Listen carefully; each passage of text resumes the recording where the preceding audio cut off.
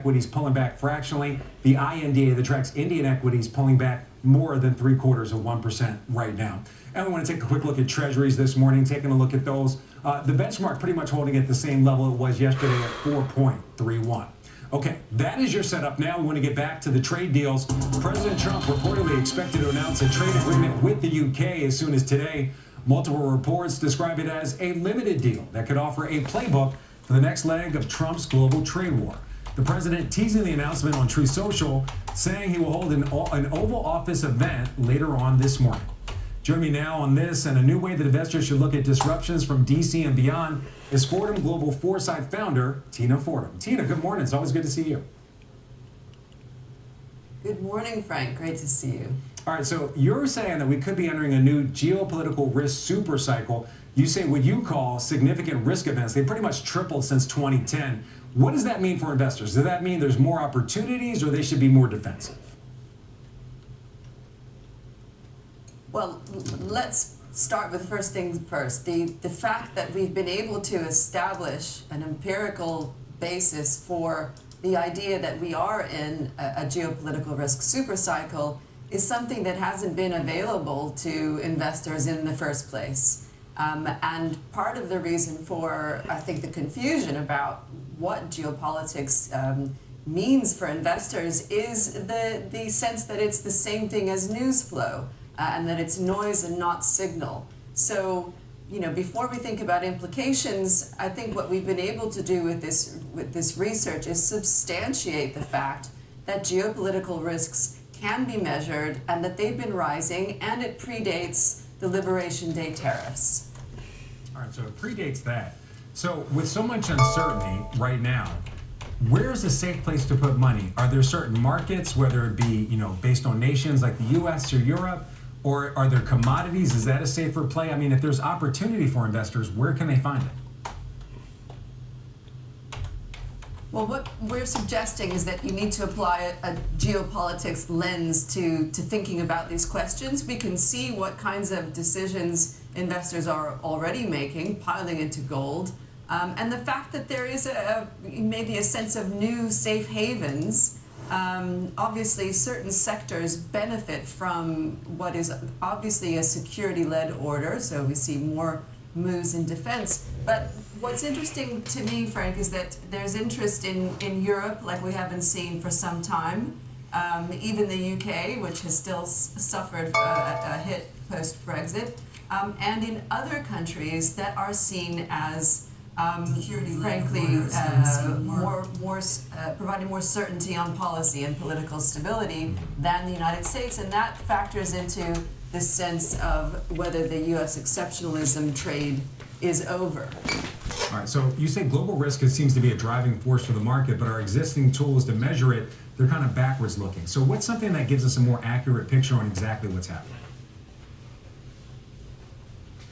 Well, what we've done is create an aggregate indicator, first of all, drawing from existing open source data, and that all sounds quite technical. But again, the question that I hear most often is geopolitical risk real, and is it the same as news? And what we are establishing here in this report is the definition of geopolitical risk, which is what countries do to project power beyond their borders. And in a more competitive and more contested world, there's going to be more of this, and we should be reading the president's tariff policy through this lens.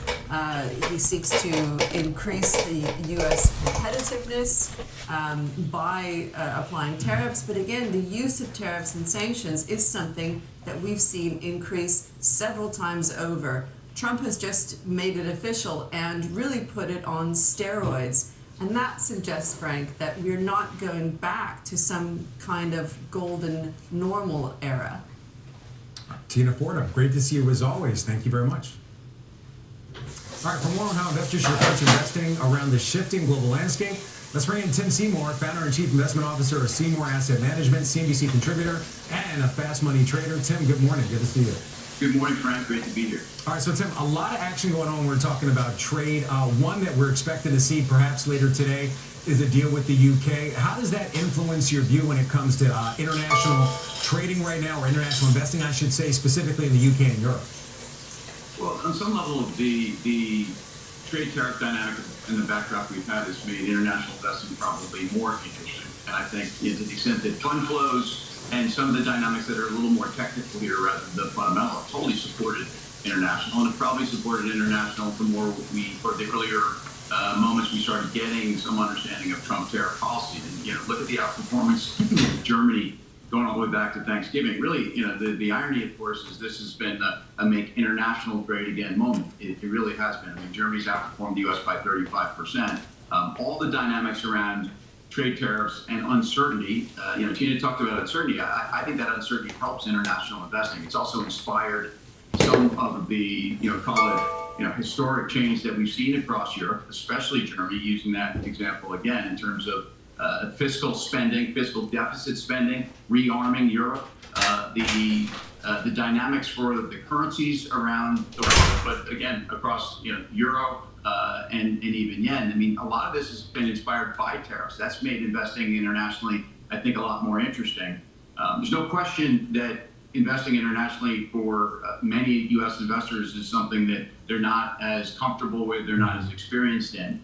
But I think you've got a confluence of events that have made international investing fascinating and probably never more interesting, and the charts bear that out. All right, so you got your own acronym, by the way, Tim, MEGA, Make International Great Again.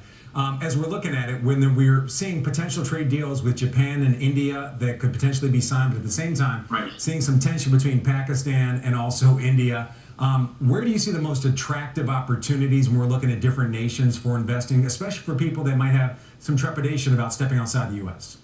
So look, we like India. I manage an international ETF, IDVO, which is an enhanced dividend international play, and it's a way to invest internationally with companies that are growing their free cash flow yields.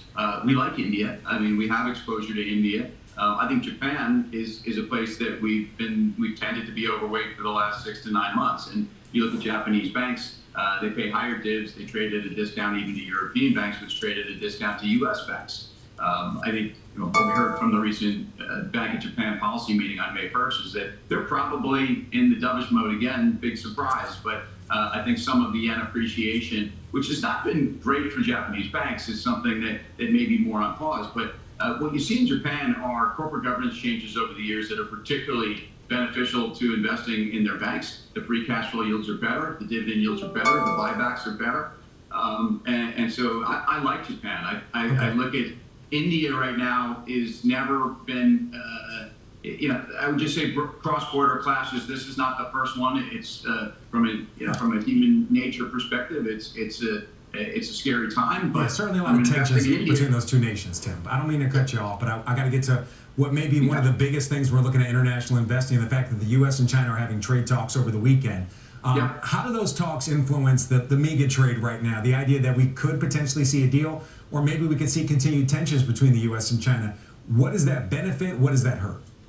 I don't think investors should be investing based upon expectations of a deal. I do think that this olive branch around fentanyl is something that's important, probably for both sides. I'm not sure we're going to get a substantive deal, but I do think that the worst of the tariff headlines are behind us. It doesn't mean that the impact from tariffs, especially for the U.S. economy and other economies around the world, aren't things that are still to play out. I think investing in China, we've been selective in investing in China. We don't have to own China, but I think owning some of the mega cap China tech companies like Alibaba has been the right thing to do. And I think valuation-wise, again, if you look at someone like Alibaba, they're not necessarily exposed on the international trade front in the same way that you might expect them to be. So these are important headlines, Frank, but I'm not sure that we're expecting a whole lot, and it doesn't really change how we're investing internationally. All right, Tim Seymour with the MEGA trade. Great to see you, Tim. Thank you very much. Thanks, Frank. Great to be here. And Tim's going to be taking part in the Fast Money Live event at the NASDAQ on June the 5th, and you could be there. You can meet Tim and the other traders in person. Also enjoy a little bit of networking at a cocktail mixer. Tickets are limited. You can get yours by scanning the QR code on your screen or head over to cnbcevents.com/fastmoney. All right, coming up here on Worldwide Exchange, we got your morning's big money movers and details on what has investors finding some fresh love for AppLovin when Worldwide Exchange returns. Shares of AppLovin up over 14% right now. Stay with us.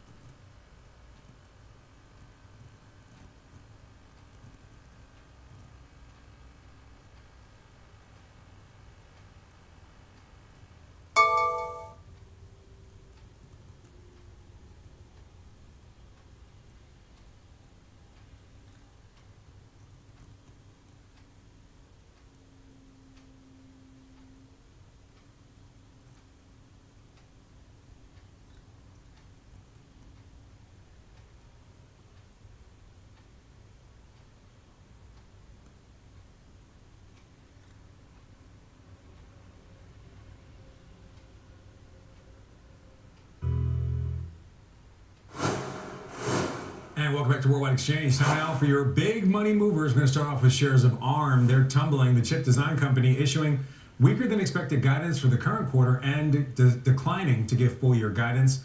Earnings and revenue for the most recent quarter did beat estimates, including reporting a revenue of over $1 billion for the first time. Shares of ARM pulling back about 9.5%. The CEO of ARM is going to have more on the results coming up at 10:15 a.m. Eastern. A different story for AppLovin shares jumping after reporting earnings and revenue that beat estimates. AppLovin also agreeing to sell its mobile gaming business to Triple Dot Studios in a deal worth over $400 million. Shares of AppLovin, they're up over 14%. Shares of Carvana also higher after its results also beat expectations. The used car dealer reporting record sales up 46% from a year ago and says it remains on track for significant growth this year. Shares of Carvana up just about 4.75%. Carvana's CEO is going to have more on the quarter in a first on CNBC conversation coming up at 8:40 a.m. Eastern Time. All right, coming up here at Worldwide Exchange, AI chiefs, they're going to head to the Hill. The warnings they plan to deliver to lawmakers, we're going to have that story and much more when we come back. Stay with us.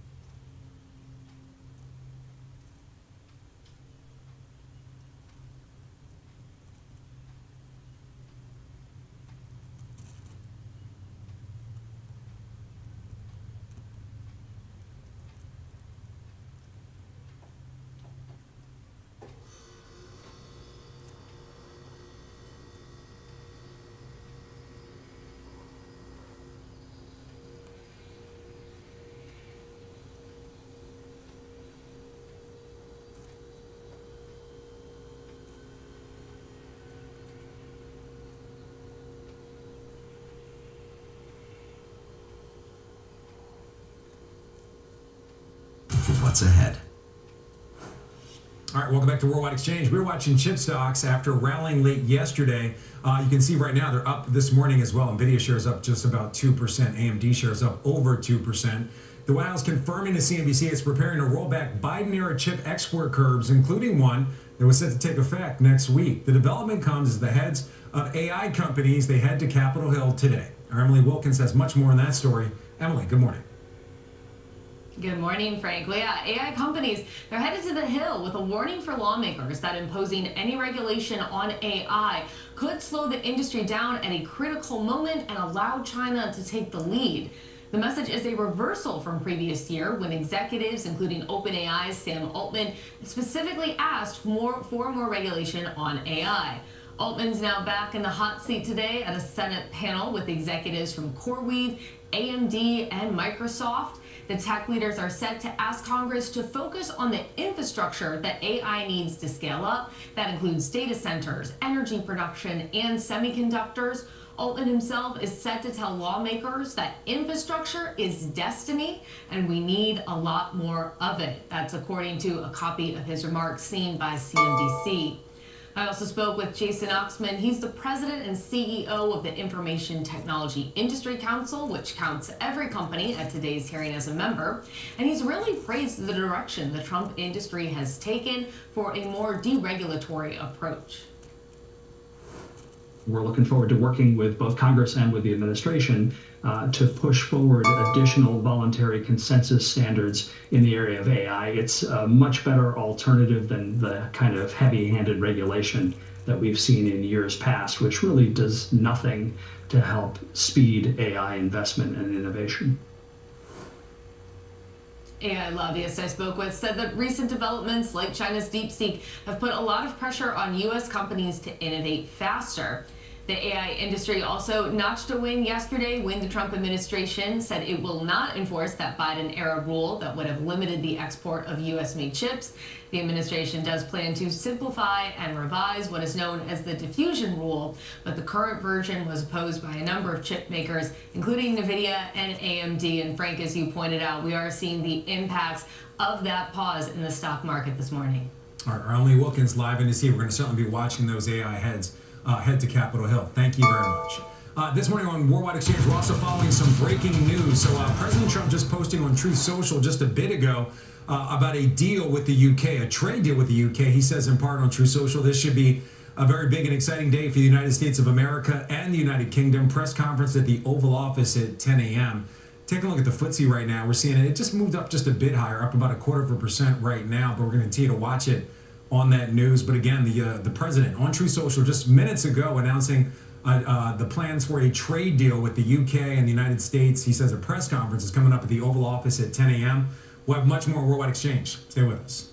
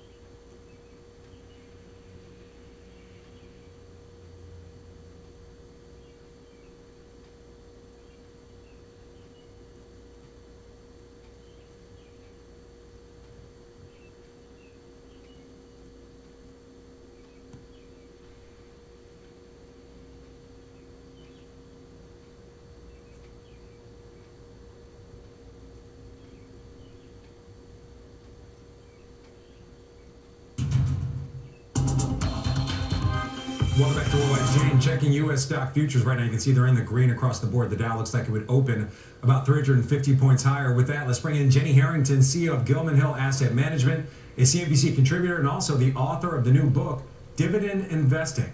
Jenny, good morning. Great to have you with us. Good morning. Thanks for having me here. All right, so Jenny, your worry base is fickle. I'm just going to front run you a bit because we just don't know what's coming next. Well, we kind of know what's coming next, at least today. The president announcing an announcement at the Oval Office involving the UK. Does that change your view on investing in either in the UK, Europe, or international investing as well? Or does it make you feel a little bit more confident just about the US markets, the fact that we are seemingly getting some deals done? No? Okay. Quick answer. No, Frank, I think it's so ambitious of you to even say we know what's coming next. And this is why I was so psyched about fickle. Changing frequently with respect to one's loyalties, affections, and interests. We really don't even know what's coming at 10 a.m. We might. Things might go in a different direction. So no, it doesn't change in the short term any of our investment perspective or anything with respect to the UK. We run an international strategy. There are some UK-based stocks in there. Those are all predicated on very long-term trends, things that will work regardless of tariffs. So no, whatever's coming at 10 a.m., we just need to respond, to what we get. You can't predict what's actually Well, interesting enough, I'm going to get to your pick for today. Your pick for us today is a UK stock. It's Shell. We know what's coming when it comes to Shell, though. They're removing their dividend, so why would you want to buy now? Is the idea to lock in the dividend going forward? So this is on a total return. So Shell trades at 10 times earnings. The stock's down significantly because of the price of oil. And meanwhile, they get half of their revenues from long-dated contracted LNG contracts. It's just oversold because of oil. And it shouldn't be as correlated as it is. That's it. There's opportunity. And the whole market's fickle. It's just trading stocks around on whims without really thinking about where the revenues are coming from and what the long-term perspective is. Okay, but are you saying buy now because they're going to be removing their dividend? If you buy now, I believe before May 15th, you get the dividend. This is in our international strategy, so yeah, you can just buy it now. It is what it is. It's cheap. The stock's down. This one's not just a straight dividend play. This is a total return play. Jenny Harrington, great to see you. Thank you very much. Before we let you go, a quick look at futures. Futures higher across the board. Again, the president just announcing an event at the Oval Office later today involving the UK. That does it for us. Squawk Box starts right now. Good morning. President Trump teasing now the first of what he hopes to be many trade deals. Moments ago, he posted it will be a big day for the U.S. and the United Kingdom. What's next for the Fed after the central bank held interest rates steady? Good market reaction yesterday, even better this morning. We're going to dive into that topic and tell you what billionaire hedge fund founder Ken Griffin said about inflation and tariffs. And Apple's in what it sees as an existential fight over its App Store business model got a stinging court decision last week. Now, Meta's Mark Zuckerberg is dunking on Tim Cook. It's Thursday, May 8th, 2025, and Squawk Box begins right now.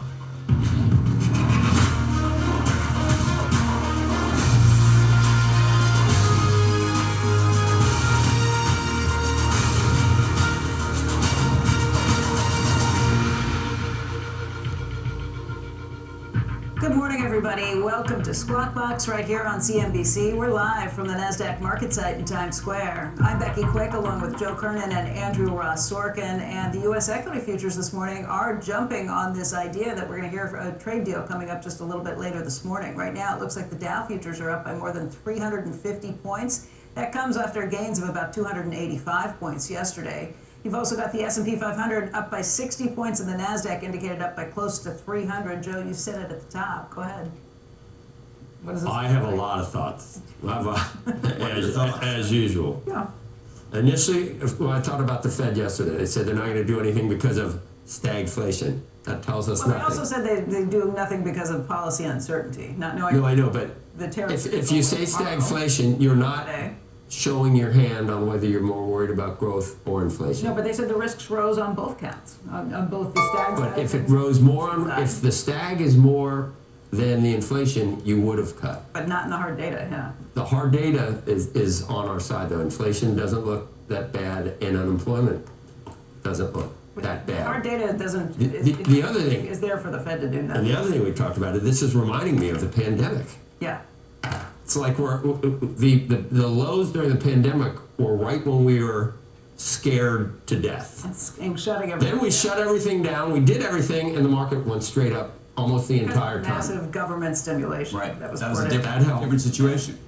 I don't know if it was that If different. this is policy, The market doesn't care what it is. The changes. market just does things based on how to fool the most people at the most time. Yes. And if you got to be in it to win it. And if you sold on Liberation Day, once again, you've missed the entire move How back. far have we come from Liberation Day? Because right now it looks like we're down by about 8.5% from the On all-time what? highs from the S&P 500. Really? Isn't that? I didn't think it was Yeah, that much. I just looked at it this What's the morning. high? I thought it was 61.30. but- I added the futures in this morning. Oh, okay. This is before the futures. This is I as of added yesterday. 5,700 on the S&P Okay. versus. I just did You had another 350. 61 minus 57. There we are. You're not down since Trump tariffs. We've come roaring back. You're right. Yeah, 60. 0.7%. Right. 61 minus 57, 4 divided by 6,100, I came out with like 6% down from the all-time high. That makes sense. I mean, we're within spitting distance of an all-time high, and none of the effects, these terrible things haven't happened yet, and the market's already recovered. Well, the Almost. market question- priced in the worst things. Very quickly. Prices it in, and then if you don't, and then if you go like this, and I see these horrible things I'm selling, you look right in front of you, and that's not the way the markets work. It's just not the way they work. You don't need to disagree with that. You can just say, yeah, it's weird. This is just, you always want facts. These are just the facts of what's happened so far. We're back to almost unchanged. Those are facts. I Okay. think that there's a larger question mark about whether the actual numbers are going to start to show up, though, and there's this sort of optimism that may be misplaced. And China is not the UK. So much of our trade is Right. reliant on China. The We'll see. whatever I the can't- UK deal is today, But I will tell you, China does not like to see this because China has been warning other countries Sure. not to appease the United States because they're worried about what happens if the United yes, States but the is allowed UK is to not the country on that's its side. going to buckle under China so quickly. And India and Japan may be disappointed that they're not first. It'll be the other countries Yeah. before that. And if you look at all of these things, there's still going to be meaningful tariffs. I can't believe there's- People forget, and I keep going back to Smoot-Hawley, I'm sorry, 1930. Trade after a year fell by 60%. Right. Global trade. I fell by can't believe we 60%. haven't seen. We haven't seen those I numbers. can't yet. believe we haven't seen anything. And I so think the market at this point is convinced we won't see those tariffs. I don't know if that's a correct assumption or not. I understand Well, that. why haven't we already? Why hasn't the uncertainty already shown up in the growth and in the recession fear numbers? I mean, inflation. I think it's too early for tariffs to be causing inflation because there's a 90-day pause. Right. But the uncertainty for CEOs and consumers, that should already be. It should be reflected already in spending and deals and Right now, capital You're not outlays. paying a lot more at the grocery store. You're not paying a lot more for. But what about the uncertainty that CEOs are feeling? Isn't capital allocation being delayed? Aren't things being delayed? Isn't hiring being and I think delayed? that's what you're going to start to see. in the That's next what I quarter. mean. Maybe we haven't seen it yet, but that's why I think the Fed. And look at how the market reacted to what the Fed did. Up yesterday, 300, up another 300 today. So, but maybe it's the market thinking if the Fed really knew that economically we Have to were, cut. if they are not seeing it. It's what Orzag told us yesterday, right? If the Fed cuts at this point, it's because there's some real trouble there. Right? Leisman's probably champing at the bit right now to weigh in on this. Let's get to them. The Fed keeping interest rates on hold. The big question this morning, did it extend that holding pattern? Mr. Leisman, the professor, senior economics reporter for us, joining us with a look at the road ahead for the Fed, and hopefully maybe can weigh in on the discussion that was just taking place, Steve. Let me just do the Fed here first. Officials maintain that holding pattern that they've been in for monetary policy. Suggested it could be on hold for a little bit here until the fog from the economic impact of tariffs and other fiscal policies clear. The Fed said in its statement that the risk of both higher inflation and higher employment had risen, even while the economy continues at a solid pace. Unemployment stable at a low rate, inflation somewhat elevated. In his press conference, Fed Chair Powell made clear the Fed's not going to be making policy here based on the sharp declines in business and consumer sentiment. It's going to wait for the hard data. I would suggest the jobless claims number at 8:30 is important. Asked whether the Fed was any closer to figuring out which side of the inflation or the unemployment mandate was the most urgently need to be addressed, Powell said, too early to say. I don't think we can say, which way this will shake out. I think there's a great deal of uncertainty about, for example, where tariff policies are going to settle out, and also when they do settle out, what will be the implications for the economy, for growth, and for employment. I think it's too early to know that. So, I mean, ultimately, we think our policy rate is in a good place to stay as we await further clarity on tariffs. The market continued to price in a July rate cut, but a little bit less confidence at 66%. The second cut now is a toss-up, maybe leaning more towards September, but also October's in the play there, and a third cut priced in for December as well. But a 23% probability on the June cut, that showed the markets hearing the Fed loud and clear. June is too early for the Fed to know how monetary policy is going to be steered or needs to be steered amid the uncertainty from these tariffs, guys. I do think you're still down, guys, from the all-time high. You're still down from the inauguration. I think where we are right now is very simple. We're back to pricing in a kind of 10% across-the-board tariff, which the market doesn't like. UK deal is a wonderful thing. Maybe it shows the way for other deals that could happen. But the market still doesn't like tariffs, and the tariff we're still talking about, this 10% across the board, is still triple what the average U.S. rate is. So I think it's good. It's good to be excited. I think, Joe, you're right about the idea that April 2nd was maybe not the best day to be selling.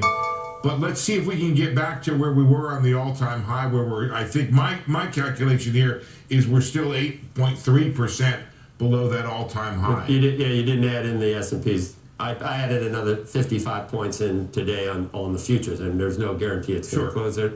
Well, on the June number, you said it said 69 on the board. Did you say 56? It was July. Oh, July what's June? June's 23, Joe. Yeah. Oh, okay, July. Then it was July. What's July? Sorry, actually, July is 66. Yeah, it was wrong. So June is actually 20. Sorry, yeah. Yeah. Okay. Yeah. Well, maybe, So nothing. Sorry if it was wrong. It's Well, you know early. what I mean? What I was saying yesterday, initially when it came out, when they said, we're not going to do anything because of stagflation, that's when I said, wait a minute, you can't, that's both sides of your mouth. You're not giving us anything. You're not saying you're more worried about stag or more worried about inflation. Because if you were more worried about stag, you would have cut. So obviously, I guess the risks are balanced, and they just need more data to see what happens, right? Yeah, I think that's where they're at, Joe. I think that you have both of these possibilities here. Look, in normal times, if we could sort of nail down what the tariffs would be, the Fed could say, oh, it's a tax. When there's an increase of a tax, you don't normally count on inflation. But it's just a one-time rise in the price level. Yeah. And that may be what it ends up being. I just think when I hear Powell talk, I hear him say, look, I still have a 4.2% unemployment rate. I know why first quarter GDP was negative because of the surge of imports. I still have jobless claims pretty low. My jobs numbers are still pretty good. I don't see a reason to panic. I do think the Fed wants to cut here. I think it would like to have the all clear to land the plane. I just don't think they have it now, given the kind of, I guess, chaotic method by which these tariffs are being put in place and then negotiated away. Well, we're still scared about, remember the jobs number? This is a big one unless it's not. And then the next one will be a big one. We're still scared that under the surface there's something we don't know yet.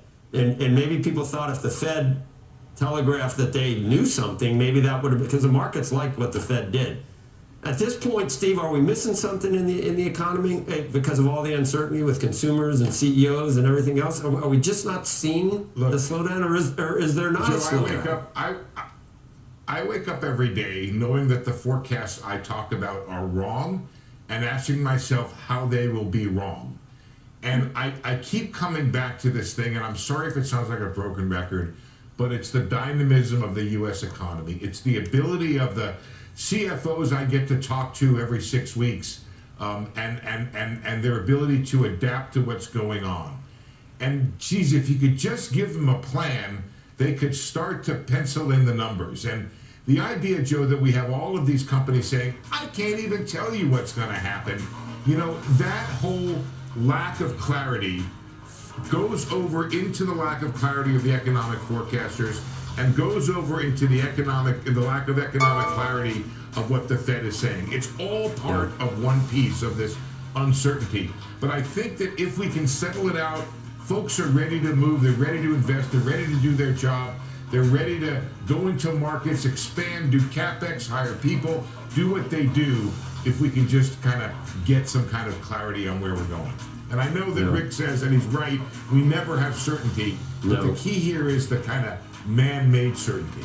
Well, remember where all the analysts went? They were all like the most bullish ones went from 7,000 on the S&P to maybe we get to 6,000, and it's and Tom Lee was saying I think we get back to 5,500, maybe now we're 5,700 almost, not quite. So it's been surprising, and it's been very, came out of nowhere very quickly. It's been volatile. It has, but it's been volatile. Who was telling us It's been I'll floating see up. you, Joe. I'll see you, Joe.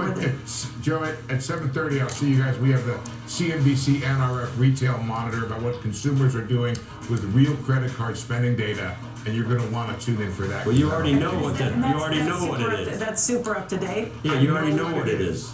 You already know. And it's up to it's up to how recently, Steve? As of the end of April, it or will be the end of April. The end of April. Yes, ma'am. very good. We'll see you in a little bit. Coming up, more of today's top stories, including President Trump teasing a trade deal with Great Britain. Also, a warning on tariffs. Another one, really, I guess, from billionaire Ken Griffin. Stay tuned. You're watching Squawk Box on CNBC.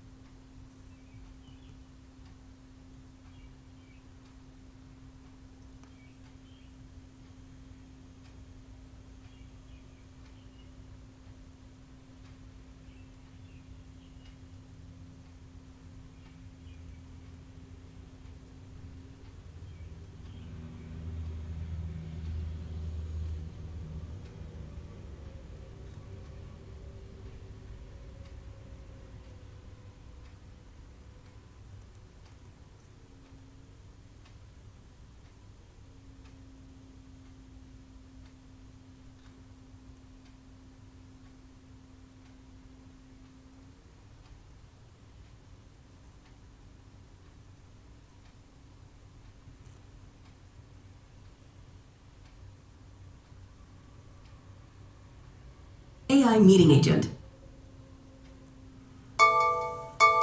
President Trump announcing that the U.S. will strike a trade deal with the U.K., and moments ago he posted something additionally. The agreement with the United Kingdom is a full and comprehensive one that will cement the relationship between the United States and the United Kingdom for many years to come because of our long-time history and allegiance together. It is a great honor to have the United Kingdom as our first announcement. Many other deals which are in serious stages of negotiation to follow. And this will be the first agreement since President Trump hit countries around the world with tariffs, slapped them, I think. Hit doesn't, because he slapped tariffs. Then paused them last month, unslapped them last month. Meanwhile, on the China front, a Chinese Commerce Ministry spokesman saying today that the U.S. needs to show sincerity. We said that yesterday in trade talks and be prepared to cancel unilateral tariffs, which we also said. Yesterday, President Trump said he wouldn't consider lowering 145% tariffs on China to spur those negotiations. He said, I think it was a flat out no. It was. He was asked by a reporter, right. and One word answer, no. No. Treasury Secretary Scott Bessent is set to meet with his Chinese counterpart in Switzerland this weekend to talk trade and economic issues. But can we just note that for the most part, the UK, with the exception of certain goods, has a trade surplus, not a trade deficit. Is it overall a trade surplus? Or It depends how you measure it with services, goods, but let's just call it equal if you want. I think depending on the day, you could say it's up or down. They had But one of it's the lowest tariffs. Wasn't it only 10% or something because? well, no, it was 10% plus 25% steel and aluminum. There's a whole other sort of steel and aluminum is important for them. Items Cars are as well. autos are important for them. But by the way, pharmaceuticals are important for them. 10% is enough to be a problem. Yeah. And that's the point. Right. And this is not a country where there's a demonstrable deficit. So you can't look at the UK and say this is a country that we have a big problem with because they are raping and pillaging us the way maybe there's an argument to be made that some other countries are. This is not that country. So when you see a deal made on whatever terms they are, I can't even imagine if it goes to zero, then what? Looking at what the contour of this map is, right? If it's used as an example for other countries, right? Maybe they'll there's some talk about some of these digital rights and things like that. AI has been part of it too. But my only point is, to look at this as a template this for is the anything. low-hanging fruit. The lowest of the low-hanging. This is like not even hanging. It shouldn't have been tariffed to begin with. Right. This is like when we tariffed. What was that island that doesn't produce anything that we have no trade with? Right. Basically, on a mathematical basis, it's almost the equivalent. The cynics on Twitter are saying it's reversing a self-inflicted move that didn't make sense in the first place. That's true too. Well, that's what the cynics are saying. I'm looking at you, but that's what the cynics are saying. Market's pretty smart. Maybe it's misguided. Could close lower today, but market likes it so far. Let's see the details. Well, I think we find out at 10 a.m. Eastern Time. In the meantime, Citadel founder and CEO Ken Griffin says that working-class Americans will bear the brunt of President Trump's tariffs on U.S. trading partners. Griffin has been a large donor to Republican politicians, but has also criticized the president's trade policy. Here's what he said on Closing Bell Overtime yesterday. The challenge that I have with tariffs is that tariffs hit the pocketbook of hardworking Americans the hardest. It's a very regressive tax. It's like a sales tax for the American people. It's going to hit those who are working the hardest to make ends meet. That's my big issue with tariffs. It's such a painfully regressive tax. He was speaking with Sarah Eisen yesterday at the conference, that's the Milken Conference out in L.A. Griffin saying that he's worried about inflation and that President Trump will have to focus on managing it, since that will be the big metric that voters will judge him on going into the midterm elections. At this point, Griffin adding that he sees a modest risk of stagflation as well. Meantime, Apple and Google parent Alphabet rising in the pre-market today, but they were both down yesterday. Here's what's going on. Alphabet falling more than 7%. This after Bloomberg reported that Apple's senior vice president, Eddie Q, said in court testimony that the tech giant is looking at altering its Safari web browser to focus on AI-powered search engines. Right now, Google is the default search engine in Safari. That brings in a lot of money to Apple and it brings in even more money to Google. It's a multi-billion-dollar-a-year arrangement that is a focal point in the current Justice Department's lawsuit against Alphabet. Bloomberg report quoted Q as saying that searches in Safari declined for the first time last month. That's something that he attributed to people using AI technology. But of course, we've also talked about how, like, where's the puck going? The puck is not. This is what all of these lawsuits, whether it's the FTC stuff or some of the other. But isn't that always the case? These lawsuits are always backward-looking because it takes so long for them to bring the case. Especially by the time in it happens, technology has moved on. But that was a big drop in Alphabet shares yesterday, 7.25%. At one point, it was down by more than 8%. You wonder what that's going to mean for Apple as well, because Hugh said that he actually had sleepless nights worrying about how they're going to make up for the revenue. It's like $20 billion or something. Yeah, no, it's a big, big number because Google's paying for that privilege. Right. All right, when we come back, chip stocks rose late in yesterday's session after a report said that the Trump administration plans to overhaul some Biden-era AI chip export restrictions. We will talk to an analyst about the impact on the stocks. And the Bank of England's latest rate decision is due this morning, just after 7 a.m. Eastern Time. It's widely expected to cut rates by 1/4 point. That announcement is going to come at 7:02 a.m. Eastern today instead of 7 a.m. because of a national 2-minute period of silence to commemorate the 80th anniversary of VE Day. We'll be right back.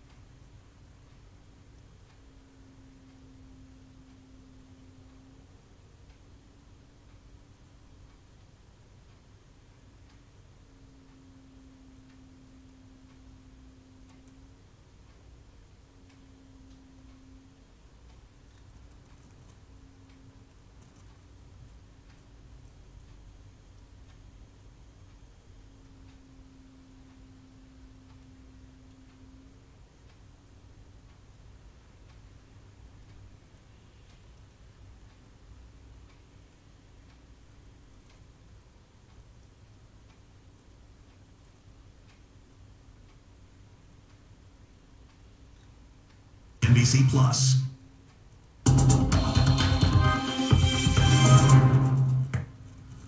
shares of NVIDIA and other chip stocks moved higher late yesterday after that news that the Trump administration is planning to rescind some Biden-era chip curbs on broad tiers of countries in favor of new rules that would actually focus on direct negotiations with countries. In a statement, an NVIDIA spokesperson said that the company welcomes the administration's leadership and new direction on AI policy, and that the change would give America a once-in-a-generation opportunity to lead the next industrial revolution. Joining us right now is Chris Casso. He is Wolfe Research Senior Analyst. And Chris, you're actually upgrading your view on NVIDIA as a result of this. You want to tell us a little bit about that?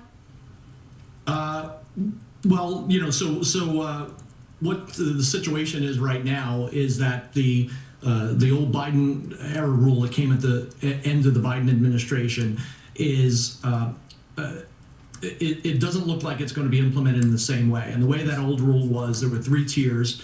The highest tier, you know, U.S., Japan, Western Europe, there were no restrictions. Tier 3, China, Russia, there were full restrictions. And the question is within this tier 2. And under the Biden era rule, there were quotas, you know, caps on how many chips that you could sell to each country. So you could imagine that this was, you know, somewhat unworkable, that there were some arbitrary limits put in place. So I think it's a good thing that there's going to be some flexibility there. But the question is, what will it be replaced with? And that's not clear right now.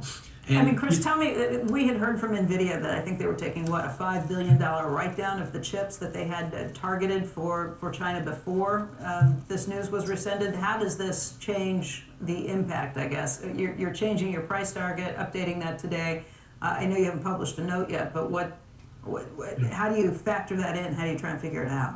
Yeah, so we made those changes about a week ago when the China rules came out. We haven't made changes today. But with regard to what happened with China, I think the good news there is that Band-Aid has been ripped off, and it was significant. You know, China was 10 to 15% of their of their total data center revenue.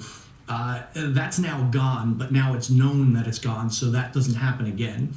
What we're hoping for here with these rules is that we don't have another step down, and if the Biden rules were put in place, you would have another step down, because these tier 2 countries, you wouldn't be able to ship as much as you otherwise would to them.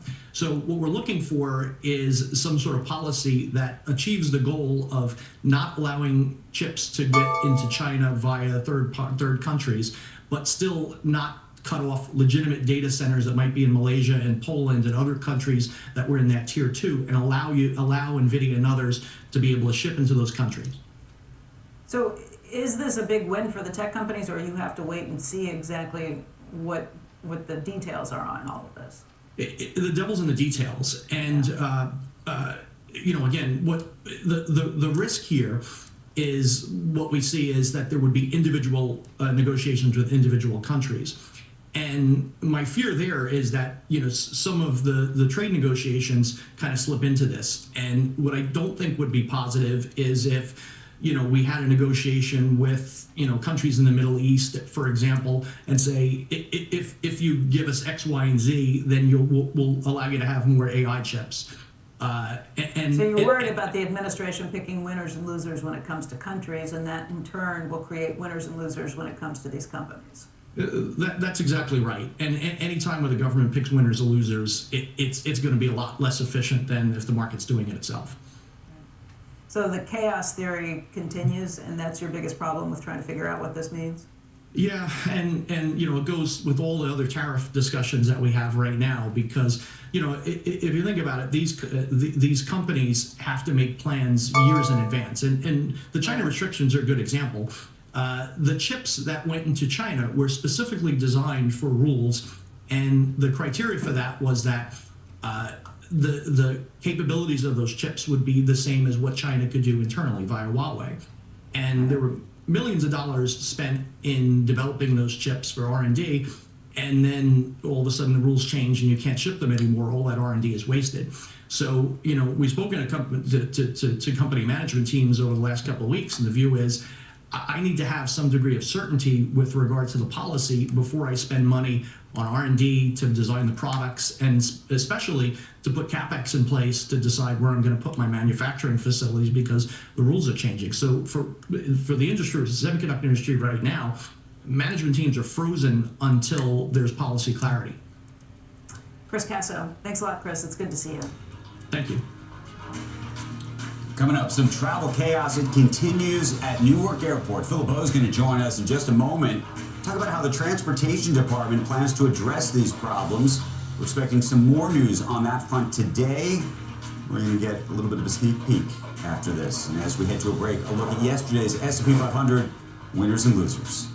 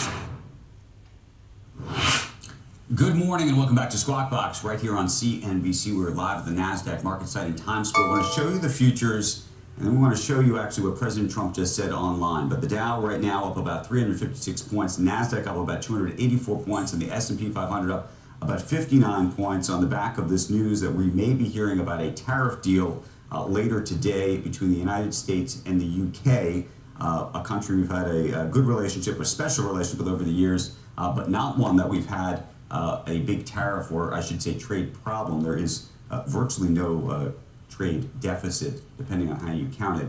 But here is what President Trump just said moments ago.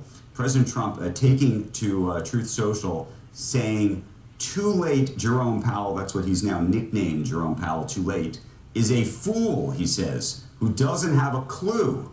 Other than that, I like him very much. Oil and energy way down, almost all costs, groceries and eggs down, virtually no inflation, tariff money pouring into the U.S., the exact opposite of too late. Enjoy!" Exclamation point. So the Federal Reserve Chair being called a fool who he likes. What I don't understand is if the Likeable the fool. economy's great and Well, the market- inflation's not a problem, Whenever the Fed does something, whether they cut or don't cut, it's always like, what's the market? And Right. it closed nicely yesterday, up 300 and something Right. this morning. If So the economy's great, why does the Fed need to cut rates at this moment? that's the question where if inflation were zero, you'd always want to have your foot on. You'd want mortgage. You'd want everything in a perfect Inflation's not world. zero. No, it's not zero. And lower And rates. the economy's good and the job lower market's rates good. cause. So it's hard to argue. Lower rates are stimulative. They're stimulative. Yeah, it's hard to argue that the economy's great and we need lower rates. I don't think it's that hard. Either you believe the tariffs are going to be a real problem, or you don't. I didn't think we should have cut them. Well, if you're telling me that he thinks the tariffs are going to be a real Well, problem. he thinks that the money is coming from other countries. Correct, but my point is, if he thinks the tariffs are a real problem, we can have a debate about whether you should lower interest rates to offset. Who thinks they're a problem? If Trump thinks that his tariffs are a problem, Right. yes, He doesn't, though. Hold on. If he does, Yeah. this is the incongruity of it all, which is what Becky's getting Well, at. it's If he thinks the tariffs are on going to both hurt, sides. if he thinks the economy is going to hurt, the tariffs are going to hurt the economy, then you can make a valid argument that maybe Jay Powell should be moving ahead Right. faster. Right. If And you that- think that's things, already having an right. impact. If you think That's things are the soft fabulous, then it absolutely makes no sense. And if the economy is so great, eggs are down, blah blah blah blah blah, then you don't need. That's the inflation side. Inflation side of things. But That's the if inflation you don't side. think tariffs are having an impact on the economy, then there's probably not a dire need to go ahead and cut rates right now. It's a Rorschach on whether you, and we do it too. It's pick your poison. Either you're with it, I will say I didn't think the Fed should cut 50 basis points the last time they did Right. before the election. and rates went up when they did. But if you purely were looking at inflation, you would think that the Fed could cut. And in the back of his mind, when he was asked, will there be a recession, he said, I can't rule it out. And there's been the vegetables with the dessert. You got to eat your vegetables near term. So there are at least voices in his administration that are saying that you need to, Elon Musk, you may need some near-term pain to rebalance trade. So I mean, I can see the rationale. If I can see the inflation, rationale if he admits it that Right. this could hurt the economy, and so Right. we want lower but rates. they've to kind of cut it admitted, back. and he did say there might be Yeah. near-term, could be a recession. Then I think when he said that, it got all that press that he hasn't said it since. Yeah. I don't think, but I would look at the market response to what the Fed did and be happy. Look at gift horse in the mouth. Now to the travel chaos at Newark Airport. Phil LeBeau joins us now on how the Department of Transportation plans to address the problems. And it's always weird. They say, you ask, well, is flying into Newark safe? And people say, absolutely, it is safe. But we want to make it. We want to make it safer. What does that mean? Safer than You sound no. like Homer Simpson when he was I the do. safety instructor and he You're said, right. "Safen up." When he was walking around just saying to everyone, "Safen, hey, you over there, safen up." I remember that. Got great minds, Phil. One of the all-time great Simpson episodes. Let me run down. Joe, we're down here in your favorite city, D.C. Why? Because later today we'll hear from the Secretary of Transportation. Yesterday, the FAA gave an outline in terms of steps that are being taken, and we talked about it at the end of Squawk Box yesterday. These are the steps that are being taken immediately to shore up situation at Newark Liberty Airport. Fix communication, ensure redundancies.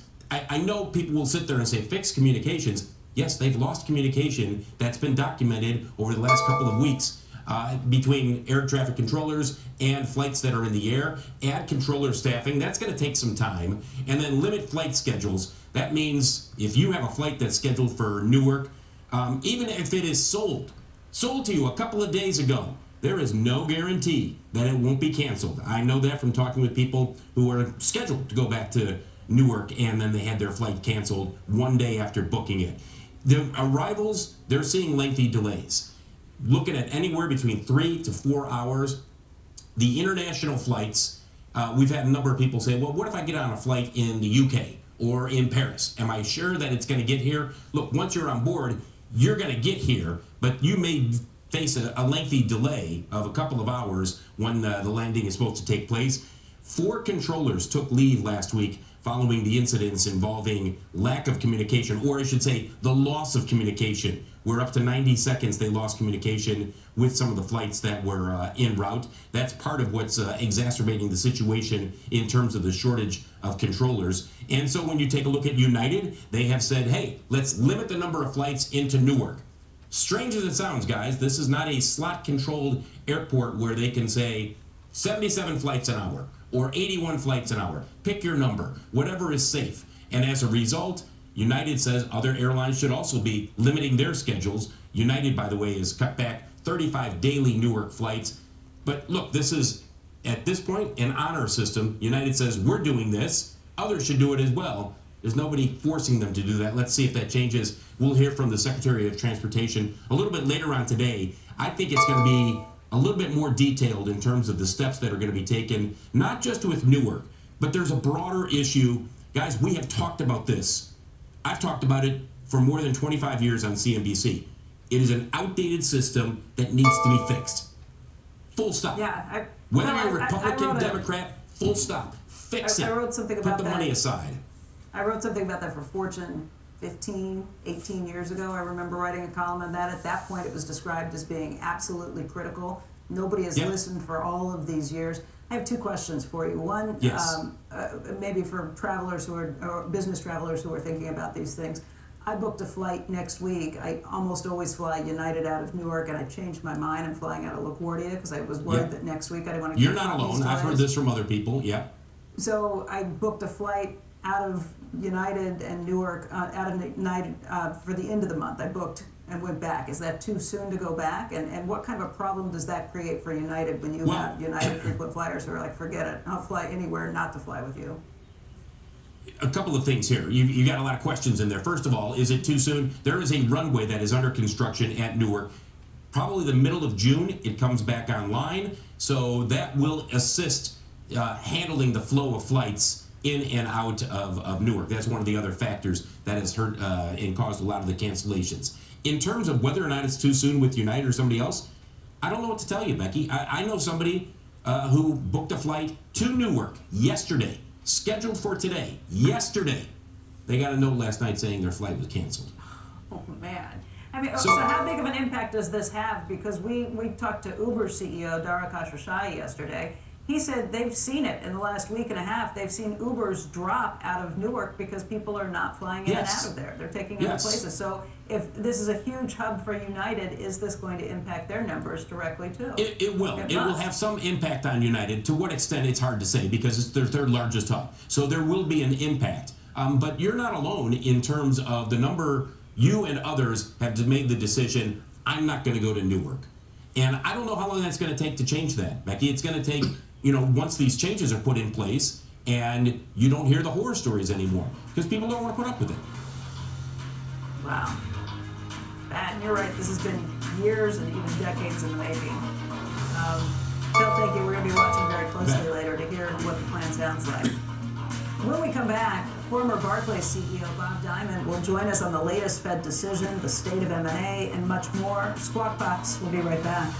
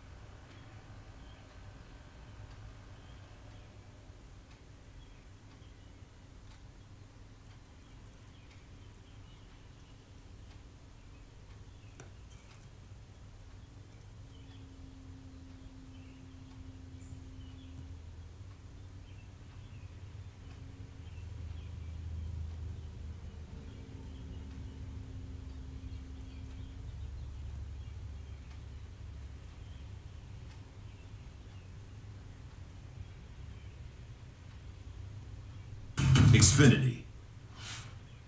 Take a look at futures right now. We do have some green on the screen, about 370 points higher on the Dow. The NASDAQ up about 282 points. You're looking at the S&P 500 up about 60 points. The Fed leaving interest rates unchanged yesterday as expected, noting an increase in economic uncertainty. For more on the Fed, the markets, his bet on regional banks. Somebody who knows England, we should talk about the UK this morning. Bring in Bob Diamond, CEO of Atlas Merchant Capital and former CEO of Barclays. Let's go there first. The market seems to be quite happy about whatever kind of tariff deal or whatever trade arrangement gets made today. What could you imagine that even looks like, given what we were talking about earlier? This is not a country where we've had a trade deficit problem. Yeah. I think from a U.S. point of view and from all the uncertainty around tariffs, I mean, to be honest, it's kind of small beer. I've only just seen it, but it's like just steel and cars. So Rolls-Royce, which actually I don't even know if they're owned by the UK anymore, Rolls-Royce is probably happy, but ARM semiconductors would still be at 25%, I think. So it seems to me like it's good to have an announcement and everyone wants some more certainty.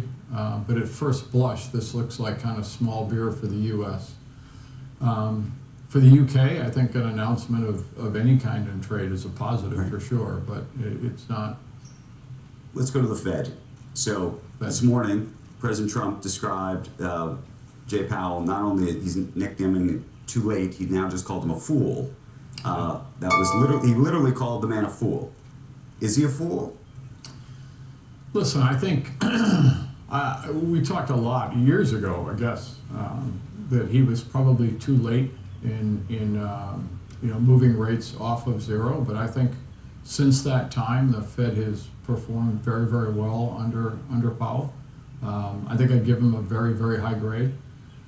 I think right now he's in a very challenging position. I think, like most of us, the uncertainty around tariff policy ties his hands a bit. And my sense is the best thing that the chairman of the Fed can do right now is a little bit of on the one hand and on the other hand, and you have a dual mandate and inflation, but because of the uncertainty, and I think without knowing where we're going to go in tariffs, it's very hard. And I think a lot of the things around the economy, it's like labor markets have been very steady. We've been between 4 and 4.2% forever in unemployment. I heard a former Fed official describing it on another network and basically saying, look, the Fed's job is risk management, and the risk of a mistake if you cut and then the tariffs go away is a much bigger issue than standing pat and doing nothing right now. Yeah, I think it's very unlikely that we get much movement until it's really necessary. I think the markets are kind of looking at, 50 or 75 basis points maybe this year, but on the tail end of the year.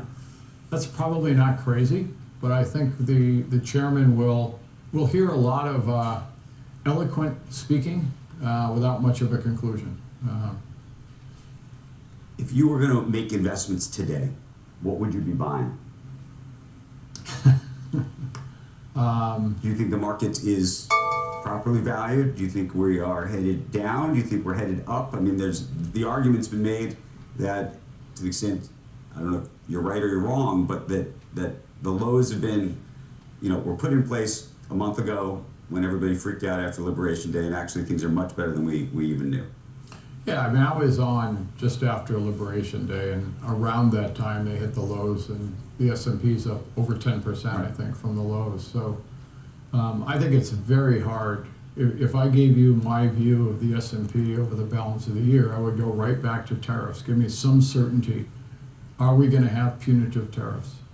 If we have punitive tariffs, then it is going to impact inflation, and it is going to impact output.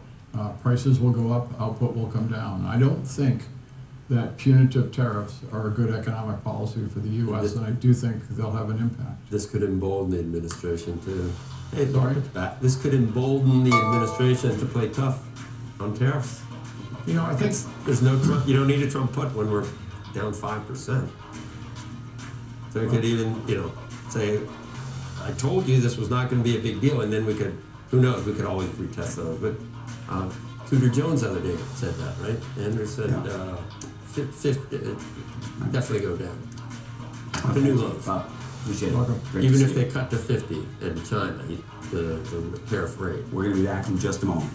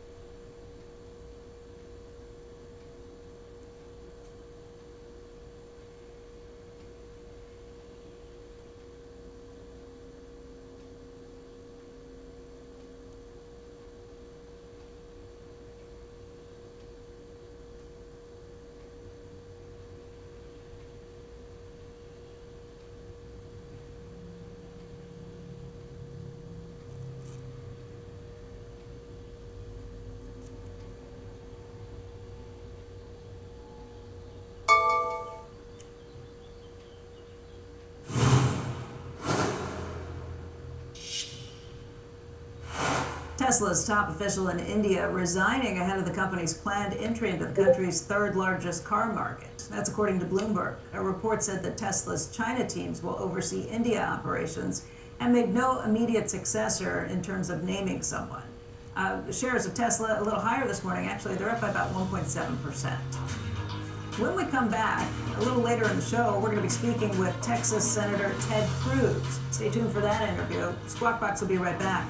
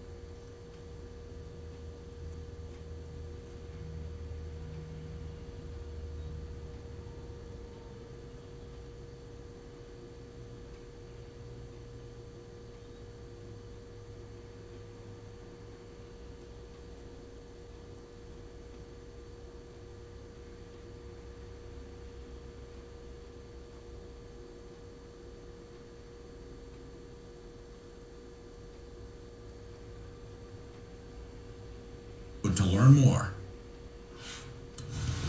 It's closing in on 7 a.m. right now on the East Coast. You're watching Squawk Box right here on CNBC. I'm Andrew Ross Sorkin along with Joe Kernan and Becky Quick. We got so much going on. We got some green on the screen. We will explain why, largely because President Trump just announcing that the U.S. has reached what he says will be a trade deal that we're going to hear about later today with the UK. The president says the deal is, quote, full and comprehensive, and we'll bring you more details later this morning. Some questions about what that deal might look like and to the extent that it may or may not be a model or framework for other trade deals going forward. Worth noting, this is a country that we do not have a meaningful trade deficit with, though. Separately, President Trump also making comments about Fed Chairman Jerome Powell this morning. In a Truth Social post, he called Powell, quote, a fool who doesn't have a clue. Then went on to say that he likes him. Other than that, he says, I like him very much. Oil and energy way down, almost all costs. Groceries and eggs down, virtually no inflation. Tariff money pouring into the U.S. The exact opposite of too late. He says, enjoy. So a couple things to think about there when it comes to whether the Fed should be raising or lowering rates. And then more. Black smoke from the Vatican. The Cardinals meeting in a secret conclave did not elect a new pope in 2 morning ballots. There could be as many as 2 more votes this afternoon. That process continuing until someone gets a 2/3 majority. Yeah, you only won the first day, so now they could do a bunch of voting. I think the last time was 5 votes. 5, but it was, Or- so it was 3 days. Yeah. I remember where it was. We were on the slopes. Pretty Oh, we funny. found out Yeah, about we were on the the slopes when they said white smoke. It's a story behind that, but I have to go into. I'll tell you off camera. It's very funny. Smoke on the slopes. Oh, No, I'm gonna figure that out. white smoke. Penelope was wearing a white outfit, and she basically traverses, and we yelled up white smoke, and she thought we were making fun of her because she goes so slow, and it's stuck since then. But I remember 2013, I think. It was 2013. Thank you. All right, let's take a look at the futures again this morning. Dow futures now up by close to 400 points. NASDAQ futures up by about 300, and the S&P up by better than 60 points. Let's get over to Frank Holland. He's got a look at this morning's pre-market movers. Frank, sectors that are driving this, stocks that are driving this, or this is just broad-based across the entire market space? Well, we're seeing a lot of parts of the market move higher, including chip stocks. They're moving higher on new reports. The Trump administration is preparing to pull back what is known as the AI diffusion rule. That will effectively end restrictions on sending chips to China. Those curbs were scheduled to take effect on May the 15th. We're taking a look at the reaction when it comes to chips. NVIDIA moving higher partly on that news, up 1 3/4%. AMD shares up over 1.5%. Both of these companies, they flagged a hit when it comes to not being able to send chips to China. Very vocal about it, both Lisa Su and Jensen Huang. Also seeing Intel, Broadcom, and Micron move higher across the board. We're going to look at another chip stock. It's an earnings mover, though. We're talking ARM moving to the downside. On weak guidance for the current quarter, the chip maker expects revenue to be between $1 billion and $1.1 billion. The middle of that range is below the $1.1 billion estimate from LSEG. Take a look at ARM shares. They're pulling back about 9% now. Year to date, pulling back about 8.5%. Just for some clarity, ARM builds the architecture that chips are built on and sells licenses for its designs to NVIDIA, Qualcomm, and some other companies. Again, shares of ARM pulling back about 9% right now. Also looking at shares of AB InBev moving higher following earnings, where it beat on the top and the bottom line. Shares up just about 2% right now. The U.S., however, that was a weak spot in the report. Revenues in the U.S. falling 4.7% compared to an estimate of a 2.6% decline. However, Central and South America, they both exceeded sales estimates. The maker of Budweiser and Stella Artois says it's going to focus on those mega brands going forward and also look to boost sales of their premium brands in China, where the volume fell 9% there. Take a look. Shares of AB InBev up 33% year to date. Becky, back over to you. Hey, Frank, thanks a lot. We'll see you a little later. Thank you. Breaking news from the UK, the Bank of England cutting rates by 1/4 point, and that was expected. I guess that guy, not a fool. They're not fools over in England, because they did. They cut. They have been cutting, and the EU's been cutting too, but they're in a totally different place. For a long time. Yeah, totally different place. Yeah. Meantime, Toyota forecasting a 21% decline in profit for the current fiscal year. Now, the company attributing that lower estimate to the negative impact of a stronger yen. Higher material prices, also the impact of tariffs. Toyota could face tariff pain from the impact on exports to the U.S., as well as the potential for a fall in U.S. consumer sentiment to the extent you believe that that is in the offing. You're looking at that stock off about 2% this morning. Coming up, how many investors may want to view the markets depending on this latest Fed meeting and trade talks? We will discuss it and break it down. And then later this hour, Palantir, co-founder and 8VC founding partner, Bill Lonsdale. We'll talk everything from tariffs to trade to the potential threat of AI to humanity. Squawk Box coming right back after this.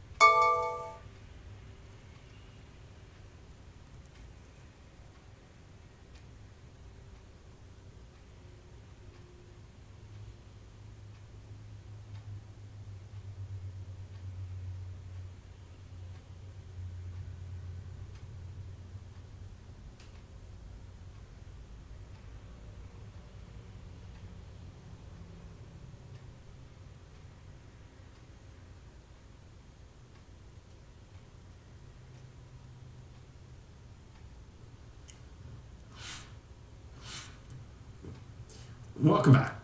Squawk Box, let's check out there's the futures, equity futures strong after a pretty good session yesterday following the Fed action. And then, I don't know if it's happened yet, but it's been kissing 100,000. And remember, Bitcoin was all the way down to 75 or 76.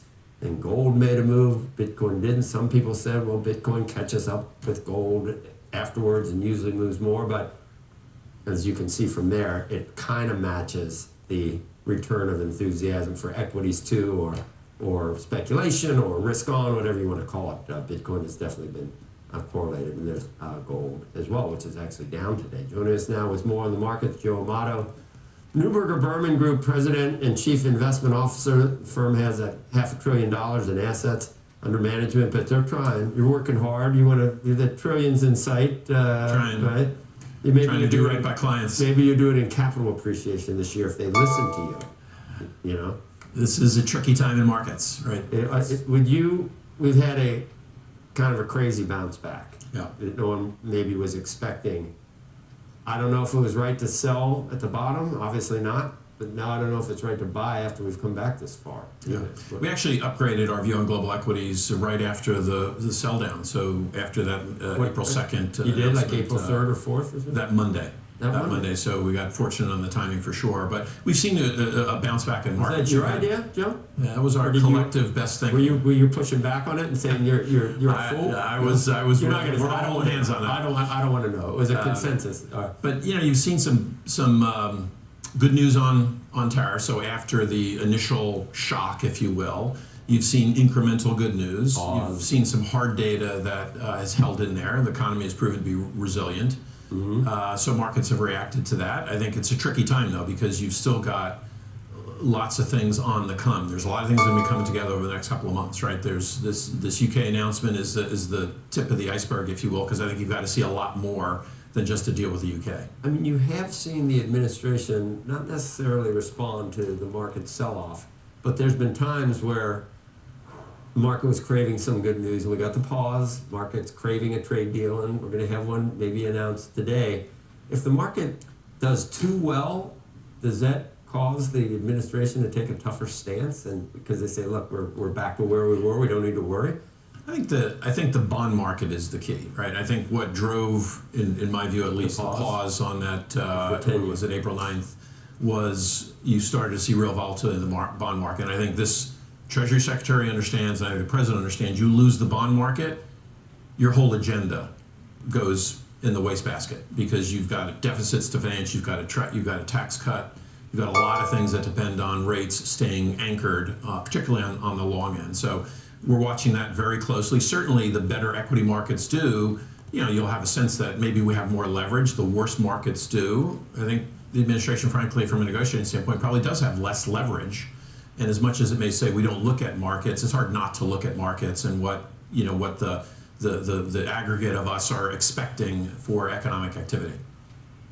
The UK, it's been pointed out by many people, is not a big problem for the U.S. And I don't know what do we import? Bangers and mash or something, or shepherd pie? Well, they're not farm even holdings. There are a few, but it's not. But if we get a series of deals like this with China still intransigent, let's say, is China the big one? I think a lot of this is about China, and UK is not even in the top 10 of our trading partners when you look at aggregate exports and imports. Nonetheless, it's important, and it's a piece of good news. But Mexico, Canada, China, Europe, Korea, South Korea, and Japan are the major trading partners that we would expect to see some developments with respect to the deeper allies, if you will, of the U.S. as it relates to either China.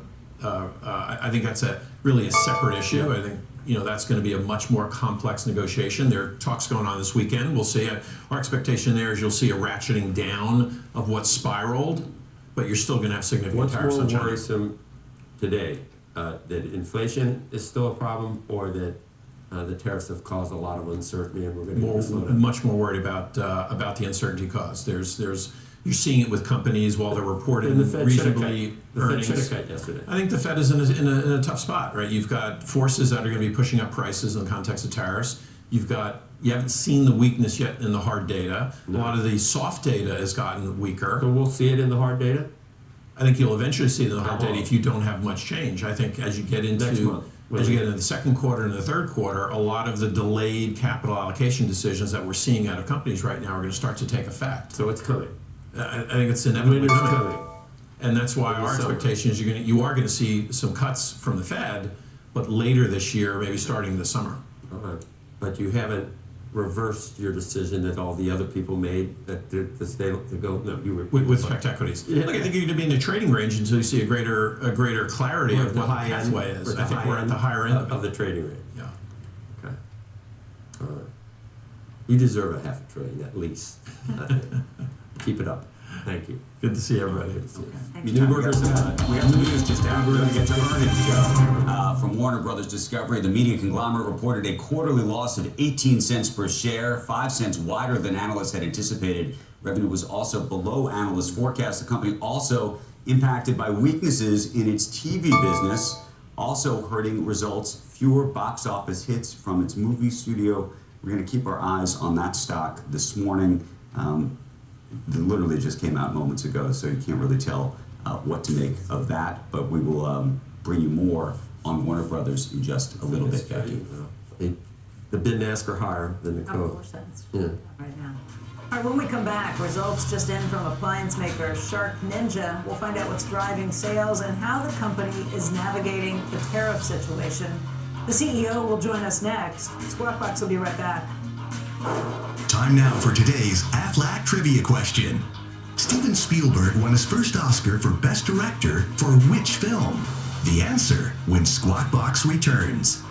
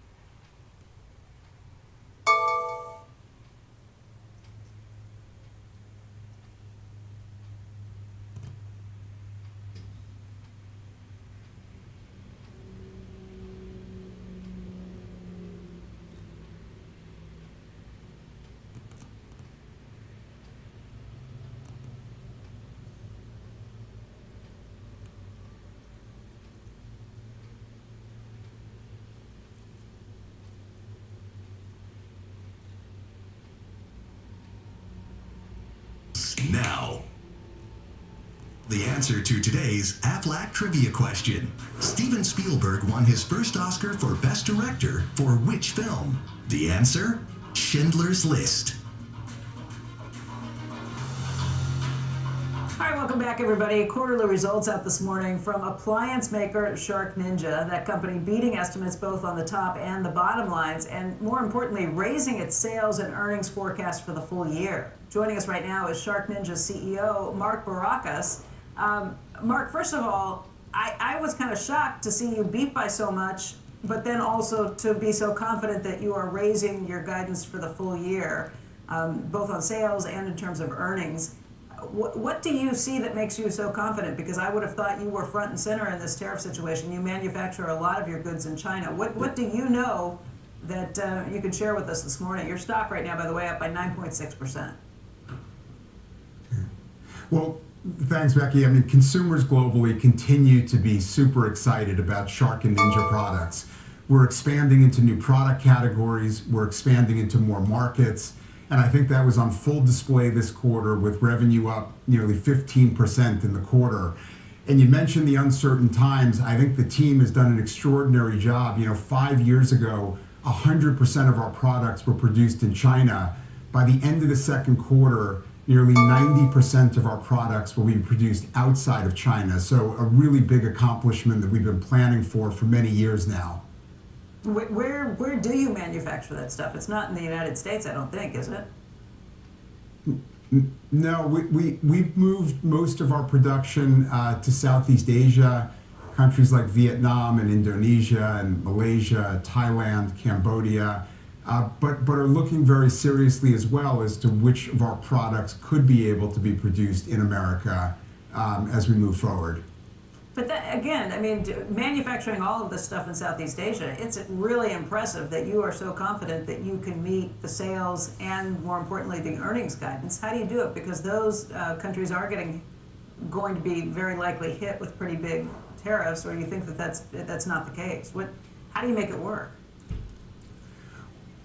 Well, look, I mean, we're playing the deck of cards that are in front of us today. And so, based on what we know with the tariffs that are in China and the tariffs that are outside of China, we feel confident that through a combination of product cost reductions that we've been able to secure over the last 90 days, surgically increasing our sell prices, particularly on the viral products that we have. I mean, we still want to maintain extraordinary value to the consumer, but we also think that we have some products that are able, to raise price on, and we're aggressively managing our operating expense. And let's also keep in mind that an increasingly larger percentage of our business continues to come from outside of the U.S.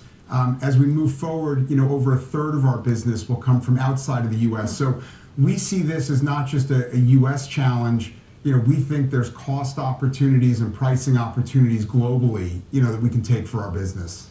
Mark, I have to say, that is incredibly impressive. If you were able to wring out some cost in your own supply chain and know that you're going to be able to strategically raise prices on some of your items, even though they're selling in places like Walmart, where I know Walmart and other retailers are trying very hard to not let costs get passed on to their consumers, that must mean that you guys really have significant pull with the consumer to be able to manage it along those lines. Am I reading that correctly? Well, look, I mean, the consumer clearly is under, tremendous inflationary challenges, and I think that, the impact of tariffs will only, pressure that further over the coming months. But, we think the consumer is going to have to make trade-offs, and they're going to have to make decisions. We don't participate in the opening price segments of the category. Right. We're in the middle and upper price point segments.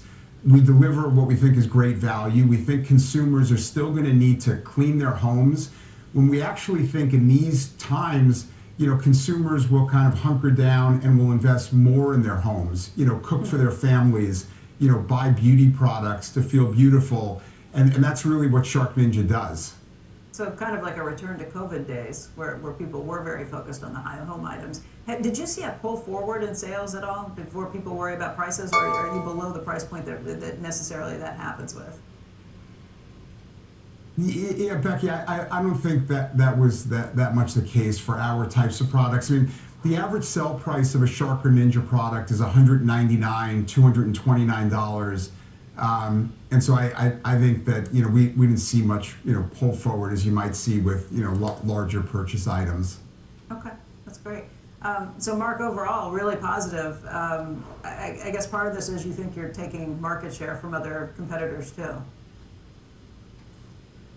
We do. I mean, and again, not just in the United States, but globally. I mean, our business in Europe continues to grow tremendously. Our business in Latin America has been exciting. We've been expanding. In fact, we just took our distribution back from Mexico, and we're now direct in Mexico, and continue to move direct in more markets around the world. Mark, I want to thank you for being with us this morning. Again, that stock right now, your stock's up about 9.6%. Thank you. Thanks. Coming up, some new data on the health of the consumer and retail spending. And then check out shares of Carvana moving higher after the used car retailer reported stronger than expected results and record sales. We're going to talk to the CEO. That's going to happen at 8:45 a.m. Eastern Time this morning. Squawk Box coming right back.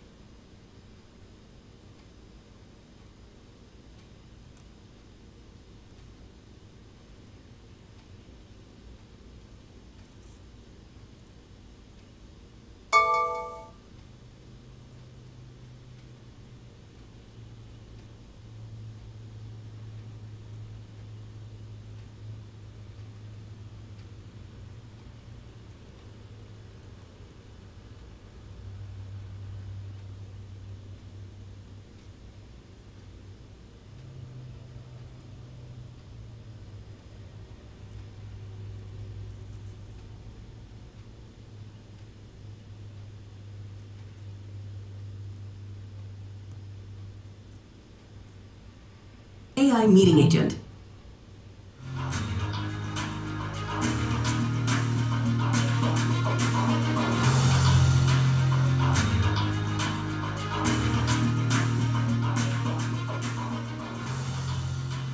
Comcast this week unveiling the name of the company that will house its spun-off cable assets. It will be known as Versant. CNBC is included in those assets. We have some new details about what Versant's sports strategy could look like. Join us now, CNBC and media reporter Alex Sherman. Great name, unbelievable management, fantastic prospects for the company. What do you got? That's it. You're on your own. Exactly. You just hit it. Did I nail it? Right. I mean, this is a CNBC-centric company. It actually isn't. That's sort of my point here, which is that while CNBC is of course, crown jewel asset in this company, there's actually quite a bit of sports that I think might be a little bit under the radar, because if you take a look at the assets of what Versant is going to be, you've got, Golf Channel clearly is a sports property. That's one of the cable networks involved. But USA Network has a surprising amount of sports already. They have an English Premier League, NASCAR, WWE, SmackDown. It's going to get WNBA games when that deal kicks in next year. It still has a piece of the Olympics. It still has a piece of the Olympics, as do other cable networks. And what I'm reporting this morning is that I spoke with CEO Mark Lazarus, and he told me he's already had discussions with the National Women's Soccer League and Major League Baseball to potentially add games from both of those leagues to USA Network. So the idea here is, if you kind of load up with sports, you can improve your distribution prospects, because sports are a must-have in a very quickly changing linear world, because it's live. And so 65% of the programming of Versant is going to be live news and sports, and that's part of the go forward strategy. 65%. So what's the other 35 is like what we think of with linear. Yeah, right. I mean, so what are the other channels on it? You also have, you own sci-fi. You own Sci-Fi. Right, exactly. So there's still entertainment programming. But look, I mean, I don't think I'm talking out of school here. The world has shifted where a lot of that entertainment programming that's not live is watched in a streaming platform. And yet these cable channels still exist, and they need to be carried by pay TV distributors. I read that the Lazarus might not be as acquisitive. I mean, the big question, buyer or seller. Yes. And that, I mean, it's a good stable of assets now. The debt is low at this point. Revenue is pretty good. Maybe he just maximizes whatever you can get out of the existing stable? Well, I think when this announcement was made, there were a lot of pundits and analysts that came out immediately and suspected that maybe this would operate as some sort of roll-up vehicle for other cable networks. After talking with Mark Lazarus, I don't think that is the preferred strategy. I don't think he wants to add a lot of debt and other cable networks, which are low growth assets, if maybe negative growth, depending. I mean, all you need to do is look at Warner Brothers Discovery just came out with earnings a few minutes ago. You just talked about it. Take a look. If you go and look at their earnings report and you look at the first two bullet points, it basically summed up what it says is that we are losing more with linear TV than we are gaining with streaming. And that is not great for a business. The whole idea here is that, well, we'll come out of this stronger on the other end. And like, maybe we will, but in the moment right now, Warner Brothers Discovery is losing more revenue in linear TV than it is gaining in streaming subscribers. So in terms of the acquisition strategy then, to the extent there is one, it seems like it'll be much more digital, much more building upon the brands that already exist as sort of this house of brands. Yes. What do you think that looks like? I think it will go brand by brand. There will be a different strategy for each of the brands within. So take CNBC.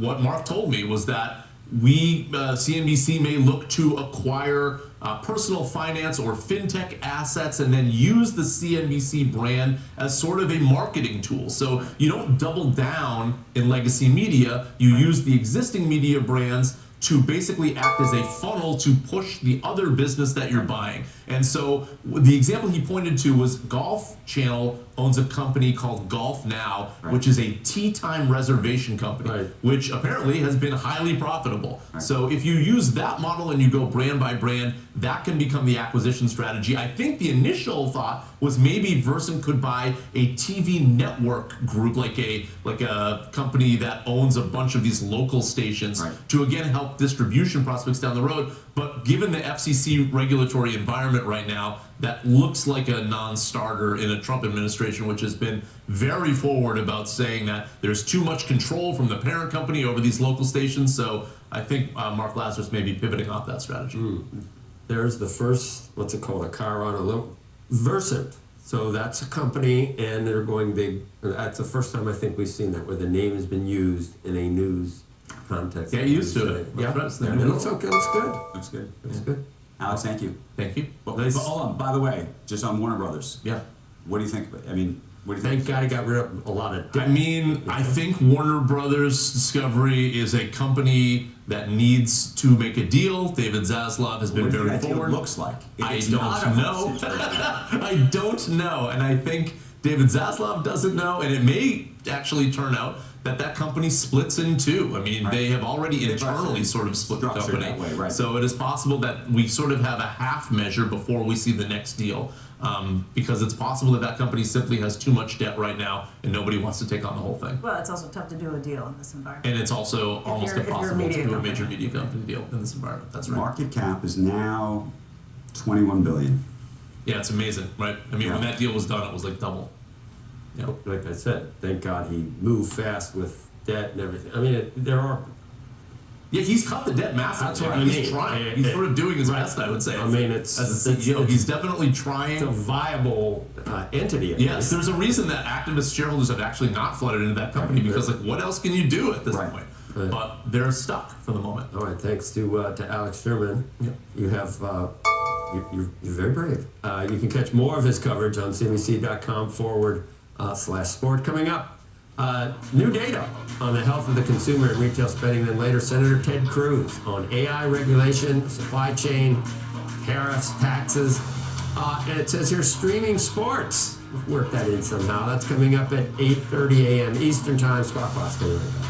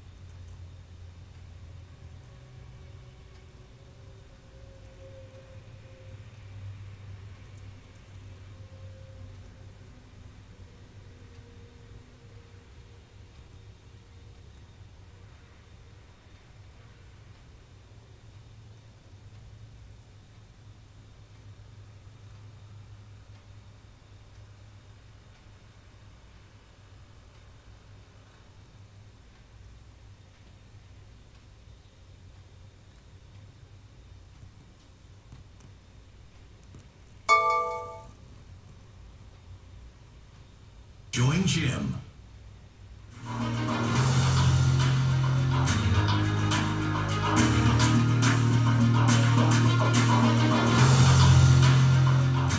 I'm going to get to Steve Leisman. He's got the results of the CNBC NRF Retail Monitor. It's important because we've been trying to understand what's going on with the consumer these days. Steve?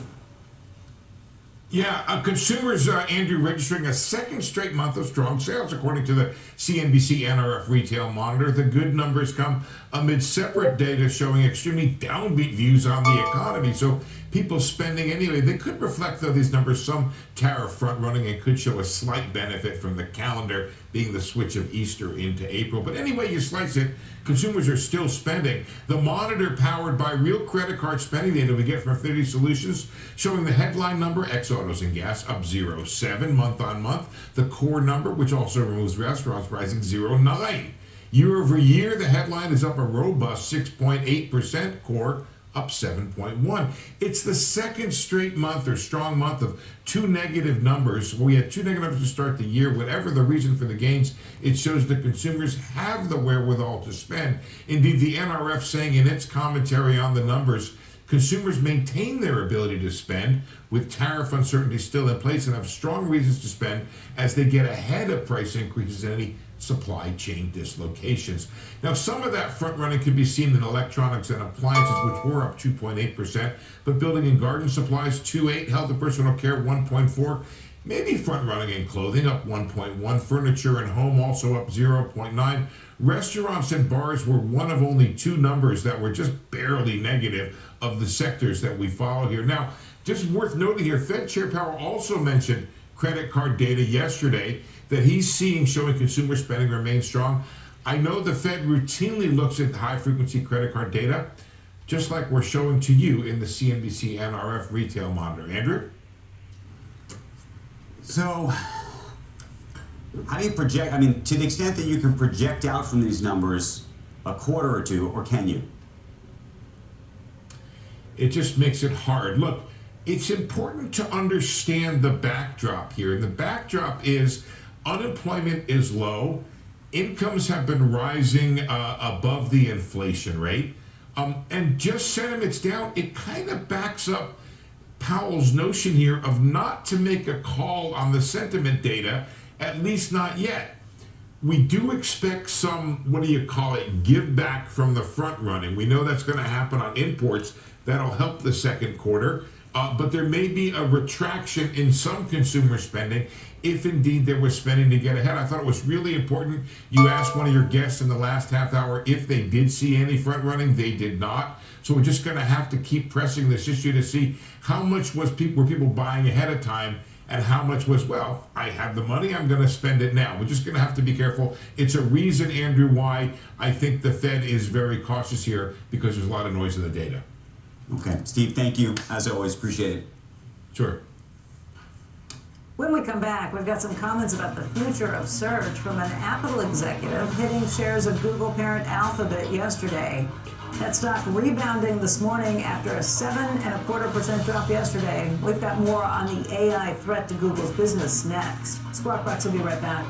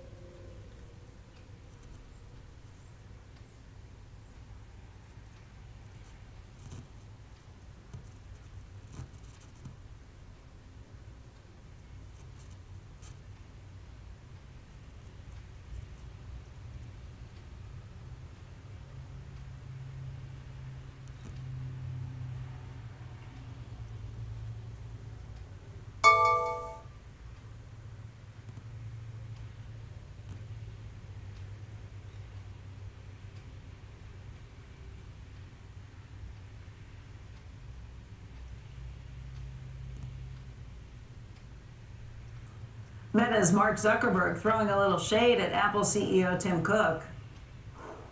Tim's had a bad week. I'm not going to pile on. No, but Sundar's cool. I like Sundar. Joining us now with more is Steve Kovac.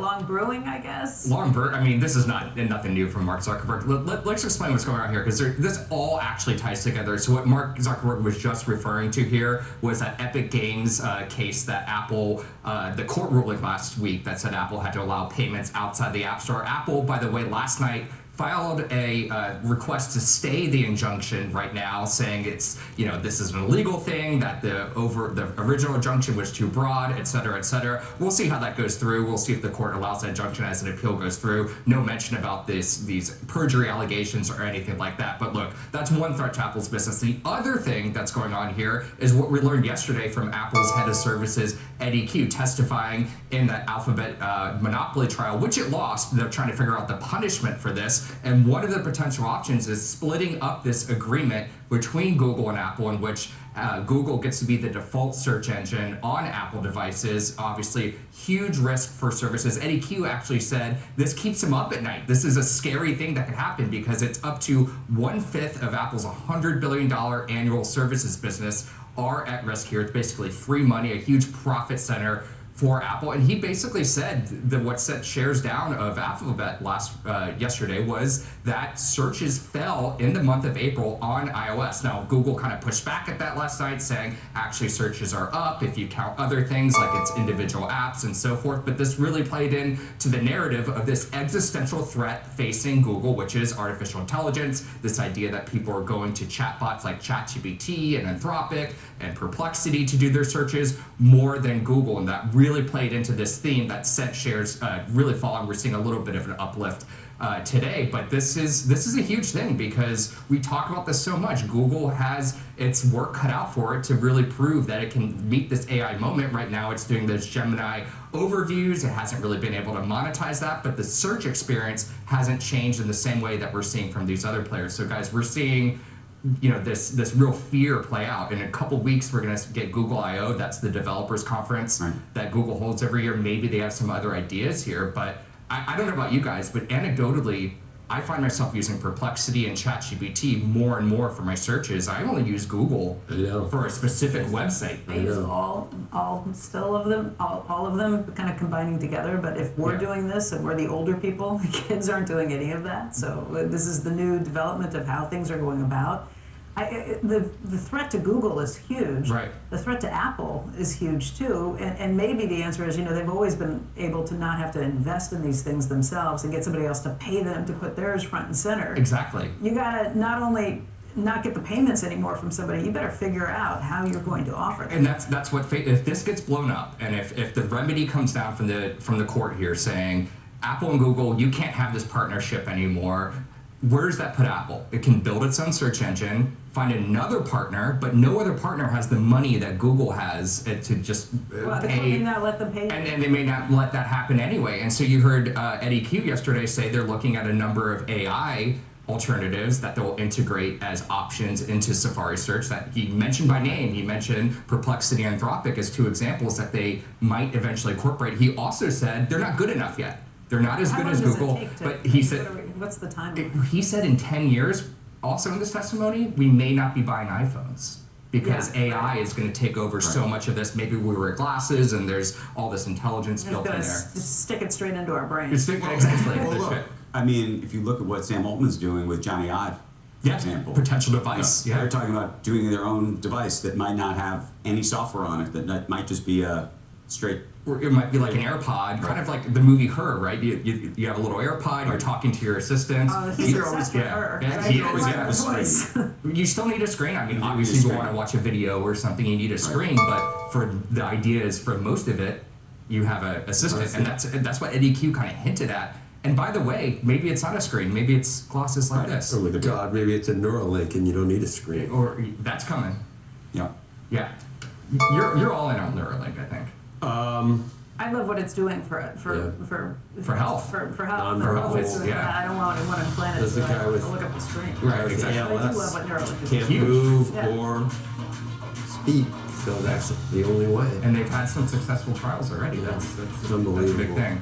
But yeah, this is big. This could be the moment we look back in a few years, say this was that crystallizing moment that search really changed the traditional blue links, etc.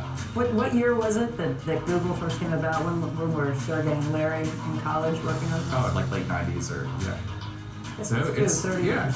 Yeah, it's due for a big paradigm shift. And you talk to anyone in Silicon Valley, Sam Altman included, they'll tell you this is coming. This is going to be the new. I mean, this is what Microsoft is betting its entire company on right now, and spending enormous amounts of money because they really do think this is the next platform. Microsoft even said we can eat into search. Google search dominance. That didn't happen, but Bing. Bing, yeah. It's Eddie Q, C-U-E. I thought it was like Carl Q. No, Eddie Q. You knew that. He's a big I deal. want to say Carl Q on the app. You always make fun of me for knowing all these Apple executives. There was one earlier. What was the name? That Andrew knew. We gotta go. The G. We gotta go. Sima. But I ask you a question. You have to answer that. Fiji. What was the last name? Sima. Work with me. He's a big deal. Coming up, Palantir's co-founder Joe Lonsdale is going to be with us, 8VC founding partner. We're going to talk about everything from Doge to the risks and rewards of the AI revolution. Squawk Box, come right back.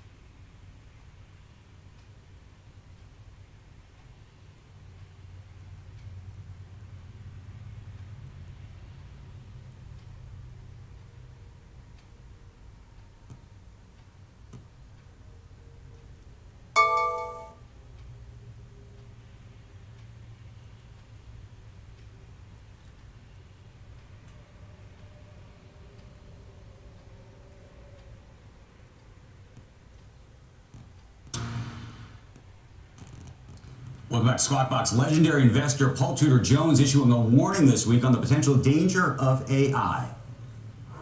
There's a 10% chance that AI will kill 50% of humanity in the next 20 years. Agree or disagree?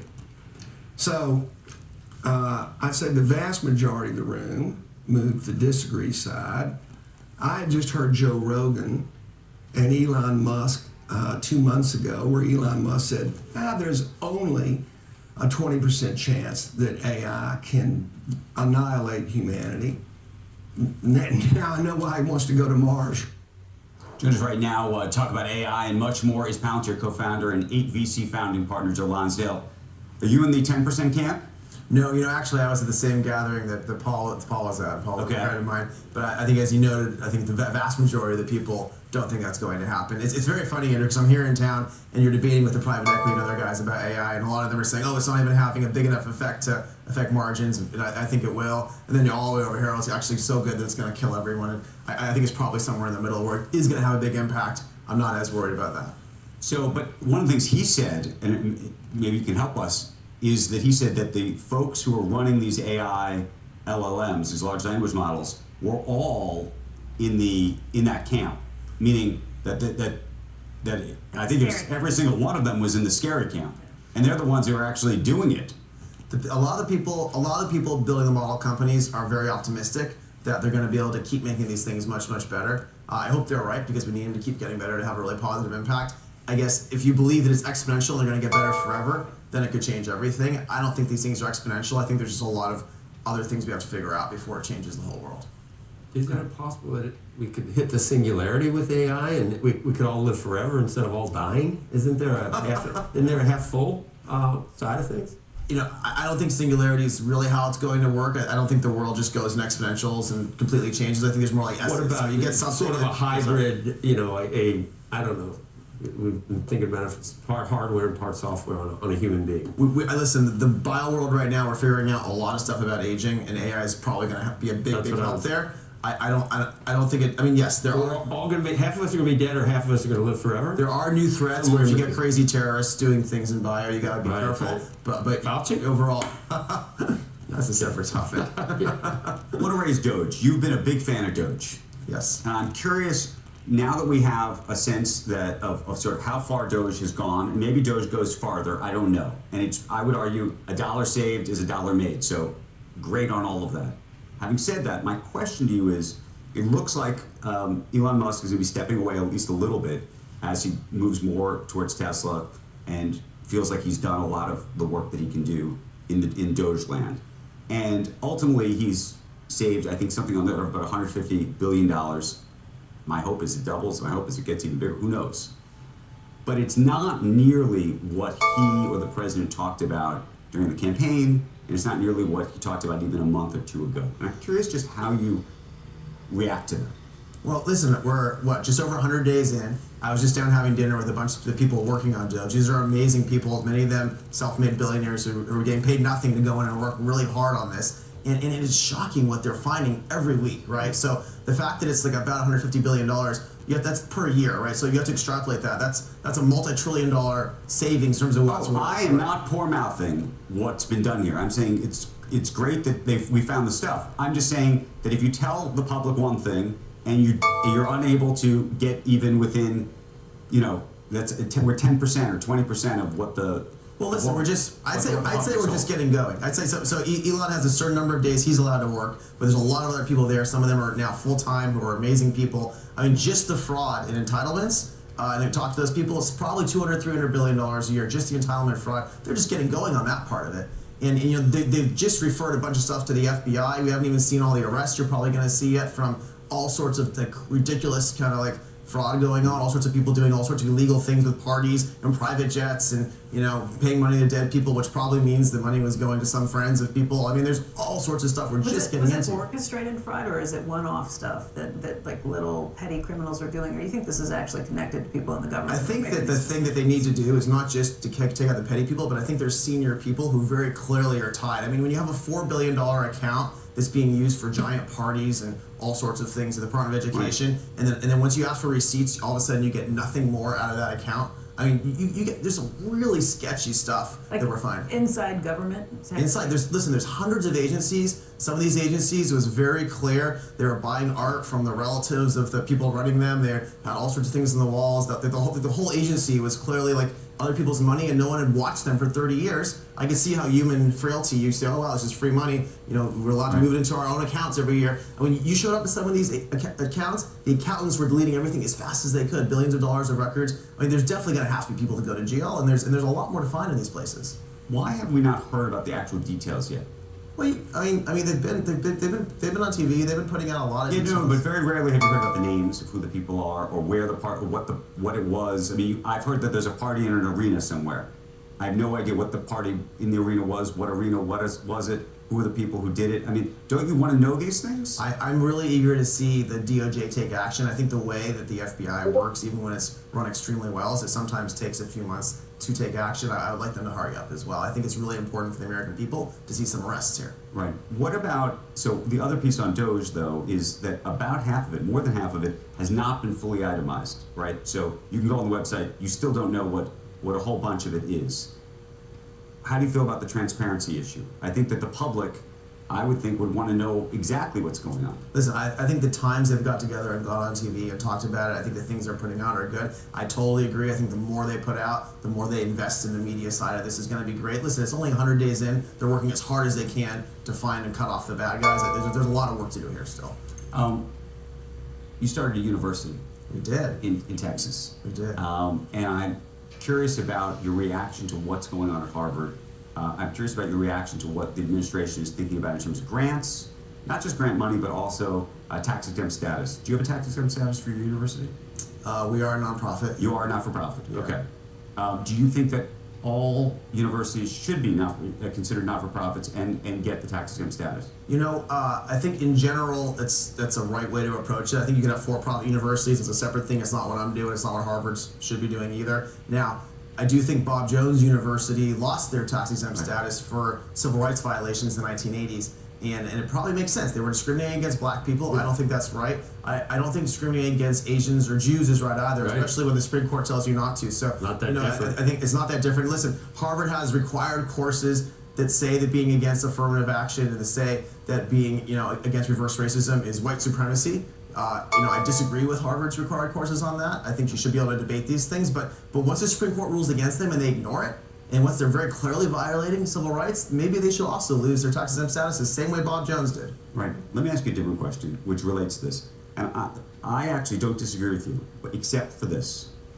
It seems to me that had the administration sent Harvard a letter saying, look, we're taking grants away and removing your tax-exempt status until you can properly remedy the discrimination as it relates to anti-Semitism and other things, and that's the reason we're doing, and that's what we're doing.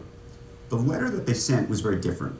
The letter that they sent, if you really read it, effectively would put Harvard under control of the administration. I mean, it goes through who they're hiring, how the applicants are put into the school, all of those things for what is ostensibly a private university. Now, a private university that gets benefits from the government. I'm not, but as somebody who I think thinks about private enterprise, did you read the letter? I read the letter. Okay, so the letter is basically telling you how to run the school, like exactly, like not just like fix the big problem. It's like we want this, and this, and this, and this, and this, and this is how you're going to do it, and you're going to report all of the private data back to us, and all of that. Tell me what you think of that. So what happens when someone has clearly broken the law is they very often will then make a settlement. And if you look at how the Department of Education and accreditation works today, it's very clear that I think it defines way too much. And so the Department of Education is used to being able to kind of make settlements and to agree on a lot of different things. I don't think what this administration is doing there is very different than how a lot of other accreditors work. Now, I would prefer accreditors have a lot less power. But given that they did break the law and given that they do need to make a settlement, this is not that unusual for, listen, you got to do all these things to stop being unreasonable. And the requests are not unreasonable. I understand why you're uncomfortable with it. I'm uncomfortable in general with how much power we give the Department of Education over colleges. You got nothing? No, I'm hanging my hat on living forever.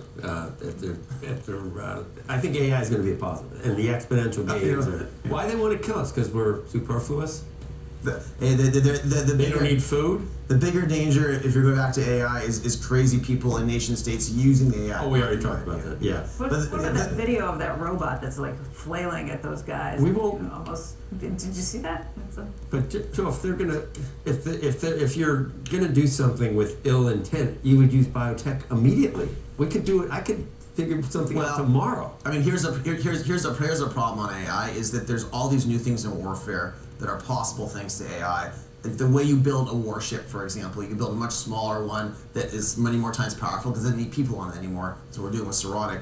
And if we don't do that and our enemies do, then they're going to outmaneuver us. And so basically we're stuck in a situation where you actually have to use AI to develop these things in order not to get behind. I guess 1,000 nukes combined with AI is not a great situation either, probably. Yeah, I don't think the warfare goes nuclear in these areas. I think you have other types of warfare. You need Yeah, to but not let them there go. are plenty of nukes around. And You want to not hook up those systems to be under control of AI. That is true. Joe Lansdale, thank you, sir. Thank you. Good to see you. It is 8 a.m. on the East Coast, and you're watching Squawk Box right here on CNBC. I'm Becky Quick, along with Joe Kernan and Andrew Ross Sorkin. Among our top stories this morning, President Trump set to announce a framework for a trade agreement with the UK. He posted on Truth Social earlier this morning. The agreement with the United Kingdom is a full and comprehensive one that will cement the relationship between the United States and the United Kingdom for many years to come. He went on to say many other deals, which are in serious stages of negotiation, to follow. Meantime, Toyota says that it is not considering price hikes for vehicles that are sold in the U.S. in the short term, despite President Trump's tariffs on foreign-made cars. Toyota says it expects profits to drop by more than 20% this year. And AI companies warning lawmakers that imposing regulations on the technology will slow the industry down and allow China to take the lead. It's a reversal from when executives asked for AI regulation. Sam Altman and executives from CoreWeave, AMD, and Microsoft will be on Capitol Hill today in front of a Senate panel to discuss AI. We'll be speaking to Senator Ted Cruz about that hearing. That's coming up in just a little bit. Take a look at the futures. Been solid for most of the pre-market session. 300 points, 300 plus on the Dow. NASDAQ solid, up 260 points. S&P gaining. Let's get to Mike Santoli at the NYSE. And there's no one in the world that it can't be a little bit surprised at what's happened since Liberation Day. It's crazy, Mike. We're almost all the way back. I would agree. S&P 500 right back to where it was, just about on the close that day. Before we got the details, we've regained about 60% of the total loss in the S&P 500. This is the SPY ETF based on the S&P 500, which captures the pre-market move. This level right here, 5670. So multiply by 10. We're right there. That was the April 2nd close. By the way, also basically the high from last July. So it's a familiar level. It kind of separates this sort of upper range toward the all-time highs from this corrective zone. So we'll see. Last week's high around 5,700. So we're playing with all that. The market's certainly showing it's responsive to even just incremental movement toward some kind of de-escalation on trade. We'll see if it's enough to give it a little more than this bounce this morning. We were down 1.4% Monday and Tuesday, regained some of that yesterday. Here's a little bit of the defensive leadership tone that we've seen recently. The utilities, that's in orange right here, Dow Utilities, obviously the outperformer, the Dow Industrials in between, of course, the transports have struggled. So there's room if we get a little bit more conviction that the U.S. economy is going to hang in there. Maybe the trade impacts won't be so great. There's probably room for those to move up, but for now, the market's sending a signal. It's uncertain of that right now. Take a look at the U.S. dollar. This has been an interesting sort of pressure valve on the markets. You've seen this big drop. This is a 5-year chart, which I wanted to show just because it's right at this level, which has sort of acted as support right in here since that huge surge around the time of the Russia-Ukraine war beginning.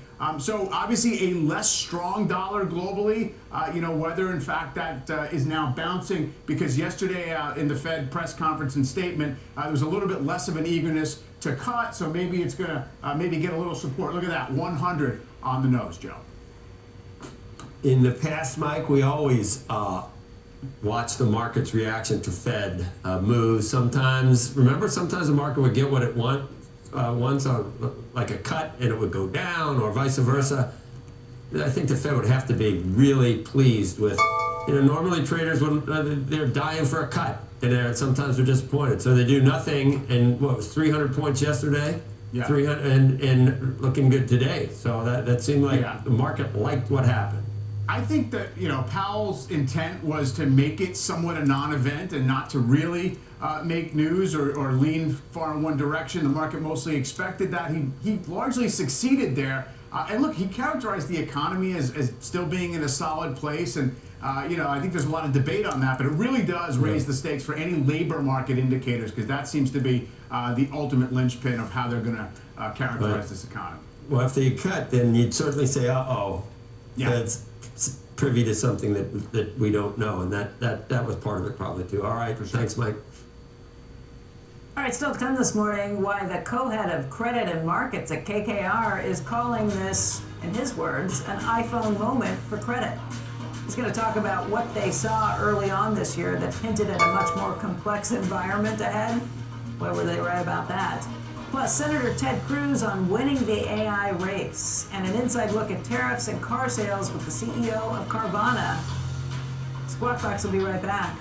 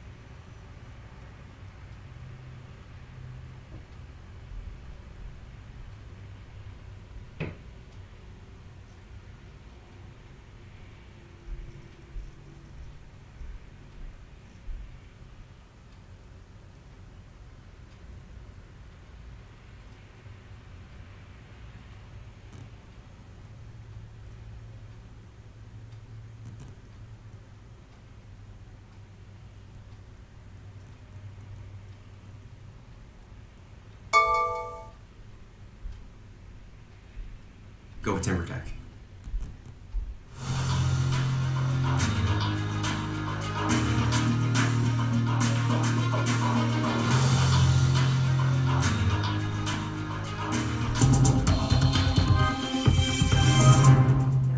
Welcome back to Squawk Box. The European Commission proposing countermeasures on up to $107 billion of U.S. imports. That's if the negotiations with the White House fail to remove tariffs. Now, the countermeasures target a wide range of products. Those include cars, car parts, electrical equipment, chemicals, and aircraft. So something to watch this morning. And President Trump posting on Truth Social about an hour ago, in his words, too late, Jerome Powell is a fool who doesn't have a clue. Other than that, I like him very much. Oil, energy, way down, almost all costs, groceries and eggs, down.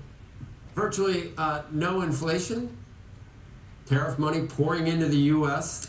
The exact opposite of too late. Enjoy. I personally, I don't like the term exact opposite. I wondered if you were going to come. It bothered me. I mean, You always have. could it be 179-degree difference? And exact opposite would be 180? Maybe that's... Yes.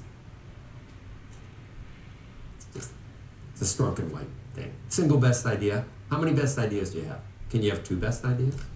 You know? I got a lot of ideas. You do. And they're all good. I know, you're right. All right, KKR releasing its latest review of credit and capital markets. It's titled V for Volatility Part 2. Joining us right now with the details is Chris Sheldon. He is partner and co-head of credit and markets at KKR. And man, has your heart rate slowed down yet from what you saw last month? Yeah, I'm pretty calm. It's okay. It's actually the credit markets have been really resilient. I mean, I think if you look at the last 5 to 7 years, the credit markets have evolved a ton. It's no longer that high yield bond and investment grade corporate market that we all grew up with. It's public, private, corporate, asset-based finance. It's global, and it's so much more diversified. And so it's been pretty resilient from what we've seen in the last month. Let me read some words back to you that you wrote in this latest report you've put out. The 10-year Treasury, U.S. Treasury yield surged towards its biggest 5-day increase since 1982, followed closely by a sharp sell-off in the 30-year. Yield spikes, liquidity thinned, and what began as scattered signals became something closer to flashing warning lights. A good reminder for D.C. of the significant role a stable U.S. Treasury market plays. Do you think that message was received loud and clear, and do you think things have tamped down to a huge I think so. I mean, I think that's, as unsettling as that was, it was probably the best thing that could have happened. I think it was a nice shot across the bow, a reminder of the U.S. Treasury market is our stable, it's our ballast, and that type of volatility was caused without really the large foreign holders, China, UK, Japan, flexing. And I think that we need that stability, and I think that was a great reminder for DC in terms of let that happen again. And so cooler heads, you think, prevail from here? I think some cooler heads prevail from here. I think unlike previous periods of volatility that we've seen, whether that be the big periods of volatility, the GFC or COVID, there was a lot of uncertainty out there, but we didn't know what to do. Like, we could stop this volatility pretty quickly if we wanted to. Now, I'm not sure we will.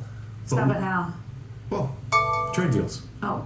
Yeah, or retreat. And I'm not saying that will happen, but it's a lot different of a So you're not type talking of Treasury or Fed actions, you're just talking policy actions. Correct. Yeah. Correct. And the economy feels in good shape. What we're seeing across our 2,000 portfolio companies, in credit, we're seeing still growth. We've seen increased dispersion in the last 12 months. We have seen some slowing, but we've been in this rolling recession where, this volatility is not equal to every sector. So is the problem in some areas that companies don't want to take on loans because they don't have certainty about the future, or like the money's there if they want it? For sure, capital markets activity is slowing, and the longer that we have this volatility, the longer that this extends, yes, we'll have a little bit more volatility for sure. We are seeing a slowing of that capital markets. We do need that grease in the wheels to keep that going.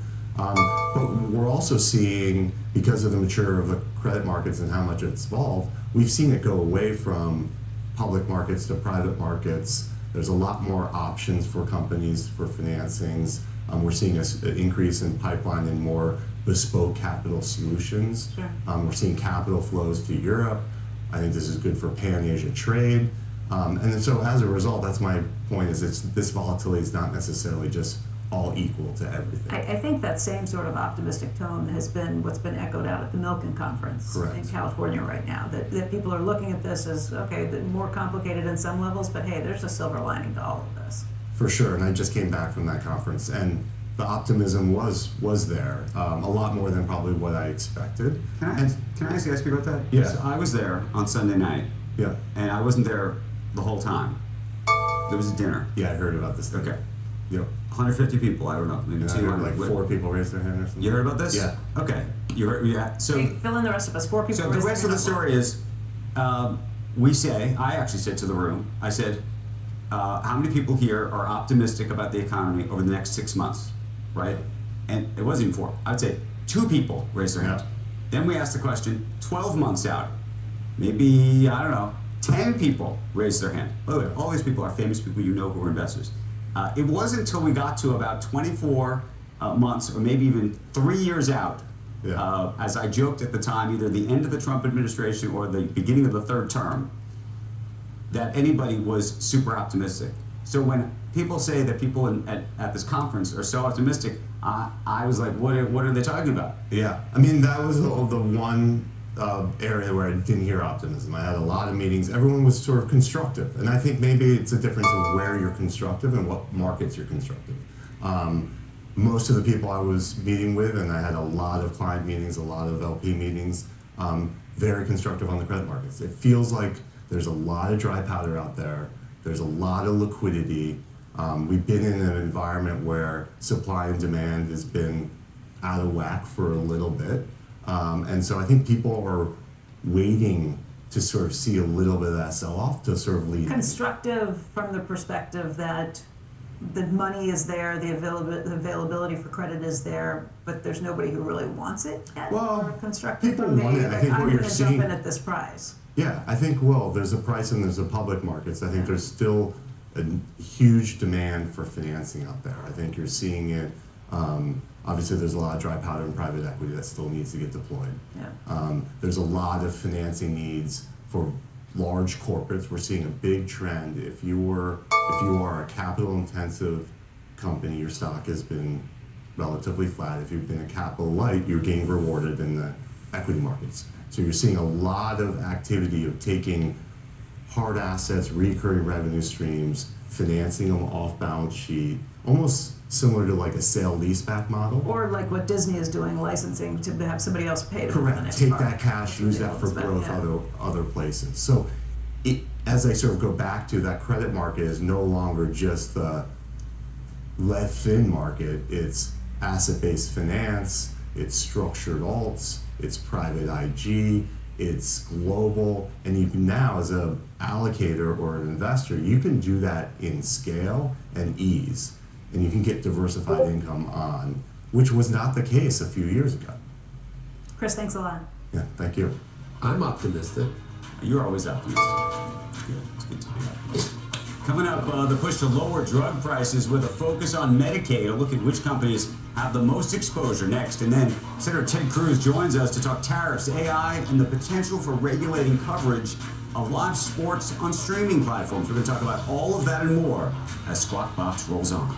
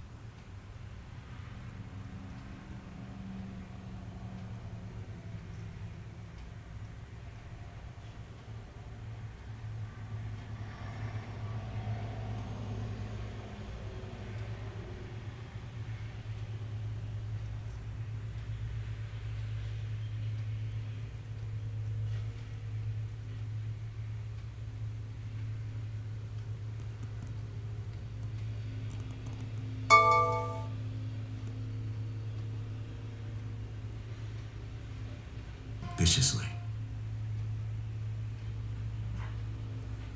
President Trump looking to lower.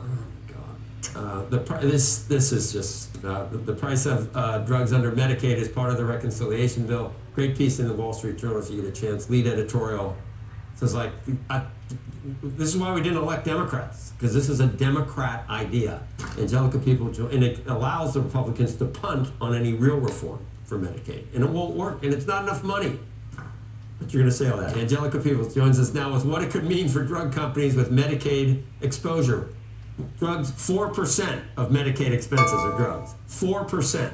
But I don't think we should be surprised, Joe, because this is something that President Trump has been talking about for a long time. He thinks that we pay too much for drugs in the U.S. And so, like you said, the White House is pushing Republican lawmakers to include this most favored nation's drug policy for Medicaid in the reconciliation bill. And that policy would tie the price that Medicaid pays for drugs to the lowest price that similar countries pay. Now, Medicaid already gets the best drug prices in the U.S., and MFN could bring those prices even lower. And some companies are more exposed than others. Of the companies that Leerink analyst David Reisinger covers, he sees Vertex as the most exposed, with an estimated 25% of U.S. revenue coming from Medicaid. Gilead, Johnson & Johnson, and Novo Nordisk are some of the others. The bigger risk, though, that people are really freaking out in the industry is that it would spill over to beyond Medicaid and into a 340B program. This is a program that lets hospitals buy significantly discounted drugs. It's growing, it's booming. But House Republicans don't love this idea. We might still see most favored nations in Medicare, though. Politico, citing anonymous sources last night, reporting that Trump on Monday plans to sign an executive order directing aides to pursue MFN in Medicare. And this is an idea that we saw during his first administration, and so now it's back. Joe, it sounds like you don't like this. I refer everyone to, seriously, to it lays out exactly. I don't know of one good thing this accomplishes. I don't. It's going to hurt innovation. It's not going to. It's de minimis the effect it would have, and it allows Republicans to not do the difficult work, which is reforming Medicaid, which is out of control right now for who gets covered. You're covering able-bodied men 10 times the rate of pregnant women and disabled people. It's a mess, but they're afraid to confront it head on because it'll be criticized by Democrats. This is Democrats, because it's a big issue in red states too. But importing price controls from other countries, that's why they don't innovate. But it's a talking point. How come every other country gets drugs cheaper than? I wouldn't. I will say, though, that having talked to people, some of the lobbyists around this last.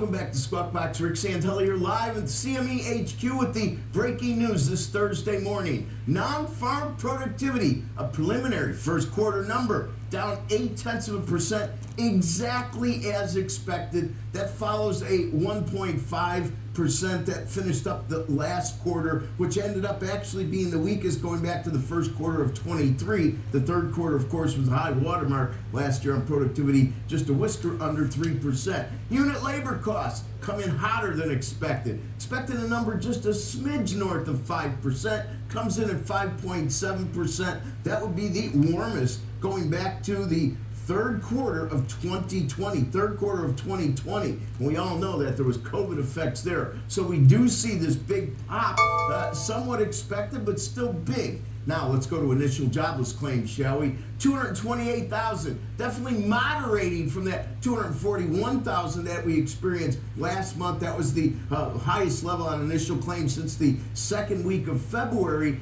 But I will tell you, it is darn close to expectations at 228,000. Continuing claims, well, first of all, they always revise the 1.9 million away. We've had like a handful that get revised away. Last week's stuck. It's stuck. In the rearview mirror, 1,916,000, but we dipped right back below it on the current read, 1,879,000.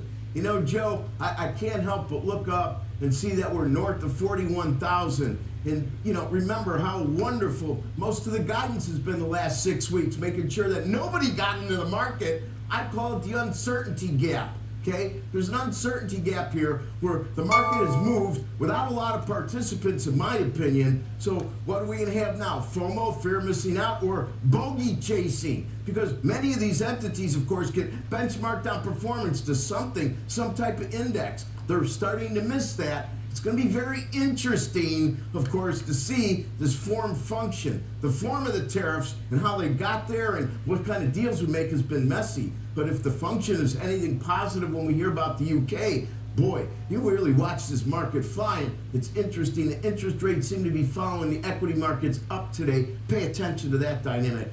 Back to you. Oh, don't forget, 25 billion 30-year bonds auctioned at 1 Eastern today. You got to be in it to win it. But it is the market.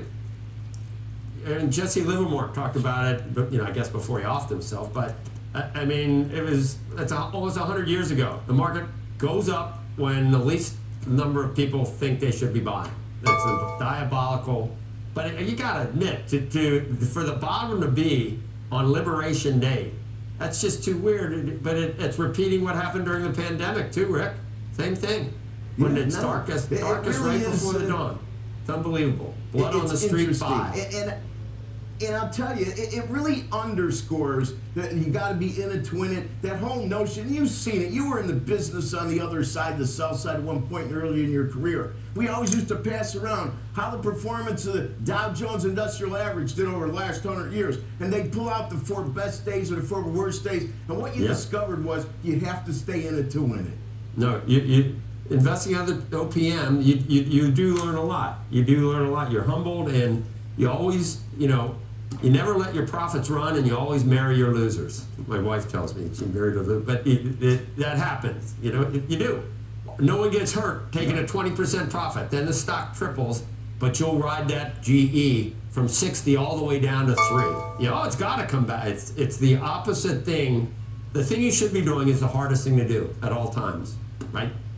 Oh, absolutely. But, you know, age plays a big part of this, you know. We've talked about this many times, that if you have a decent amount of runway, you really not only need to stick with some of these equities, but you need to add when everybody else is running for the exits. We've had TDS World talk about, they said the losses that we got at the bottom of this most recent correction, they've already said that the U.S. lost $5 trillion. They Sonnenfeld all of them. It's been a disaster. They act like every single person has already lost some money. No one's lost if you didn't sell. You've lost 6% at this point. You know, and the other thing that's interesting, and I get it for the Fed, I understand. They have to be worried about worst case scenario. But to listen to the chairman, everything's assuming that everything's going to blow up down the road, inflation on the tariffs. And I'm not saying it still can't happen, but it seems like the other side gets very little verbiage, meaning that if some of these deals look pretty good, buckle up. But very good. All right. Thanks, Rick. We'll talk to you later. Our next guest will host Sam Altman, Lisa Su, Brad Smith, and other tech leaders on Capitol Hill today at a congressional hearing focused on AI regulation, the supply chain, and much more. And we're getting spun off, Senator, for there's a lot of streaming stuff going on. You're even weighing in on that. You are a true Renaissance man. Senator Ted Cruz of Texas. He is the chairman of the Commerce Committee. Let's start with what you want to talk about today. And chairman of the Commerce Committee, maybe we can talk about the economy and tariffs and everything else as well, Senator. Sure. Well, Joe, good morning. Good to be with you. As you noted, I'm going to be chairing a hearing this morning at 10 a.m. on AI. And I think AI is utterly transformative, much like in the 1990s. The internet changed America and changed the world. I think AI is going to change the world even more than the internet did. And I got to say, I think AI was one of the sleeper issues in the last election, because there is a marked difference between Joe Biden and the Democrats' approach to AI compared to President Trump and my approach as chairman of the Commerce Committee. Joe Biden and the Democrats were approaching AI basically mirroring the EU, wanting to have a heavy-handed regulatory approach, a prior approval model. Now, we've seen this game before. In the 1990s, Bill Clinton, a Democrat, signed an executive order that embodied a light-touch regulatory approach to the internet. The EU went the other way and said, we're going to do heavy-handed regulation, and the proof has been in the pudding. In 1993, the U.S. economy and the EU's economy were virtually identical in size. Today, the American economy is more than 50% larger than the EU's, and the two major drivers of that are tech and the shale revolution. Well, Joe Biden and the Democrats were about to make the same mistakes the EU made in the 1990s with AI. Instead, the American people elected President Trump and Republican majorities, and I want America to win the race for AI, to beat China. And in fact, I'm going to be introducing legislation to create a regulatory sandbox mirroring what Bill Clinton did to the internet to stop heavy-handed nanny-state regulators from hampering AI innovation. Senator, can I ask that? I agree with your analogy of what happened with the internet, but I feel like this is a little bit different just because the people who are the smartest about this have themselves kind of compared AI to weapons of mass destruction, that this is something that put in the wrong hands could destroy humanity. I realize that we can't set the rules for the world, and if China is going full steam ahead, are you looking at this in some ways as a Manhattan Project type of situation where we have to build it first and see what it can do because we don't know how this weapon is being used by others? Or are you looking at this purely from a commercial point of view? And what would you say to those who have worried about what this does just in terms of the potential use for a weapon? Well, listen, I would say both. I do think there's a national security imperative. If we lose this, we're in real trouble. But I don't think a Manhattan Project is the right approach, because I don't think the federal government is going to drive this. The innovation is going to come from the private sector. And you're right, some of the big tech leaders have said, gosh, this technology is so dangerous, we need to regulate the hell out of it. I actually think a lot of that is an invitation for regulatory capture. If you're one of the big boys and the regulators come in with a very heavy-handed regulation, you know what it'll stifle? It'll stifle the innovators. It'll stifle the new and small companies and lock in a couple of giant big tech companies. That's a recipe for losing. And I think the consequence, listen, are there risks to AI? Absolutely yes. But at the end of the day, you're not going to stop progress. I'm not a Luddite. Do I wish we lived in a world where nuclear weapons didn't exist? Sure, but we don't. And so you can't stick your head in the sand. You know, I interviewed Elon Musk on my podcast, Verdict with Ted Cruz. I asked him, I said, what are the chances that AI will destroy humanity? And I got to say, Elon said 10 to 20%. That kind of scared the hell out of me. But my view is simple. If we're on that path, if they're going to be killer robots, I'd rather they be American killer robots. I don't want killer robots, but we're not going to suddenly stop progress just because we're scared of it. Senator, let's just shift gears quickly if we can. I mean, all things tariffs. I'll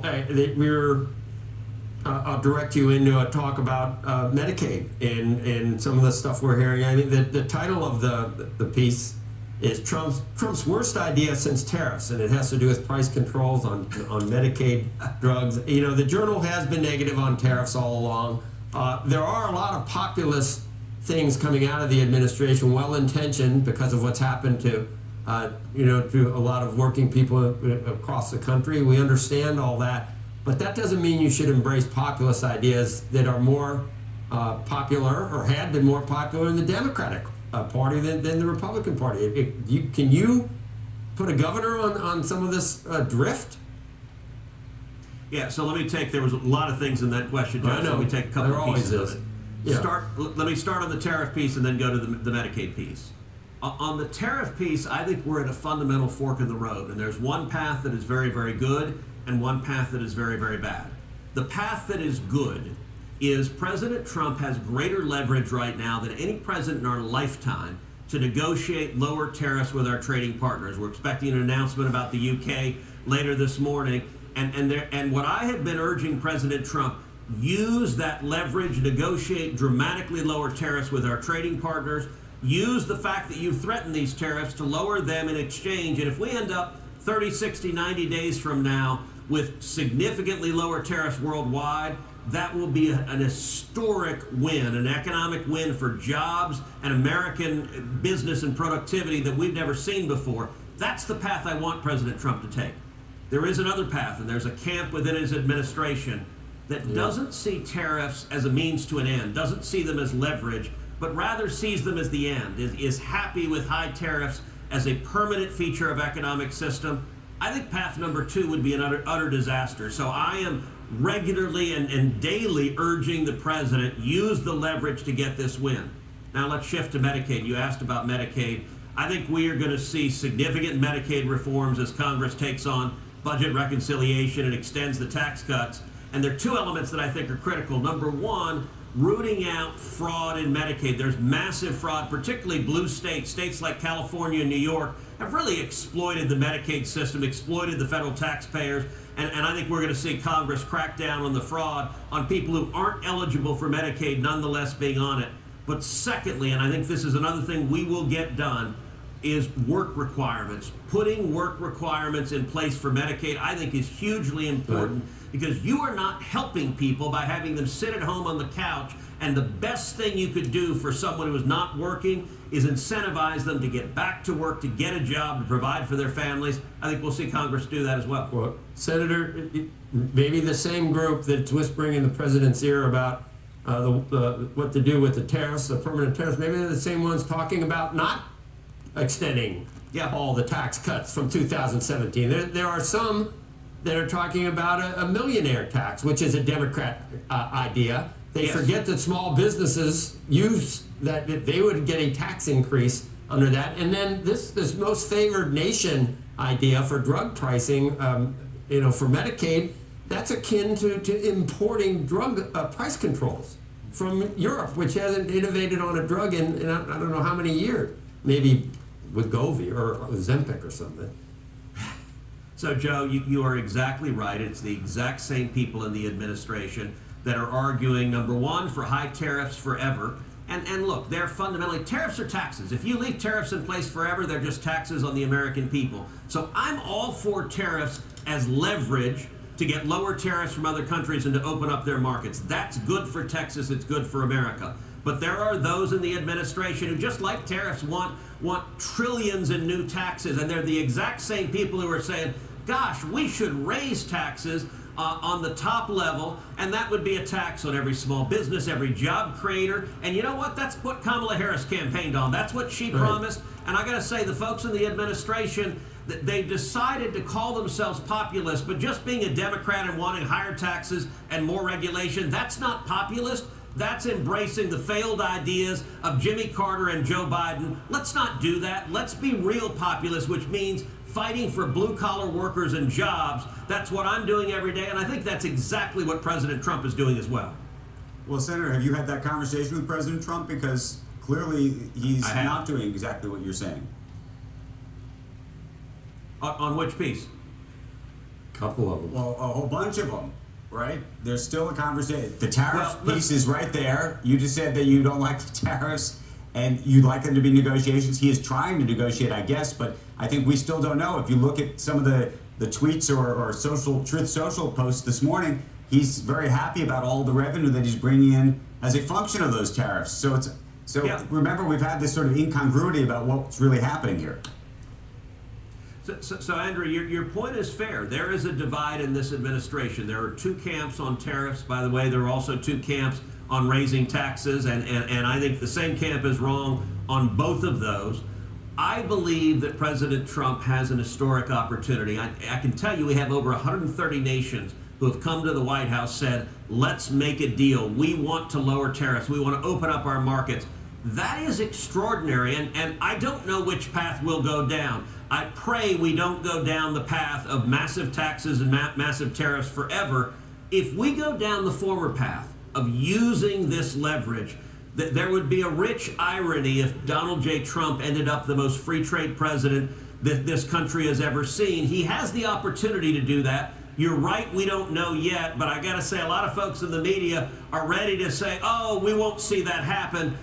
I am hopeful. I've had that conversation multiple times with President Trump. There are a number of other people, including Scott Bessent and Elon Musk, who are urging the president, you have an opportunity to win one of the biggest wins for American workers we've seen in our lifetimes.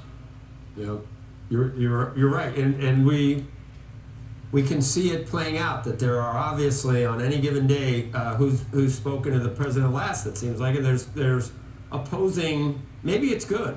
You don't want everyone. That's what another thing we might see on some of the other sides where they all seem to be the board collective every time they vote. All right, yeah. Senator Cruz, thank you.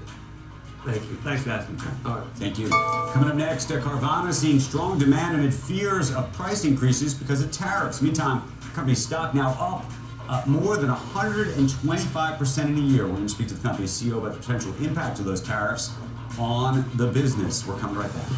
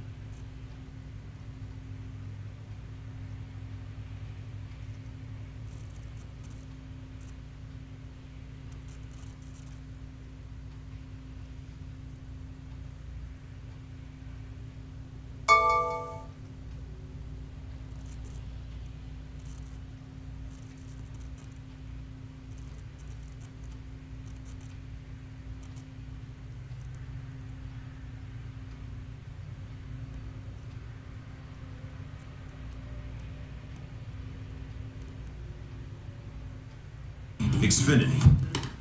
Welcome back to Squawk Box. Carvana posting a big earnings beat as the used vehicle retailer reported a 46% increase in sales from the year prior. Joining us right now is Ernie Garcia. He is Carvana's co-founder and CEO. Good morning. Tell us what's going on. It almost feels like, are we back in the pandemic of some sort here? Oh, wow. I think it's pretty different than that, but I think your last guest hit AI and tariffs. Now it's time to give people what they want and hit used cars. I think we're in a great spot. We had an incredible quarter. This last quarter, we were about twice as profitable as the average outside of us automotive retailer. We grew at 46%. The second fastest automotive retailer growth was 6%. The team's done an incredible job. We're in a great spot. We've got big goals in front of us. We're going to go tackle those goals, but things are great. But what do you ascribe this sort of big move in the business? So I think this may be a bit of a boring answer, but I think the move in the business, I think, is about 12 years of building something that's better for customers. I think, trying to make something that's truly different usually takes a long time. You have to design your systems in completely different ways. We've got a totally different supply chain. We've got a totally different customer experience. We've got a different way that we acquire cars and deliver cars. I think all of that work over a long period of time adds up, and then I think you can see pretty great results as a result of all that work. So I don't know that there's like an immediate macro driver of the success. I think it's the team's done a great job. But you've not said the T word yet. Tariffs, and you have no relationship to any of this. I do not think so, but I'll give you the reason why. I think generally speaking, I think it's unclear. I think your last guest made it very clear that we don't quite know exactly where tariffs are going to go. So I think there's a level of uncertainty there. I think a business is likely to be impacted by tariffs based on how directly their input costs are affected by tariffs. I think we sell used cars, and so to the extent tariffs flow through to steel or to cars, that would be on the new side. The used cars are already out there. I think tariffs are also likely to be impactful to the extent the product you sell is one that doesn't have or that has many substitutes. If you sell something on Amazon and there's 15 different options customers are choosing between, and your particular product goes up in price, you're not in a great spot. But with transportation, people need a car. So there's not a ton of substitutes. I don't think that we're a business that's likely to be super directly impacted, and I think in the long run that's especially true.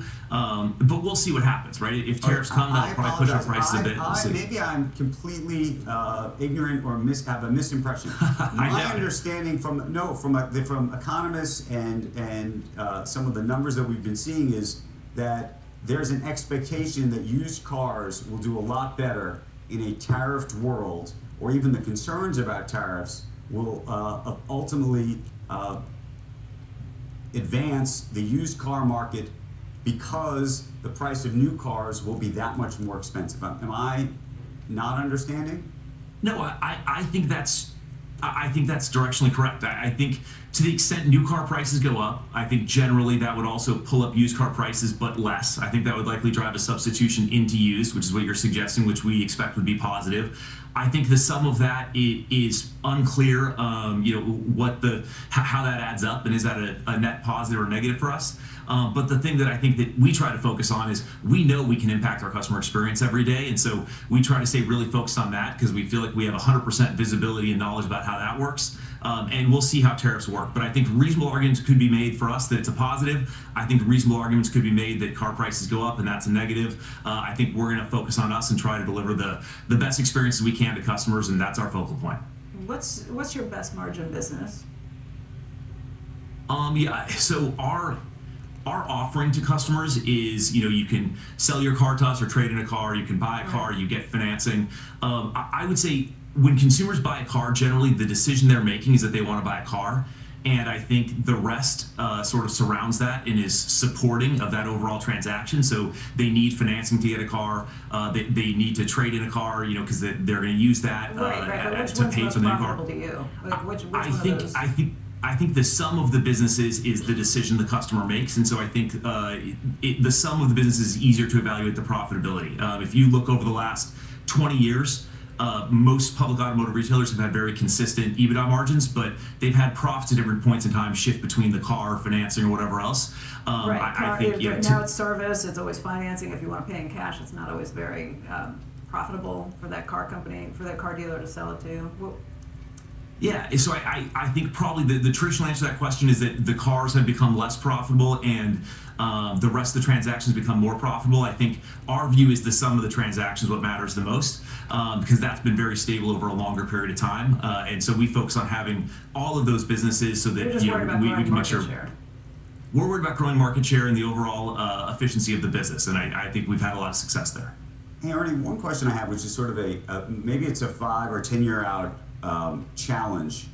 Do you imagine there is going to be a day where cars are so good, given AI and given the sort of self-driving features and even maybe some of the safety features, that there's sort of like an inflection point where people say, okay, if I'm buying a car, I'm really not going to buy a used car right now because I really want to have this sort of like full-on next-gen thing that happens. Like that there's a step change. I mean, we talked about this at one point, I think, even with a combustion engine versus EV, maybe that's different. But I wonder whether some of the safety features or some of the self-driving things you think fundamentally change that. Sure, so I think we will be rooting for technological progress in cars in general for a long time, and I think there's a lot of interesting things that can happen. I think EVs have been making a lot of headway. I think if you look around the world, there's EVs now with 500-mile ranges that charge in 5 or 10 minutes. That's pretty incredible. I think autonomy is an incredible opportunity, and I do think that as those features become available, it will have an impact on the broader market. I also think, in the U.S., there's 270 million used cars driving around. There's around 16 million new cars sold every year. So it takes a while for that fleet to turn over. And we think there will be a very large business on both the new side and the used side for a long time. And I think our goal is going to be to make sure we have access to all those different cars, make sure that we put them in front of customers and make the right choice for them. Appreciate it very, very much. Thanks. Squawk Box, be right back.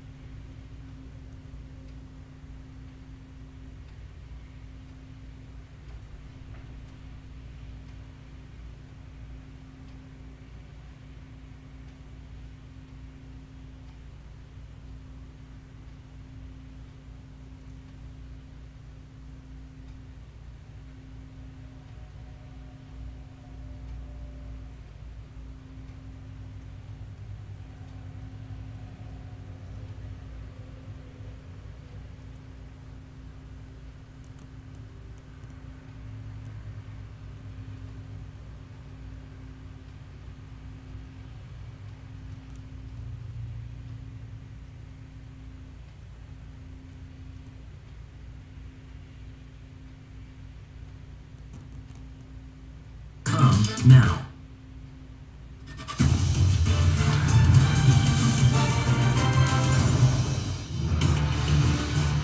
Good Thursday morning. Welcome to to Squawk on the Street. I'm Carl Quintanilla with David Faber, Mike Santoli at Post 9 of the New York Stock Exchange. Kramer has the morning off. Bulls take another shot at that April 2 close as the president touts a free trade framework with the UK, although some reports suggest it may be limited in scope. Bank of England cuts 25. Tons of consumer earnings on the tape with Shopify, Warner, Tapestry, and others. Our roadmap begins with the president set to announce what he's calling a full and comprehensive trade agreement with the UK. For its part, the UK does call it a framework. President set to make comments from the Oval in about an hour. Also, this morning, President Trump is ramping up his criticism of Jerome Powell, calling him a fool one day after the Fed held steady, of course, on interest rates.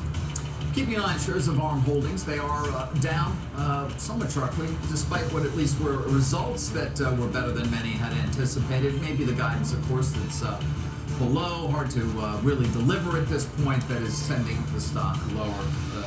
Company CEO Renee Haas is going to join us. That'll be in the next hour.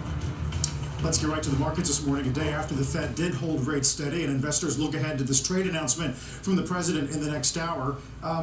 We are getting some reports that the 10% will remain in place, and we should remind viewers that the UK was not subject to reciprocal, which is really the locus of a lot of investor attention. Yeah, not the linchpin potential deal that the market's fixated on, but I think the market response does give you some information about how we are positioned and what we're responsive to, which is incremental gestures in the direction of de-escalation, the administration looking for a win, looking for a way out of maximum tariff aggression. And for now, at this level, when we're still trying to figure out if we belong at that April 2nd threshold or above, it's enough, at least as an opening gambit, because the real economy has not buckled yet in the hard data. So we're, again, in this in-between zone. You have to check every gauge, to figure out if everything is fine. And I think it's also why, the market was able to absorb the Fed yesterday and Powell really asserting a hard wait-and-see stance, flagging stagflationary risk, but not really committing that he believes one is more likely to another, and not being proactive about it. And then we get weekly jobless claims this morning, and they're completely tame. And they seem to be using the labor market as the thing to determine whether, in fact, we get enough weakness. We haven't yet. Last week's high in the S&P is 5,700. The April 2nd close is 5,670. We first reached today's level last July, so every time somebody looks and says, why are we rallying on a deal that might not be a deal, it's just kind of body language, and so far, things haven't really fallen apart in the grand thesis, as at the same time, professional investors, as I keep saying, have not been all in on this rebound rally and maybe feel like a little bit itchy to make sure they have enough As important, perhaps, or well, it's unclear in terms of this UK framework or something. I think it's easy to argue that the suspension of this diffusion rule when it comes to semiconductor chip sales to many of our allies, remember at the end of the Biden administration, and Jim has been talking about this endlessly, were prevented essentially from receiving chips from the likes of an NVIDIA.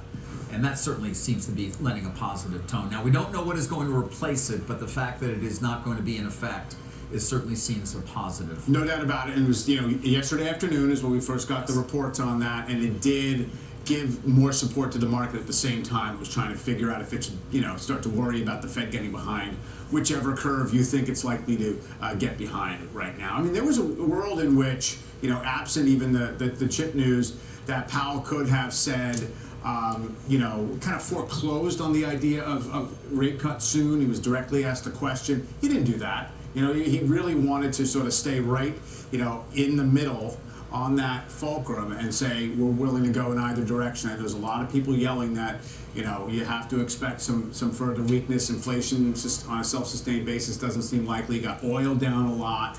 And so that should actually help out with some of the inflation data, but he's not biting. Yeah, interesting. Oil, again, not really feeding into either retail gas prices or tech break-evens, which has been a really interesting split. Yes, it's not going to overreact to it in the short term. There is a really pretty consistent relationship between the month-to-month, headline readings and oil prices, even if right now, energy spend is really not what it used to be in terms of the overall consumer basket and everything else. Right, oil intensity in the economy. Yeah. As for the Fed, interesting take from Goldman today. Yeah. No easy answers for the Fed for now. Our analysis suggests tariffs will eventually weaken the economy enough for the Fed to cut, but they did push their June cut to July. And Jan's really been, their chief economist, Jan Hatzi's really been hitting this idea of how long it usually takes the hard data to reflect the soft survey stuff. Exactly. It's not necessarily unusual to have this limbo period where things seem to be hanging in there. Look, in October of 2007, I don't think we're headed for anything like what we were headed for then, but the unemployment rate was under 5%. You know, it's still, it's sort of, you know, that's why when unemployment starts to blow out, you don't want to dismiss it, but it hasn't yet. So I do agree with that. The market's pretty much there too, sort of saying, okay, July, maybe it looks like it gets tricky after that because you don't have a Fed meeting in August. It's Jackson Hole. There's a longer than usual spread. Maybe there's going to be the sense that they'll want to get one in, but I really do want to dial back to the idea that if the average investor is making a list of here's what to worry about most about the markets or the economy at this moment, the Fed funds rate at 4 3/8 is not top of the list. Right? So whether we got a quarter point below that or not, or the Fed was able to sort of start to say we're going to be here to lend support and if things get bad, that's fine, but I don't think that you're going to have a tantrum because the Fed is not right at the verge of its next rate cut. All right. Well, long bond back below 4.8 today. Besson did say yesterday, one day the market may discipline us, is how he put it. Yes. Big bulge in expected Treasury issuance on the way. And he's very sensitive to that. Clearly, he came in as a kind of deficit hawk. We have this unsustainable, structural debt issue, and obviously $1 trillion a year in interest.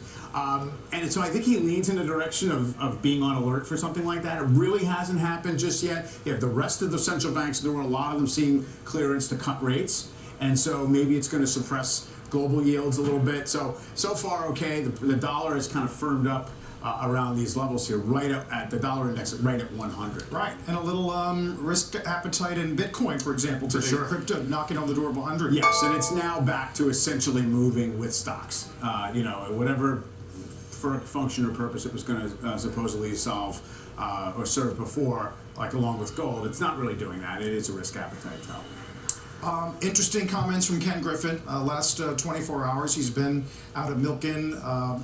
Talked about, this morning he's talking to Politico. Tariffs open the doors to crony capitalism as the government picks winners and losers. In his words, it's terrifying to watch this play out over the course of weeks. Says whether it's a flat screen TV or a new laptop, your dollar's not going to go as far.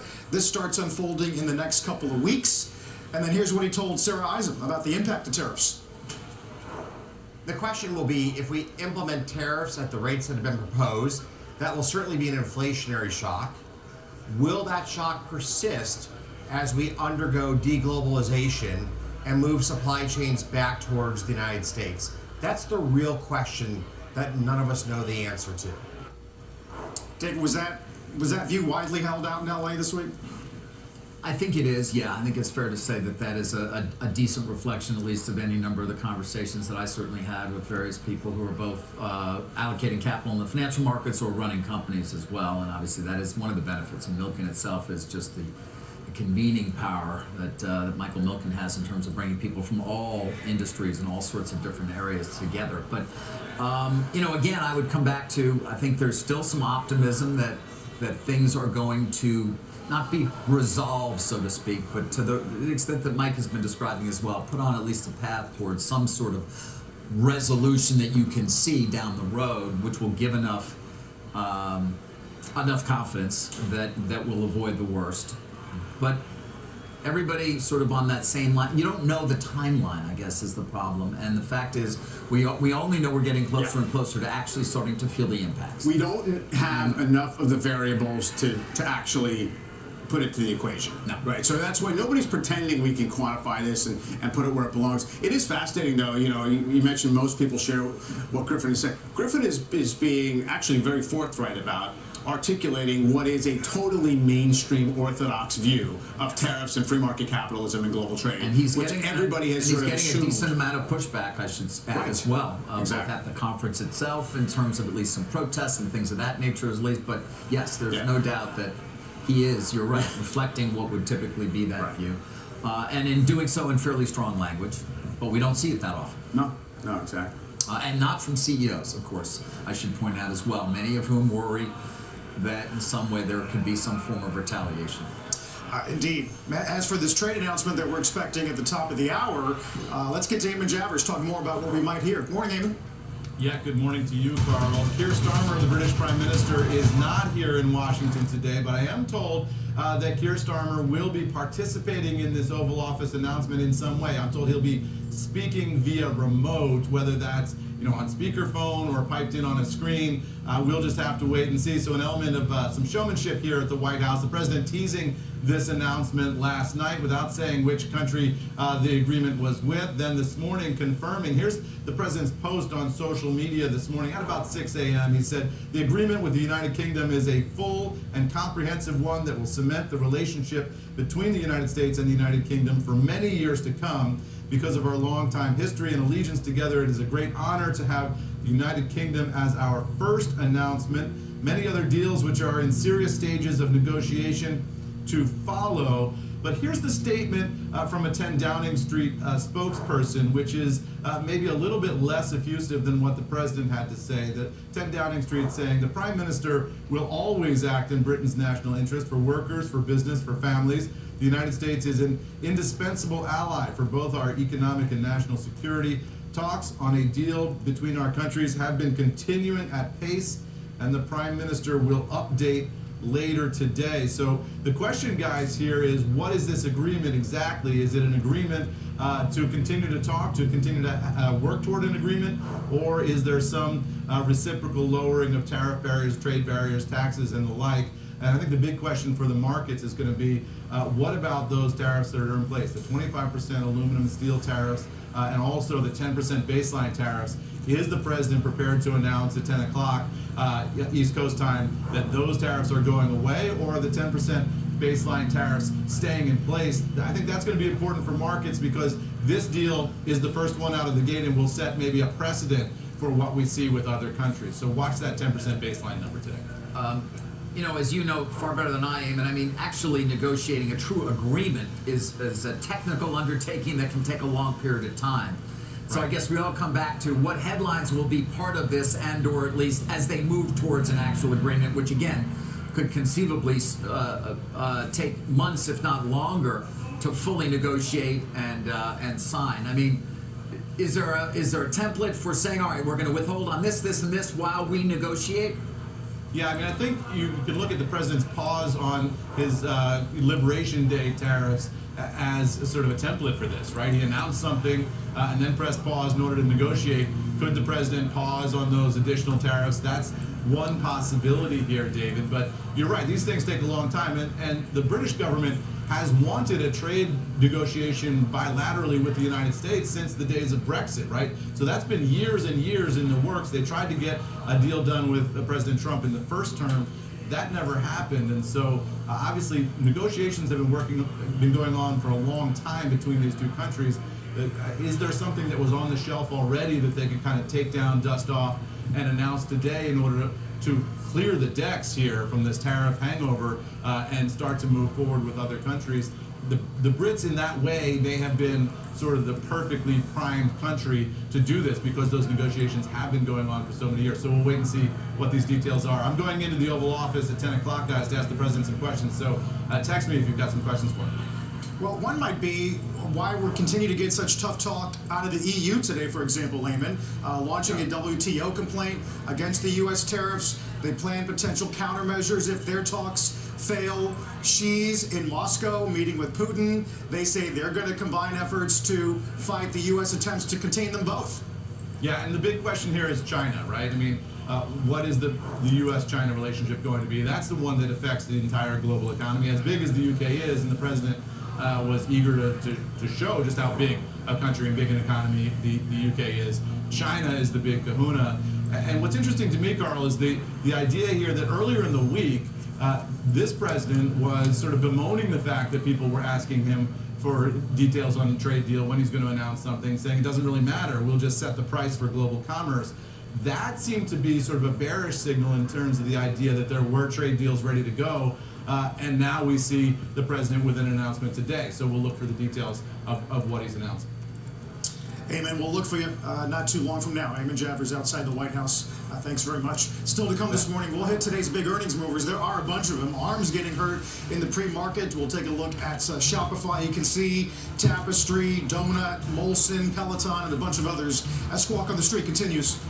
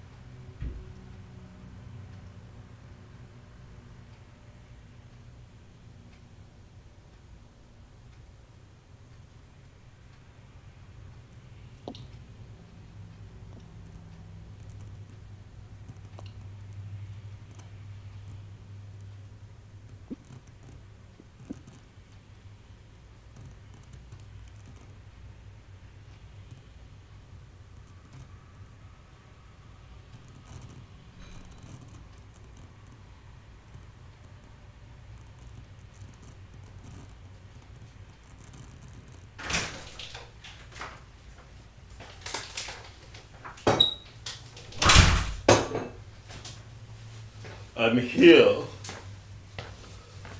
I'm here.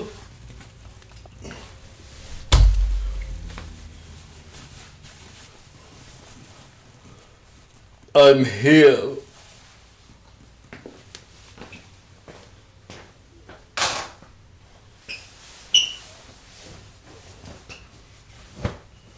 It'll be peace in the valley. There's some pressure in the pre-market after the company issues a weak forecast. Next hour, we are going to talk to Renee Haas about the latest quarter. David, added to the list of companies not giving full-year guidance. Yeah. Less visibility on the impact of tariffs. No doubt. Tariff impact, and that's obviously something we're going to talk to Renee about as well, as you point out, pulling the guide at least for the full year. We'll talk about the diffusion rule. I just had mentioned at the top of the broadcast as well, as Mike pointed out, the market did have some opportunity, I guess, Mike, to respond to that news in terms of that diffusion rule, which has been hated by the likes of NVIDIA and others, potentially going away and being replaced by something else. Demand pull forward, of course, is another one. And, I can say it, he won't, but it's a UK company, so in some ways you can feel a little bit freer, perhaps, to talk about things. I don't know if he's got a view on the UK-US, but it is a UK company, and so that does allow certain freedoms, perhaps, that other CEOs don't feel in terms of talking openly about the impact of tariffs and what they're going to see. Mike, I'm always somewhat surprised. They did $1 billion in revenues for the first time for the quarter. You annualize that or whatever. Obviously, the growth rate on it is significant. Nonetheless, you're talking a $130 billion plus market value coming into today. That multiple to revenues. It's incredibly rich. And I guess it's the market's way of saying that it's to some degree unreplicable, and they have this they can't be dislodged from this particular position in the industry right now. Sometimes that kind of works, but it is sort of fascinating that it's in the old days of Qualcomm, when it was kind of given something similar in terms of a multiple. No longer, of course. Yes. But there was that time when it was like, look, the pie's growing so big, Right. they're getting a piece of all of it for years to come, and so I guess that's the cap. It is. Yeah, I think that's a fair approach there. Of course, Qualcomm and ARM are not friends. No. Having squared off once already in court. On multiple front, I did want to come back real briefly. We'll hit it again. But Google, the performance yesterday was notable. The significant decline after those comments from Eddie Q in court in terms of at least seeing for the first time a reduction in the number of queries via app. If I was a good morning, retail traders. If I was a CNBC announcer and a company couldn't give guidance, I would say this company is no longer worth investing in, period.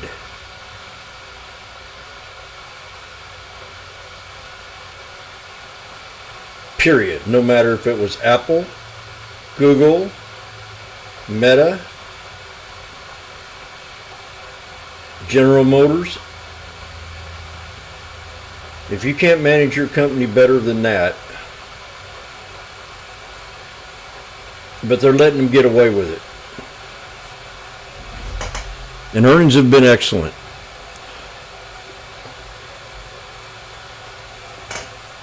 And listen to them early this morning, trying to make up excuses why the market's up when it shouldn't be. Especially what they've been saying for the last 6 months. It's like they don't know what the hell they're doing.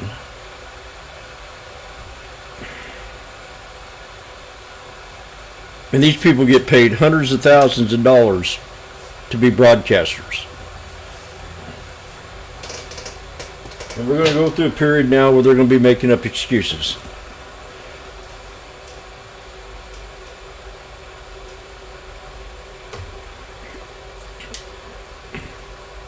They put a guy on yesterday, says this market I wouldn't invest. Then they say they'd rather invest in Europe, which has never been a good idea. I've seen them try to do that twice, and both times they failed. Europe's always in a recession, always, because they're a socialist country.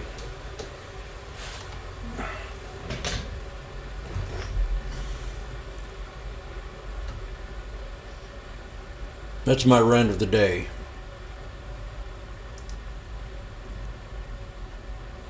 So we've double bottom on the first support channel of 565.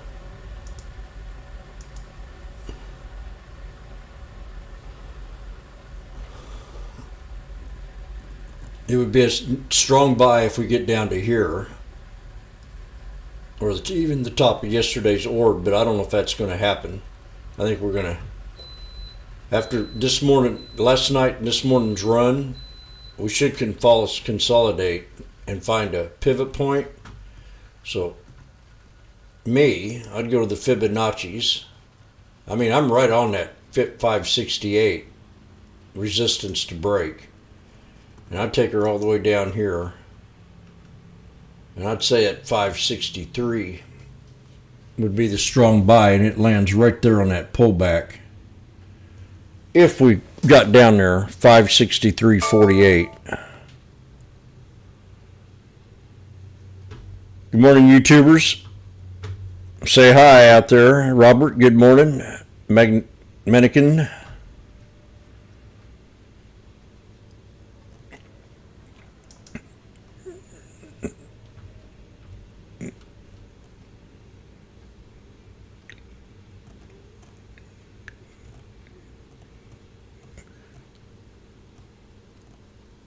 Okay.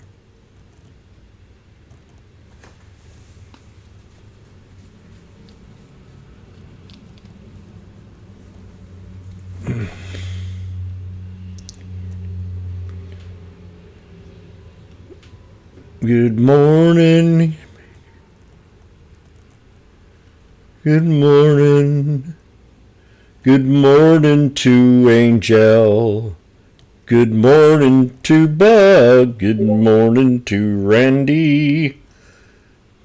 Good morning, Sheba. Good morning, Link. Magnificent Michelle. Good morning, Rar. Good morning, Rest RTP. Good morning, S. Make sure your mic's on off. Good morning, Yankee.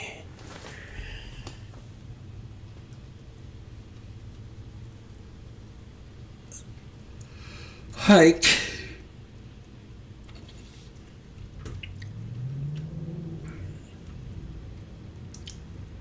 Good morning, Will. Good morning, S on YouTube. Let's have a good day. I'm going to make my leftover tea.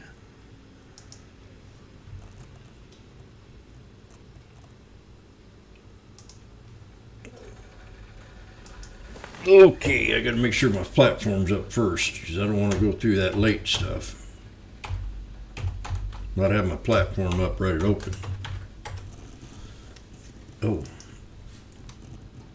How'd that happen?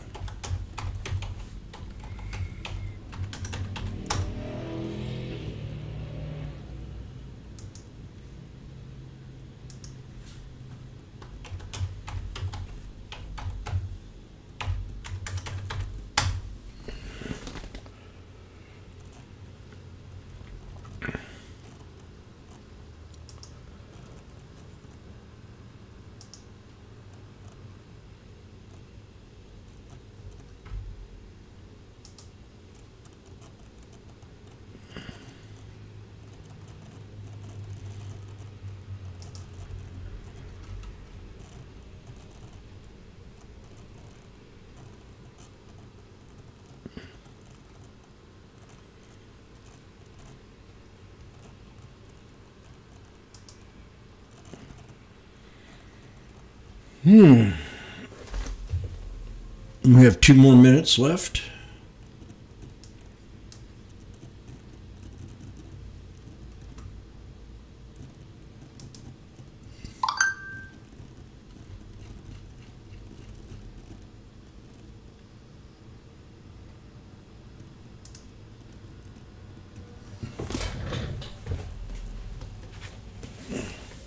We'll be right back.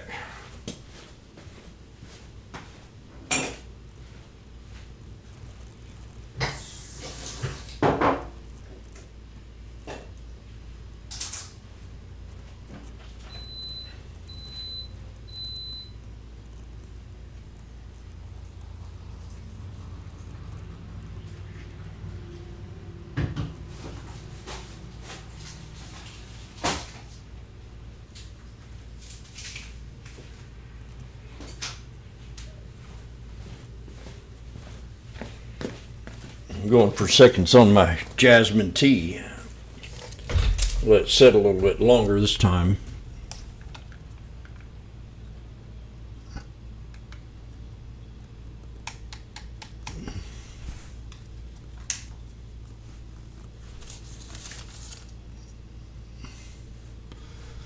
Okay, let's have at it.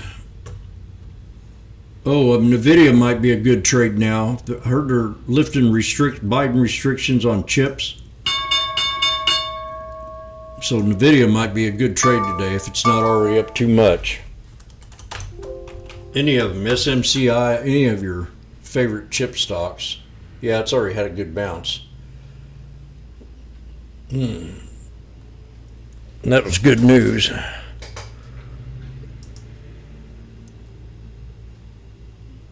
So SPY pulled back to a triple bottom.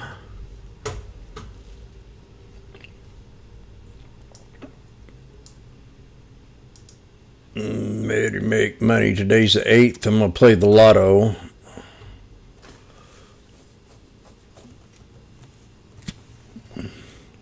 The 568 strike at 108.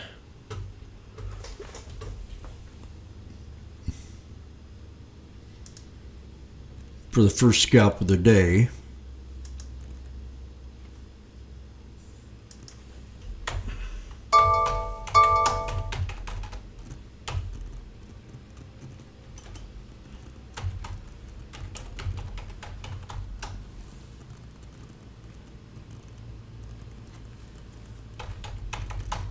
There's 120. Today's May the 8th. Strike 568.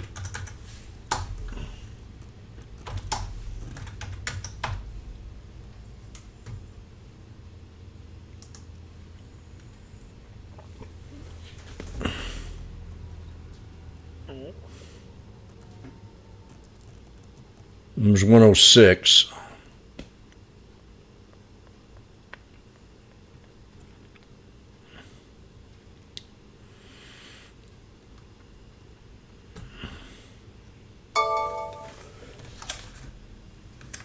Right at support, 565.03.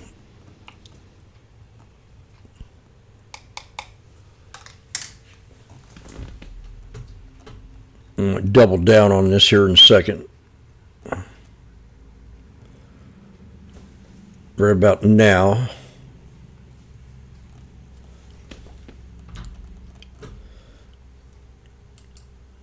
It's 98 cents.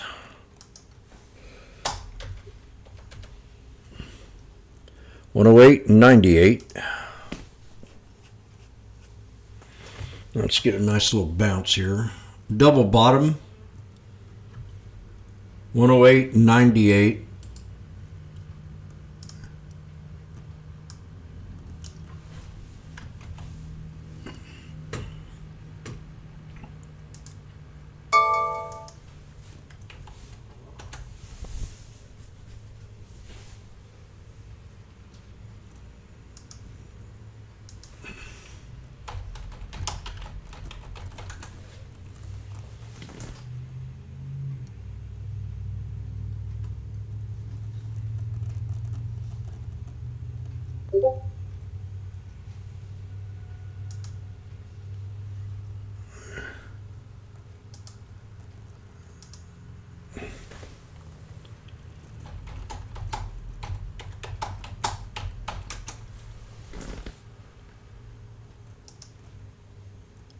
Oh.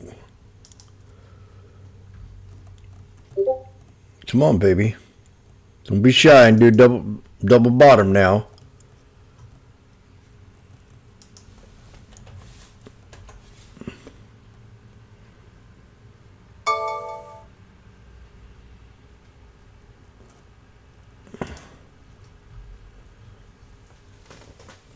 Let's hold the support. Let's have a nice little bounce.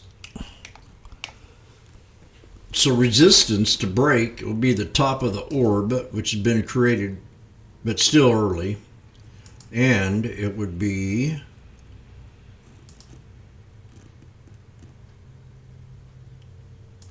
from that candle right there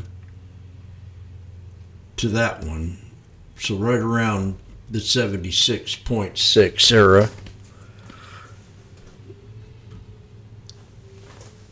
Oh, where's my other cup? I need to...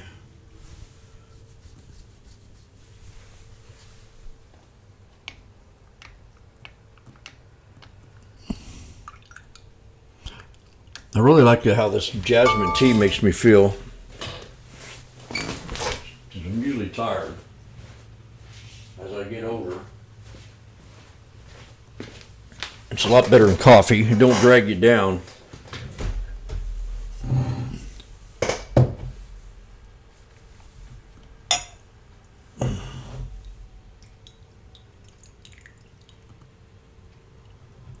Coffee's not a good caffeine, but this is. It feels like it is.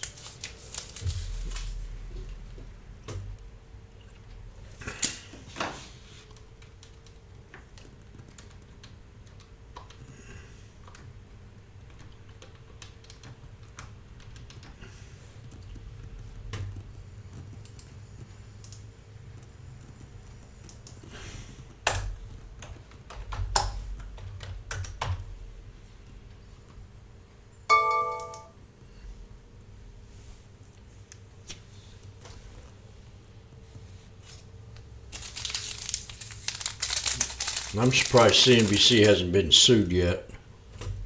Let's sue their ass. Villanova, interesting. Goodbye. No one knows. I know. Oh, she looks hot today. Look at that. Those are little yellow earrings.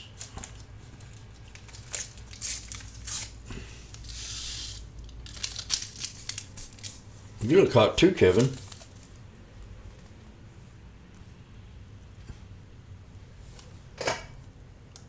But there are reports that we may actually not see the 10% tariffs being reduced for the UK. So if this is going to be a model, does it actually change the landscape for some of these other countries that we do have bigger trade deals with? So keep your eye out on that. But the gold trade has been a fundamentally good one over the last couple of months here. But given that dollar dynamic, and if we do see we're at a double top to the upside here, I think it's going to be a headwind for gold in the near term. So we'll see how this correlation actually kind of plays out. Okay, if it's not hold, I got to get out.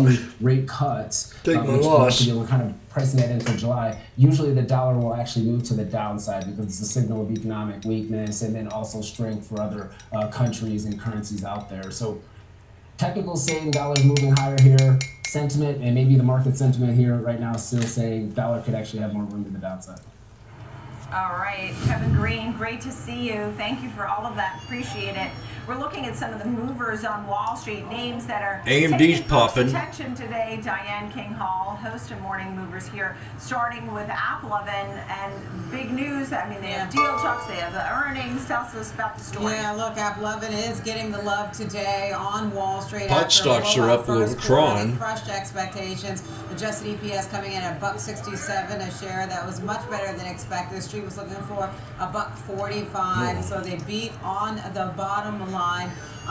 More than doubles where they were a year ago. They were just ain't good. 67 cents a share same time a year ago. Revenue surged 40% on a year-over-year basis to nearly $1.5 billion. That's well ahead of what the consensus view was. The Street was looking for $1.38 billion.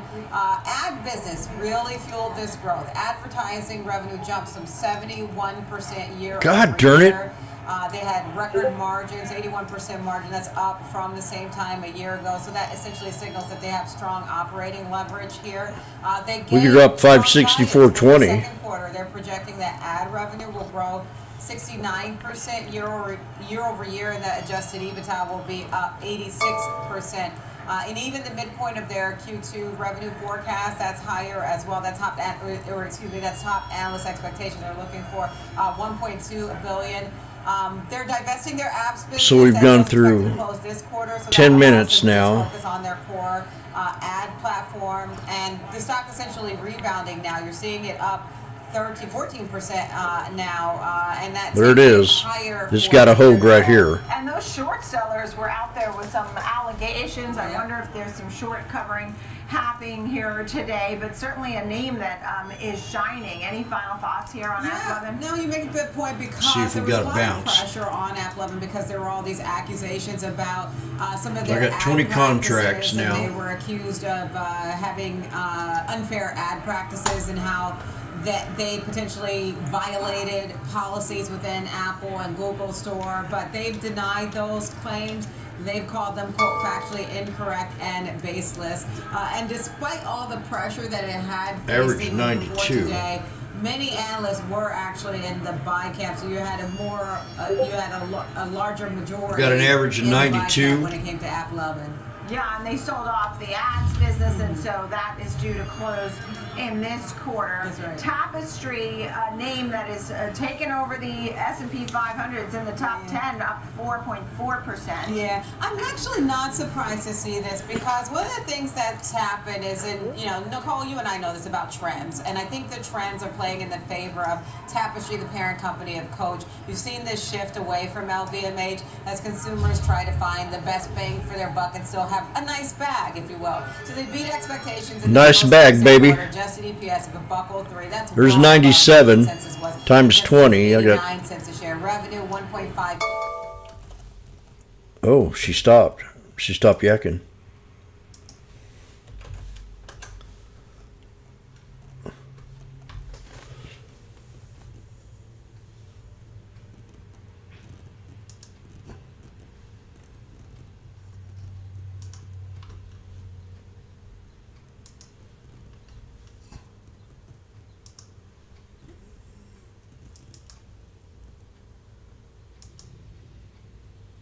of just maintaining guidance, and that's the new beat and raise. This is a true beat and raise like we see with other previous earnings cycles. They're expecting the tariff impact to be minimal. They don't have as much exposure to China. They also did early shipments of goods ahead of the tariff deadlines. We know because of some of the inventories we saw that many companies did that, Nicole. And also, as you mentioned, the LVMH, I mean, we've heard from some of the luxury brands a little bit. Come on, baby. I mean, they were not reporting. I remember looking through some of them. They were not reporting robust sales. No. So, you know, sometimes we say like the upper socioeconomic brackets are spending, they don't notice or whatever, but they notice. And so this kind of name is affordable luxury names. You mentioned Coach, Kate Spade's in there. I think Stuart Weitzman. I don't know if they sold They're that off. selling but off big that names. business, so they say their guidance obviously doesn't account for that, strips that out. So, you know, that the sale of Stuart Weitzman is not 95. included in that, which they have great shoes. Just a personal opinion. I like their shoes. 97. Anyway, but again, to your point, Nicole, that you are seeing that, you know, still people still want that kind of affordable edge, and they're trying to find affordable luxury. They're trying to find that luxury item. And also, Coach has done a lot with regard to leaning into the influencers and having the it bag right now. So that one of their bags is It'll be considered an peace. it bag right now. Oh, that's interesting. In And I the will say, I mean, valley for in Bloomingdale's, for me. example, they always put what's hot in this one area, and folks run to that area because they want to be trendy. Yeah. And right now, Coach has this particular area. It's a huge spread. And Speaking of Coach, I gotta go get their cologne. I like their cologne. Coach bag. It's very interesting. They have some great stuff in that. Let's talk about Shopify. Oh, you dumb. That's down 5.5%. Yeah. It's Well, under pressure come on, break by out. these latest results, mixed results here. You don't want to see that in this current earnings cycle. Adjusted EPS came in at 25 cents a share. Street was looking for 26 cents a share. Revenue came in at 2.36 billion. That was actually be on the top line at 2.33 billion, but obviously that doesn't matter in terms of Wall Street's expectations. They're projecting revenue growth to come in the mid-20s. The Street was looking for more than that, so that's also part of the problem. It's not just the trailing quarter, it's guidance, right? It's just not exciting investors. And then you've got the macro headwinds facing. They do have some tariff exposure and Tariff exposure. for Shopify because they have customers on their platform that are exposed to those de minimis loopholes, right? So because there's now the tariffs that will hit those smaller items, those smaller customers and businesses that use the Shopify platform, that will obviously hit Shopify. And a good portion of their merchants rely on China-sourced goods, so they're exposed to trade policy risk because even with the deal coming today, that's not China. Yeah, and we talked about some of the other names with the de minimis loophole now being taken away. Those small goods can no longer fly back and forth. And we heard another company yesterday talking about that affecting the bottom line. And we speculated that that could affect Shopify, and so that's something, a gross margin contracting, not a great sign. But it has been over 1 year still up about 15%. A final thought on the Over day? 1 year it is, but it's certainly had weakness so far this year. If you account for today's move, down about 16% year to date. It's underperforming the S&P 500. When we've seen this kind of broader recovery in the broad market, Shopify not participating. Broad market, that's Okay. That's kind of prejudiced. Thank you for those three names. We looked at Love and Tapestry. Men play this market too. Coming up, we'll go inside out on streaming stocks. Come on now. Discovery reported. Break the 21. News too. Are they going to be splitting up or splitting off some pieces? Let's see. Our conversation will continue.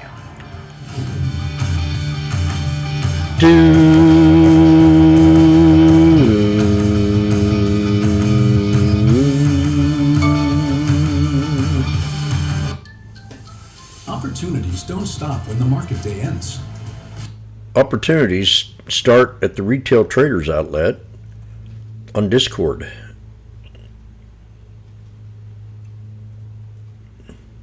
We're waiting for a breakout. So we got a fallen wedge. It ain't been fully developed. We do have a 1, 2, 3. And we've created our orb. I don't know if it's fully created yet. I got 20 contracts at 92 cents.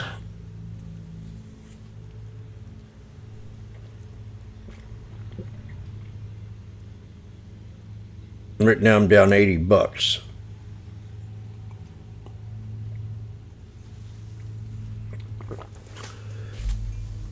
PLTR non-stop. Let me look at my watch list here. I think I got PLTR on it.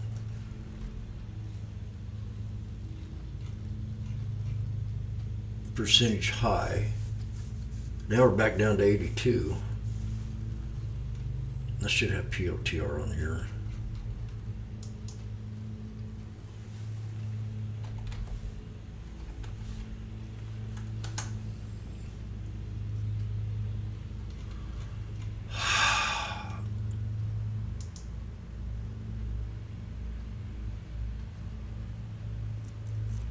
Come on now.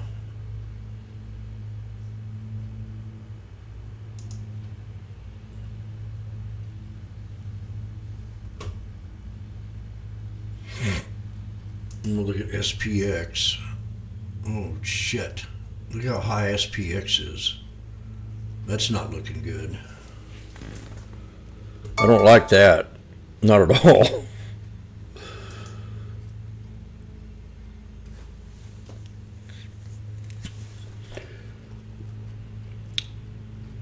We're respecting that top resistance on the low support at 564.20 on the SPY.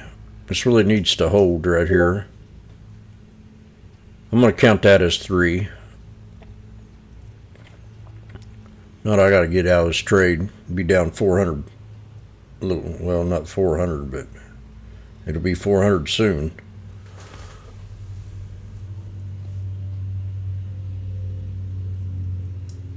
I should have looked at the SPX, because that's way up.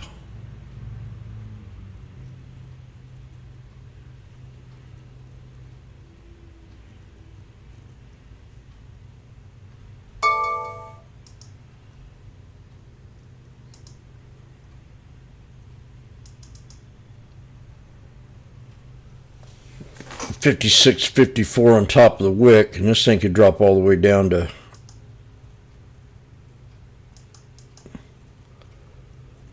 $56.47.38 if this doesn't hold. We've got a 1, 2, 3 setup right now. Well, I might have to add another 20 here and get dangerous.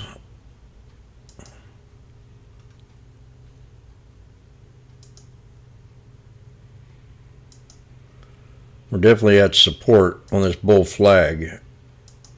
Kind of an expansion pattern on the SPX. Let me look at the SPX real fast.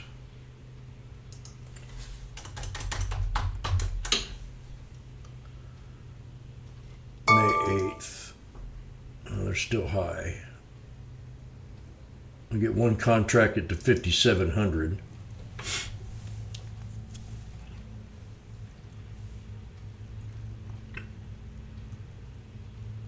We're to our first support on the Fibonacci on the SPY.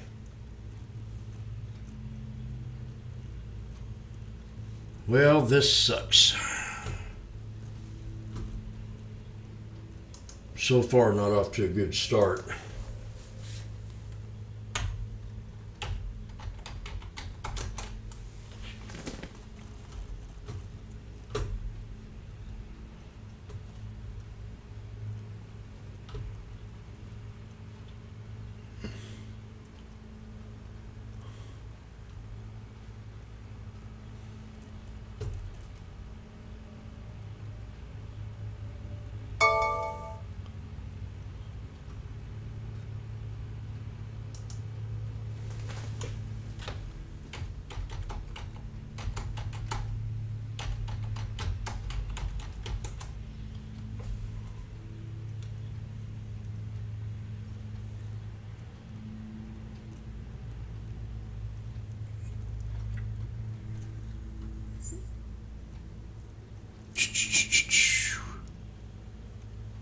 Okay, let's see if we got the sell-off over with. I'm liking where the SPX is.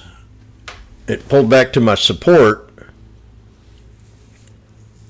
And it's 1, 2, 3 on the bottom of that bull flag. And I got 92 cents on the SPY. I should have added there, man. I really wanted to, but I was a little too chicken shit.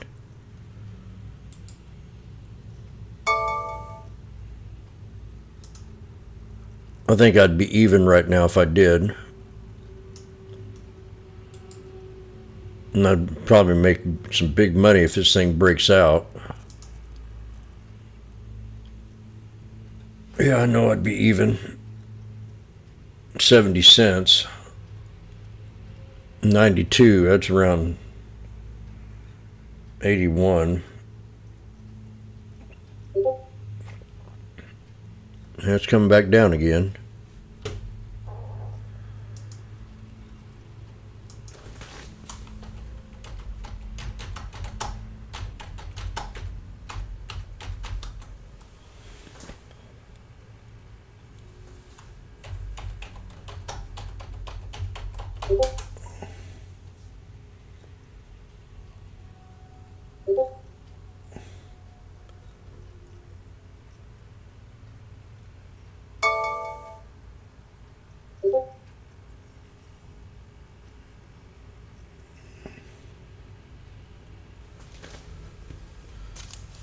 Okay, let's break out.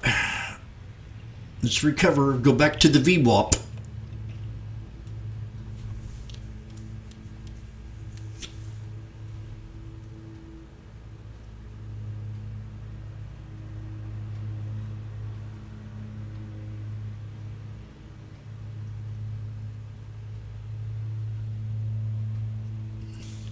My lesbian friend retired, is leaving the IRS this coming Tuesday. I'm going to miss her.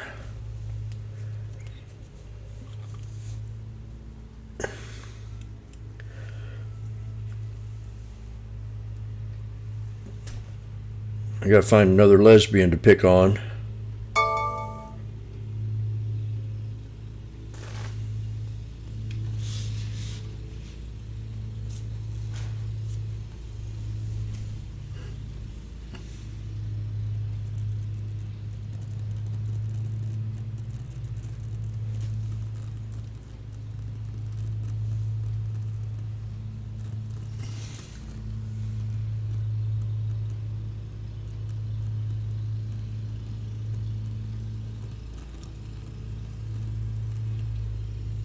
Well,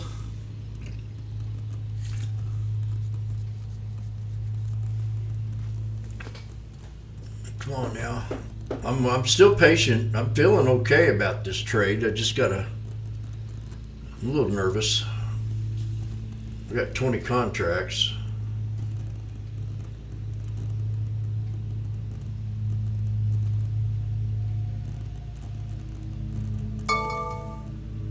Down 300.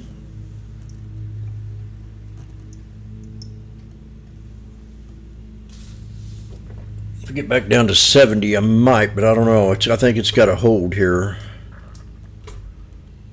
This support, this new support.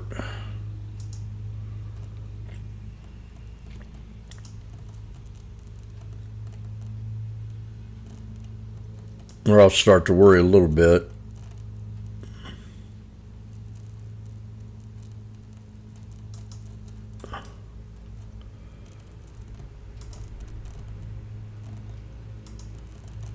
$563.84.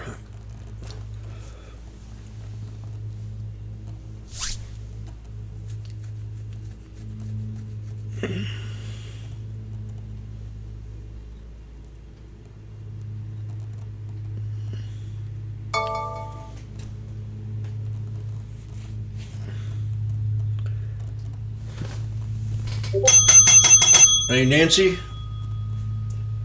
bring me a Q-tip, baby.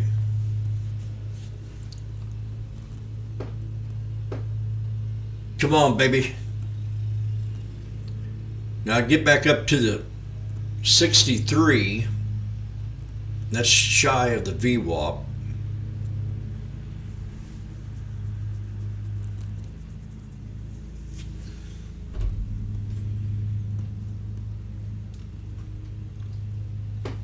It'll be speed at 5. Don't say that you want me, shy-eye.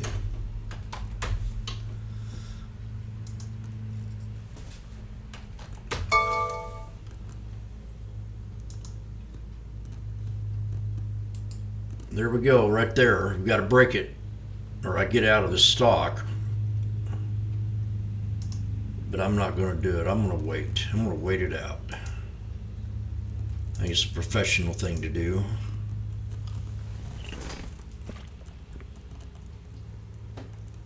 There's 90. I'm only down 40 now. See, I should have added on, man. That would have really been pretty. 40 times 10.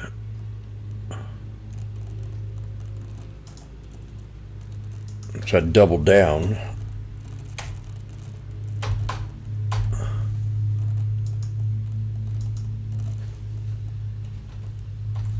There's 92. I'm even. Break it.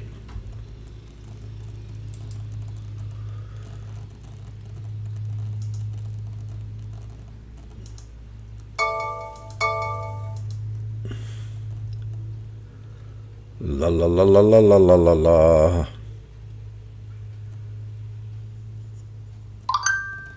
Let's see if I can make that line bigger.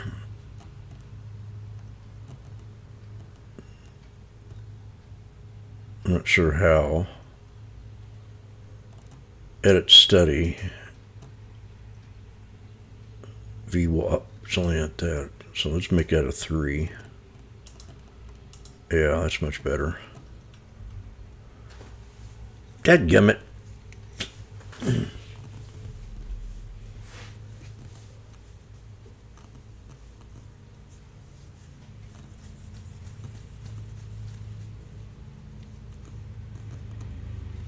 We did break out of the flag.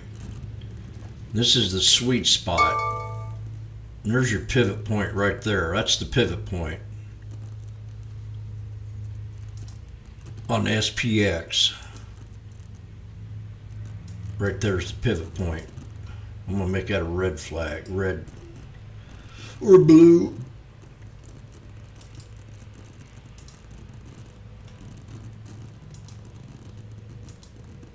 Every flag has a pivot point. This your pivot point. Well, it could be right here on SPY.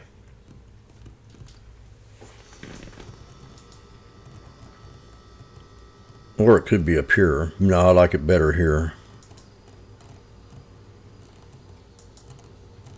And we'll make that blue.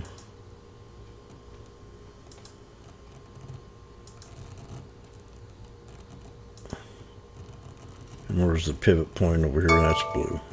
So either one of those are the pivot point. Then we got another resistance right here.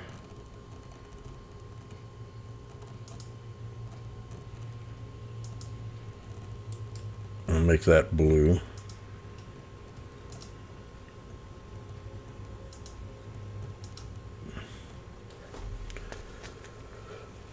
Okay. Actually, let's do this. Take that away. Oh, that's perfect. That right there.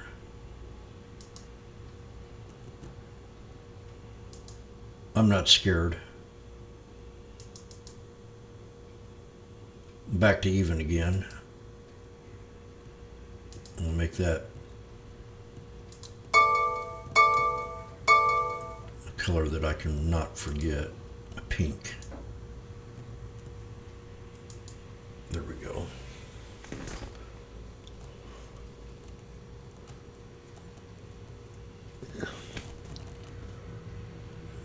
How did that come over here?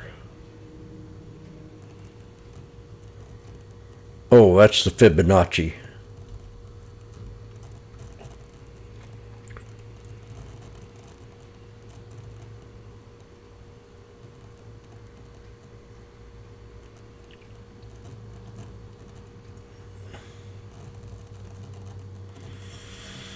Break it.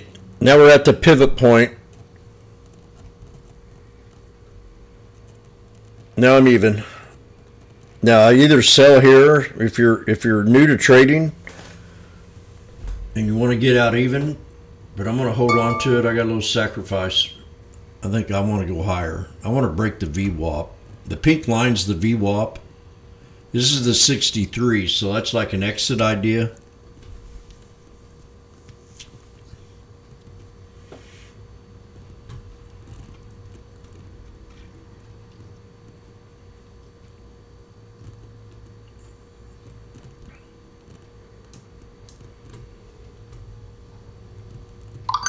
Today I'll be making cornbread with my soup out of my waffle maker. I'm even. Let's go. Who's behind me on this trade? Joshua? Say yes. Michelle's in it? Affirmative. Where are you? Are you down?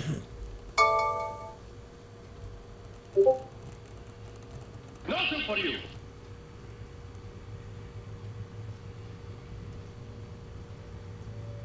$94.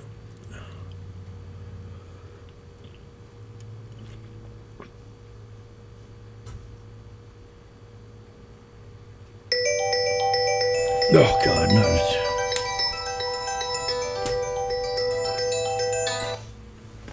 Always clean. Washboardjim, retail traders. You are on a recorded phone line right now, worldwide. May I help you? That's what I thought. You're at... Where are you at, Jim? We miss you.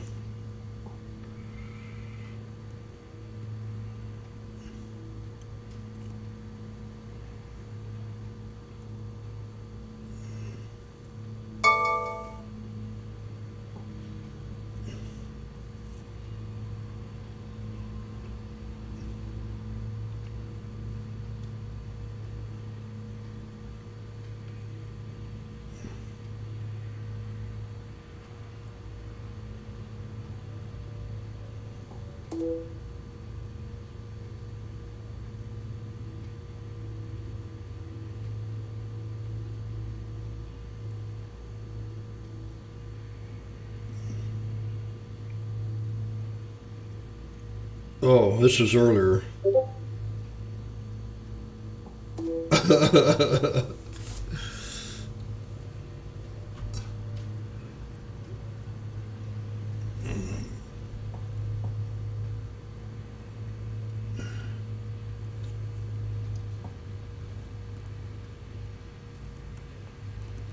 Come on, man.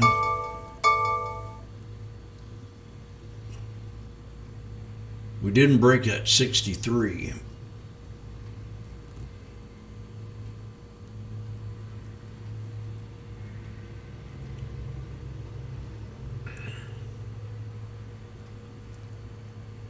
Now we're at the right shoulder here. I'm not liking this.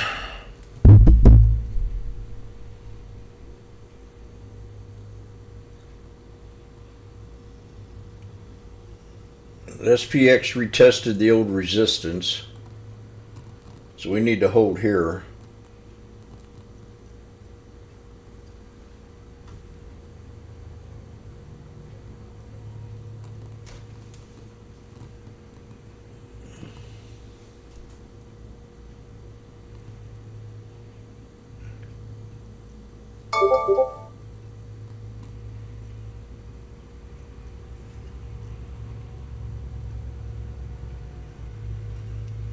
Well, these analysts don't think it's big news.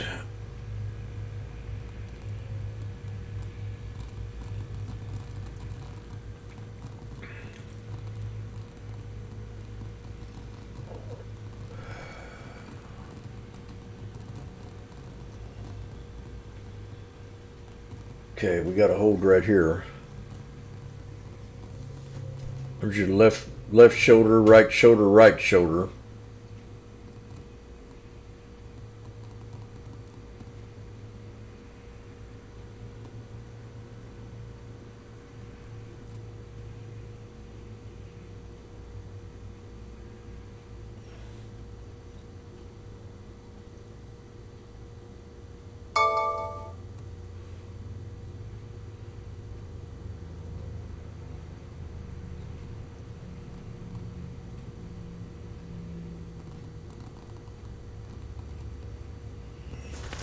Okay, I think I'm going to add right here.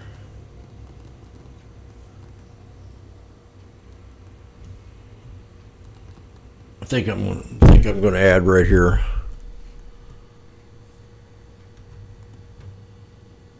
This is the last chance. We got to hold this support.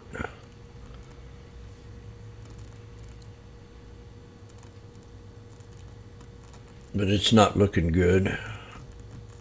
That's 6 minutes at a double bottom, lower low. Well, yeah, right here.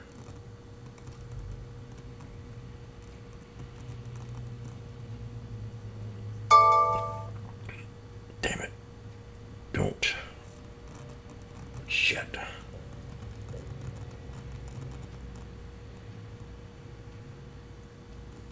I'm not being very nice.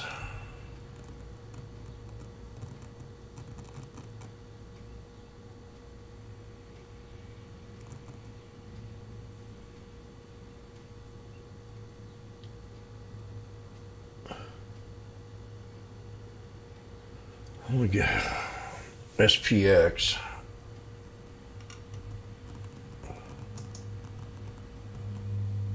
And calls it 560.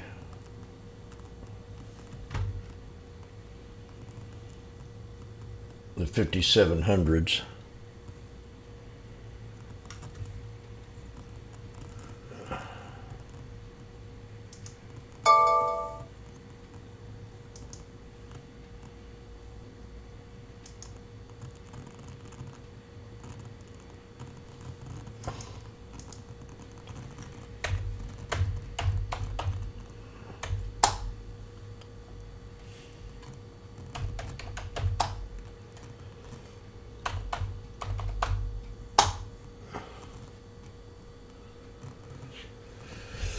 Okay.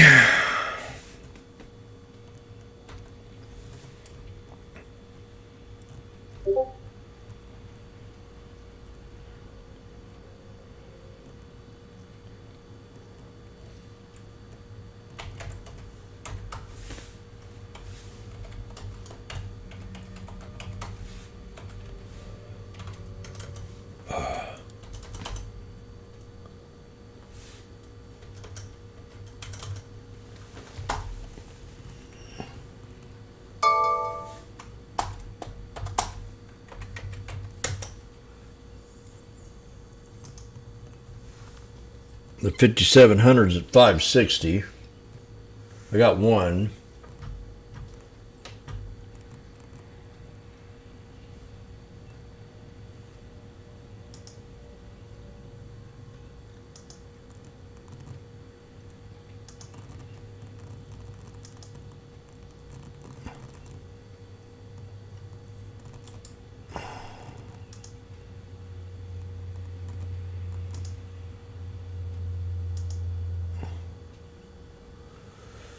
These three candles are bullish here at the bottom, but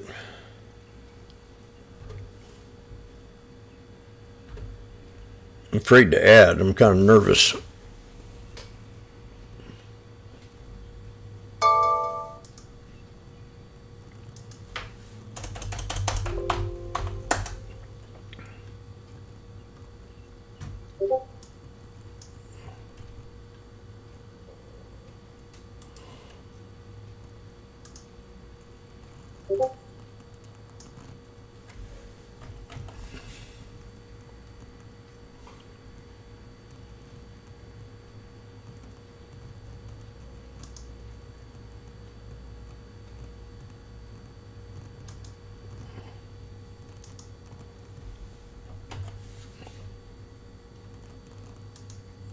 I'm down quite a bit now. Dadgummit.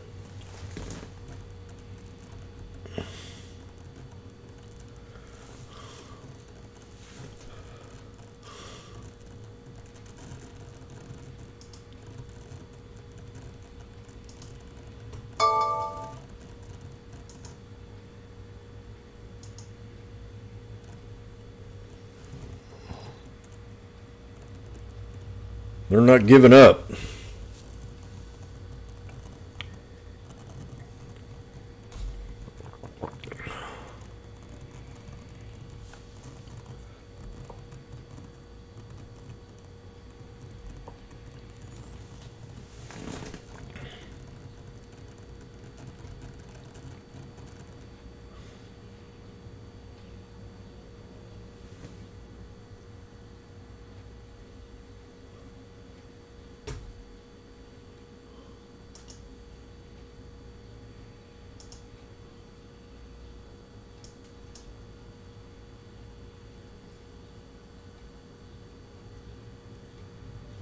Yesterday's high was at 56.36.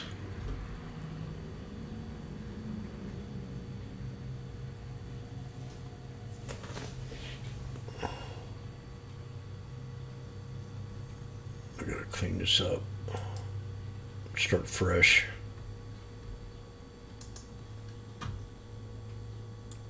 We're almost to the 50% pullback. We're at the bottom of that low support channel that I had. Let's see.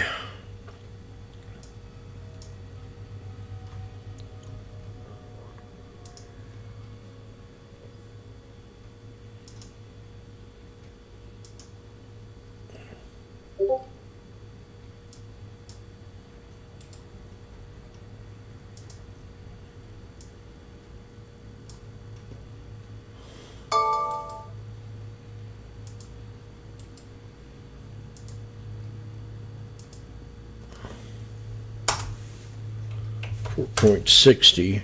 I got 560 and 460 on the SPX.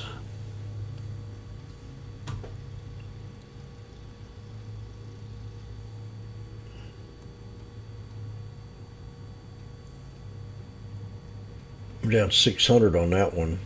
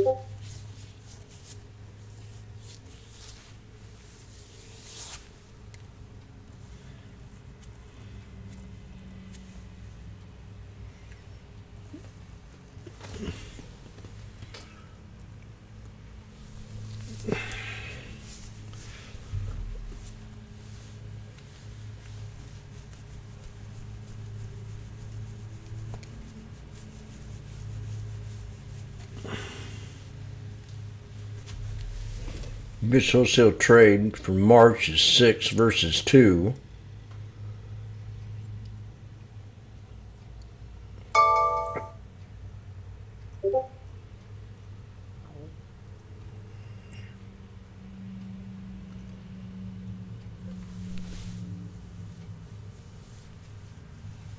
Well, I don't know what to do. Just hold, I guess.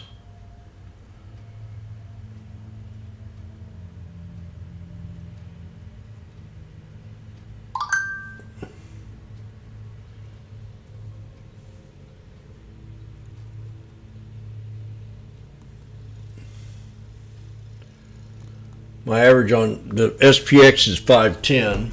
We're there now. The 568s are at 59.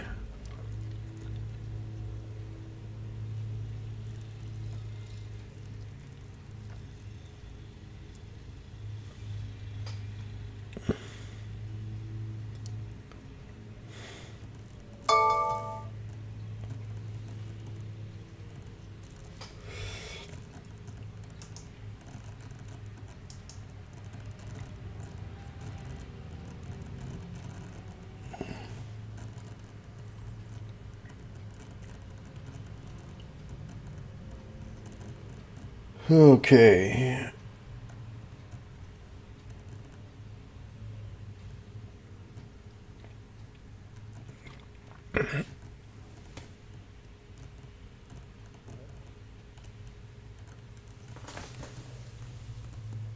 Looks like they sold on the hype.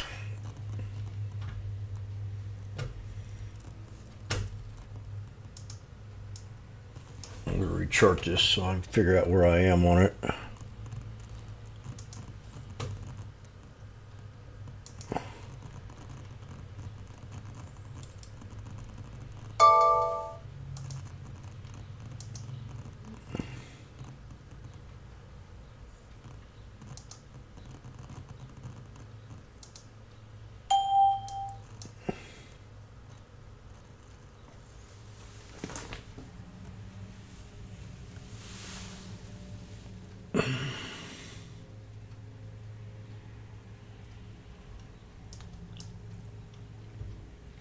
We're back to the bottom of that orb.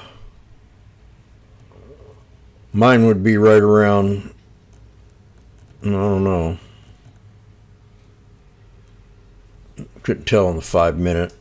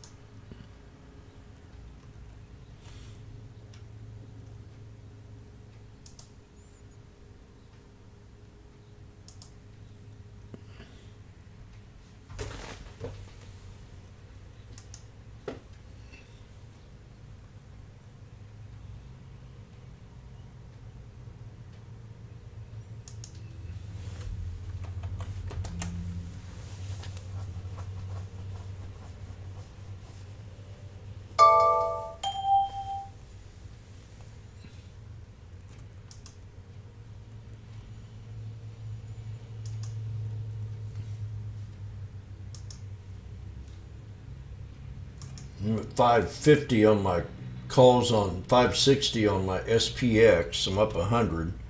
These spies, they got to turn around. We almost hit the 50% pullback, and we are above the on the Fibonacci's. Every time I get close to even, I'm going to get out of it.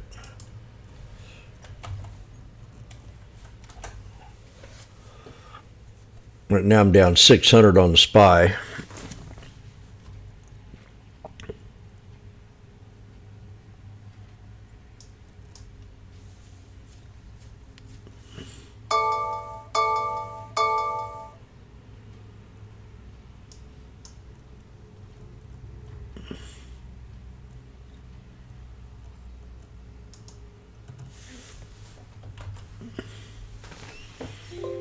It's hard to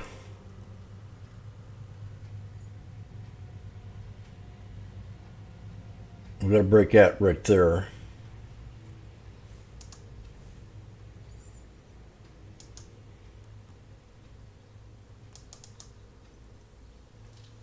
$563.84.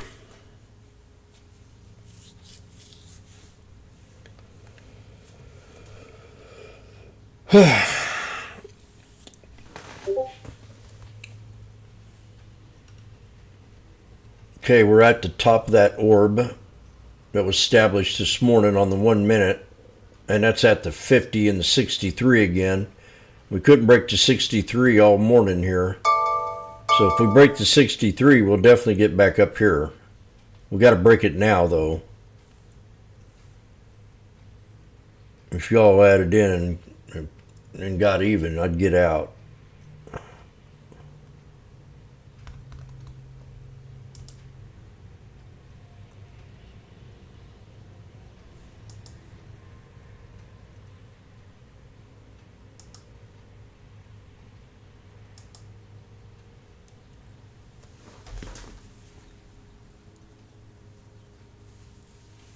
That's a nice little bounce.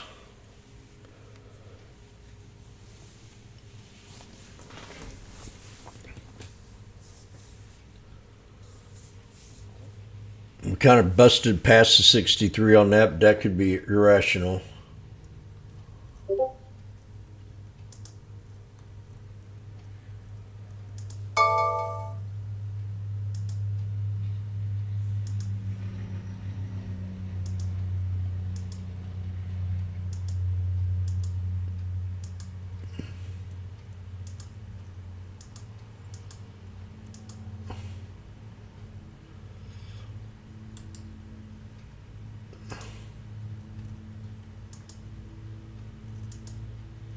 We got to bust past that one.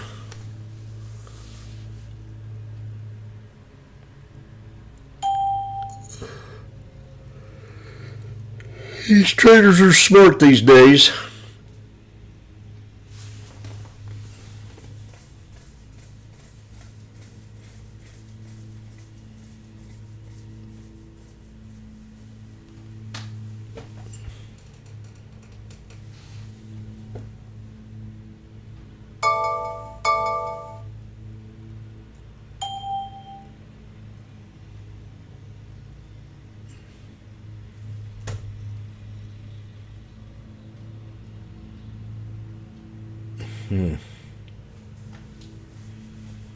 Down 400. Oh, I forgot about my SPX. I'm at $6 on my SPX.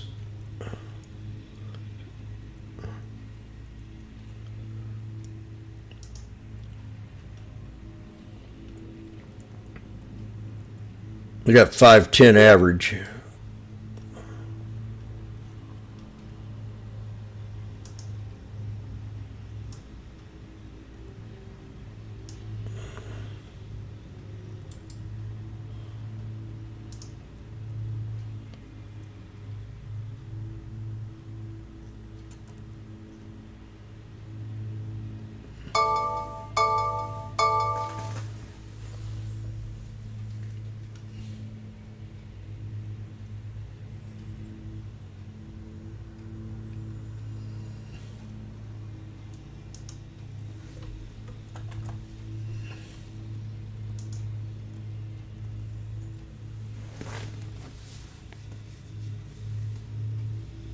I'm at 77.78.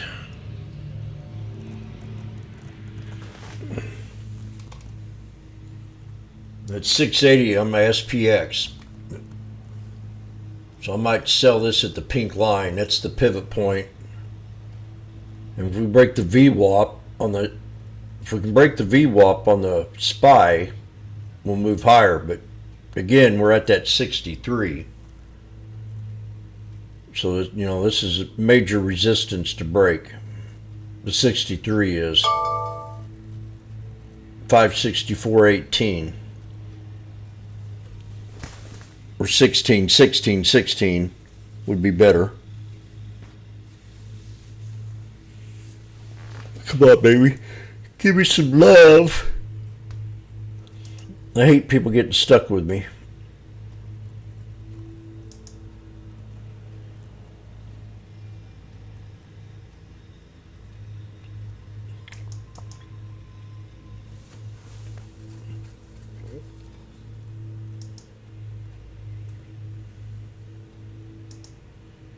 Oh, I wanted to go down farther. Go to the body of that candle right there. Come on. 564.15. That's the one. I'm at 680 on my calls here on the SPX, so I'm going to sell them here real shortly.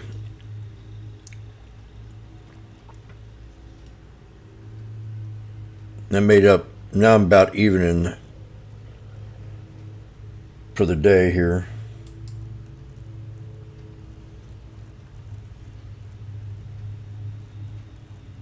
$680. There's $7. We're at, I'm only down a couple hundred. We hit the VWAP. So this is a major resistance. If we break above the VWAP, then we can easily run up and break out. But you're at a major resistance right now. I'm going to get out of the SPXs here at 6. Watch it break out. $7. 710. So I'm out of the SPX at 7.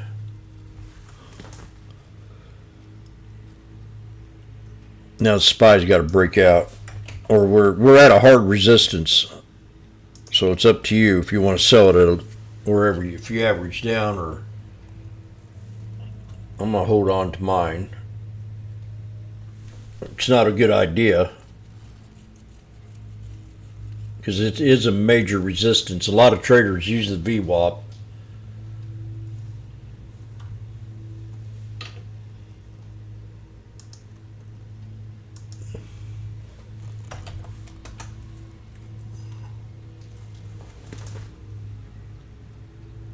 Her name's Valerie. Michelle says fake sell. We're at 78. Let's go.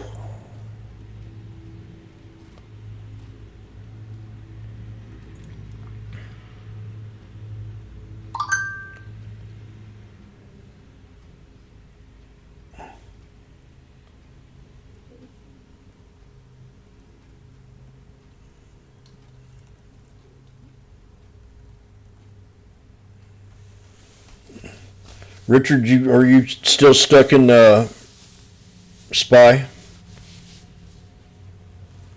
Anybody else still trading it in it?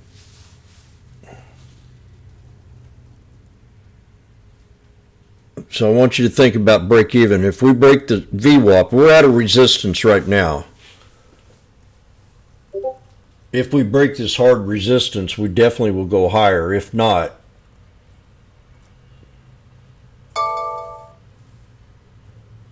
I'm only down a couple $100. You know, I'm debating on selling it.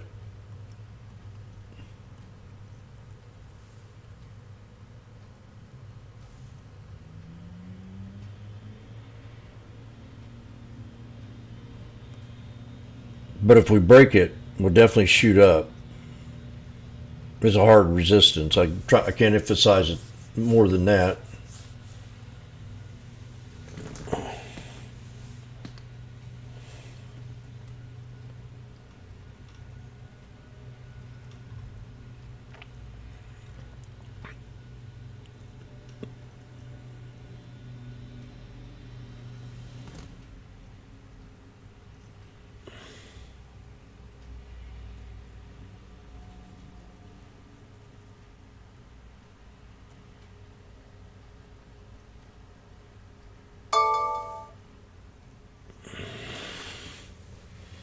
Come on, stay in there.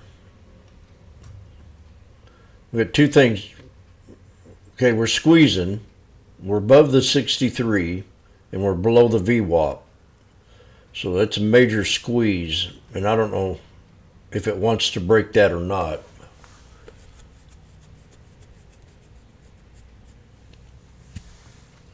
I'm going to keep an eye on my SPX if I want to get back in it again.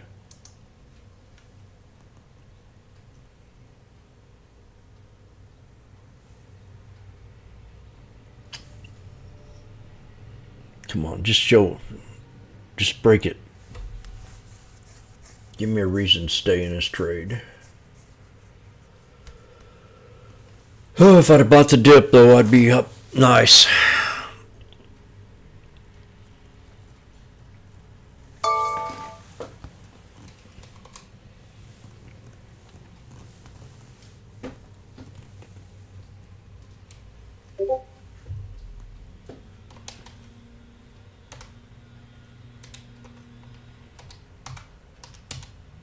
Yeah, I'd be up nice right now. Well, not nice, but 40 times $7. There's 80. So now we've kind of broke it, but that could just be a tease.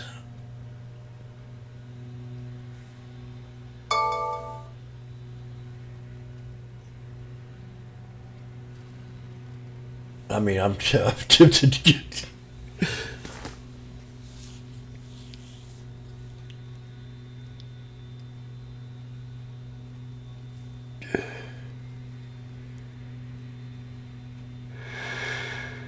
Sometimes you got to take a loss, but I know if I sell it, I'm going to regret it. But we're, again,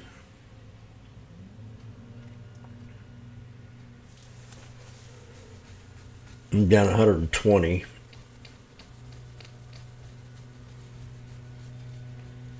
And we're at a major resistance now.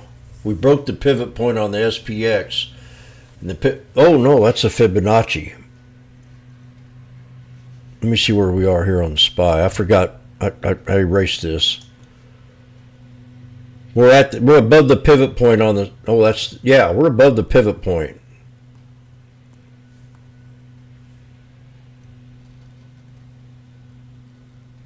And we're coming up. We're approaching the 200. We could get to the top of the orb.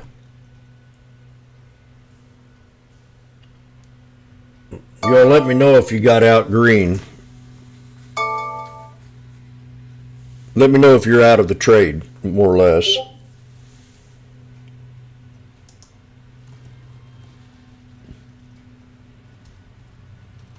Anybody that traded this with me, let me know. No, I'm not out yet. But I should be out right now at 89 cents.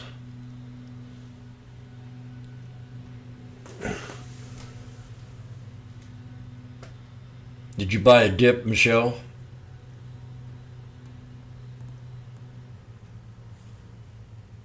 It's very green.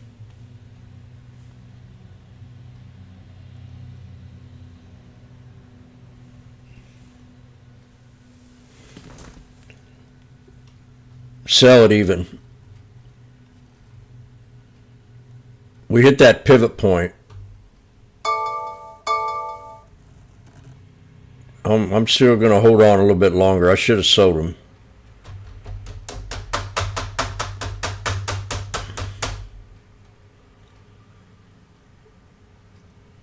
Because I think this market's a little fidgety right now.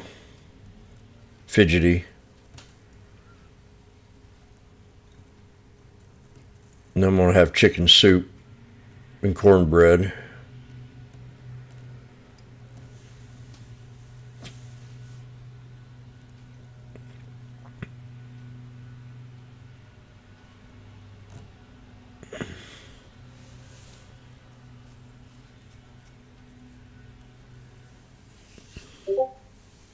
See, when you come up to that 200 EMA, I mean, that's really pushing it.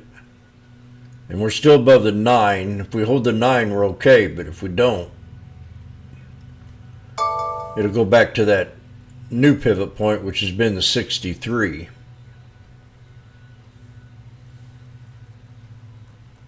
Yeah, right there, see? Now let's see if they buy it from here. This is not easy.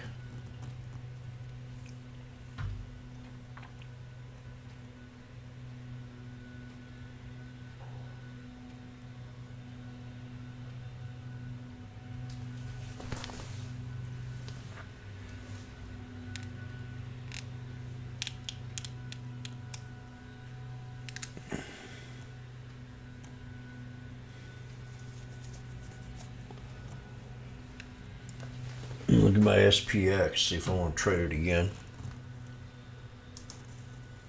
We're at the 21.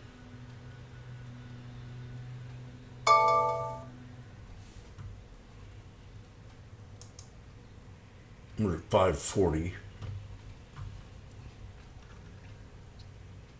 See if we bounce off the 63 here, but we're at 540 right now. Could grab one here, but I'm going to see if we hit the 60. Okay, get ready right now. 510, 520.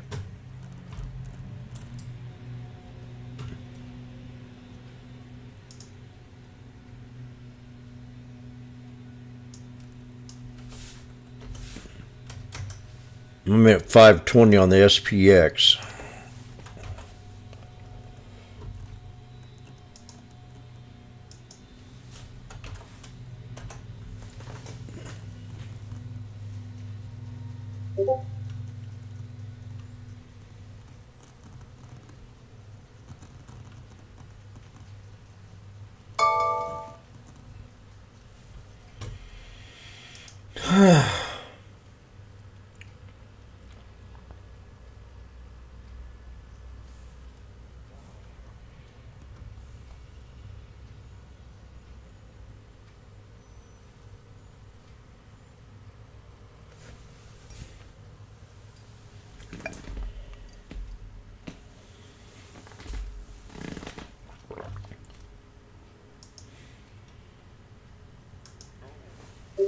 Major trade deal.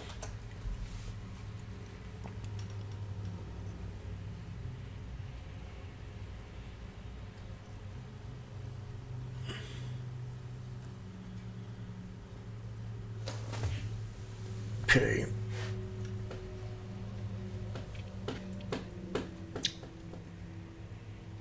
So I know about when we hit resistance on that. I was really excited to get out of that trade. I should have done it.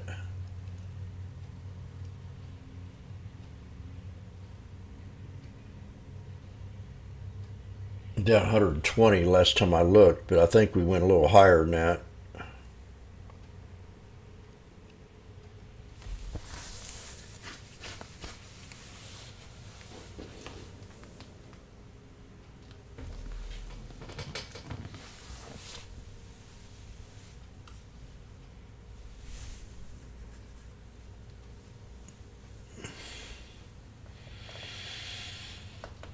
Cornbread. I can't wait to go in there and make it.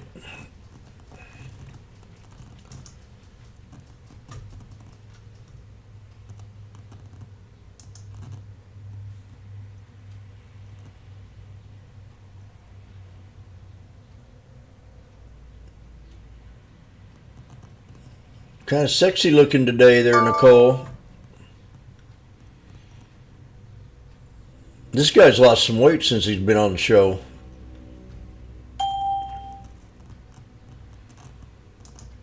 Okay, here we're dropping down. Dadgummit. I'm going to go ahead and add on. And hope for the best.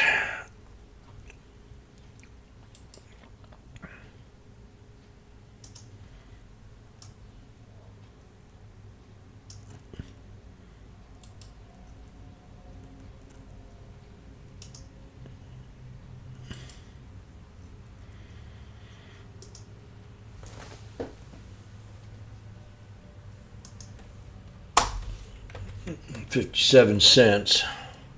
Whoop.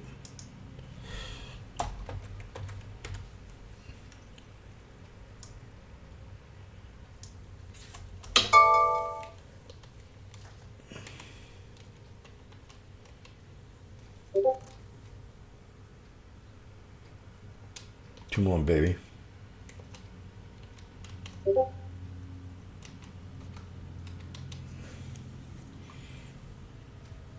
I got a lot of contracts. It's 74 average now.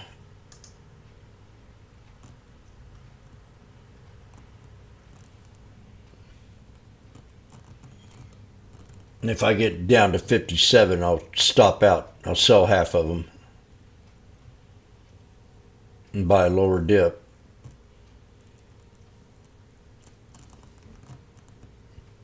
Now I'm still in the SPX at 520.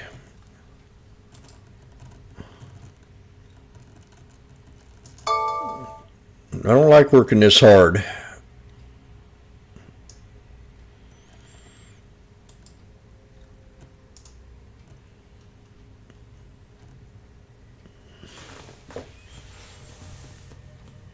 No.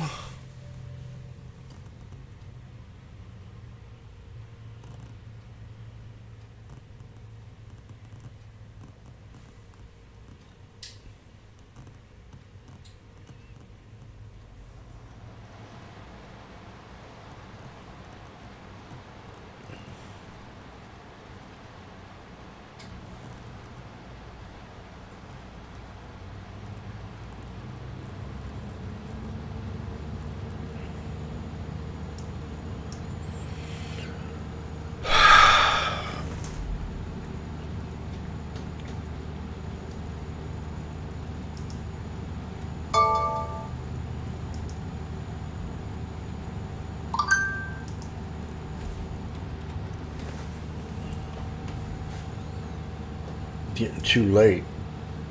You've got to get a bounce. 63 EMA right here.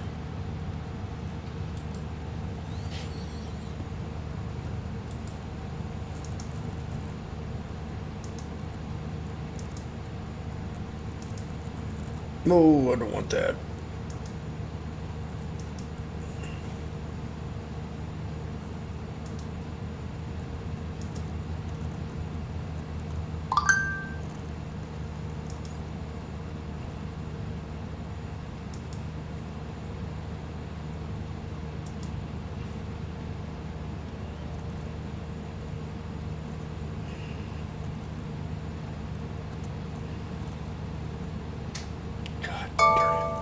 Chesty. 490, 485. Shit. Got time for me to take a break.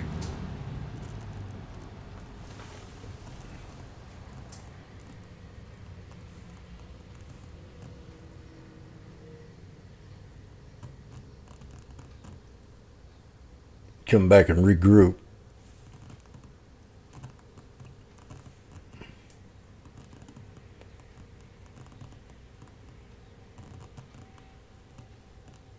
If I get back to the VWAP, I'll be probably green, maybe. We've got a hammer.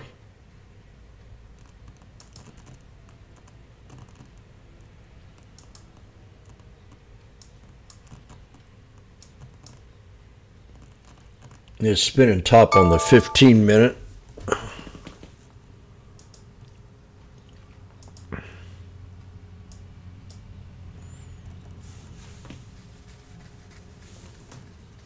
Back to green on the SPX. Getting above the 9.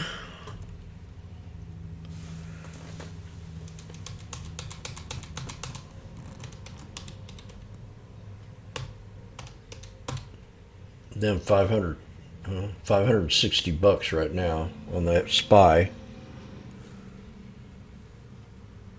I should have got out. I'd been down probably 100 bucks.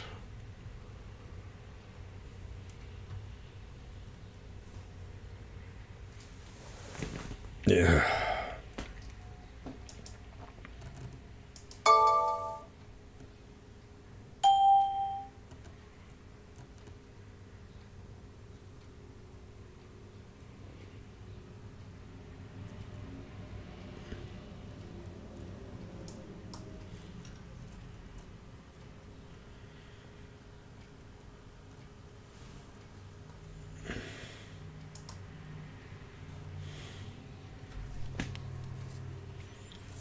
Sound like playing the lotto this late. I'll give it a little bit more time, but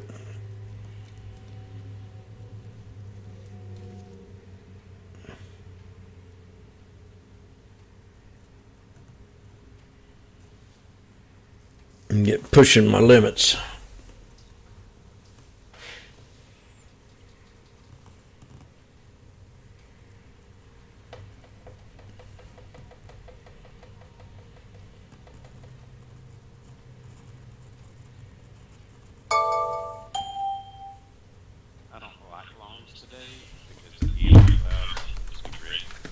What's that? Said I don't like loans today because the EMA cloud is big red. Yeah. You can scalp them, obviously, but I would not scalp them until you get RSI or so on the 5 minute.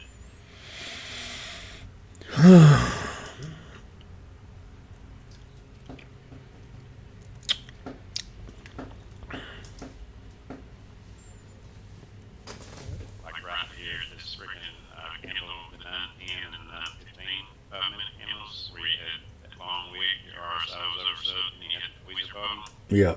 That was the perfect one to freaking get into. Yeah, That's what you're looking for. I should have added on right there. I'd be out of this trade for sure.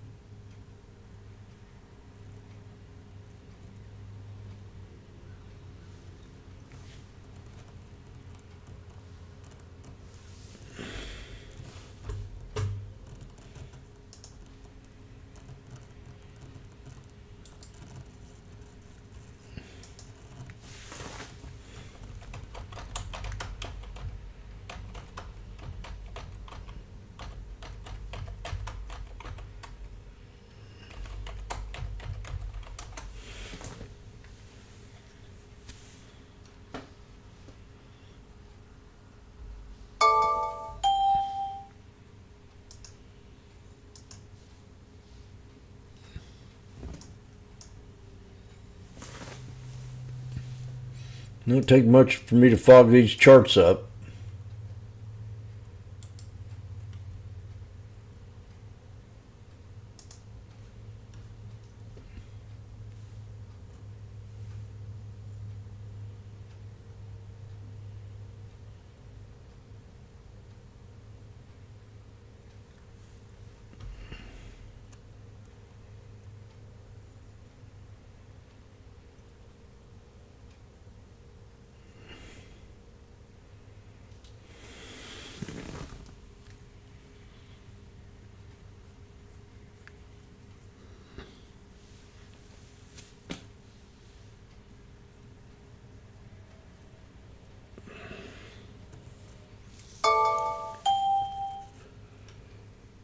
Russia explores way to restore Russian gas flows to Europe, sources say.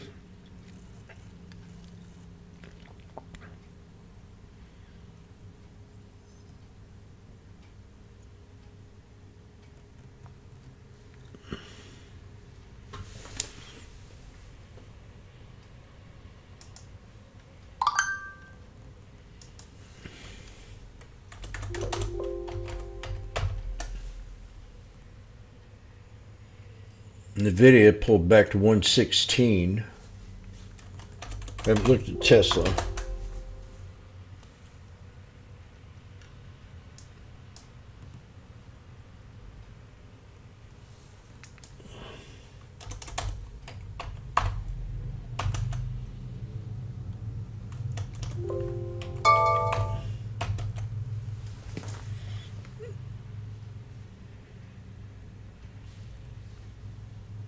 And get back to even on the SPY. I'm going to get out of this sucker and change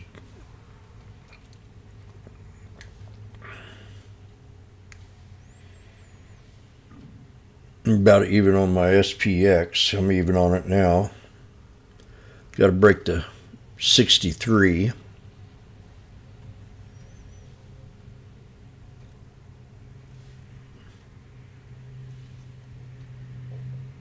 Come on, SPY. Let's go up. I got to get 74. We're at the 63 on the SPY now. So we're back up here flirting with disaster again. 66.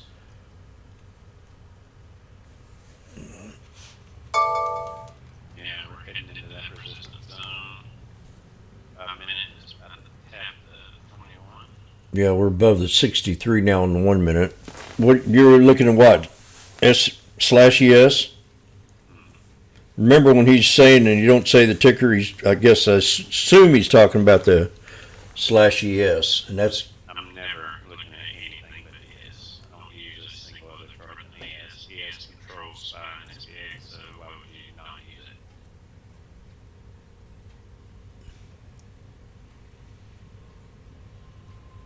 use it? Just like the way I use the VWAP, or when I'm trading the. You know you can use VWAP on ES. I didn't know that until yesterday. Oh, you can? I did not know that until you pointed out VWAP yesterday. So I put it on here. Well, I'm looking a lot better. I'm at 69 cents now. I'm to the point where I've been shook up quite a bit in this trade, and I'm about even. Makes it from just took a mine, so maybe you'll get it for your hard pocket. Fuck. What making you talk?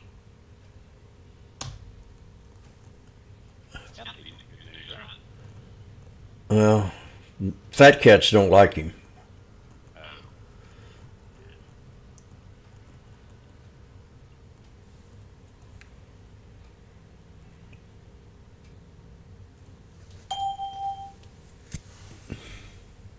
See, market pulled back like it did. Here we go.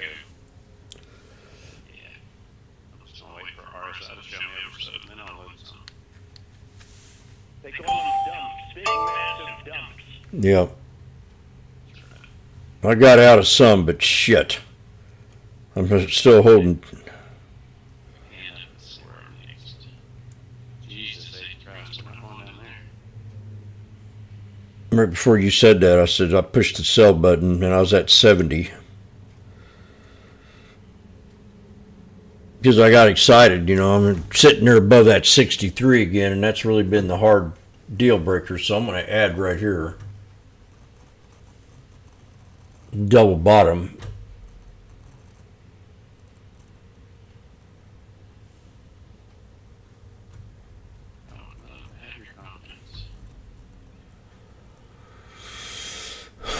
Well, sometimes it don't pay off like here.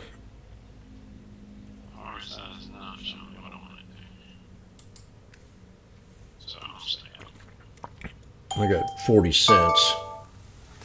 40 and 74. And I got 20 contracts.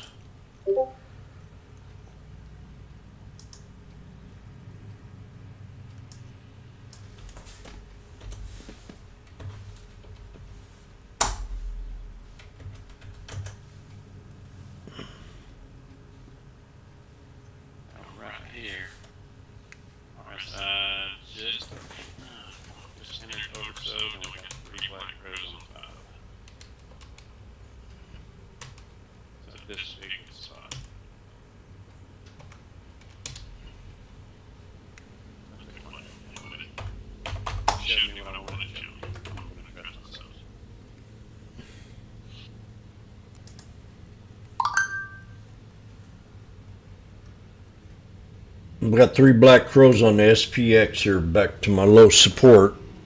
They're at 310.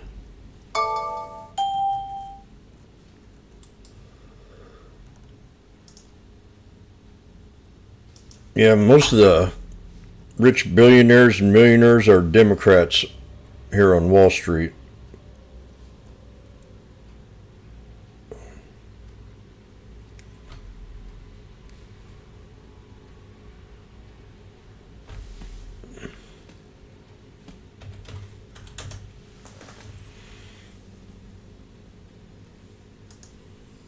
So I got 57 on the SPY, and I've got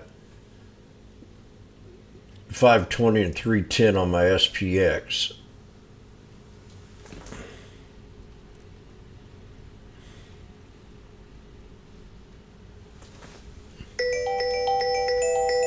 Oh no.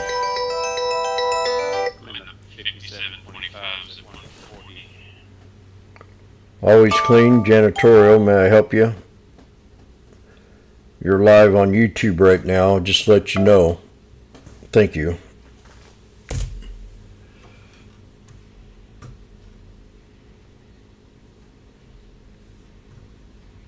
They hang up right when I say that.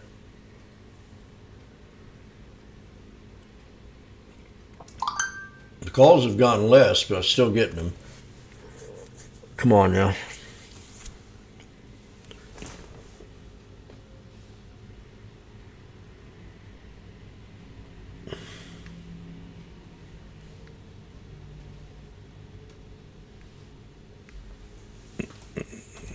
If I wasn't stuck in these trades, I'd be making a killing right now.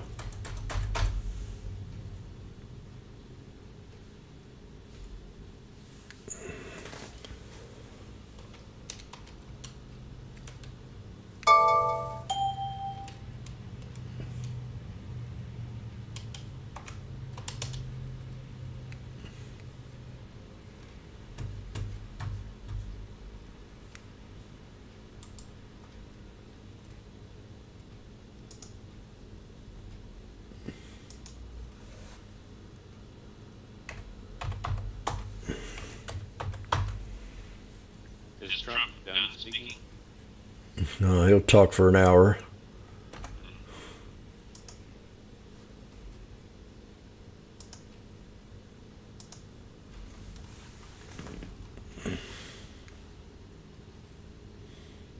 I'm way out of the money. Oh, this is not good.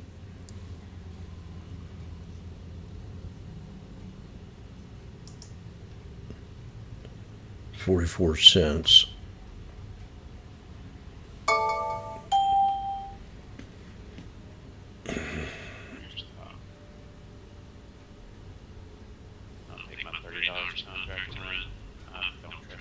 No, I don't trust nothing today.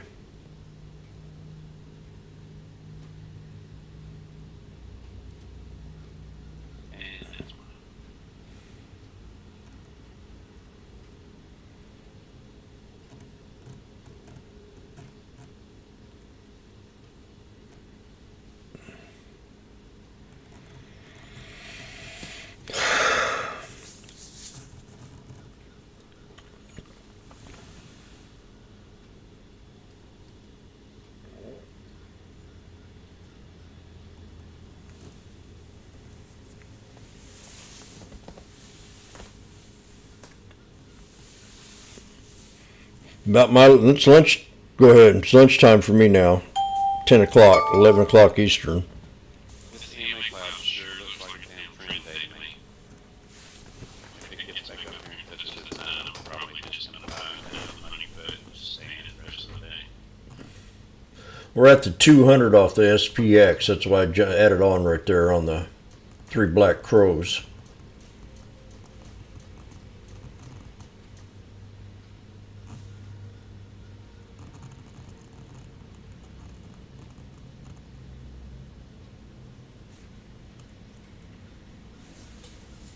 Attempting to double down here on my SP SPY so I can get this thing a lot lower. I only got 20 contracts right now.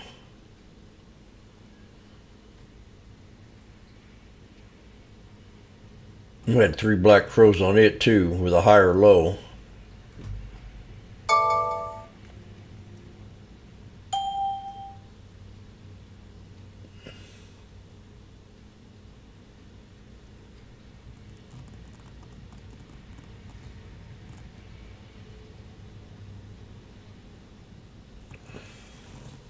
I'm working way too hard, folks. Is anybody still stuck in that SPY?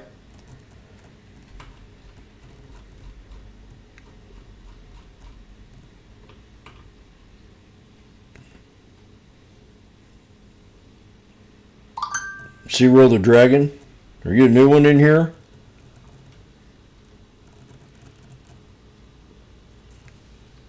Oh boy, I hate to...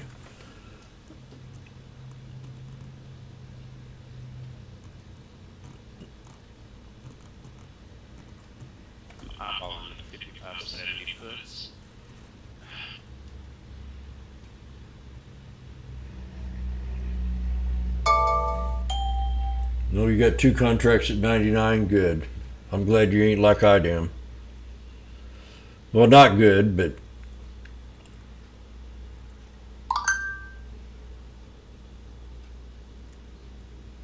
I'm glad it's only 2 contracts.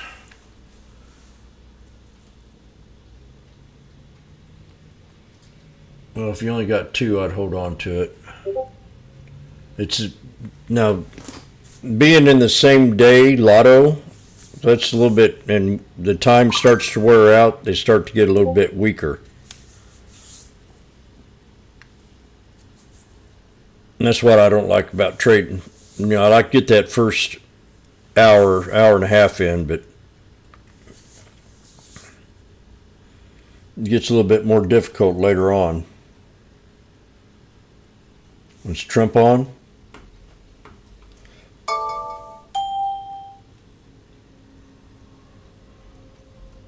Who's got Trump on?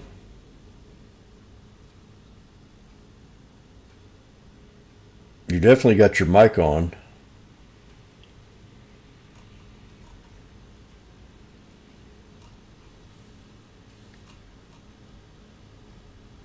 Someone in here have Trump on?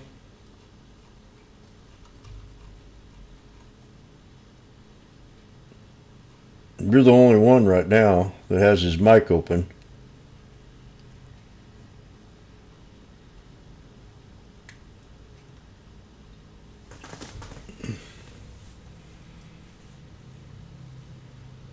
Well, shit. Let's see if we get a little breakout here. I think I'm going to double down.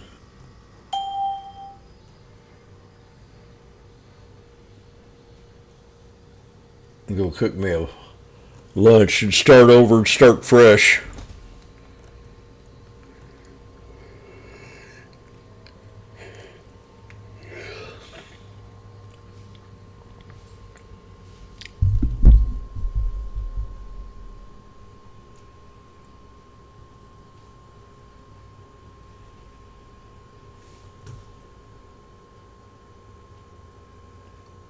Think it'll pump after the good news? How long have you been trading, Cyro the Dragon? Spyro?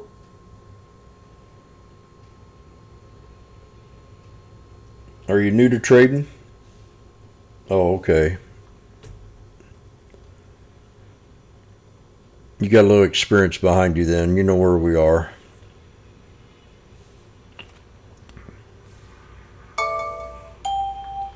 Well, we're going to change that for you, buddy. There's your squeeze button.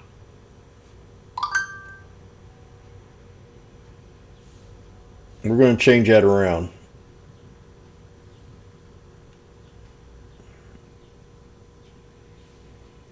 I can get a little pop here off that squeeze bottom now. Yeah. I can see you going bottom of the board for either that 56, 76 because that I have.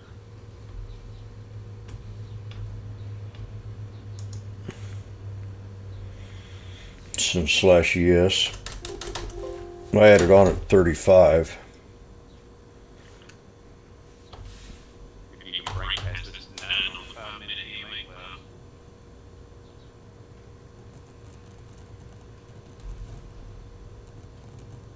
club. I can see us hitting,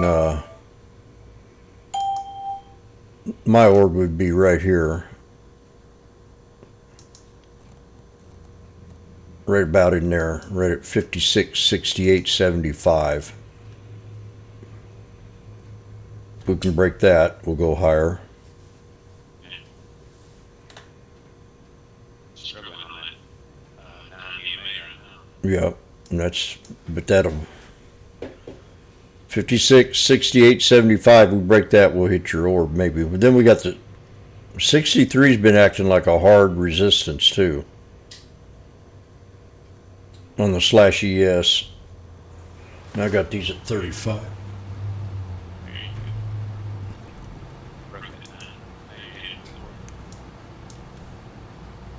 This is going to look good for me, I think. I got 40 contracts.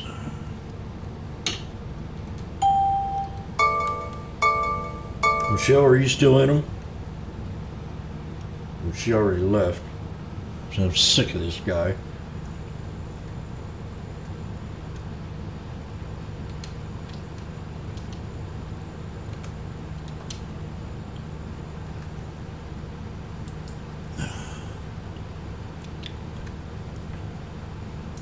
There, I'm even right now.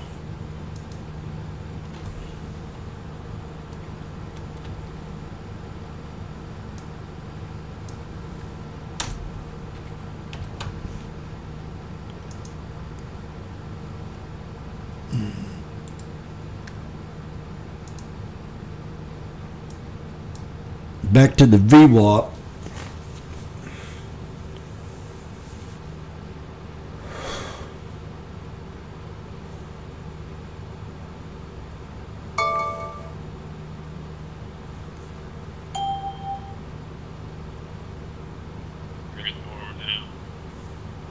Oh, oh really? Already? Oh, on the 5 minute.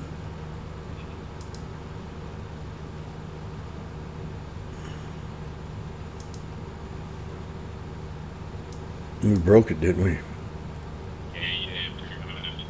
To the 21.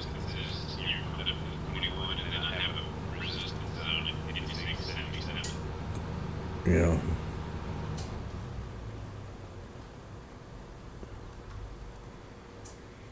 You had some volume come in here on the bottom. A lot of volume.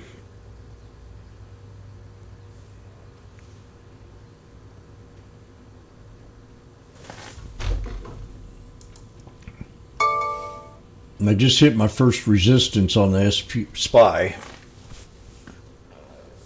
563.84. And we're getting close to the VWAP again, so I don't know.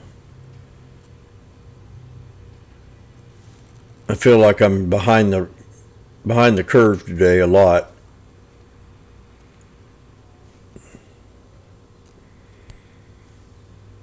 And I just need to go ahead and clean my slate and start fresh.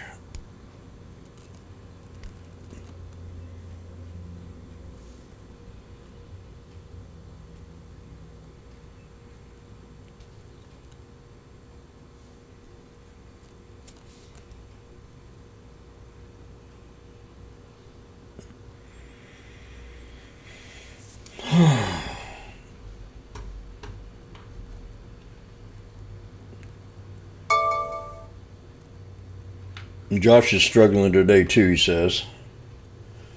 So, I guess this. Go ahead. I'm gonna give a speech. When you feel like you're clean the slate, you heard what I said. You know that means start fresh and clear your mind, and then. Right now I'm at 49.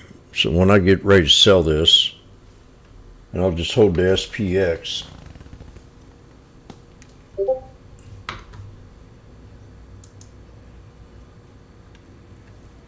Right now I'm about, I think we can get back up here to the pivot point area on SPX and break it maybe. And I'm a little green here. We're at the VWAP, so here I go again. Should I sell it? Yeah. If we break it, we're going to fly.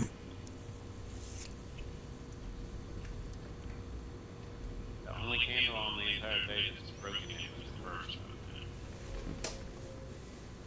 one. Take off his watch for a second.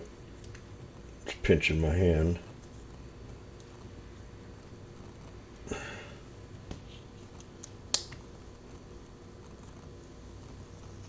I'm feeling better.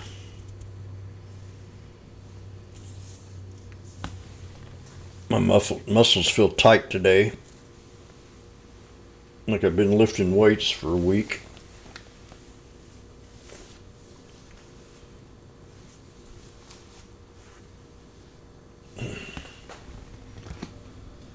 So I'm at the VWAP. I got to determine if I want to sell this at even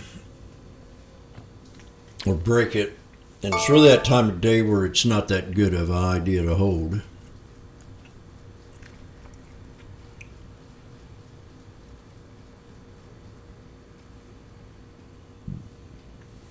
Michelle, are you still in the trade?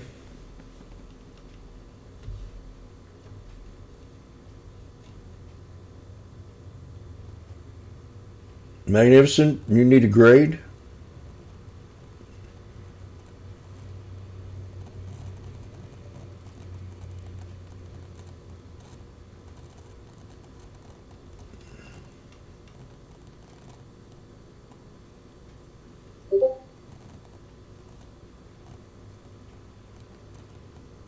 I just took a 55-70 foot at 145.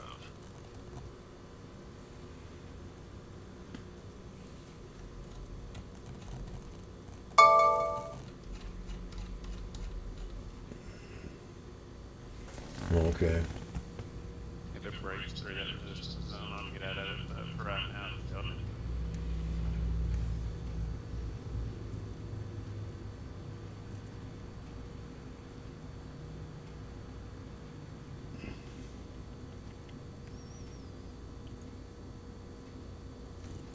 Everybody say hi to Spyro.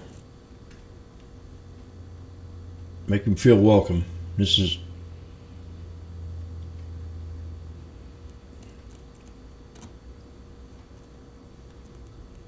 or her. You never know what. I think it's a he. Yankee inviting you? I'm a guy. He's a guy. I can't flirt with him. I always like to make sure that I'm too late. We're at 51.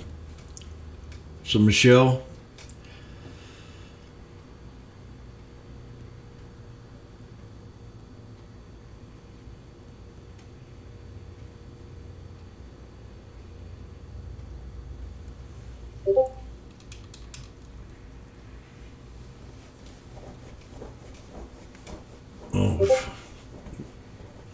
right now we're at 51. If I go to the 200,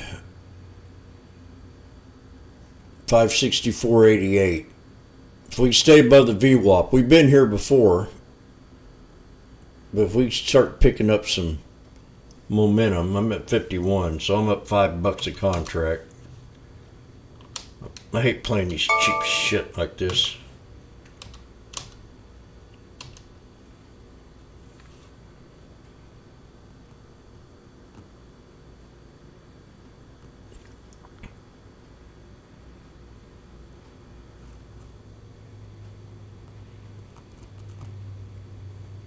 I'm up $200.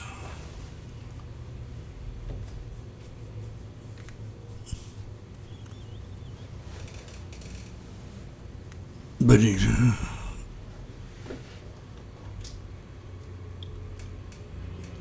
then I'm gonna go make my lunch and come back and start fresh and kick some butt. I've been trailing behind the curve for 2.5 hours. 54 cents.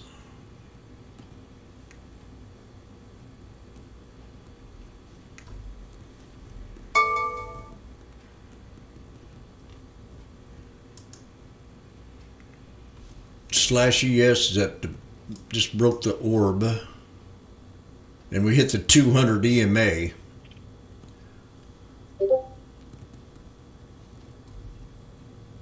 So I'm going to show you, I've got 4 different monitors that I look at.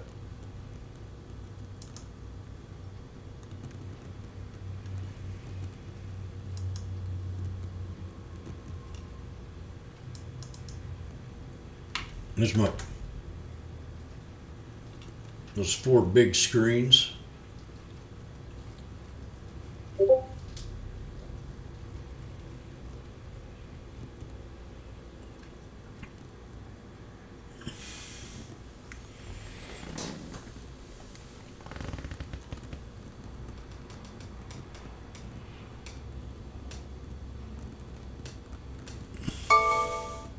We're staying above the VWAP.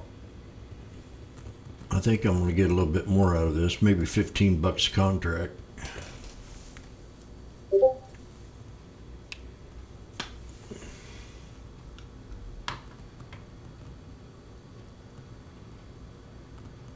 Yeah. Now I got rid of my TV, now that's a monitor. But I don't have it hooked up.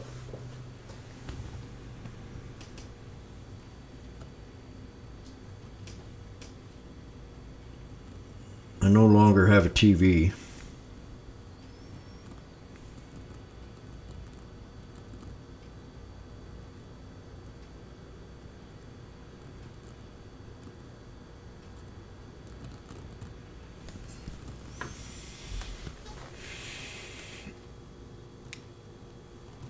Can we get a little bit bullish? We're almost to the pivot point on my SPX and I'm even.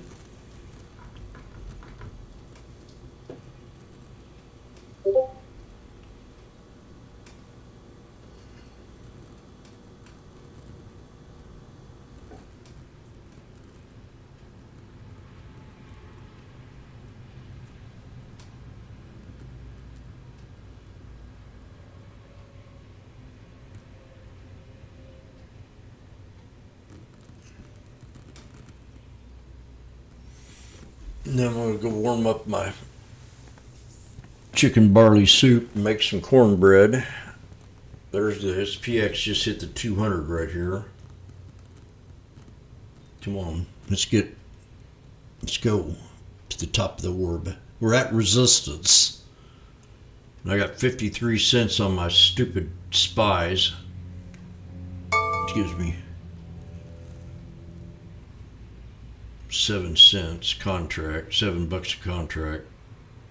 I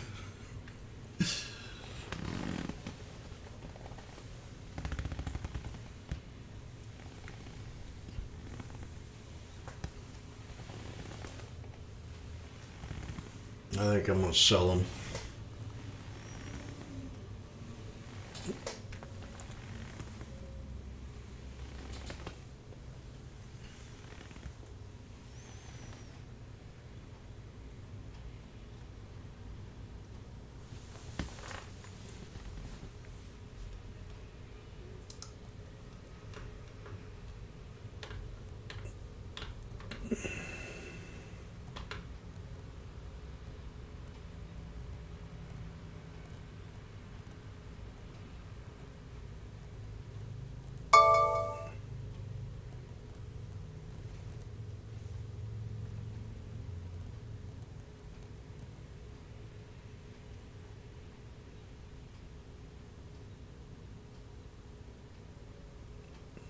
Trump UK trade deal to raise 68 $6 billion in U.S.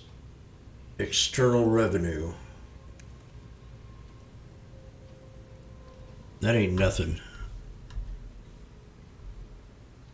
But it's better than a deficit.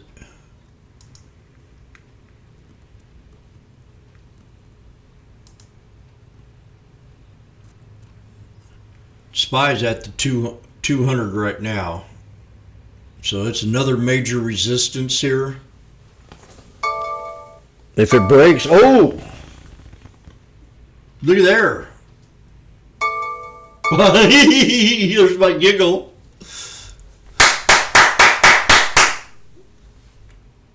Michelle, I'm slap happy. I'm out. I'm out. I'm out. That was nice.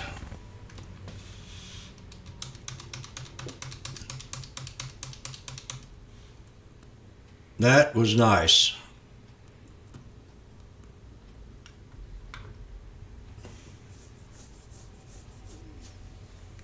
Come on, give me all. Give it all. Give it all. 65 cents, all out. Now watch it go flying. I can't tell you how happy I am. Randy?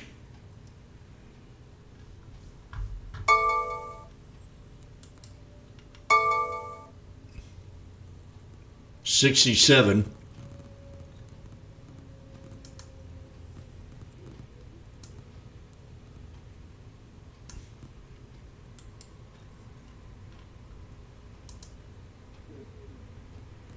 This is freaking nuts. My SPXs are at 550. I'm getting out of them too. Damn. Sam.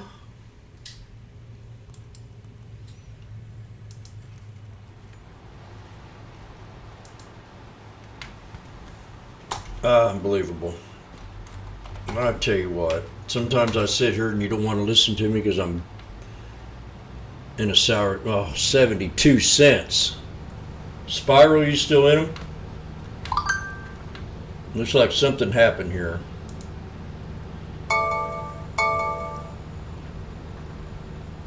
You gonna give me a B plus?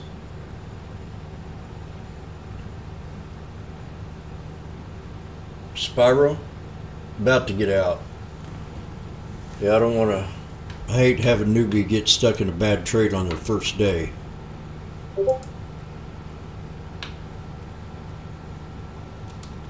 we're going to have a talk here a little bit about my strategy, unless you already know what my strategy's like.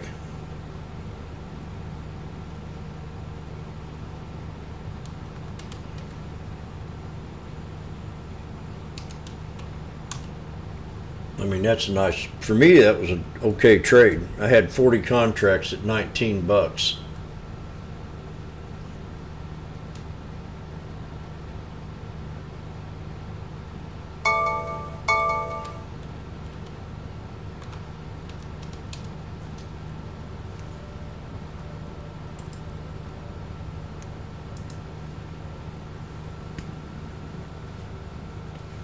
Well, it wasn't easy, so I appreciate you having a little trust in me, but man, I just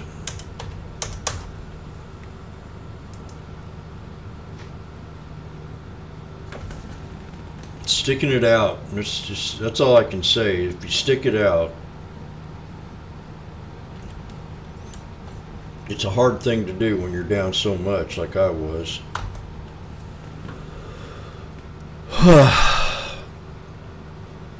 $7.50 for my options here. I'm about ready to sell them suckers, my SPXs.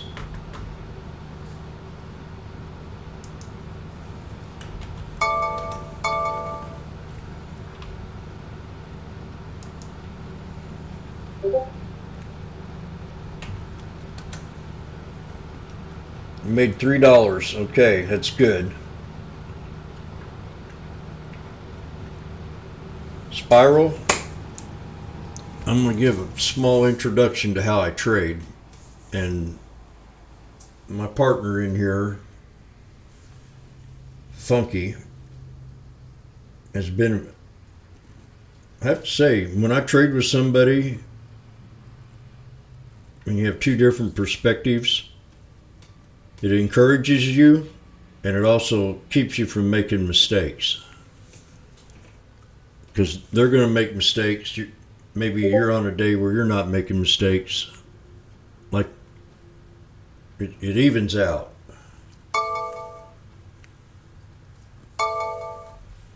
These are at $8 now. God, darn it.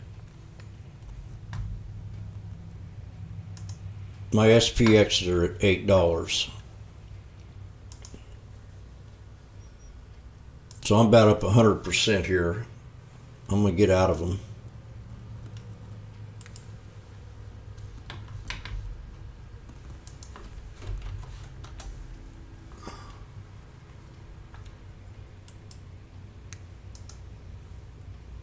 $8 right there. I had two contracts at 4.15 and I'm out at 8.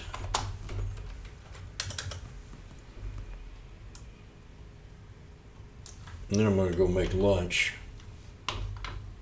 Yankee, thank you for inviting Spyro. Hope you.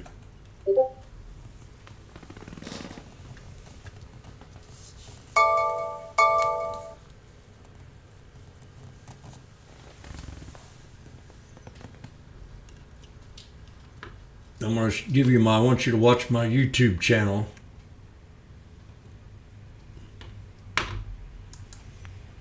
When I put out videos.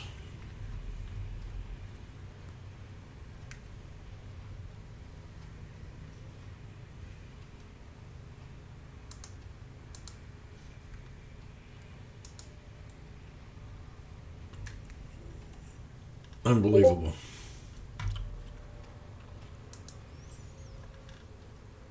Unbelievable.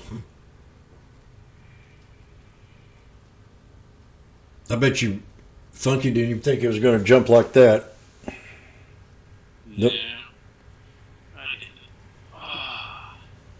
We broke a new high. I mean, shit.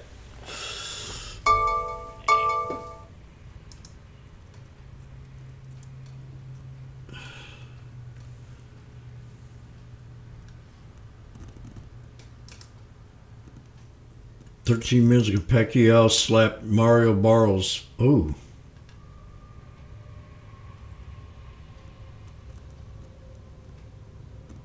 Yeah, I was impressed. But I had a stop loss set at that break on that 683 level, so I kind of lost $20. So no big deal.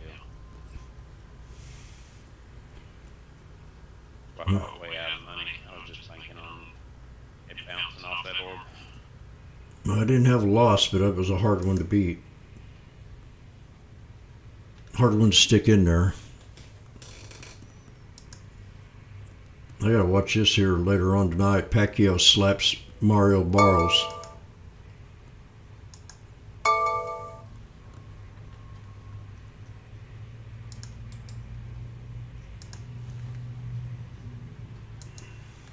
not getting any trades the rest of the day until I see my setups.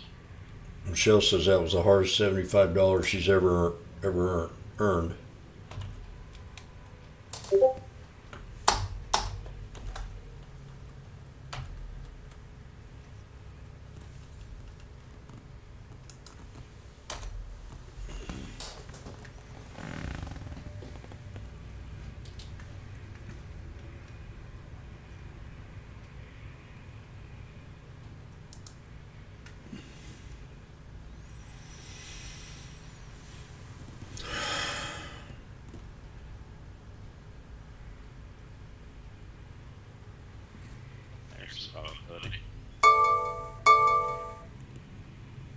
I'm gonna go make my cornbread and have lunch.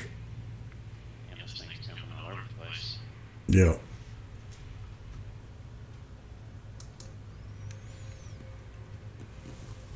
That's just unbelievable.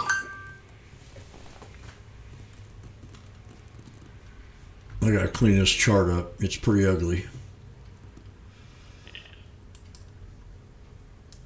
I got about 15 more minutes. I'm gonna have to get ready. I got lunch. Angela's friends.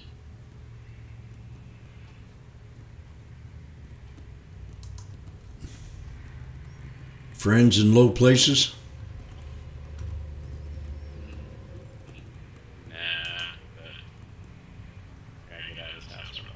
You heard that song, right? Yeah, I've heard that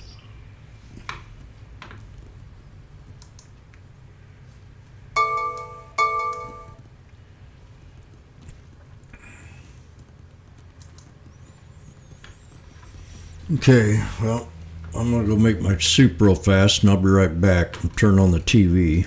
Now it seems like we still have yet to crack this area here, this red line bottom point. Before we had a gap downward and then another high point. So 220 remains a point that the bulls would want to take out here. Momentum above the 50 midline, so more bullish as well for this name. And when we include our other studies, the standout areas in terms of volume, well, right here lines up with our moving averages. So we have another important confluence here. So around 210 to 205, a key point to watch to the downside. To the upside, if we were to break through and fill that gap, the next volume node comes in right about here near 226. Unbelievable. I didn't know what was going to happen because we were up pretty good. That could be an area to look for price to consolidate or slow down. Actually, you know, we could have gone down a lot farther.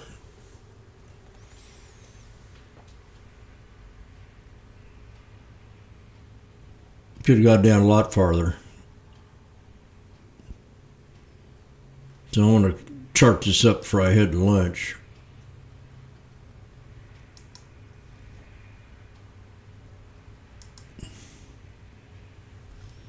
See where them spies are now. See, 95. If I'd have held them first ones and not averaged down so cheap, put a ton of money in it, I could have got out even, above even, 92 cents. So I'm going to put this on the 5-minute, 5-day.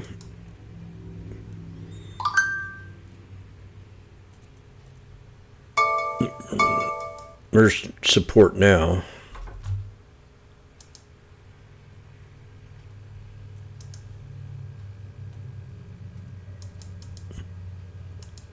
If we hold 564.41, then we got a triple top, double top up here, 568.03. The head and shoulders right there at 566.42. So we need to maintain 564.41 today to keep this thing bullish. I'm going to put that into a different color there.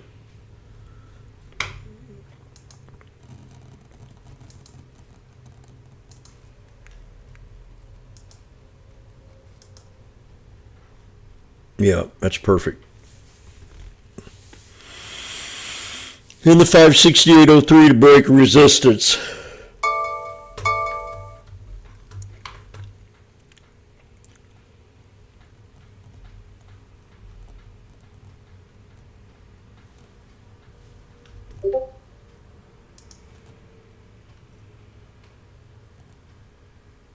Definitely called a falling wedge.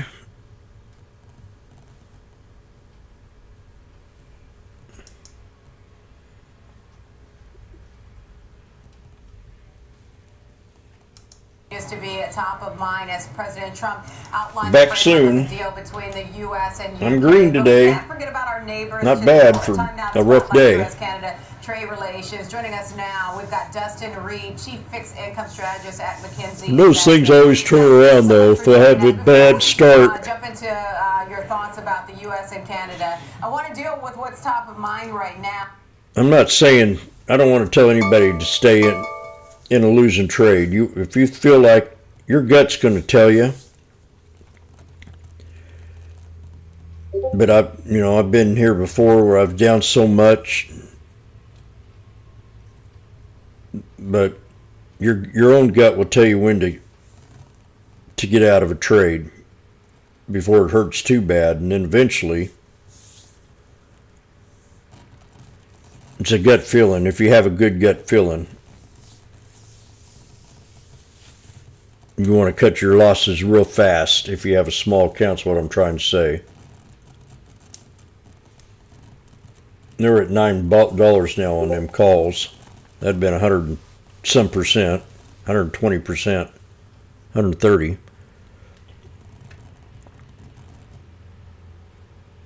I sat here and thought about, oh man, I don't know if this thing's ever going to recover. Because you hear so much negativity on CNBC, especially CNBC. These guys try to keep politics out of it, which I appreciate, but they're kind of throwing a little bit of politics in it here lately. With the tariffs, see, they're U.S.-Canada tariffs. I mean, they just won't shut up about it. Eventually, it's all going to play out to the good.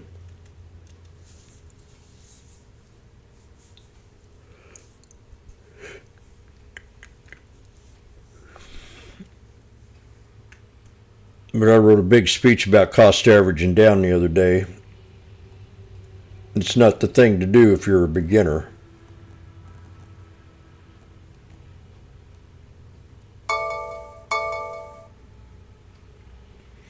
I could have got out of the trade even at one time, and I didn't do it, and then it just kept sinking and sinking and sinking. It goes in my mind, oh man, I should have sold. I should have sold.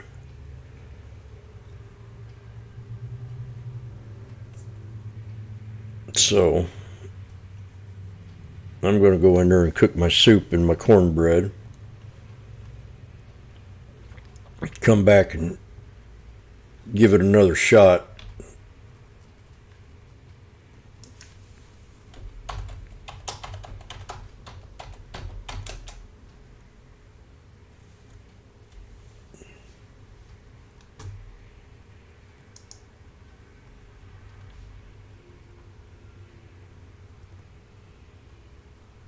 Yep, you don't lose until you sell.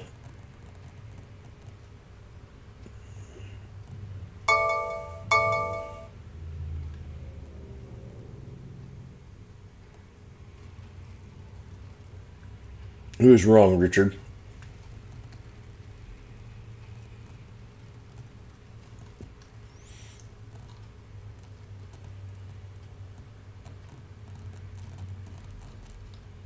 Warren Buffett, yeah. Warren Buffett is not that good of a trader.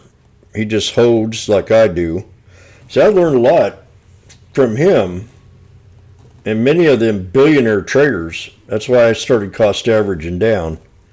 But I do it in a different sequel than what they do. They're long and they stick with good companies, or try to. But they have cash on the side, so if they get in a, like IBM, you know, I watched Buffett trade IBM, and he didn't do too good with that one. But he kept throwing billions and billions in it every time it dipped, and eventually, 3 or 4 years later, it bounced up. I met a guy named Mr. Wall Street. He was one of them kind of traders that would get in a stock and just not be a good pick. Intel was one of them. But in his heyday, Intel was the number one pick. Everybody wanted Intel, but then it got beat up. AMD came along, Nvidia came along, all these other companies came along, and Intel didn't, it ended up doing horrible, but he kept pumping Intel. And I don't know if he ever got out of that trade good or not. Same as some penny stocks. I said, what the heck is he trading this for? I wouldn't trade it. So one day we had a stock, and I messaged him, and I knew he was trading it, and he was in it forever, 3 or 4 years, and I finally got in it, and it bounced, and I sold it. and I got like 90% out of it. And so I messaged him. I said, did you take your profit? And he never did reply, but he told my partner that Jim's picking on me. And all I said was, did you sell? Did you sell it? I sold mine, you idiot. We just hit resistance. He hated me for that.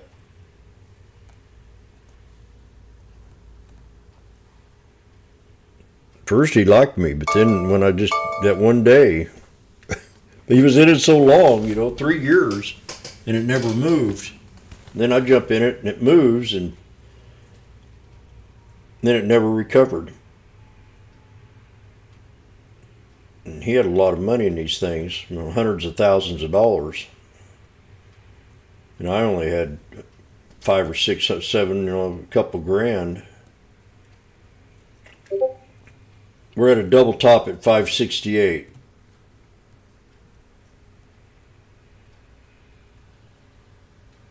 So this is an exit idea unless we start to break out. Dadgummit. I don't even want to look at them contracts now, but you suckers are freaking nice. 183. No way. So that's $146 times 40. That'd have been almost 6 grand. Right there. That'd be 6 grand right now. $2.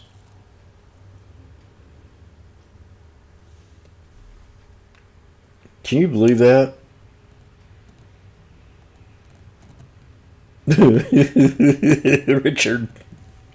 Richard.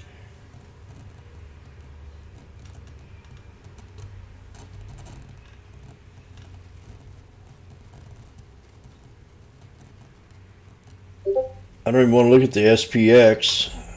SPX is at $20. Shit.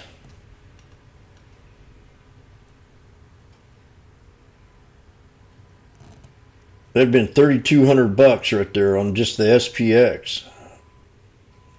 Profit.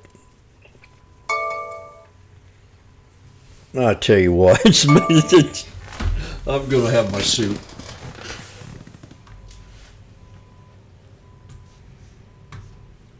I'm gonna have my soup.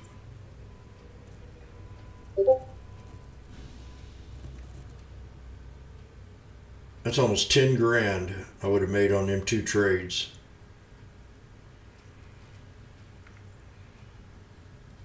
Ugh.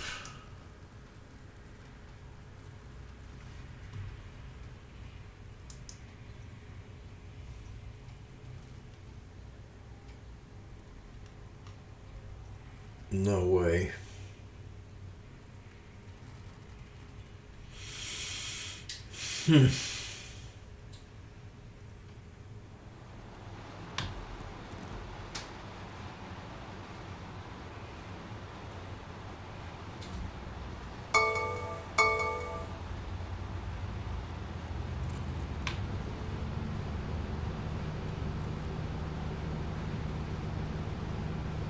Look at my face on YouTube.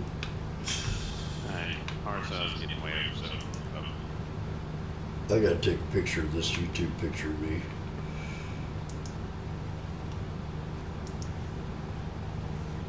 We won't talk about an angry person. We're just sort of wondering eyes.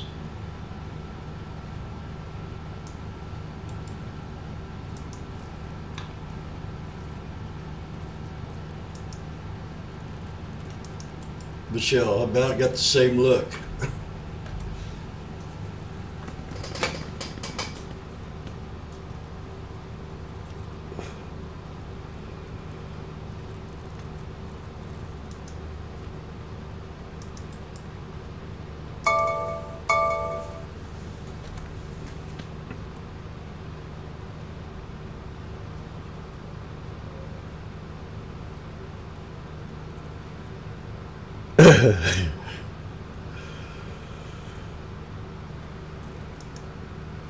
George.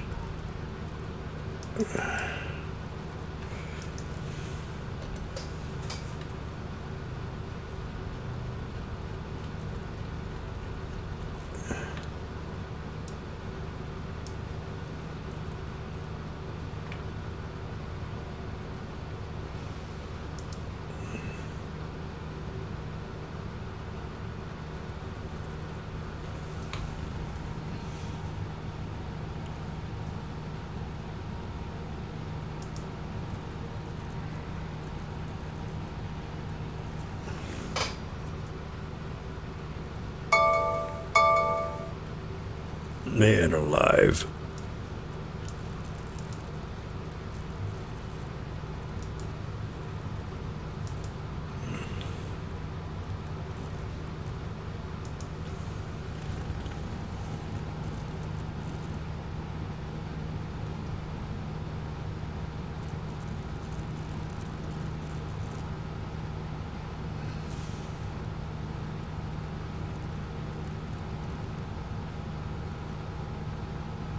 LG's rich.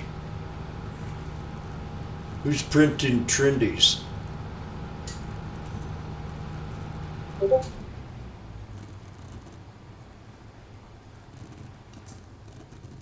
Good job, LG. Make sure you subscribe.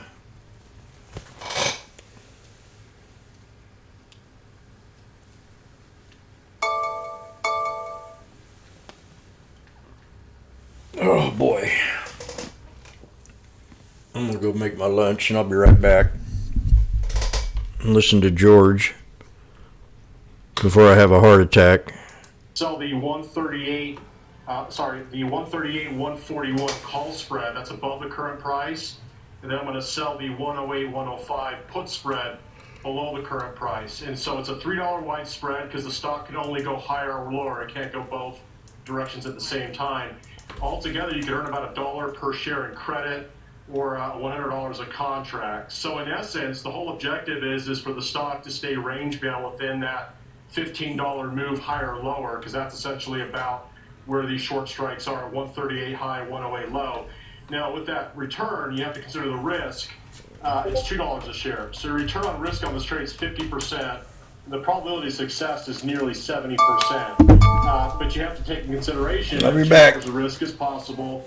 And that only happens if the stock blows out of the long strike, and that's 141 on the high side or 105 on the low side. So you have a very narrow time frame.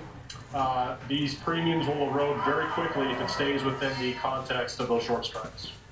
Okay, all right, George. Thank you so much. That's an example trade on Cloudflare. You hear a couple IPOs happening today here at the New York Stock Exchange. All right, that's on George Siller, Senior Markets Correspondent. Coming up next, time for our 360 round, we'll discuss the state of the labor market following this morning's better than expected jobless claims. You also have stocks rallying as President Trump speaks about the state of trade and changes to trade policy. Trading 360, we'll be right back.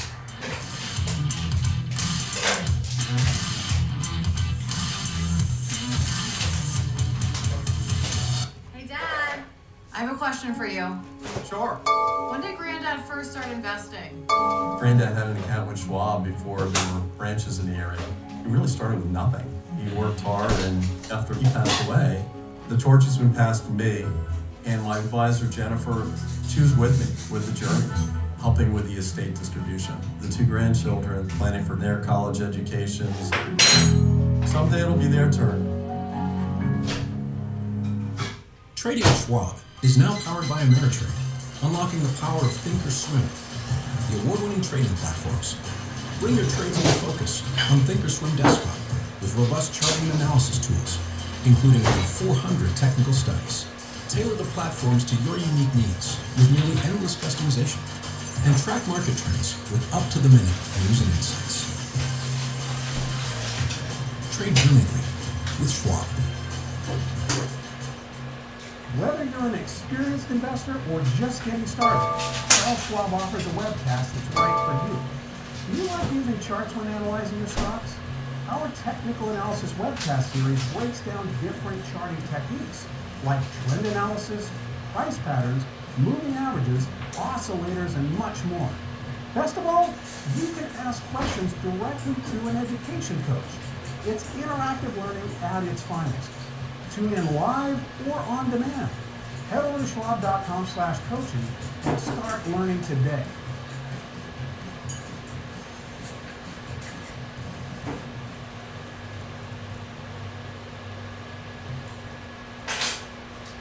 Download the Schwab Network app and join in on the latest market trends. Anytime, anywhere, on any device for free.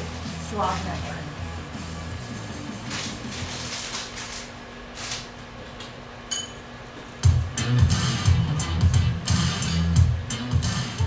Welcome back to Trade 360. Time for our 360 round. We've still got stocks higher right now, rallying off the back of new comments from President Trump about the state of trade between the U.S. and UK. But I want to bring in our panel. We'll be diving into the labor market.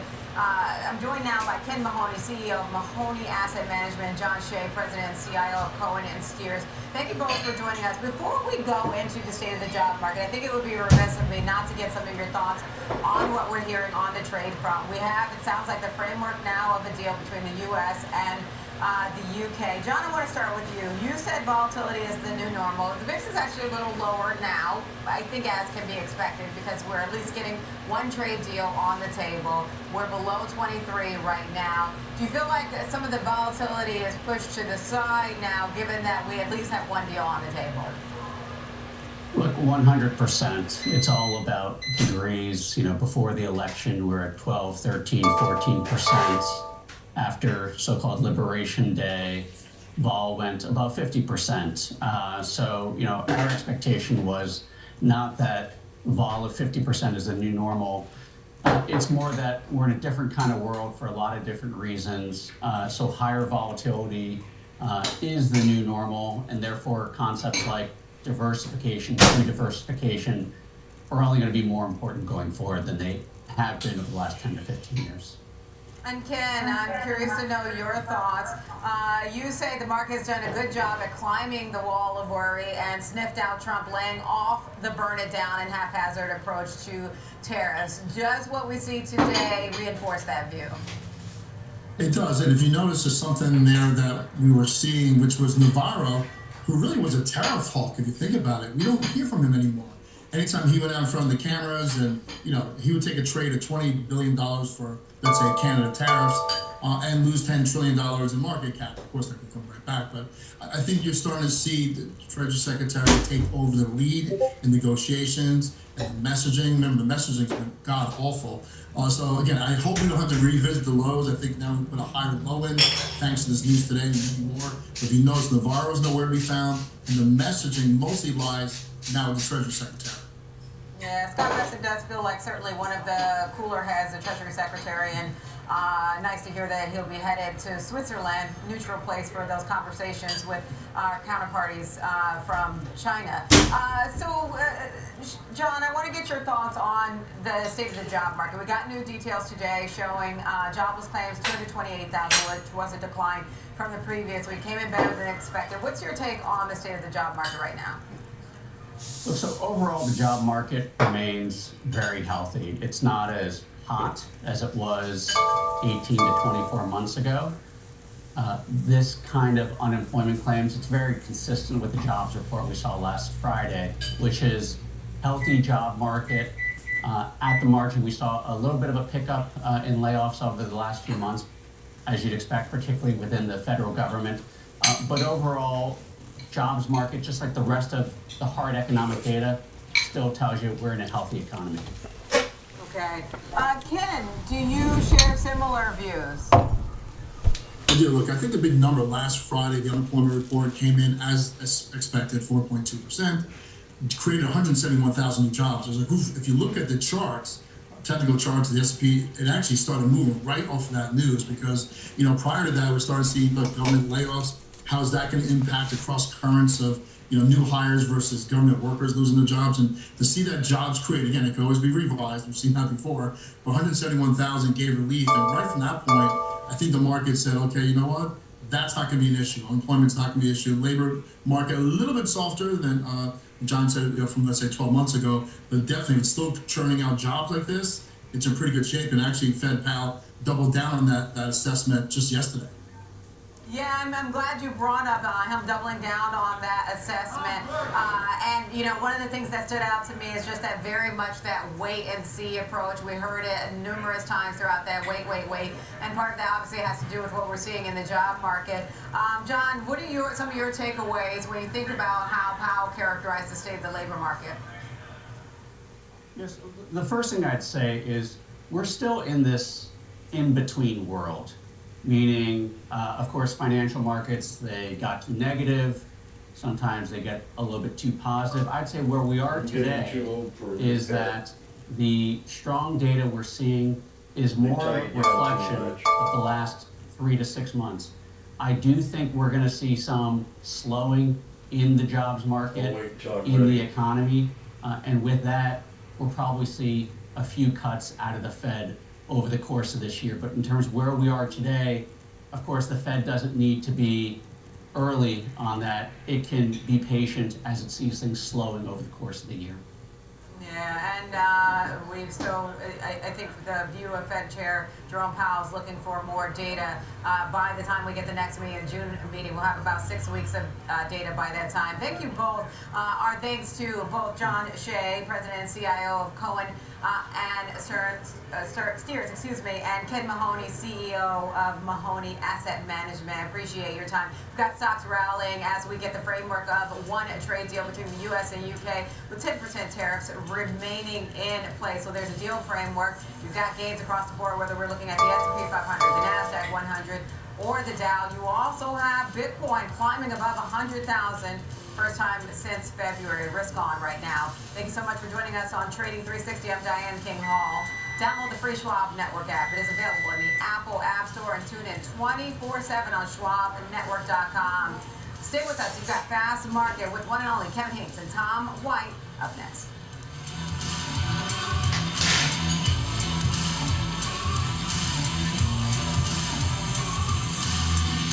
Schwab Bank Investor Checking, the checking account built for investors, named highest in client satisfaction by J.D. Power for 6 years in a row. With Investor Checking, you get the award-winning features of our checking account, plus cash management solutions, all designed for investors like you, with unlimited ATM fee rebates for cash withdrawals worldwide, no overdraft fees, and enhanced security features to keep your money safe. Also, because your investor checking account is linked to your Schwab One brokerage account, you can manage your checking and investing in one convenient location. Moving funds between your accounts is easy. Cash moved to your brokerage account is available in seconds. That means you can stop waiting and start investing in stocks, bonds, money market funds, and more.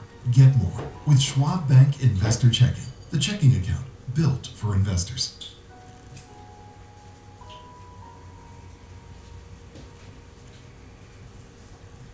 Hey, Dad. I have a question for you. Sure. When did Granddad first start investing? Granddad had an account with Schwab before there were branches in the area. He really started with nothing.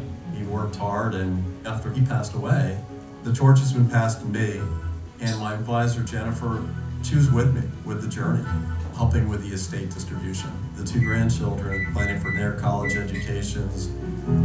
Someday it'll be their turn. Opportunities don't stop when the market day ends, so neither do we. Schwab gives you round-the-clock access to over 800 of the most popular stocks and ETFs, plus a wide variety of futures markets. All with 24-hour support from trading specialists who understand the ins and outs of 24-hour trading. No matter the hour, you can trade brilliantly with Schwab.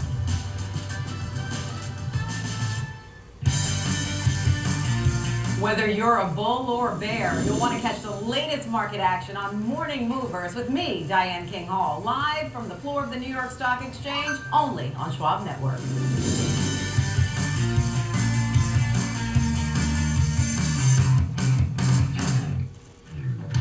Accelerate your market knowledge and shift your perspective into full gear. Real-time example trades, a full hour of trading. I'm Tom White. I'm Kevin Hinks. Catch me on Fast Market, weekdays at noon on the Schwab Network. Fast Market, ready for you, ready to go at 12 p.m. Eastern on the Schwab Network.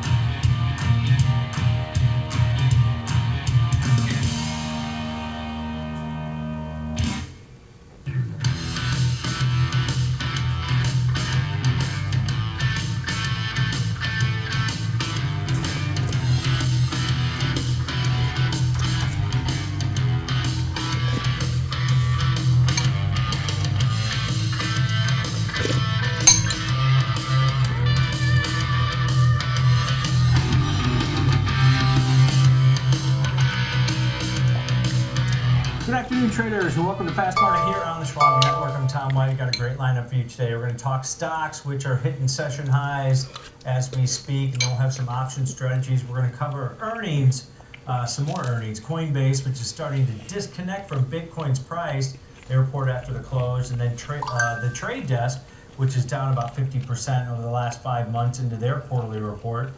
Boeing got a deal, I heard. Consumer sentiment data in Affirm, the buy now, pay later stock has risen over 70% over the last year into their earnings tonight. Now let's take a look at the major indices, which are strengthening as we speak after some commentary from President Trump. A new trade deal announced, the S&P 500 up over 1.25%. Dow Industrials up about 550 points, 1.3%. NASDAQ 100 up 1.6%, and the Russell 2000 small caps up over 2% in today's session. Help me break down all this market action and the commentary. Let's bring in my co-host. That's Kevin Hanks. Kevin, give me your take.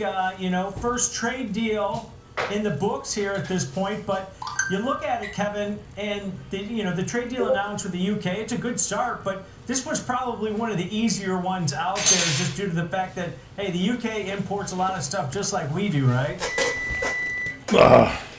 Tom, you can put this one on the board. There's what today is about. Yeah. It's put it on the board. Like Hawk Harrelson from the White Sox used to say, put it on the board, Tom. Yeah. So here's the thing. Yes, this was one of the easier ones, but the easiest one should be the first one, right? Yep. Why shouldn't it be? You know that China's going to take longer. You know that some of these other countries are going to be a little more contentious. But this was a love fest between the Prime Minister and the Trump administration. Pretty positive day. The markets are seizing on it higher. Tom, I think, I know that the media is going to try to say this is no big deal, but it is a big deal, right? It opens up agriculture. It's great for the farmers, great for Boeing. Big order coming from Boeing that they basically announced during this. Rolls-Royce engines coming into Boeing without any tariffs. So, there's a lot going on here that, remember, the Trump tweeted you better go out and buy stocks. The move is always the most important, right? The first deal. I think they'll start flowing now, hopefully, but the market seems to like it, Tom. Although the market, if you noticed, opened higher and then was drifting back down to barely positive. Then the press conference came. And so, hey, listen, this is a big win. It's the start of maybe something more. I don't think we're out of the woods in terms of volatility yet. The VIX is at 22. It's still telling us there's a fair amount of volatility out there. But at least today, Knew we were gonna bounce. This announcement, remember, we were wondering if it's going to be a bunch at once or just one at a time. It looks like they're just going to pepper this market one at a time, Tom. Give each celebrate their own ceremony. Yep, you got to take the wins. Even if maybe this was the easier one, and maybe it should have been first. And if you look at it, it's still 10% tariffs across the board that we're going to charge them, minus a few items. But I always think of it as, hey, they don't produce that much. They're not a mass producer of automobiles. That's why I think some of the other trade deals have yet to be announced, because the negotiations are still going on, because a lot of these countries have big tariffs or they've got low wages over there. Yep, exactly. All right, let's expand this conversation. Bring in Nathan Peterson, Director of Derivatives at the Schwab Center for Financial Research. Nate, the market seems to like the new trade deal. What's your takeaway from all the comments that President Trump was saying? You know what? There's one thing you can say about this administration. They're transparent almost to a fault. Yeah, certainly, Tom. And look, from a market perspective, respect the price action, respect that the pain trade is likely higher. I think that, look, I understand what goes on with the algos. If you assume that yesterday, before the UK deal, the efficient market is pricing in all the information, you get a new piece of good information, theoretically we should be higher. Algos are programmed that way. We're seeing some of that program buying come in. And look, if you're a bull, a glass half full, you could say, hey, look, we've got our first deal here. That should make it easier for other deals. And additionally, maybe the Trump administration can swiftly get through a lot of these details. A plus for magnificent. A net benefit to the balance sheet of the United States, and they will not be inflationary. I mean, that would be the best case scenario that you can get. Of course, if you're bearish, you would say, look, we've just retraced all of that lost ground from Liberation Day, so it's as if it never happened, even though we haven't worked out all the trade deals, and we don't even know what the impact on the global economy is going to be as a result of them. So it's not going to be a big deal, you dummy. Technical consideration that's coming into play. If you look at the NASDAQ 100 right now, it is right at its 200-day simple moving average. S&P is about 0.75% away from there. So I just made some cornbread. Near term, you could get some upside momentum. Let's not forget Trump did kind of throw that comment about China and the 145% tariffs going to remain in place. He's not willing to budge from that. Bessent is going to be meeting with China this weekend. Maybe that's just posturing and trying to help this deal get moved through quicker. So we'll see what happens there. But yeah, certainly a lot of volatility. If you were worried a couple of weeks ago and now you've retraced a lot of that ground, maybe now is the time to consider some of those protective strategies when we're not, in the throes of one of those deep sell-offs. Yeah, I think, Kevin, one of the key things is, that, the UK went along with, hey, we're going to lower the tariffs that we charge you guys on a lot of your things. We're going to let some beef in. Maybe that adds up to more more in the agricultural space moving forward. That might be, bigger parts of the deal that might get announced later on. But this almost puts like a stamp into the ground that, hey, you better negotiate with us or you're going to be in pain, because I'll tell you, China's in pain right now, and they're not reporting on it. They never will. But these countries better realize that they better get in line, right? Because it doesn't seem like our administration, whether they should or not, they're going to pull back from any of their demands and why they're doing this in the first place, and it might cause more volatility in the markets. It might cause some more near-term pain, right? People have to understand, Tom, we buy 5 times more goods than China buys from us. 5 times. So their economy is dependent, not relying, dependent on the U.S. buyer. And those ships that the Port of Los Angeles claims they're down anywhere between 34 and 40%, depending on who you listen to, that's a big deal going on right now. And so that just gives more and more leverage, and people can talk about who called who first, and President Trump just said that's not important. Scott Bessent's going to fly to Switzerland, and they're going to start talking. And then more deals are going to be announced as time goes on. This one will spur the next deal or get it close. And so, listen, I just think this is good news. Nate's right. I mean, the big V that happened since April 2nd, big sell-off, then big rally back. It feels like it's relatively unchanged, but Tom, Nate, I don't feel unchanged. I aged 10 years, but the market might be unchanged, but I'm personally not unchanged. Yeah, I think that's every investor out there right now. It's like we've been through the ringer over the last month or so. But Nate, Trump just came out during that press conference. He said, hey, might be a good time to buy stocks right now. You might want to get long. He basically laying it out there. I don't know, if that's going to be true. Don't take anything concrete in that. But, that's scary a little bit. And then the commentary about Fed Chair Powell not cutting rates. Bank of England cut rates again this morning. And there's a lot of questions, circulating that, hey, maybe the Fed is going to be late on cutting, although the data doesn't really need a cut right now, according to a lot of the hard data, right? Yeah, it really hasn't manifested in the hard data. Okay, lunch out of the way. I would point The out new this pope week has been on the chosen. inflationary Oh front, boy. that we've got those ISM prices. I hope today on he's the better than the services last one. Highest since 2023. We saw employment cost index this morning, highest I hope he's better than the last pope we choose. What's the new pope?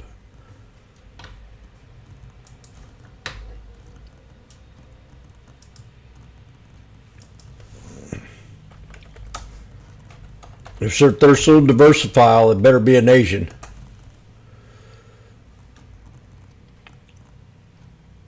The new pope. Where's he at?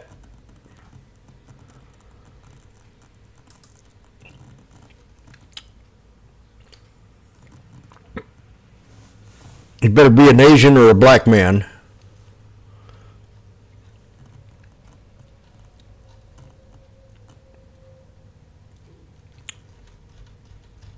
If they're so diversified.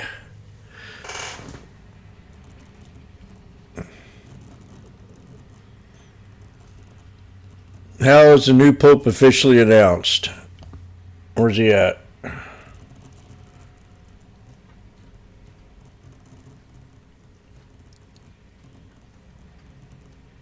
Is this him?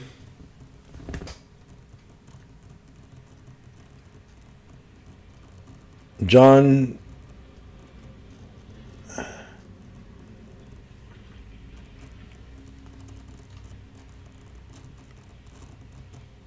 I hope he's better than the last one. I didn't really get along good with the last one.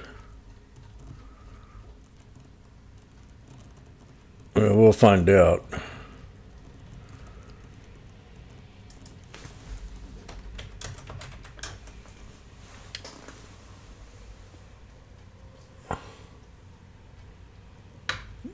Oh, it is. I bet you it is the Asian.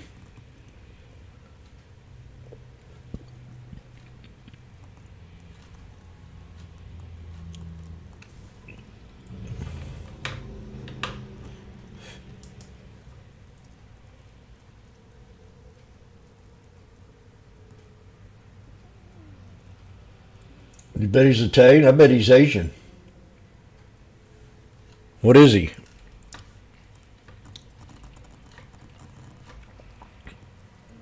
I heard that Asian was a good runner-up.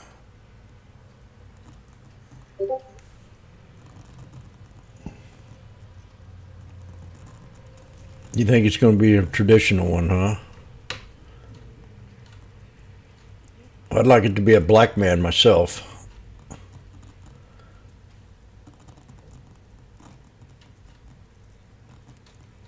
Or a Muslim.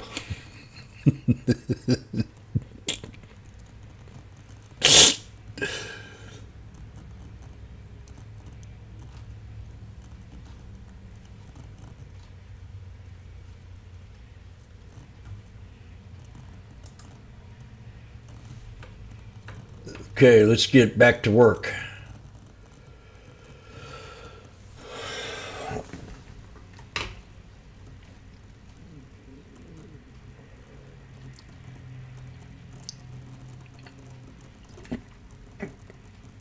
Angel, what's the new pope?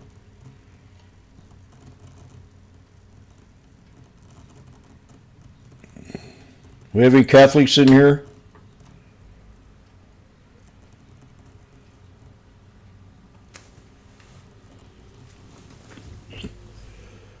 Well, we got a double top.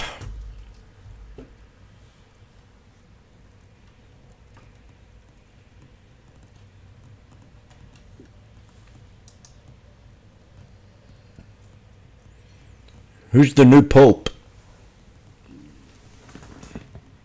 Do we have any Catholics in here?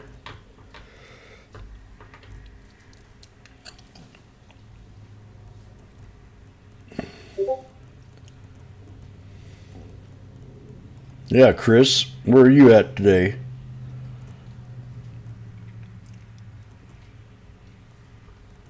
Angel's not a Catholic. Neither am I. I'm a Mormon and a Baptist.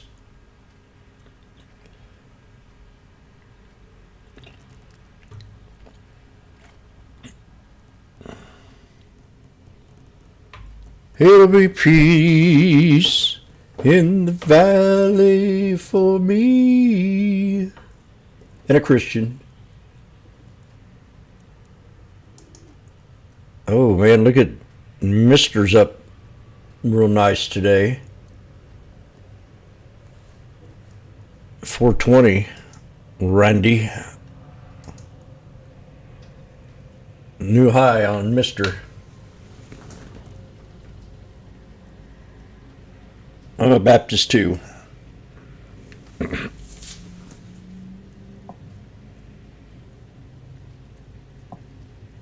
This is where I was last Saturday.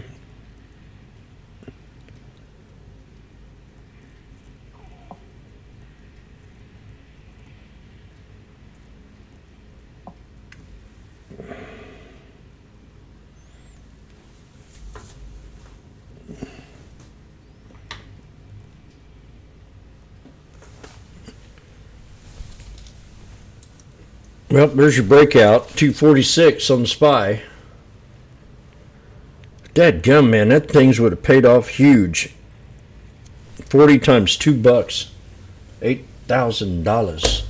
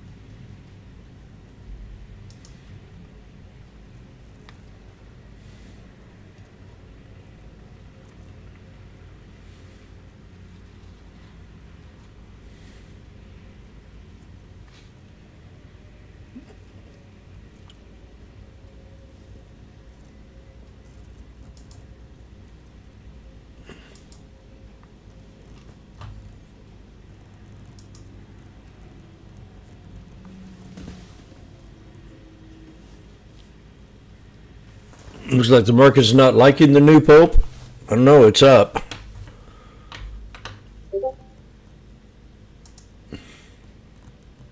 Got a new high.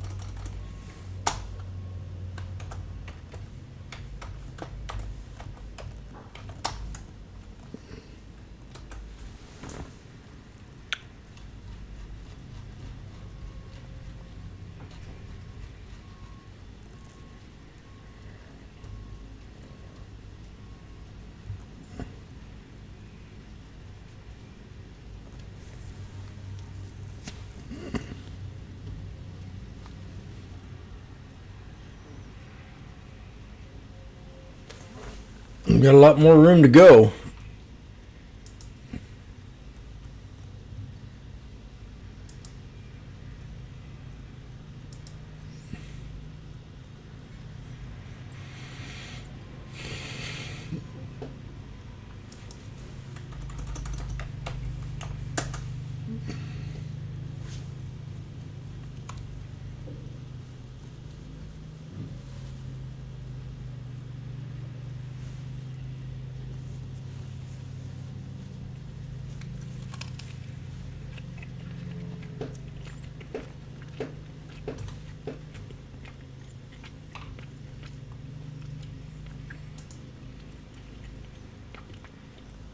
Boeing's still going.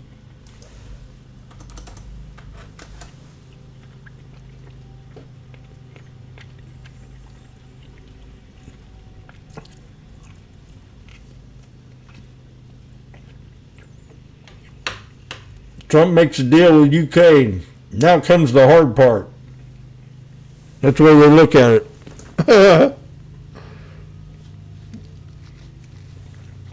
I remember the headline used to be, "Oh my God."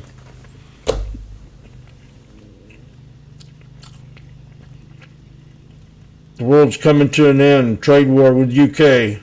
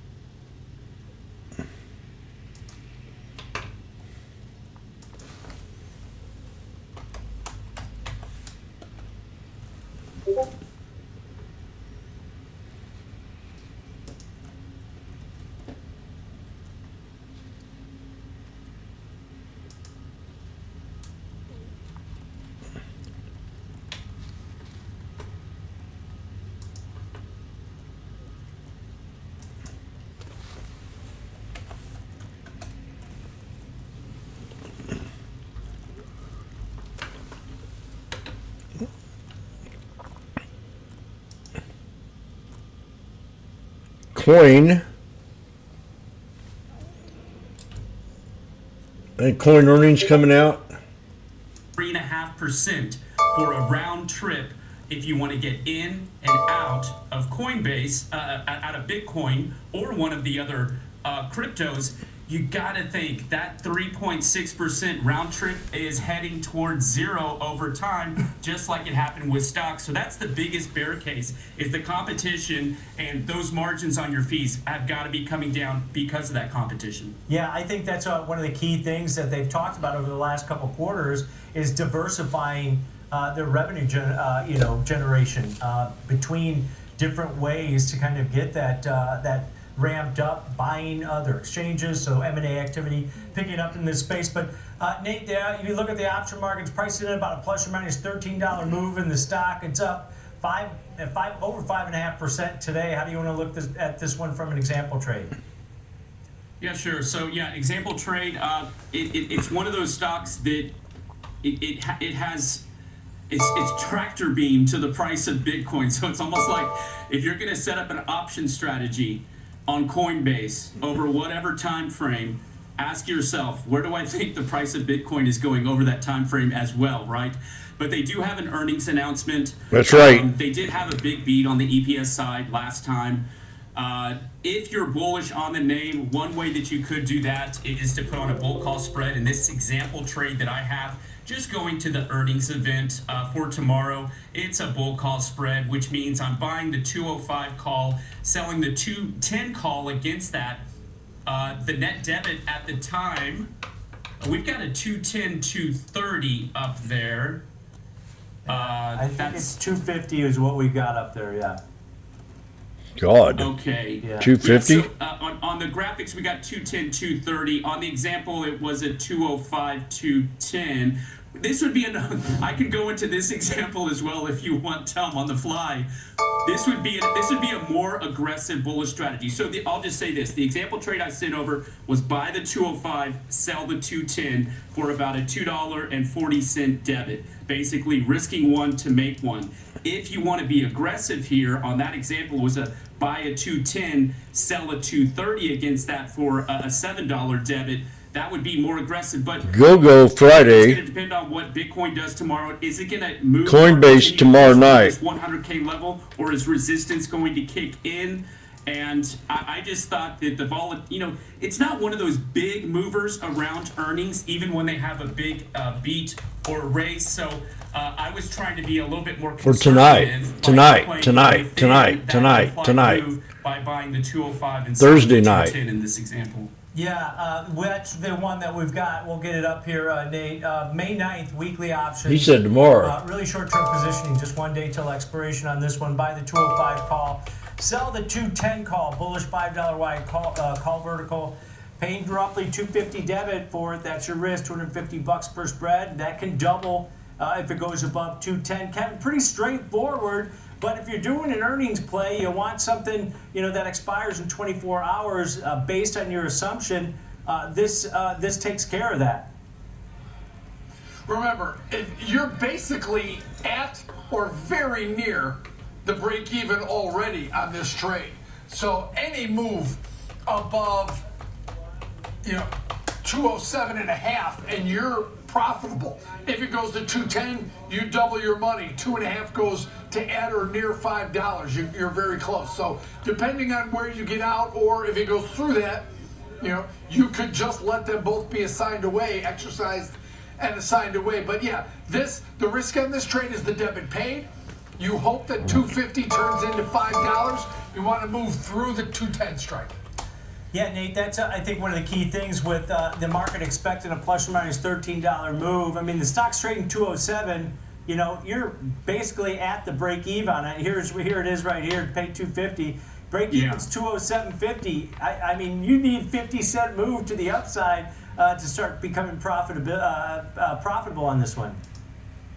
Yeah, certainly. And so, and look, this is a way to get exposure without putting so much money on the table. You buy 100 shares of Coinbase, you're dropping 20,700 on that, and then you're subject to an implied move of $1,400 or whatever the case may be. SPY 568 support. How many contracts?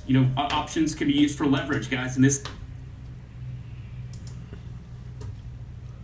We got Boeing tonight.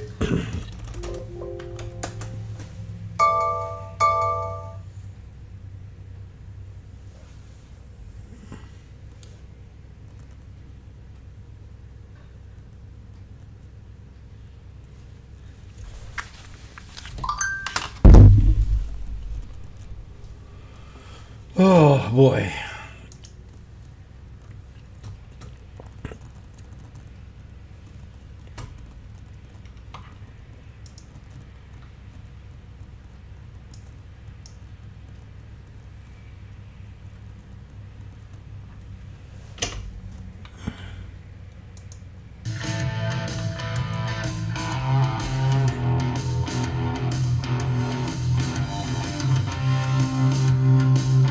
Trading at Schwab is now powered by Ameritrade, unlocking the power of Thinkorswim, the award-winning trading platforms.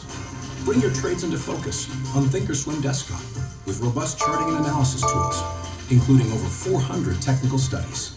Tailor the platforms to your unique needs with nearly endless customization, and track market trends with up-to-the-minute news and insights. Trade brilliantly with Schwab.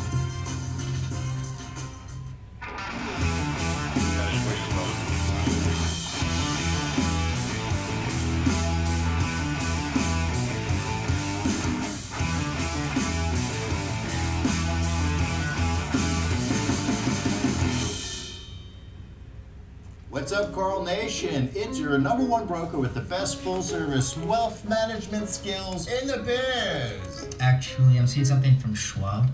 Uh-oh. Yeah, Schwab lets you invest and trade on your own. And if you want, they can even manage it for you. Not to mention, Schwab is a team of specialists for taxes, insurance, and estate planning, all with low fees. We're experiencing technical difficulties. Carl.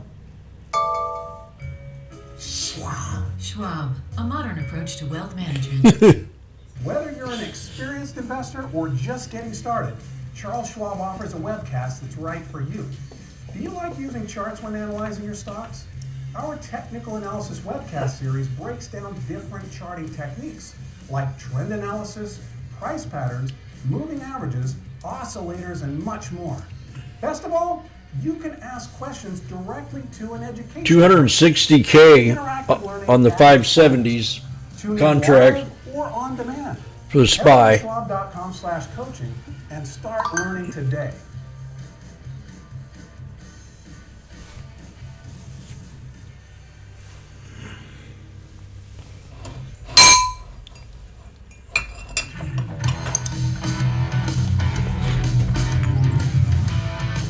Welcome back to Fast Market here on the Schwab Network. It's time for our cash tag segment. For that, let's bring in our next guest. That's going to be Landon Swan, co-founder of Lightfolio. Welcome back to the show, Landon.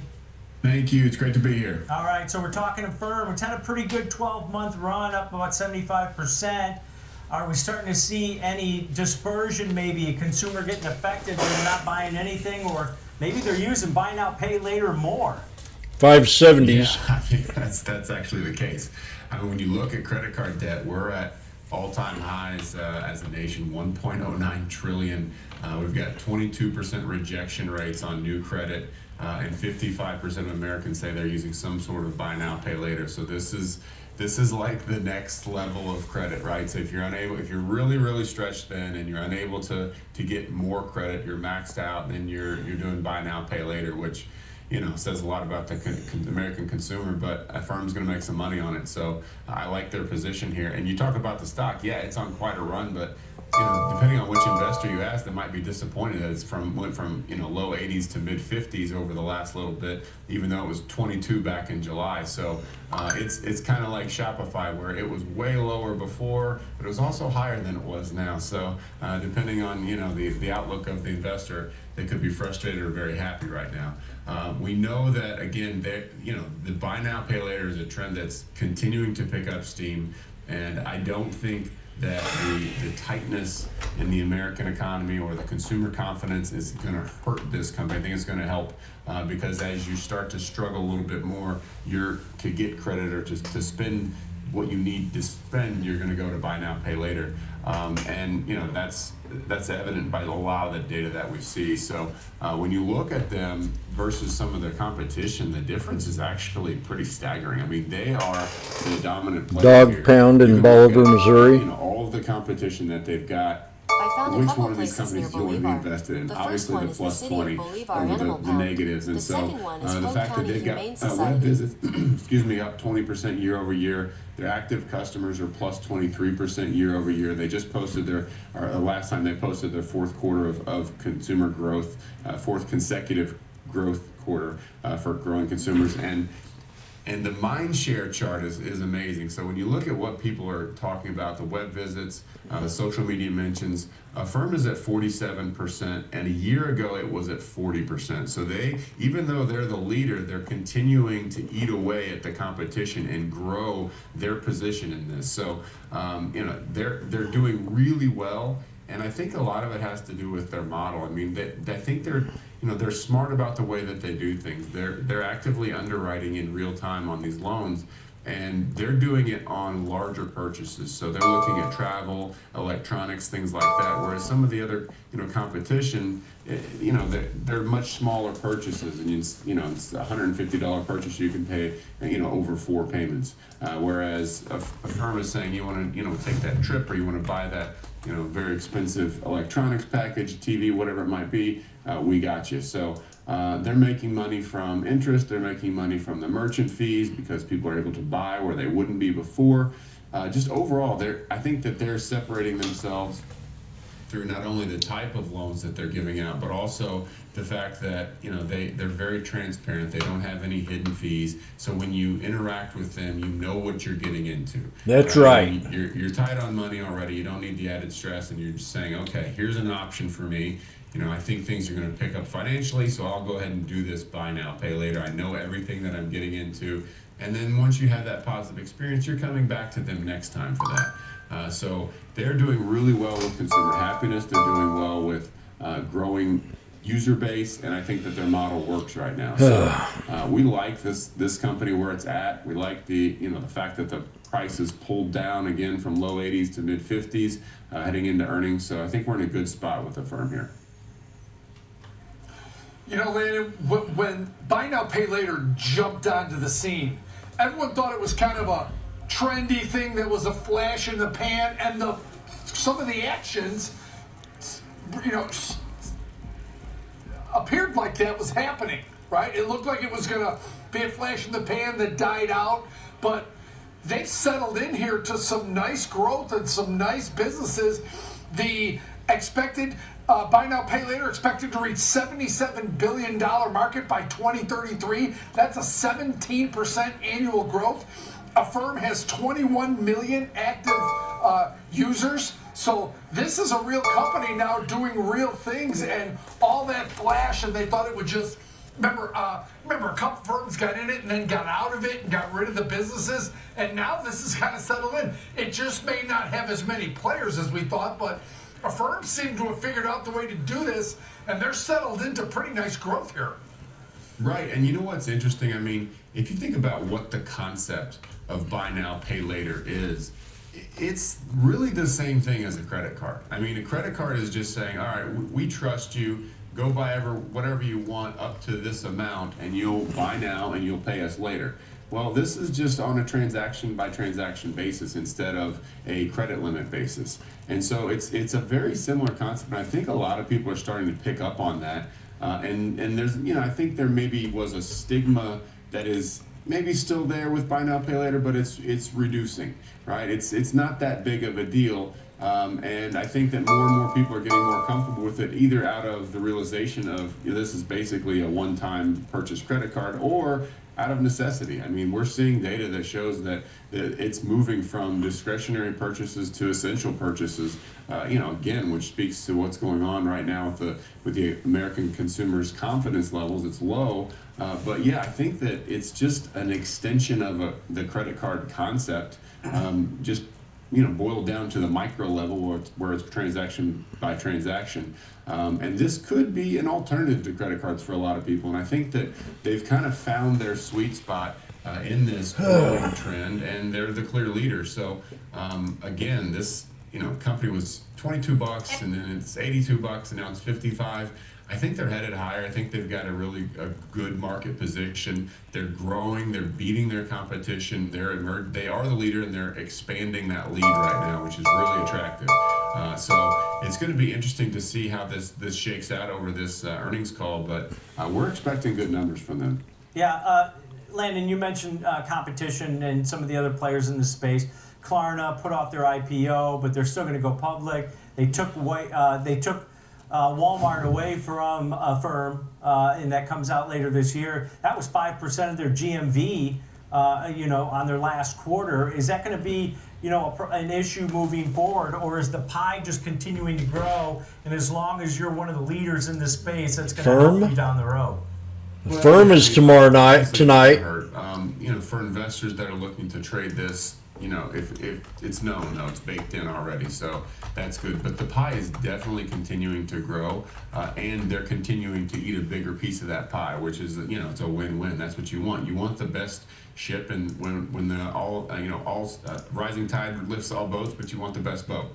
So that's where Affirm is right now. Buy Now, Pay Later is a strong trend that, again, Kevin, I agree with you. I thought it was kind of like, I don't know about this, right? This is this layaway. What is this? Like this, it didn't resonate with me. But as we looked at the data over time, it just continued to grow and grow and grow. And I think that as things get tight, people continue to use it. Now it's going to be interesting to see.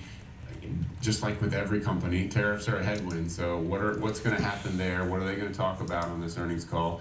How is that going to affect things? But the tighter things become to a point for consumers, the more they're going to lean on Buy Now, Pay Later. So this is almost like they want a little bit of weakness, just a little bit, not a lot of weakness in the American consumer, because if it's hard, if you're maxed out on credit cards and you're getting rejected.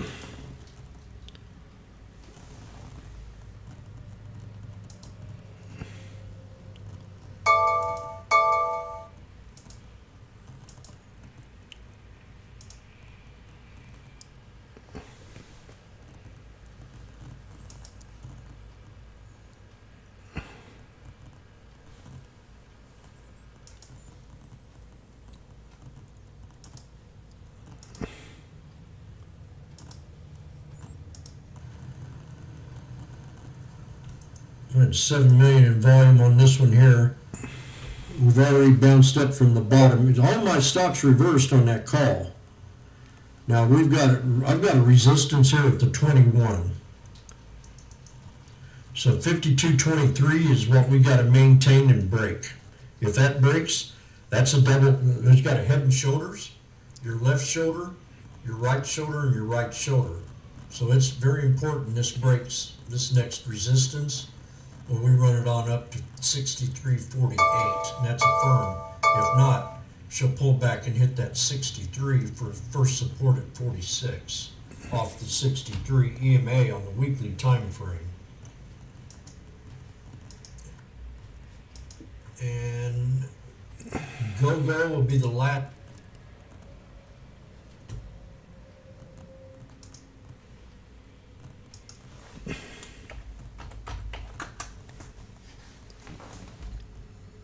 So we broke the resistance, 53.50, 53.23. I got 63 next.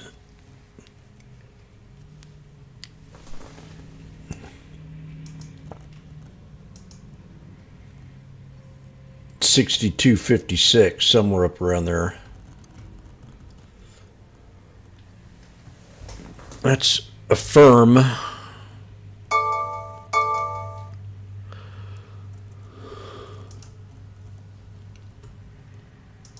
You get the math there. It's the width of the strikes minus the credit. So a high probability short put vertical that's collecting theta and that is risk defying, Tom. Yep, let's break this one down. May 9th. So this is earnings type example here that Kevin brought us. Sell the 50 strike put, buy the 45 strike put, short $5 wide neutral to bullish put vertical on this one. And that lines up about with that one standard deviation move that the option market's pricing in on that one. You sell that 50 put, it's about a 72% probability of finishing on the money. That's what you want, right? That's why you're only collecting roughly about a $1.10 credit, maybe $1 credit on this one. But Kevin mentioned the downside risks on this. You're risking about $390 per spread if you collect $1.10 on it. So you do have some risk on this one below that break even on this one. $48.90 if you collect $1.10. So anywhere around that $49 level is going to be potential profitability. But I think you look at this, it's a little bit more conservative. You're playing the higher probability of success on this example trade with the expectation, hey, even if it goes a little bit lower, I can still be profitable on this type of trade as long as it doesn't break through that $49 level to the downside. All right, good look at the short put vertical there, kind of lining up with what Likefolio gave us on their data. But coming up after the break, we're going to take a look at the trade desk. The SPX new high. Stock down about 50% so far this year into their earnings after the close. Stick around. SPY's up. The 570s from 83 to 120, 118.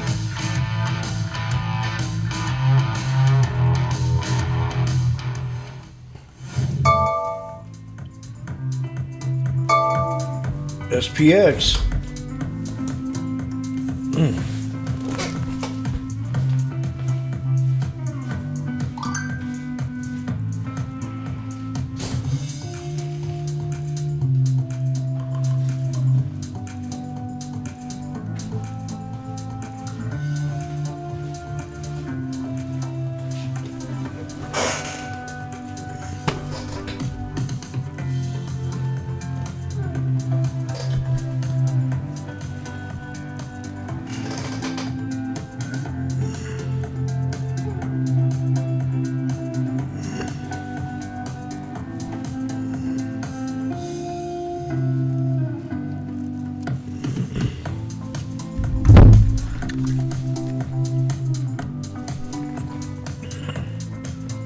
I think I'll go get my chocolate. We got a 1, 2, 3 on the SPX right here. Upward wedge.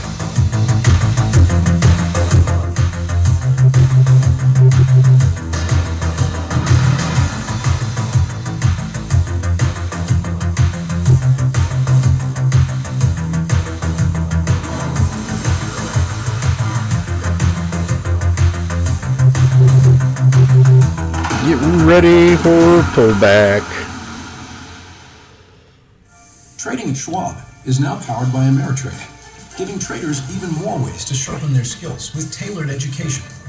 Get an expanding library filled with new online videos, webcasts, articles, courses, and more. All crafted just for traders. We can go higher. We got a higher level. Stacked with content curated to 5,800. You can spend less time searching. 58, 5788. Trade brilliantly with Schwab.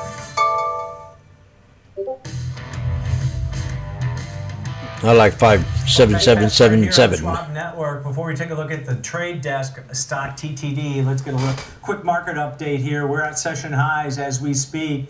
Yes, we are. S&P 500 up 1.47%. Dow Jones Industrial Average. What you gonna do about it? 600 points, or 1.5%. Nasdaq 100 up over 1.75%. The Russell 2000 continues to lead. Small caps up nearly 2.4% on the day. So getting a little bit of strength at this point at midpoint of the trading day.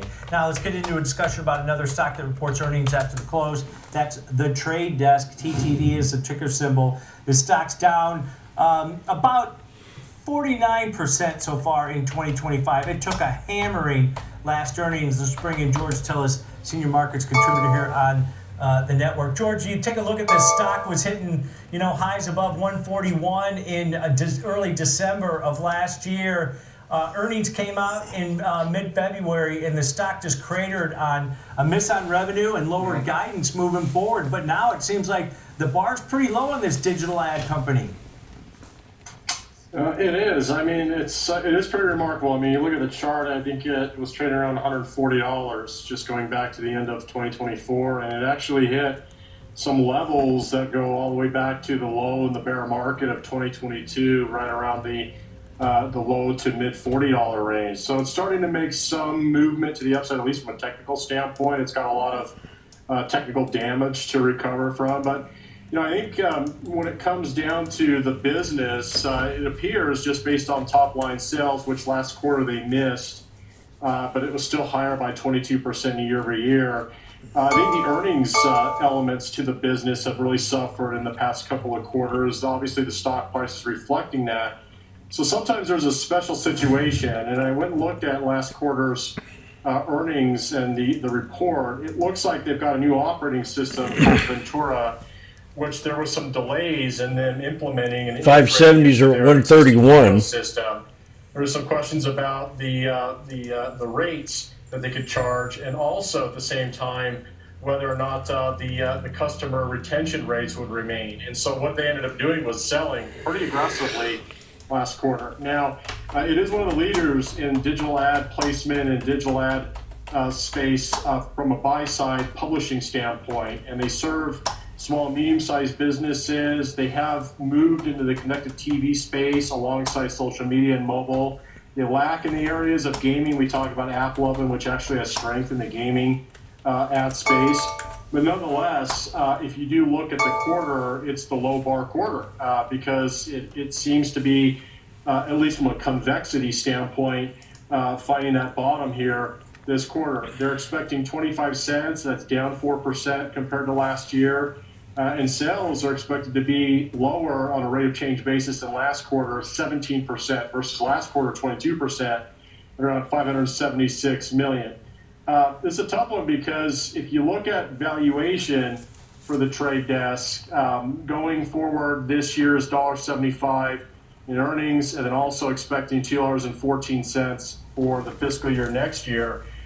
It's splitting the difference between 32 times this year's earnings and 26 times next year's earnings. Now, obviously, that's a lot less than its 5-year average, around 84 times. The company is actually more profitable from a net income standpoint by about 300 basis points. But going forward, in the next 4 quarters, they're estimating 20% sales and 20% earnings growth. So when those two growth metrics are in line, that's sort of a teeter-totter position. It kind of gives you an idea that maybe if there's an improvement on the earnings front, a slight increase in the revenue, this might be a reversal quarter. But it's too soon to tell because I've been in this business a long time to know that stocks that are cheap can get cheaper. And for what it's worth, keep in mind that this one's been down quite a bit, 49%. If you look at it year to date, down 33% over the last year. 143. But it is starting to make a little bit of move back to the upside with the I'm gonna stock scale trading at out. its 10, 20, and also its 50-day moving average.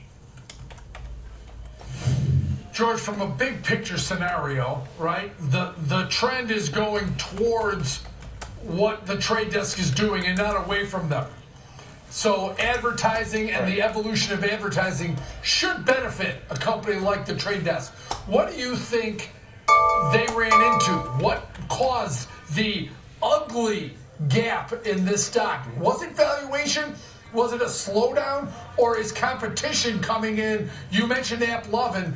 Is competition starting to affect this company's ability to grow? Because it seems like they're on the cusp of a real growing industry. The size of this is a $1 trillion industry, George. What caused this stock to do what it did, in your opinion? So, yeah, it's a good question. If we evaluate the whole context, if we start from the top down, looking at Meta platforms and the ad space, because they generate 95% of their money from ads, that stock's moving higher. Google, another very large advertising company, they're facing some challenges in search because of AI, so that's more specific to them. Trade Desk is in the advertising space. They're facing some competition from smaller players like AppLovin, so I think that's part of the problem. But the reason I brought up the word special situation earlier is because if you look at the context of the decline last quarter, it really was a function of a delay in that new operating system that they're trying to develop and deploy. So that's internal to the business. That would be just an outside or exogenous factor, and that would be based on slowdown in ad spending and demand for advertising auction models like Trade Desk supplies. Competition is certainly a problem, but it seems to be more internal. And a lot of times when companies can rectify these internal hangups, you do see recoveries. I'm not saying it's going to happen here, but it is starting to look interesting. So I don't think it's more of a macro issue or a revenue-driven issue. Some competition, but it's more internal to, like I said, how they're deploying their new operating system and then those delays. And that also creates some questions on the retention rate of their existing customers, of which is right now about 95%. But again, with people finding some challenges in their new technologies, they may have switched to AppLovin's platform instead. All right, great breakdown for us. Appreciate it. That's George Tillis, Senior Markets Correspondent here. Kev, let's get into an example trade. The option market for a $59 stock, they're expecting a plus or minus $8.25 move in the shares. So, implied volatility levels are pretty elevated with the current IV percentile at about 66%. So I looked at vol dispersion on this example trade, Kevin, as the bar is low on this one, as we mentioned. So bullish call diagonal as an example trade in here is what we're going to look at. In the May 16th monthly options, buy the 58 strike call that's slightly in the money. Was at the money earlier. Stock continues to move higher. Buy that 58 call with 8 days to expiration, then sell the May 9th weekly options that expire in just 1 day, the 65 strike call. So bullish. Just weird how this market turned around like it did. Call diagonal to the upside. You're paying. We've got a. We broke out of that flag. There, trading closer to 350 now because the stock has moved higher. But if you pay that debit you pay is going to be your risk. So if you pay 320, it's going to be on the SPX SPX per spread. Anything above that 60 level is going to be potential profitability on this trade, Kevin. But this one's pretty straightforward. You're paying less than half the width of this, or about half the width of this call diagonal, Kev. Yeah, if you're, obviously that vol dispersion is giving you an opportunity to buy a 30-year option at 1 p.m. You're worried about the big move here, right? This is a bullish trade, but if you're worried about a move that could go through that move and through that strike, right? That's the risk there. So this adds a little more risk to the net debit, but it insulates you if you get that big upside. 1 p.m. knife. Gap the other way, right? A calendar may not serve you the best. So this one would insulate you from losing that directional profit if you get it. So yeah, the risk on the trade, debit paid, Tom. Yep, apex of profitability at or near that short 65 strike in this 1 week wide trade, selling about a 314 implied volatility percent on aggregate, buying 133% IV on that one. There's that dispersion that lowers the entry point price, but the debit paid is the risk. All right, good look at the call diagonal there in TTD, but that's going to wrap it up for us today here on Fast Market. Stick around, though, right here on the Schwab Network. Next Gen Investing is coming up.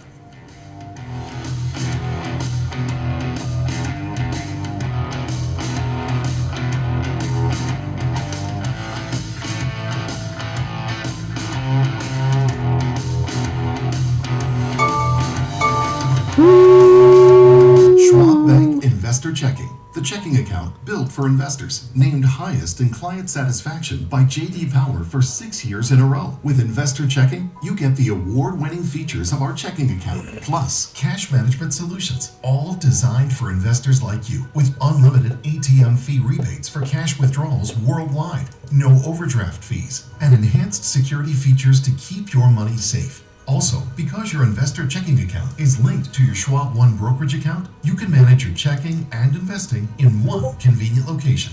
Moving funds between your accounts is easy. Cash moved to your brokerage account is available in seconds. That means you can stop waiting and start investing in stocks, bonds, money market funds. It's time for a pullback. Bank Investor Checking, the checking account built for investors.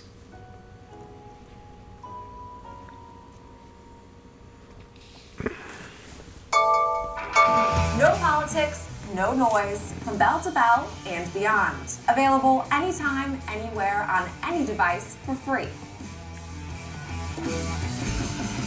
Schwab Network.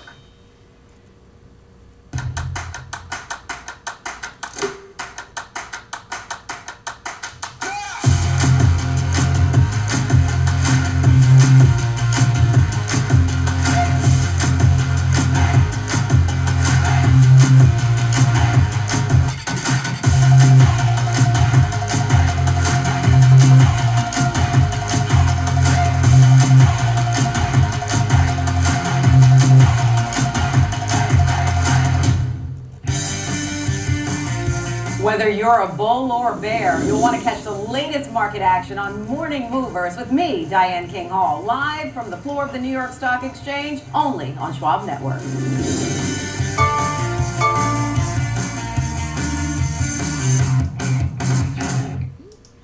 Whether you're an experienced investor or just getting started, Charles Schwab offers a webcast that's right for you. Are you a long-term investor? Our investing webcast series breaks down different investing styles, including growth, value, income, and more. Best of all, you can ask questions by chatting directly with an education coach.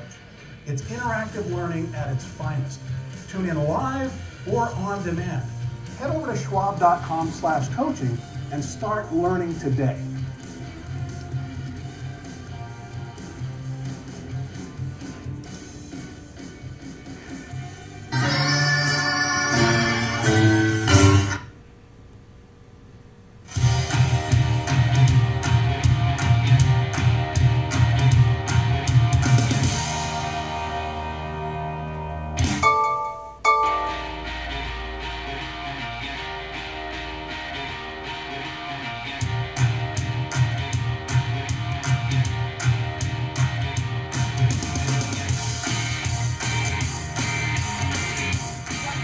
Investing. I'm Jenny Horn alongside Alex Coffey. And Alex, we are, in a solid session all around with strength today, led actually by the Russell, which is up 2.6%.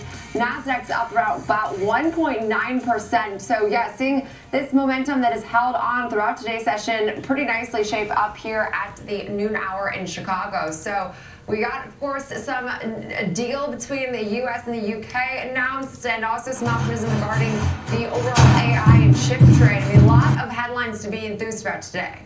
Yeah, on session highs, and this isn't to be completely surprised. Like, if you're a market participant who's been around things the first time around with Donald Trump as president, it's sort of the one step forward, one step backwards, couple steps forward, one step backwards. This constant negotiation in real time, all the while sort of massaging financial markets, understanding that to do something that transitions from one way of doing things to another, there's likely going to be setbacks along the way, and sometimes those setbacks are reflected in the uncertainty of the markets, but not wanting to watch things unravel like they did maybe in early April. So maybe they're not going to explicitly say, hey, we're watching the market, we're going to, not let things get out of control. I do think that there's some level of, I guess they used to say the Fed put, let's say, a policy put to some extent. And the same way, though, if the market keeps rallying, that's going to give them a little bit more leverage to, push back on some of these trade deals and maybe be a little bit tougher on countries like China. So I don't know, we're out of the woods. I would expect more of the same, but maybe it's just less dramatic going forward. Buy dropping. I hope so, because there was a few days there where it was There's that 1 o'clock dip, just minute by Eastern minute time. Price activity. I guess it's fun in That's some support. sense when we're rallying, but when you're seeing consistent selling, it does start to feel a bit mundane. But we'll step away from some of the headlines, although still tons of earnings to parse through. A lot of this also tied to the macro. We'll kick things off here with the upvote and downvote. We will be then charting two names with earnings still ahead. 568.67. Due out after the close today. We'll also be looking at NVIDIA on the back of some optimism regarding some Biden-era restrictions expected to be pulled by the Trump administration, or reporting we're seeing from Wall Street Journal. So that's impacting NVIDIA today nicely, as it's up today and also now up over 3% on the week. We'll also be discussing the latest, of course, in the U.S.-UK trade deal, as well as the housing market, following, of course, the Fed keeping rates steady. And we'll close things out with Marathon Digital here, which has earnings out after the close today. Also a name, we're seeing some phenomenal strength in Bitcoin as of late, so we'll discuss that broader topic as we close out the show. Yeah, tons to get through. Let's start with our movers here, Jenny. A little bit different set of names than we often have talked about on this first segment, so maybe not as heavy of hitters, but that doesn't mean that they aren't ones that are worth covering here. Let's start with TPR, which of course, when you look at that name, we're talking Tapestry, which is a nice move, $4, 5% to the upside here, pushing $79 a share. Them big breakouts freak me out sometimes. Around here, so although the overall market has surged and picked up strength, not really the case for Tapestry, but a 5% day is a 5% day anywhere you want to slice it. Yeah, and I think even more encouraging when you have financials that can back this move. I mean, they saw strong third quarter earnings, raised their guidance, and indicated that tariffs will have an immaterial impact on their results for the year. So Go get my hot chocolate going. 7%. Sales at Coach, which is actually their biggest brand by revenue, jumped 13% from the year-ago quarter. And Tapestry did also raise its outlook for the rest of the year, now expecting revenue to rise about 4% year over year. Guidance had initially been for about 3% growth. But even more optimistic than that was some of their commentary, which we did see, again, a 145% levy on imports from China, as well as 10% on the rest of the imported goods, which they said they've already pulled forward product shipments to get merchandise into the U.S. already ahead of tariffs. And executives did also say they're very limited in terms of their manufacturing exposure now to China, with 70% of their production coming from Vietnam, Cambodia, and the Philippines. Although, again, still some uncertainty there. The outlook does not right now consider anything changing, so you consider that it's not set in stone, as guidance never really is. But I think still the fact that they were able to somewhat harp on the fact that preemptively they pulled a lot of their manufacturing back here domestically is exactly the move the street wants to see right now in a difficult environment being retail. Yeah, difficult environment too, with their Kate Spade brand just not really doing well. So it's you don't have a ton of brand portfolio with this company, and one of their kind of core segments is really struggling. But the Coach brand has picked up the slack when it could, and obviously the market likes it today. Let's talk Crocs. So another name with not a ton of brands in the portfolio, but this one just seems to be like all weather, and I have to say that as a ironic way. So I imagine Crocs probably do well in the wintertime, but a company that has just been so fascinating. You almost don't talk as a meme, but it just every time I look at this name, I feel like it's higher. I know, and so actually what's amazing about both of these two companies is we looked at the Piper Sandler Team survey, the spring results, And two brands that were mentioned, Crocs not as much as Coach specifically, but both highlighted as really resonating with this younger consumer. It's so funny, again, not so much the case for Crocs, but for Coach. My younger brother, who is a Gen Z or whatever the younger generation is, he was saying how Coach has made a huge comeback. And so Crocs also very much resonating with that younger demographic, which I just think it's cool to see that then reflected in some of these companies' outperformance, because a lot of times we don't pay attention to this upcoming demographic right now into the working world. But Crocs had some negativity to report. They did withdraw their full year outlook as they said consumer behavior does remain uncertain. They did, though, see higher profits, lower revenue in their first quarter. Now, the environment, they said, is still an opportunity to gain market share and focus on what they can control, but previously had guided for about 2 to 2.5% revenue growth. Now, we had previously seen, again, Crocs expected to rise by about 4.5%. Hey Dude is the major laggard of this portfolio, expected to decline about 7 to 9%. So, pulling that guidance, but saying right now they're really trying to right-size their business to make sure they're able to handle how consumers can be responding to some of these trends in the future.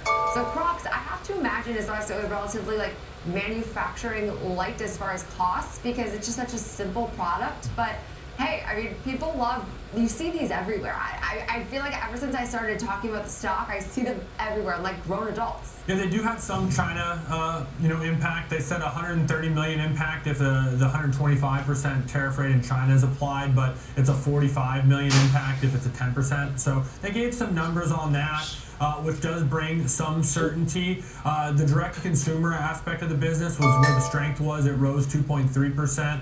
Where the wholesale aspect fell 1.6%. If you had to choose which area you wanted to do better, you prefer, your direct-to-consumer higher margin aspect be where the strength was. And it feels like every single time we talk Crocs, which oftentimes around these earnings events, we're always saying, hey, the namesake brand is doing better than expected, and this Hey Dude brand, which I'm not even really 100% sure what it is, other than every time we talk about it, it's struggling at Crocs. It is. I mean, I've had to Google the shoes a few times just to get like a brand perception. They're not great, but you don't really see them either, which makes sense why we're seeing, like it not really do much for the brand of anything. It weighs on, unfortunately, what is still consistent growth at Crocs. So yeah. Hey Dude, check it out. They're interesting looking shoes, although they do look very practical, which is never a bad thing. Next name today, though, is Shopify. Now, Shopify, wider than expected quarterly loss, also saw its operating income well below estimates. First quarter revenue came in line, while, again, operating income was less than half of what had been anticipated. Their net loss also was... Man, I could have gotten the puts on them. They've been good. $273 million a year ago. And operating expenses right now, they said, should represent about 39 to 40%. We're at the 63. But for the second quarter, they see revenue growing at a mid-20s percentage rate from the previous year. Gross profit growing at a high teens percentage rate. So they've been trying to lure in these bigger retailers onto their platform. A good chunk of their clients are still smaller merchants. And I think those 569s. price sensitivity and more right now of an impact immediately from trade policy. We'll see if it holds the 63 here. So for that reason, I do think that with some cross borders comprising about 14% of their gross merchandise volume, that was something that dragged on the growth story a bit here, although they still gave pretty good guidance. Yeah, they also said something along the lines of like over right there's half 10 of the cents. buyers in the U.S. have an average income over $100,000, and that they're less sensitive to merchant price increases. So I think that they feel their consumers a little bit more resilient than maybe have suggested they'll be. But I'm not surprised to see the stock down. I actually, we talked about it yesterday. We looked at a bearish example. Like, this is just a name that if you're gonna see a more sensitive consumer, this is the type of company that you might actually see that take place. So maybe not fully. It's recovered intraday, but the stock opened up, let's call it $90 a share, a little bit below that. So it's been weak the whole time. That's true. And now to close things out on the brightest spot of the group, we're looking at AppLovin, as we were joking yesterday, a name that is no stranger to volatility, and today is no exception, as we are up 13.7%. It was another quarter of exceeding expectations in their ad business. Ad revenue was up 71% from a year ago, with adjusted EBITDA up by 92%, coming out to an 81% margin, also up from 73% in last year. And also, this is a company that has been, plagued by right now headlines of a series of short seller reports. And actually, they mentioned this on the earnings calls. Their CEO did say that for now, they're downplaying the threat. They said that some assume they rely heavily on large Chinese e-commerce businesses, which are greatly impacted by some of these tariff exemption changes like Temu and Shein right now. However, they did say they're focused on the mid-market web advertisers, and they aren't yet working with the largest players. So they said they are seeing that minimal tariff impact, and I think that is hugely why we're seeing such upside today. I mean, again, downplaying any impact to your business regarding the overall turbulence, I think is the recipe for success for these post-earnings moves. So this stock's trading at $344 a share. It's had a range just in 2025 of over $300 a share. So basically it's full value, high to low. Granted, it's coming from much higher prices down, but it has swung to, back up on the year. I mean, this is a name that, it's going to move unless you have a strong level of conviction.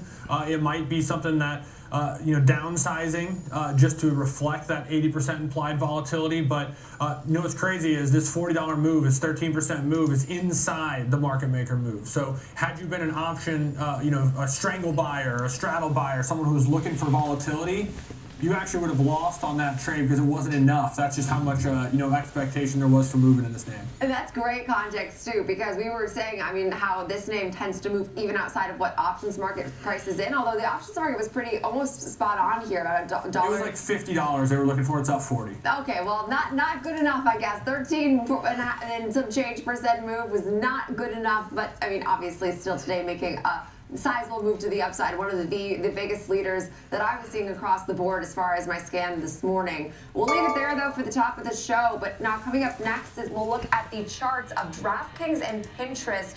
Both names higher today. DraftKings up over 3%, almost now 4%. Pinterest also up over 3%. Loom buys come in right there. Reports due out after the close today.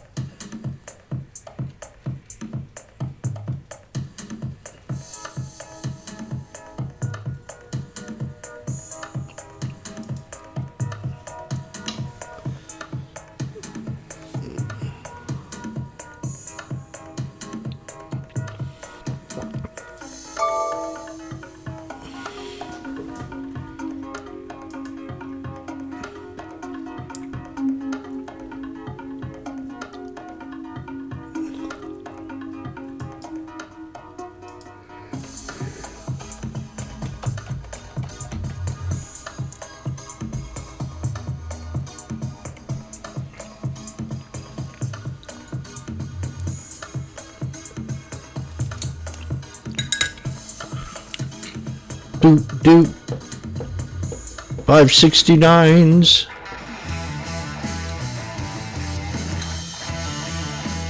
I'm not in them yet.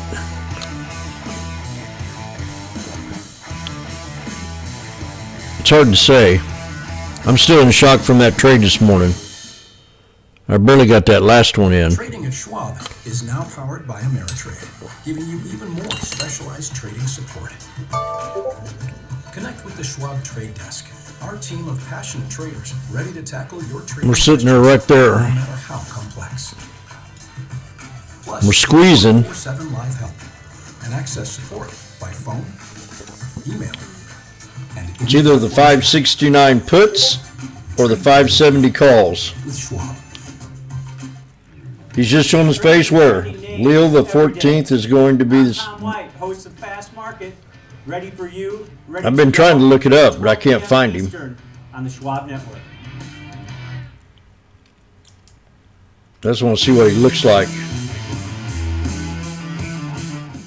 Welcome back to Next Gen Investing. It's now time for our Chart Master segment. Joining us is Rick Ducat, of course, to break down the technicals. I'll tell you if he's a good one or not. After the close today, We'll start off with DraftKings here, which is making a pretty decent move in real time, up about 3.6%. Rick, walk us through the latest as far as the technicals. A move up off the lows, but one that has not broken out. The Pope will be revealed later today. Red line here. Backtracking, we can see that this was a repeated low point, many times, then a subsequent high point. Low point, low point. So repeated. Man, this is really teasing me for what? Then most recently, it's been a ceiling here. 8 minutes now? The other caveat, though, is that we have the ceiling, and we also have an upward sloping trend line like this. That gives us the ascending triangle type pattern, typically regarded That's as bearish. bullish. That's bearish. What we see here as increasingly anxious buyers buying at higher and higher prices until what they would want to happen with this pattern to play out would be the sellers get overwhelmed, it triggers the cascade of orders and the breakout to the upside. However, there's still a few sources of resistance fairly close by that could come into play here. We have our two longer term moving averages. Price is holding above the yellow 21-day near 34.30, but then we have the 63 and 252-day exponential moving averages just ahead, and then we have another repeated support and resistance area near 39.50. So momentum strengthening here as we head into earnings, crossing above that 50 midline to give us another bullish signal here. So quite a bit going on today. Yeah, definitely quite a bit going on today. And this one I do always think has great earnings calls for like a better read on some of the overall sports and trends we're seeing, as of course we are in the midst of NBA playoffs. But to now look at the big picture here as we go into this report, what are we seeing? I mean, what gives you mentioned, of course, some good footing we've seen, consistently finding some levels of support, now acting more as like a ceiling, but what are you watching big picture?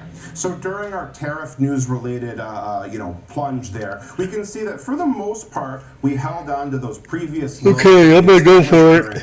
The August 5th time. So there were some intraday fluctuations, there was some extreme prices, but for the most part, around 30, you could say that price held on in terms of closing price.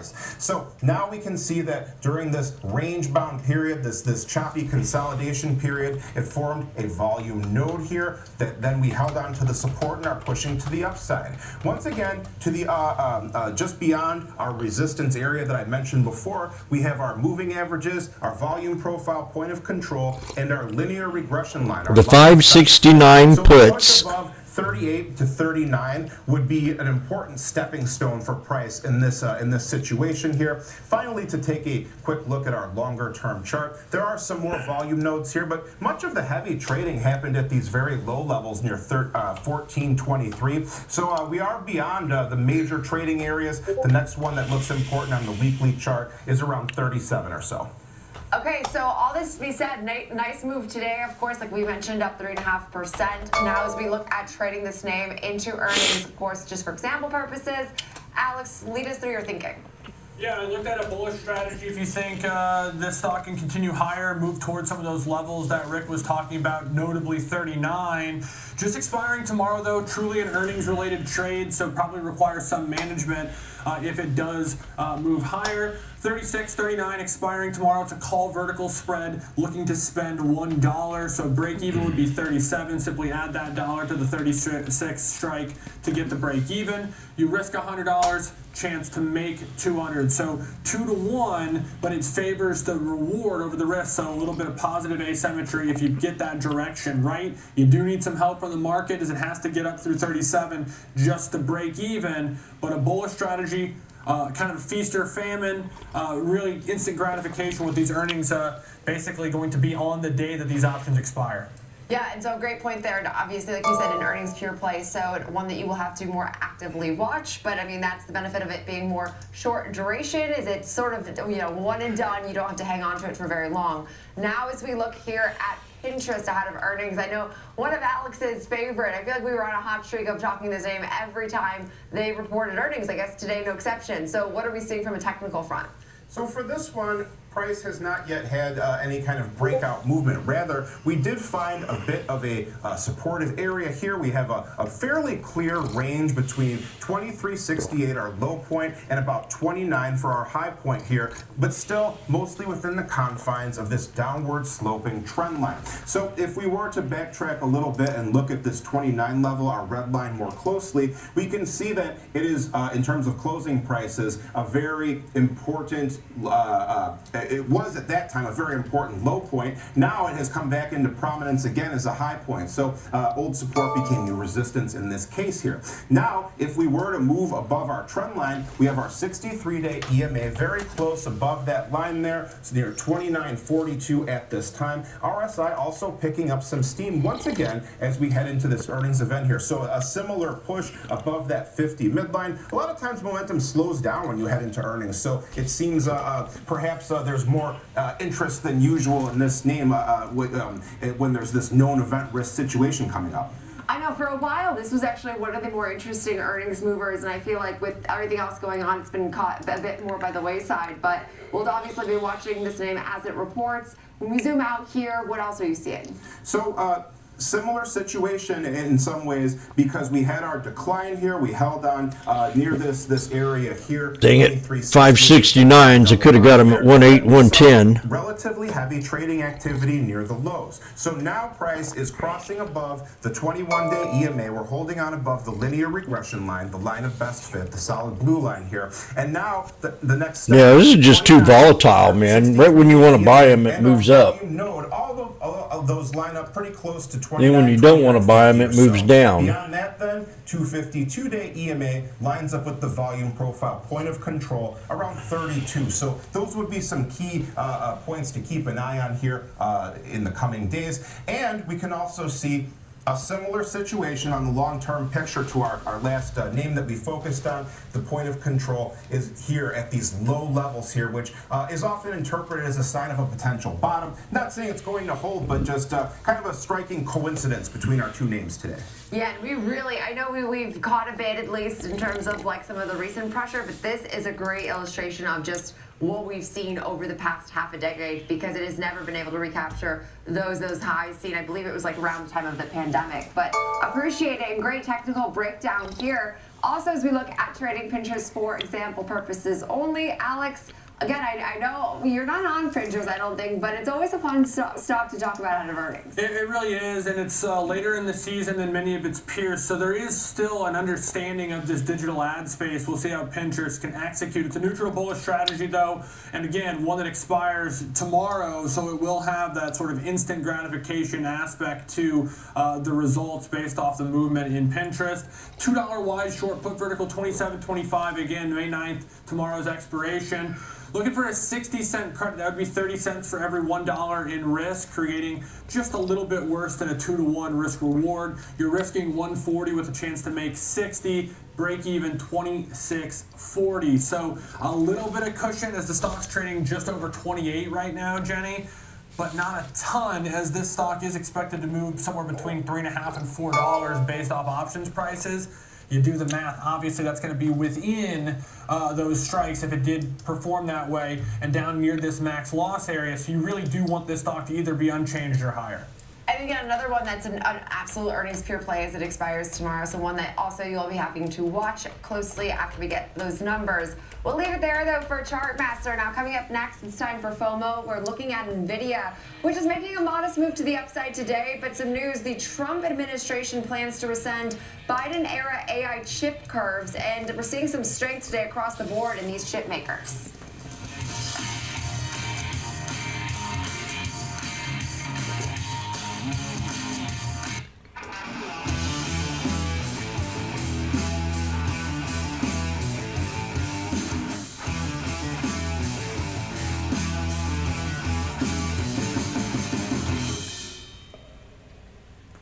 Trading at Schwab is now powered by Ameritrade, unlocking the power of Thinkorswim, the award-winning trading platforms. Bring your trades into focus on Thinkorswim Desktop with robust charting and analysis tools, including over 400 technical studies. Tailor the platforms to your unique needs with nearly endless customization, and track market trends with up-to-the-minute news and insights. Trade brilliantly with Schwab. Each and every angle, the whole picture, everything comes full circle on Trading 360. Catch us right here at the New York Stock Exchange on Trading 360, only on Schwab Network. What's up, Coral Nation? It's your #1 broker with the best full-service wealth management skills in the biz. Actually, I'm seeing something from Schwab. Uh-oh. Yeah, Schwab lets you invest and trade on your own. And if you want, they can even manage it for you. Not to mention, Schwab has a team of specialists for taxes, insurance, and estate planning, all with low fees. We're experiencing technical difficulties. Carl.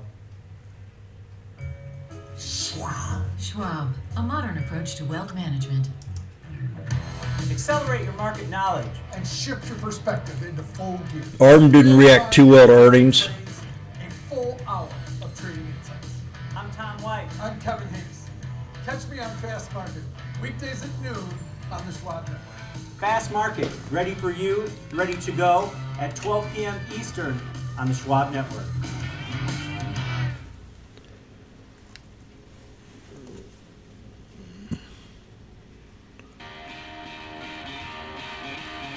Welcome back to Next Gen Investing. It's now time for FOMO. We are talking NVIDIA today, which is up now about 0.75%. Not a huge move to the upside, but seeing some positive news today for the entire AI and chip space, that we could see some of these restrictions imposed by the Biden administration be rescinded by the Trump administration. So joining us now to tell us more on this story is Caroline Woods, a senior markets correspondent for the network. So Caroline, I would have thought we'd see a bigger move in NVIDIA, but I'm not complaining about a 3% gain so far this week.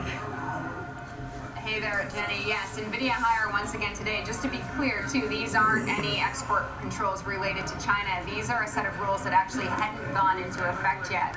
They were set to go into effect on the 15th, and we're hearing news that President Trump and the Trump administration is planning to rescind essentially these Biden-era, if you will, chip curbs. Yay! They were meant to really limit the export of AI chips worldwide, and so it's called the AI diffusion rule. It was set to go into effect on May 15th, and it essentially organized countries into 3 tiers, all of which have different restrictions on whether AI chips made by companies like NVIDIA or AMD, Intel, could be shipped to those countries without a license. So it's all part of a broader effort to revise global semiconductor trade restrictions. We know that these rules have drawn opposition from tech companies like Microsoft and Oracle. They've argued that they would harm American companies' business prospects abroad without doing much to hinder China. We've also seen some foreign governments opposed to them as well. So, we had seen reports, the Commerce Department has come out and made comments on the reports that that framework won't go into effect on the 15th. Instead, the Trump administration is actually drawing its own framework up. According to Bloomberg, the rules are likely to focus on direct negotiations with nations like UAE or Saudi Arabia. What we don't know, though, is how strict this new framework of rules is actually going to be. We know President Trump is going to the Middle East next week, so we'll see if there are any developments on that front, especially since, according to Bloomberg, those are some of the countries that the Trump administration is focused on. I did see a Raymond James analyst quoted as saying Trump will increase the total amount of chips allowed to be sold globally, starting with Saudi Arabia and the UAE, but this could also come with more enforcement to prevent the diversion of banned chips to China. So kind of bullish on one sense, but there could be reasons for caution. NVIDIA came out with a statement saying, we welcome the administration's leadership and new direction on AI policy. With the AI diffusion rule revoked, America will once again have a once-in-a-generation opportunity to lead the next industrial revolution and create high-paying U.S. jobs, build new U.S. supplied infrastructure, and alleviate the trade deficit. So, I do think it's important to note that this has nothing to do with the export controls in place for China. And we know that based on what we've heard from NVIDIA CEO Jensen Huang and AMD's CEO Lisa Su, both were on CNBC earlier this week, and they talked about the potential loss of not being able to conduct business with China on the AI front. Jensen Huang had said not being able to sell to China, where he expects the the AI market to be worth somewhere in the $50 billion range in the next few years. He said that would be a tremendous loss. AMD CEO Lisa Su said there should be a balance between export controls for national security as well as ensuring that we get the widest possible adoption of our technology. That's a good thing for U.S. jobs and the U.S. economy. So, there's definitely some pushback against some of these tech companies as well as it relates to China. But overall, in terms of these AI diffusion rules, it does look to be giving NVIDIA a boost, as you said. Shares up a little less than 1% right now, up about 3% this week. Still in the red when you take a look at the year-to-date performance, up about 12%. But we're seeing names like AMD, Intel, pretty much strength across the board when it comes to the AI chip trade today. Yeah, Caroline, it seems the general feeling is that this is ahead of those meetings in the Middle East, perhaps sort of a positive step for those negotiations. But in the grand scheme and sort of the general landscape that seems to be laid out, it does seem like a strategy of sort of isolating China on the trade front. We got the UK deal now, softening of some of these rules maybe for some of these other countries. And it does seem that the focus, whether or not it's being explicitly said or not, does remain on China as it was the first time around. Yes, and I mean, we've heard some of the rhetoric coming from the White House too, as it relates to even the conversations that are going to happen in Switzerland between the U.S. and China this weekend. As it, they're basically saying don't expect a trade deal, just expect trade de-escalation from those 145% tariffs. So both the commentary out of China and the U.S. is holding pretty firm. I don't think that there's going to be a lot of development on that front, and that's why I think it's important to note that these export controls don't have, this diffusion doesn't have anything to do with those export controls from China. I mean, we'll have to see how it plays out, of course. I mean, if you take a look, analysts still very bullish on a name like NVIDIA, despite the fact that, the U.S. is cracking down hard on China as well. So it doesn't seem to be changing the bullish calls from a lot of these analysts, doesn't seem to be changing the overall AI story. But, when you hear from the tech executives like Jensen Huang saying it could be a tremendous loss, I mean, I do think that's important to know. Yeah, and I completely agree. And I think also a good point that there's still heavily unknowns that are circulating in NVIDIA, which is maybe why we actually aren't seeing more of a move today. This was, I think, somewhat expected to be at least revised by the Trump administration. So great takeaways there, and great look at NVIDIA. And the rest of them, of course, the name seeing some strength today. AMD is another notable winner, as well as even Intel's higher. So appreciate it. Caroline Woods, senior markets correspondent for the network. And so now, as we look at trading NVIDIA, I mean, earnings we do get at the end of this month. I believe it's like May 20-something. So we have that a bit away still. I mean, I guess thank goodness, because you never want all earnings to just be over and done within just a 2-week span. I like that we have NVIDIA to look forward to. But when you trade this name, obviously, it does have a pretty high correlation with the overall market. It does, and one thing I think that's important to note as well is that this news broke like 20 minutes before the close yesterday, so a lot of the move actually counted for yesterday's session. It is about a 4% move since this AI diffusion headline hit the wire, which I think is, more telling than the 0.7% rally that you're seeing here on the day. So it's built on some of that, but it has also eased off of some of those highs that you saw in the post-market session, some of those global trading hours. The stock got almost to 121 in the middle of the night last night, so it certainly has been volatile, but that's sort of been the name of the game with NVIDIA as of late. I looked at a bullish strategy, just looking for it to get back to that 120 mark, buying the 120 call vertical. But it gives it a little bit of time for that to happen. It goes out to the May 23rd expiration, intentionally staying ahead of that earnings event and not contending with that volatility. I'm here, Yankee. NVIDIA's earnings may present. Equal risk to reward, so you're risking 200 with a chance to make 200. If you We just hit a support right now. Break even is at 118. You simply add that $2 to 116, you get 118. So a little bit above the current share price, but not much. Let's call it basically in line with the current share price. We've always talked about that being kind of our loose guideline for this way of structuring call verticals. Equal risk to reward. 5703, 5704, 57. Just because if we just look at it as sort of a a logical outcome. Stock can go higher or it can go lower, right? Those are the two choices. And so if you have equal risk to reward reflecting those two choices and then that break even near where we're currently at, if you just get the direction right, you have a chance to make money. Yeah, and I think that that's huge. Obviously, it doesn't have to be exactly pinpointing a certain price, but obviously has some flexibility there and wiggle room, because right now there is definitely still a degree of uncertainty regarding various headlines we get and the updates, of course, coming from the Trump administration as well as overseas in regards to trading NVIDIA. Well, we'll leave it there. We're not going too far away from that conversation, though. It's coming up next. We'll discuss the latest with the UK and the US making a deal, as well as the state of the housing market and the way that interest rates are playing into that, following, of course, the Fed announcement yesterday leaving rates unchanged.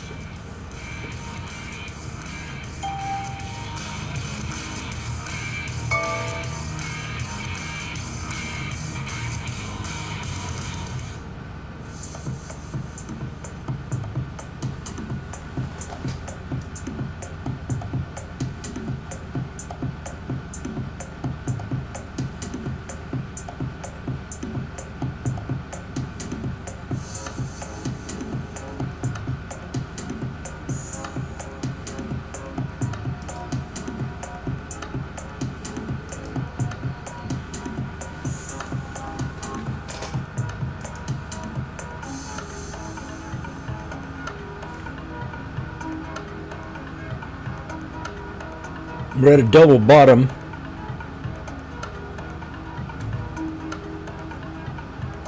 On the SPX. 5720s at 390.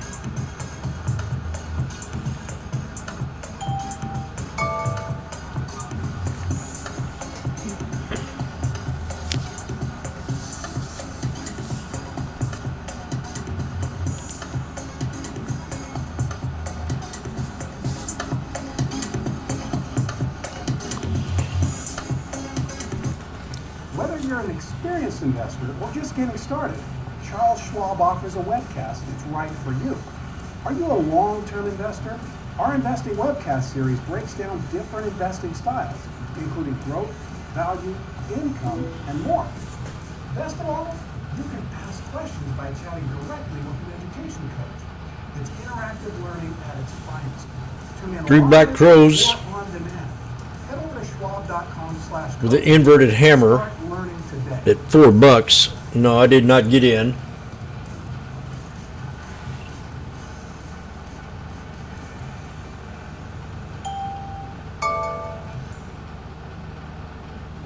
I'm Nicole Petalini, live from New York Stock Exchange. Catch me on Schwab Network, available anytime, anywhere, any device, for free. Schwab Network.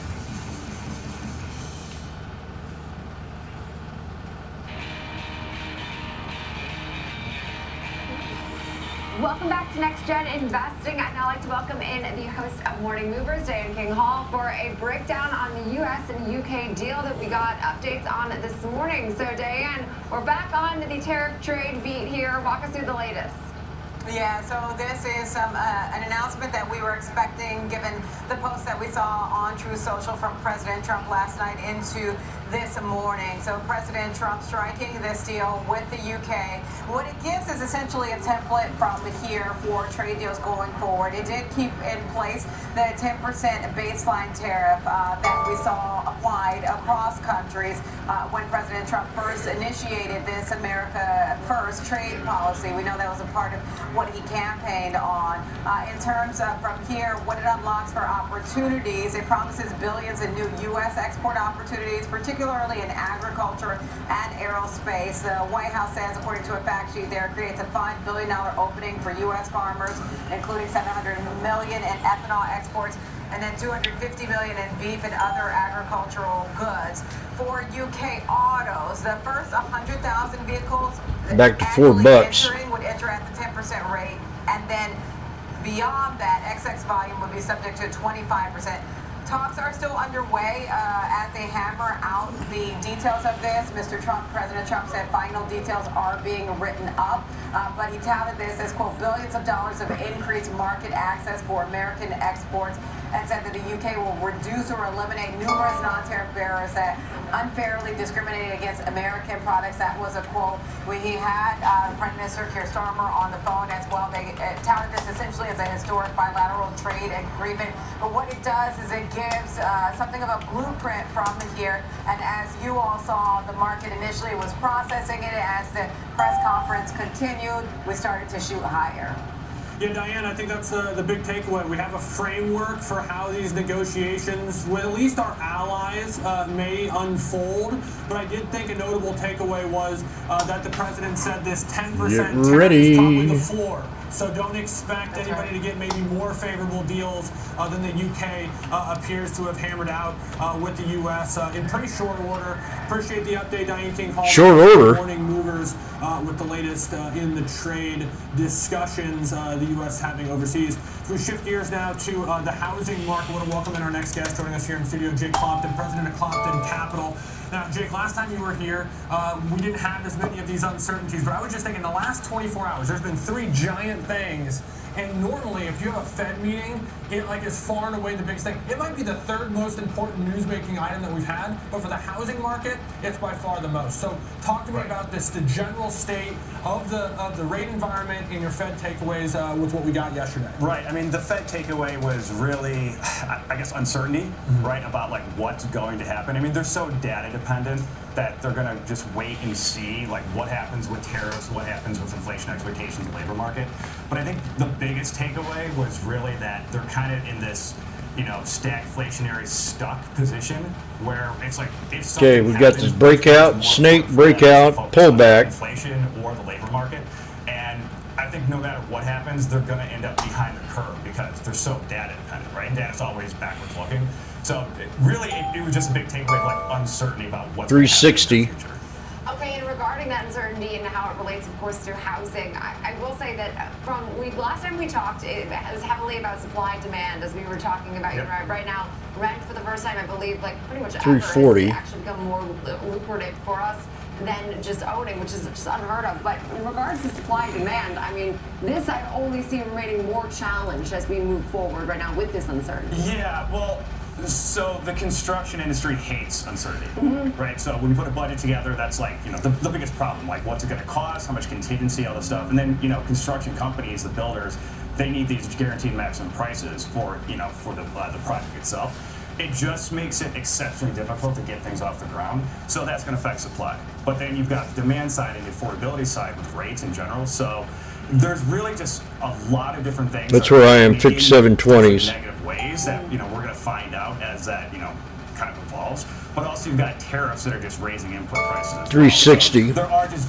supply and demand sides to the housing market that are really getting difficult. Yeah, this is interesting because it is nuanced. It isn't a single variable problem. But if we look at them kind of one by one, it does seem that there's a general feeling that the next move in interest rates, not just at the Fed, but just broadly, is a lower interest rate. Just a matter of how far lower and when. Now, you may disagree, so I'll give you a chance to talk about that. But that feels like what the market's sort of pricing. And we see that with 2 years being lower than the Fed funds, for example.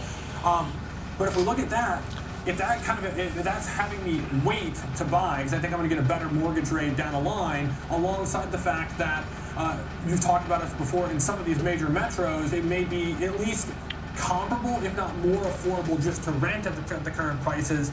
Doesn't that solve the affordability? Doesn't that bring demand down enough potentially to normalize things just a little bit? Well, it's kind of interesting right now because you've got low demand, but house prices keep going up because of supply constraints. Right, and so the suppliers and also this the cost inputs that you talked about with tariffs and the materials going up. It's all part of the same equation, right? So the tariffs and the cost to build and the cost of capital all constrain supply because of new construction. So and that's just leading into the lack of supply out there in the market. But at the same time, you've got a high cost of capital that's deterring people from buying in the first place. I mean, as far as rates, I don't know. I mean, we got 100 basis point reduction because the labor market started deteriorating last year. But it really, I think it's going to depend on how long these tariffs stay around for, right? Because if they stay around for longer, long-term inflation expectations will go up, and then rates will go up. So I don't know, and the rates will stay higher. So it's really going to depend on like what happens with tariffs, what happens to the labor market going forward, and then like we'll just have to see from there. The massive degree of uncertainty that we talk. I mean, I must say the word uncertainty 100 times a day at this point because it feels like it's basically our answer for everything. But I mean, I was curious because you mentioned, of course, construction also hates uncertainty, but it hates right now. Here we go. The U.S. It is more expensive with our labor, our materials, everything about our construction is costly here, which is in some ways like a protection of our workers, but also that same thing could apply to like commercial real estate. It's pretty much the building of 350. everything, right? Absolutely. Even outside of just housing. Absolutely. Yeah, I mean, it's the same equation, right? Like uncertainty, plays into residential construction, commercial construction in the same way. And this is one of the reasons why we see like rents going up in Chicago so high. It is almost impossible to build like a new apartment building around here for many, many reasons. I'm sure like local government and construction input costs. But like that's why like rents are just going through the roof. I mean, you barely even need a leasing broker anymore, to like get an apartment rented around here. And when you look at this, obviously, this has always been a slower moving asset class than, let's say, stock index futures or, the options market that's moving second to second. The transactions don't happen as frequently in real estate, so it does require a little bit more. We're looking at the 5720s right now. Kind of broke support just with this one candle. They're at 330, 320. Now we got a double bottom lower low. So if we were going to do it, it's going to be 57.91 right here at $3.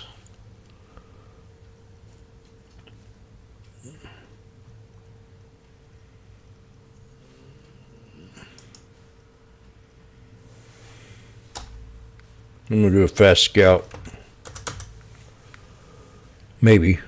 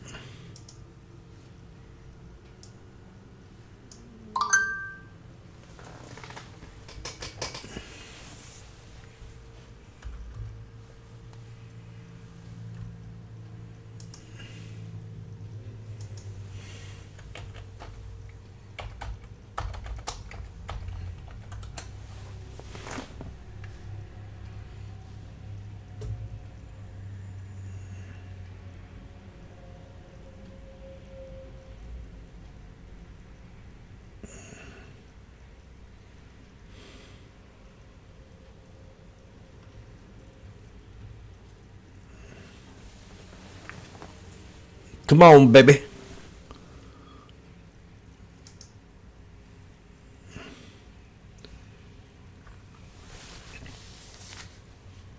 It's got to hold 57.91 or I get out.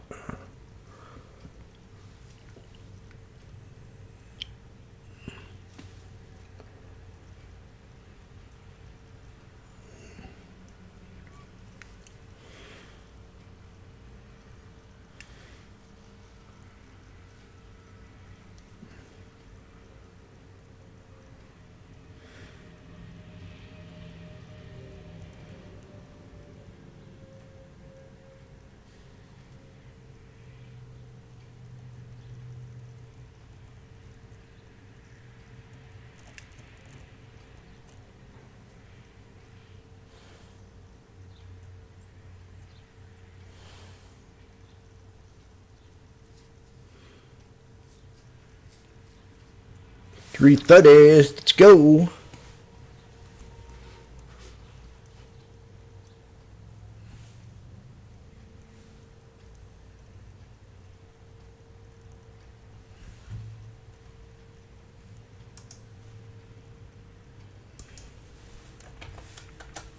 $3.50. I got 3 of them, so I might. We got to break the 9. We tried it 2 different times. This is number 3. So you either get out at 350. I got 3 of them, or we run it to 4.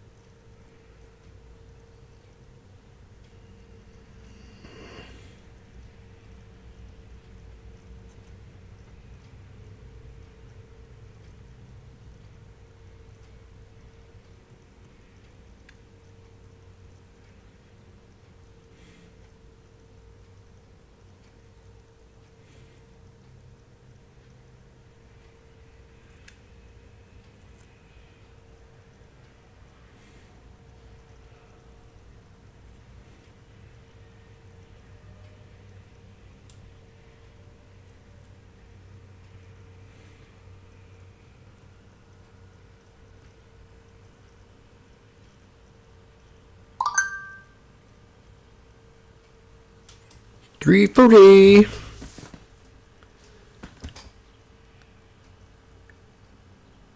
Boom.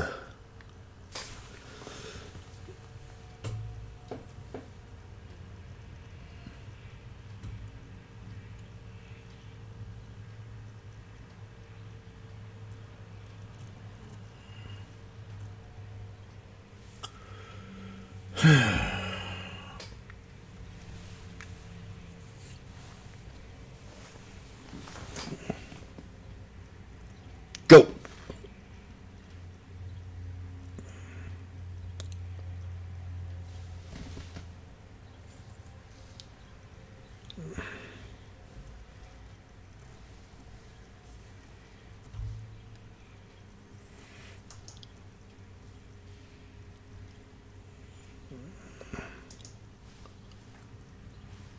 There we go, 360.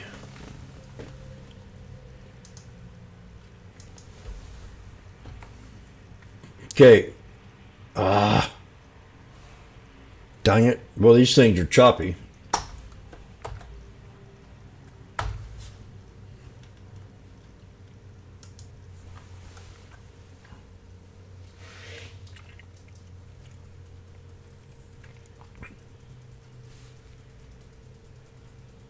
We're squeezing between the 9 and the 21. I don't know. It's taking his sweet time. There's 360. Okay. Now we're talking business here.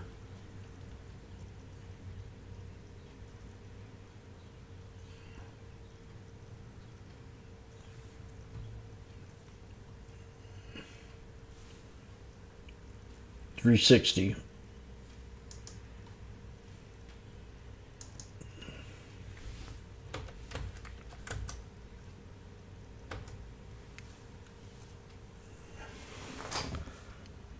$370. Can you make it to 4?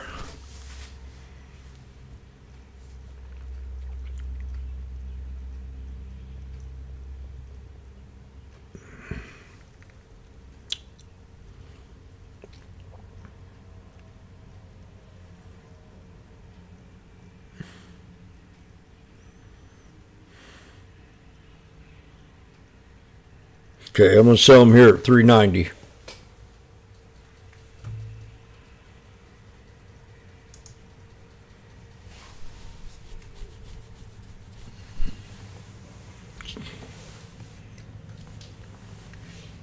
Shit. Why?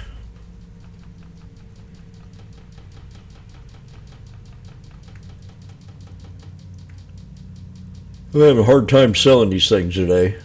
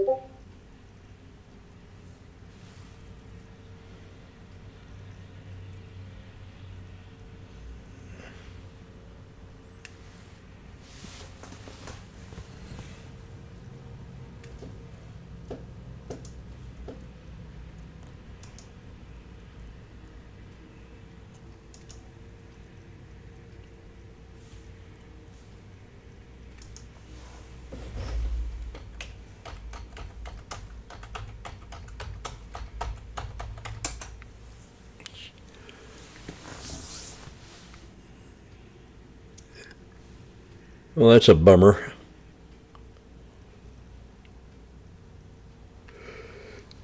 He would sell me at $390 and I held it. Now we're at $310.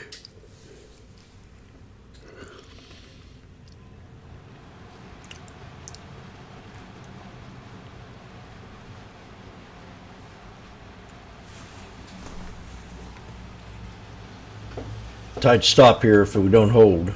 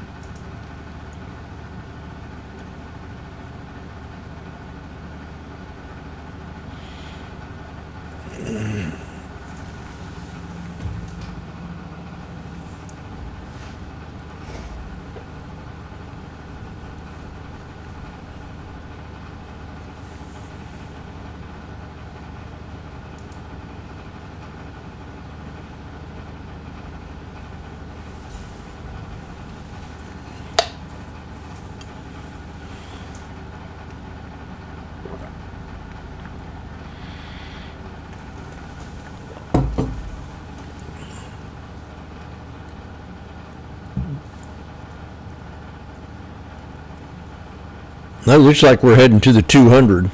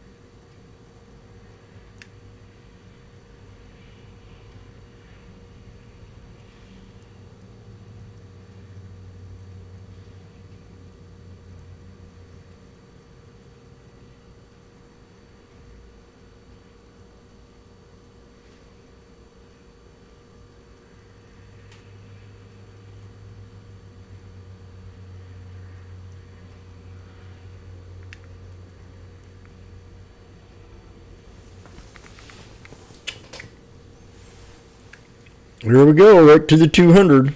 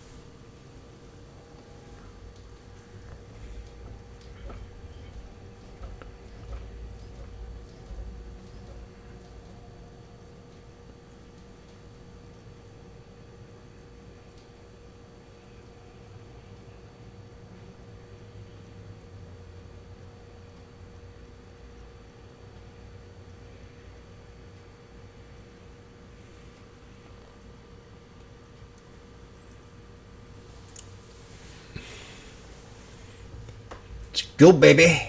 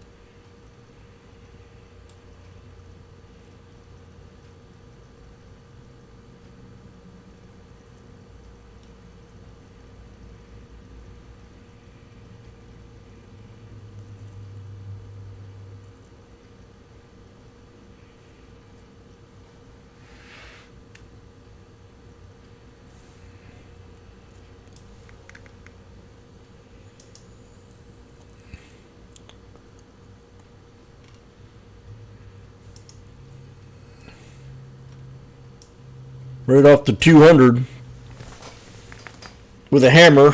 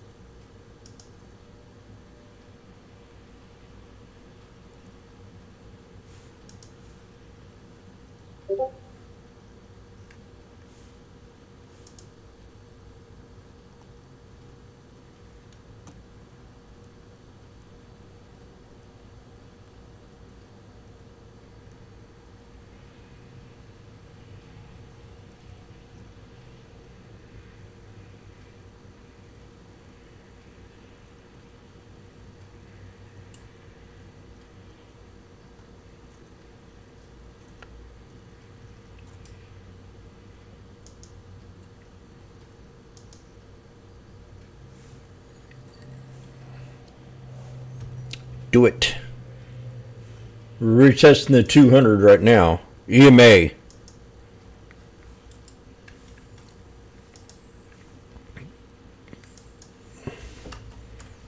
I was up like 270 at one time.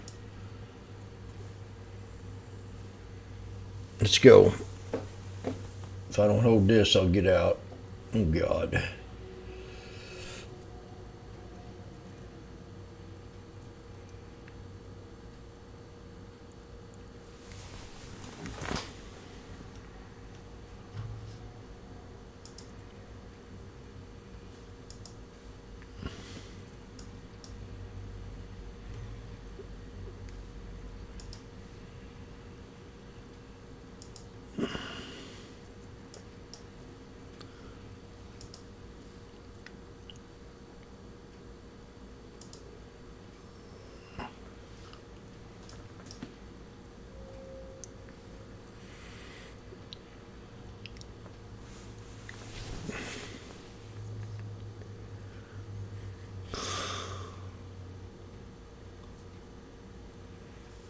Some puts on a SPY.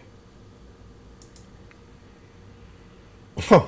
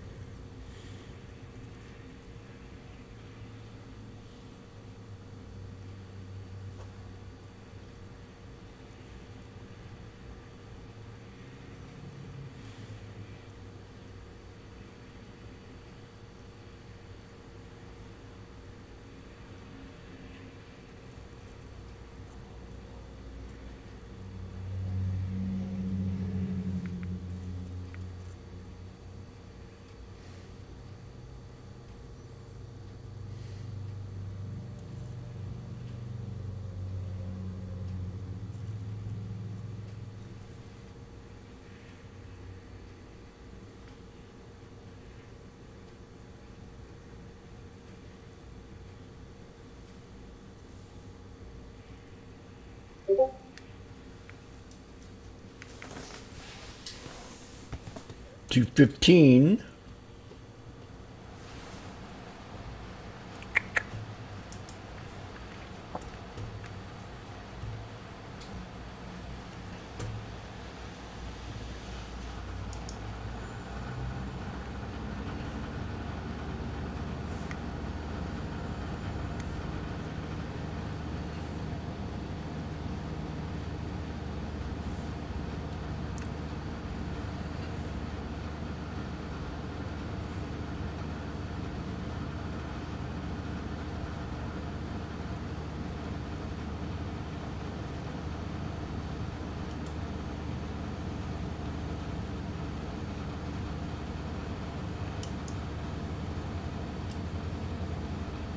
$240. Yeah, I think I'm going to get out of this one even.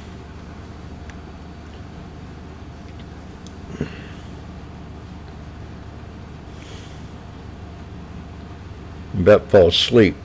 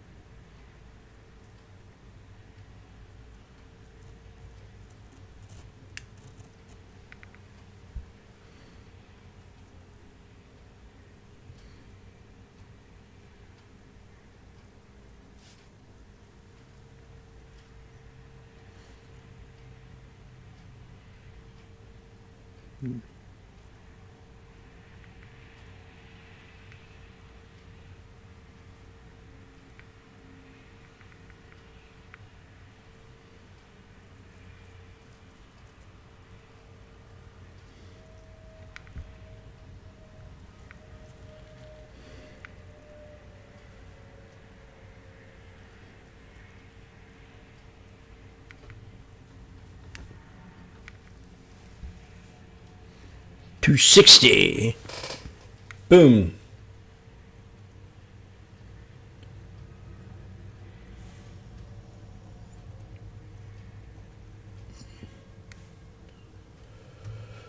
Oh well.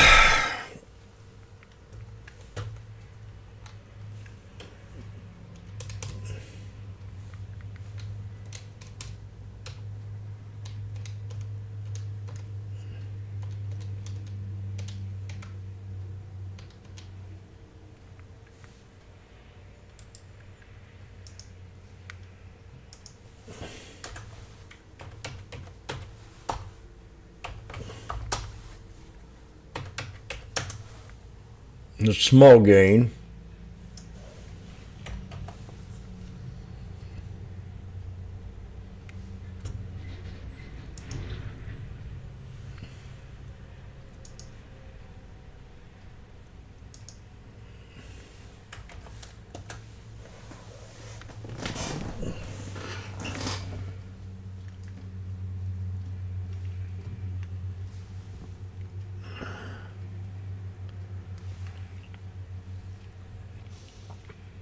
They're back at 250.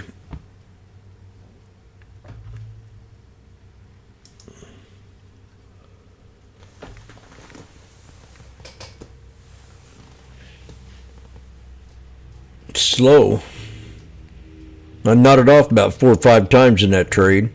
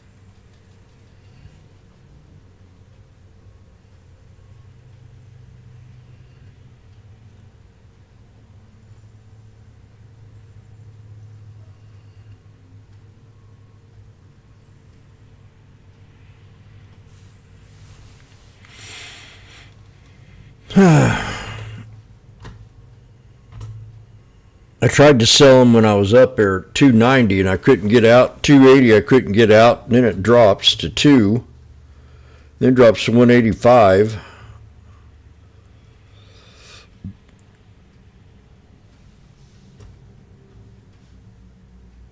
I'm not really bullish today. We came back and hit the 200. It dipped on down to 280, 285 right here. This is a triple bottom, so that's a hard resistance to break.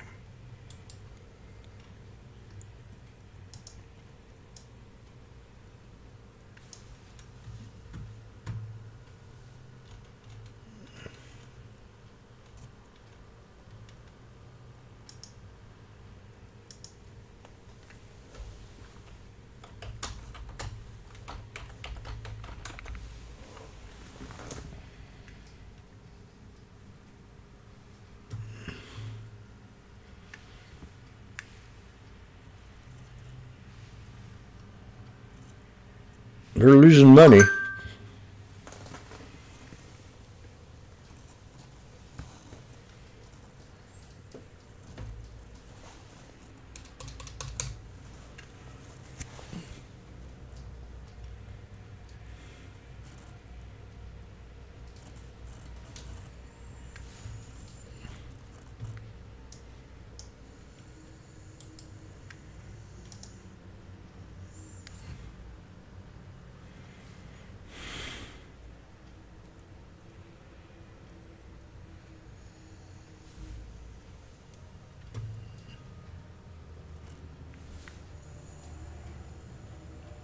Well, we're at the 63 right now. There's 260 again. Could definitely got fully out there at 270.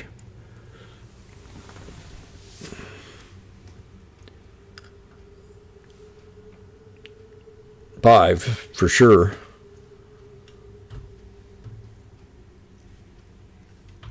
Let me see what my stocks are doing on my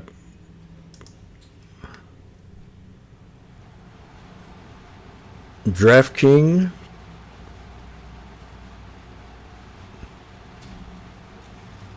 SMCI. Oh, what about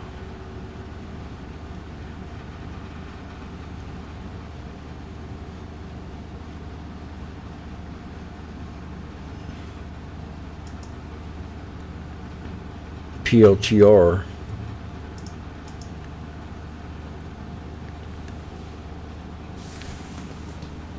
And PLTR had a good comeback. That one always comes back here lately. PLTR.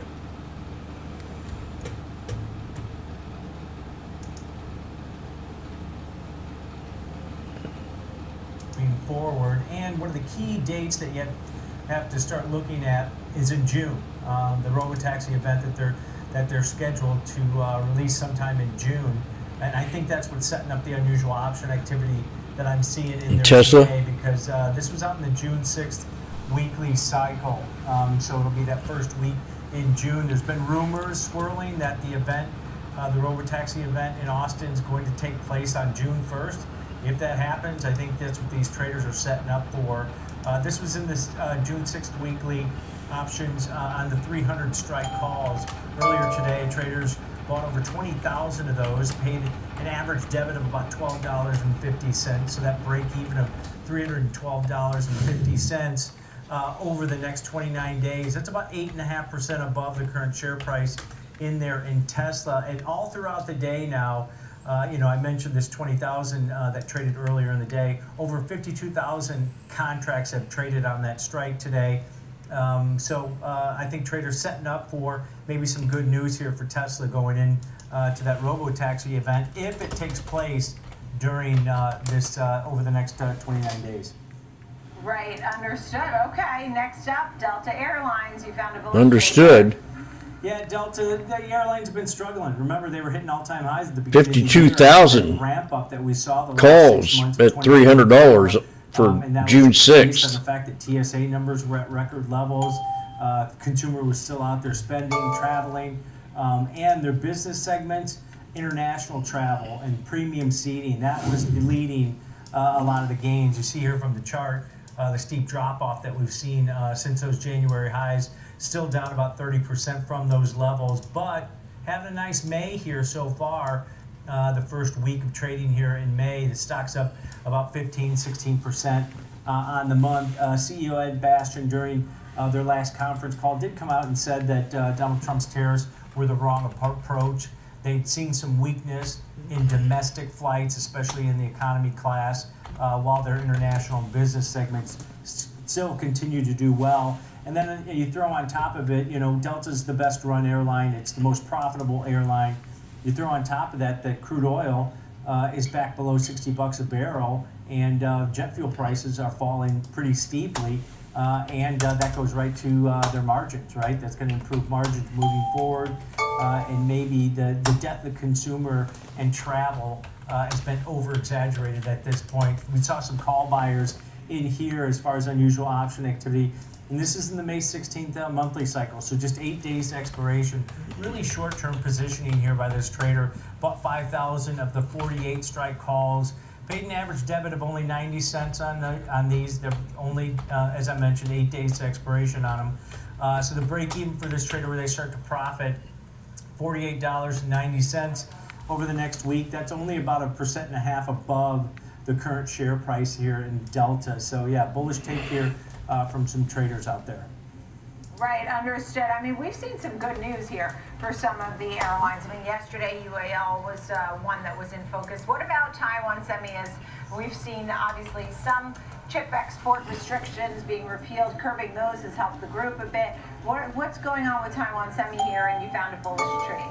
Yeah, stock's up today, but down 10% so far in 2025, off in bear market territory, down just over 20% from those all-time highs that we saw in there. They're building their third plant in Arizona, so they're trying to domesticate some of their production here in the U.S. They're investing a lot of money. President Trump's hit on that. So they're building their third facility there in Arizona. And remember, as much good news that we've heard across the semiconductor space over the last year or so, they make all the high-end chips for NVIDIA, for Amazon, for Apple. And a lot of these big tech companies are actually going to produce their own chips, right? They're not going to rely on NVIDIA and AMD and Intel so much. And they're still producing those chips for Amazon, for Apple, as they try to get into that space and develop their own chips. Last quarter, revenue increased 35% year over year, and 59% of that revenue is made up of those high-performance chips that I was just Well. You see some bullish activity in here. It's a trader taking a position that they had in the May options and rolling those out to the August options. So a trader bought over 50,000 of the August monthly 200 strike calls. Paid an average debit of about $5.45, pretty hefty option premium, but they've got 99 days till expiration on these calls that they're buying. The break even for this trader where they start to profit is just under 205.5 to the upside. That's still about 16% above the current share price in there. So this trader's going to need a big move. And as I mentioned, they sold out of the May 16th monthly options that expire just next Friday. They sold out of their long position in there on the 200 strike calls. So just kind of pushing out duration for this trader, but giving themselves plenty more time to get that rally that they need for this one. And just a quick market question, thought. I mean, we crossed 5,700 again here, and now we're at 5,703 on the S&P 500. That's telling, isn't it? It is a little bit. You know, there's a win on the board now here for the administration as far as tariffs goes. And I think that's what everybody was kind of waiting for, anticipating at this point. Now, do more deals get announced quickly? Probably not. But there's probably some key trade. Well, if that was the big deal, I thought it would be much bigger. There's speculation that it's going to be India, it's going to be Japan, it's going to be South Korea. Do they all start lining up? And then you throw on top of that the fact that, you know, the Treasury Secretary... Okay, we're pulling back again. ...going over to talk to China to break the ice there on potential... yeah, that'd be a big deal. A lot to kind of look at now. We haven't really seen the response from the market or in the hard data that's kind of stating that these tariffs are having a huge negative impact on markets at this point. But like I've said, stated before, I think that's still down the road. Maybe towards the end of May into June, where we're finally going to see 165. Some sort of clarity on what these tariffs have meant, not only for the consumer, but for the data also moving forward. So still a lot to unpack here, Nicole. Expected implied volatility levels to stay pretty elevated at this point.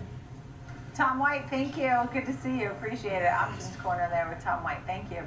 Still ahead, Folio Beyond's chief strategist, Dean Smith, will join us to discuss navigating the challenges of a possible stagflation environment. Watch this. We'll be right back.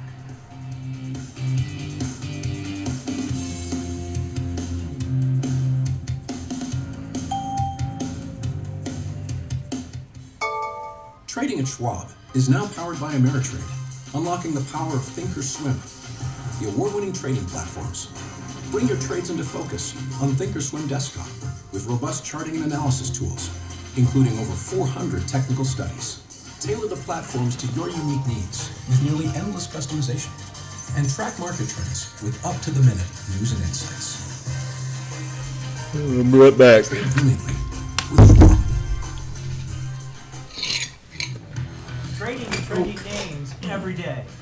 I'm Tom White, host of Fast Market, ready for you, ready to go at 12 p.m. Eastern on the Schwab Network. Trading at Schwab is now powered by Ameritrade, giving traders even more ways to sharpen their skills with tailored education. Get an expanding library filled with new online videos, webcasts, articles, courses, and more. All crafted just for traders. And with guided learning paths, stacked with content curated to fit your unique goals, you can spend less time searching and more time learning. Trade brilliantly with Schwab. Whether you're an experienced investor or just getting started, Charles Schwab offers a webcast that's right for you. The Platforms and Tools webcasts are designed to help you broaden your knowledge of platform features and resources available from Schwab. You'll learn tips and tricks to help navigate Schwab.com, Thinkorswim, and mobile-based platforms. Best of all, you can ask questions by chatting directly with an education coach. It's interactive learning at its finest. Tune in live or watch on demand. Head over to schwab.com/coaching and start learning today.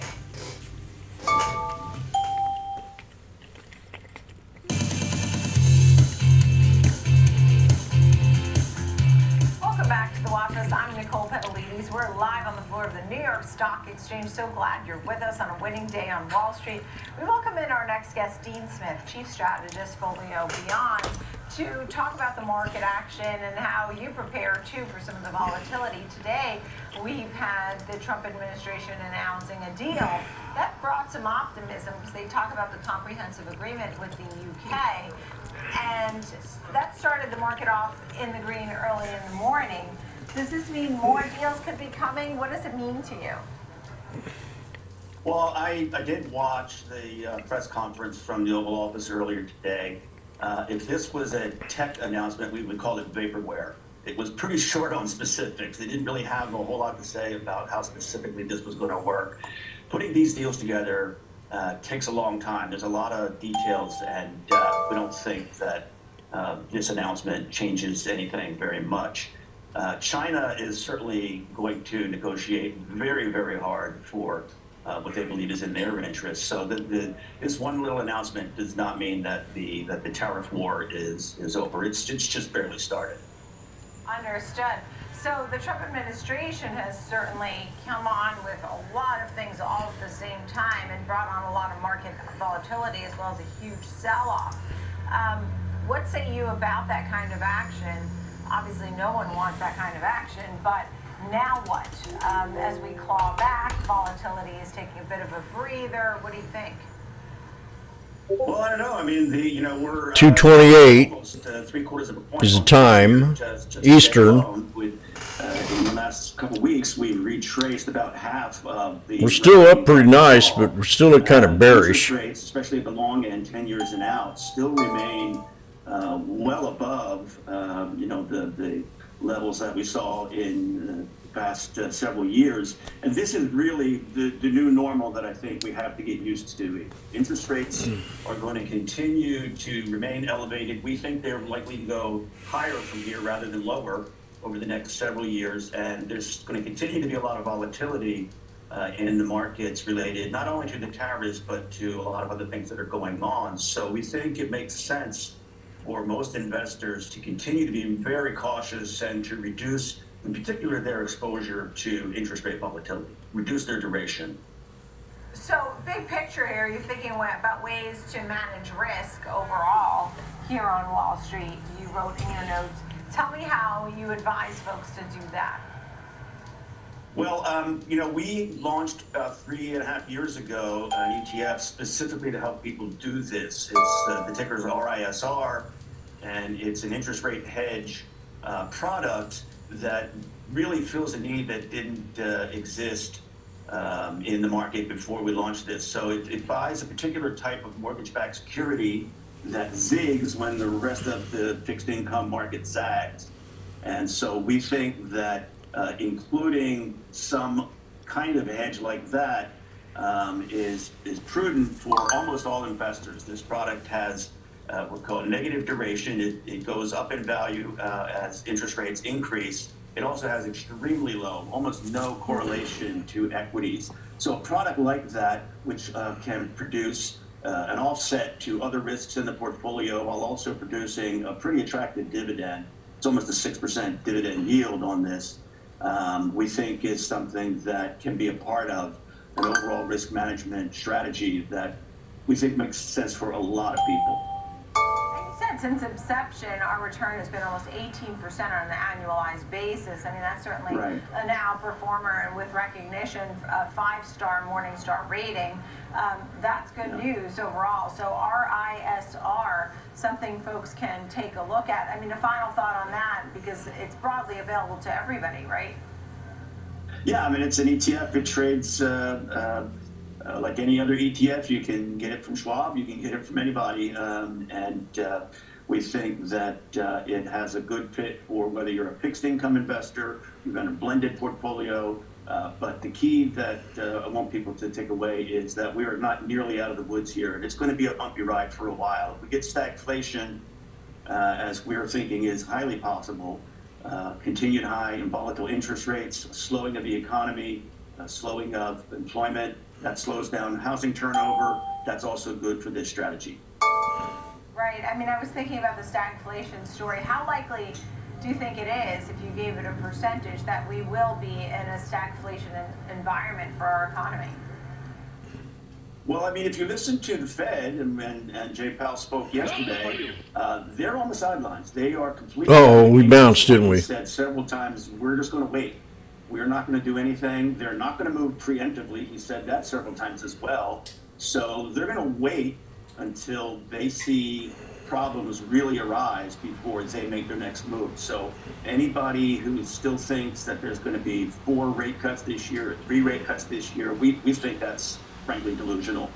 The Fed is off the field, and they're going to wait and see how bad things get before they make a move. Now, the other problem that they have is since the Fed only really has the control over short-term interest rates, if we have a recessionary environment with continued price increases, I was waiting for that 200.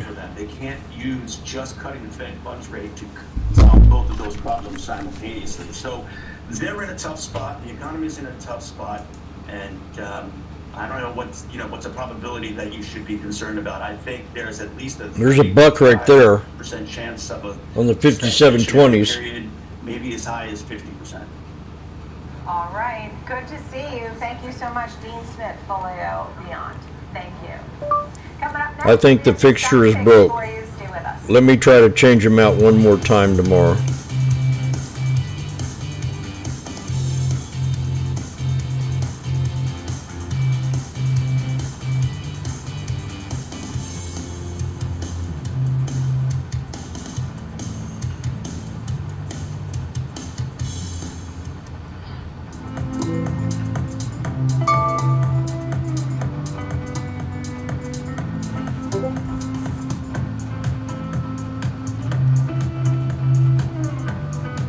Shit.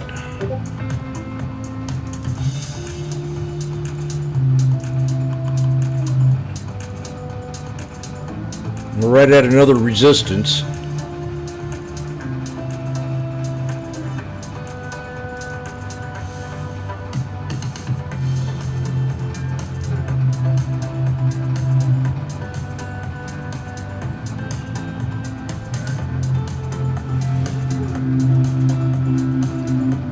I'll be right back. There's 290.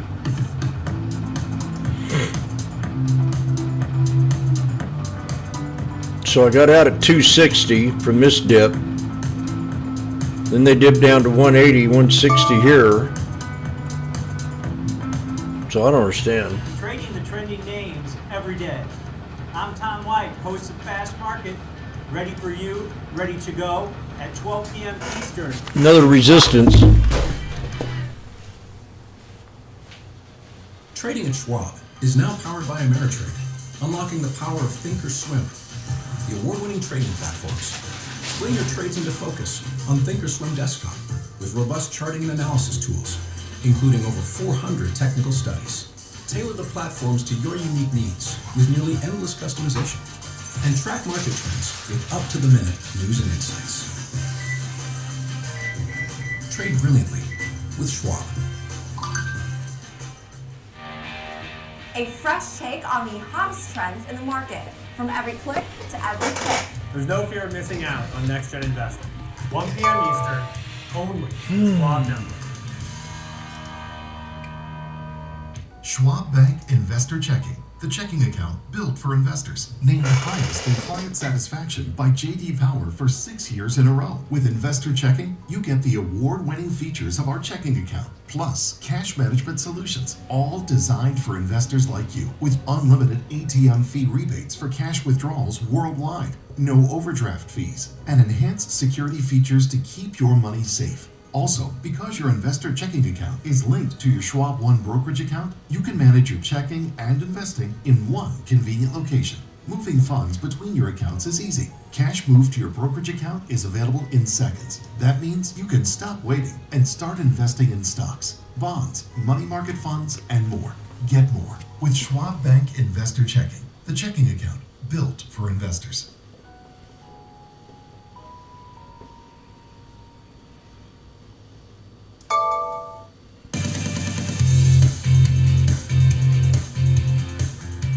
Welcome back to the watch list. I'm Nicole Pedalides. Right now, the Dow is up 545 points. There's been some optimism on Wall Street, the idea of maybe some more trade deals coming in. That has brought some up arrows since early this morning, and we did hear from President Trump today as well. Alonso Munoz is with us, CIO at Hamilton Capital Partners. What do you think about this market, which right now the VIX is taking a breather? We crossed above 5,700 on the S&P 500. Do you think the bottom was put in mid-April? Yep, Hey, I said it's it. great to see you. We think so. I mean, the market really sold off. We talked around that time, Nicole, and it was very busy. The market was very ugly. The momentum to the downside was really, really strong. So we think that the worst of the news is behind us, ripping off of the Band-Aid, if you will. So we were buyers, as we talked about, obviously, in the past, and we think that now the market is looking forward.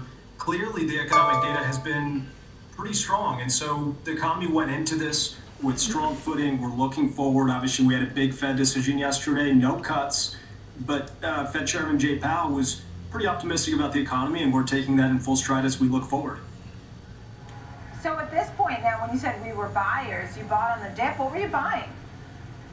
We talked about this, Nicole. We were buying tech. We're mainly tech investors, so we were buying names like Google, Microsoft, Apple, Tesla, and more, Meta.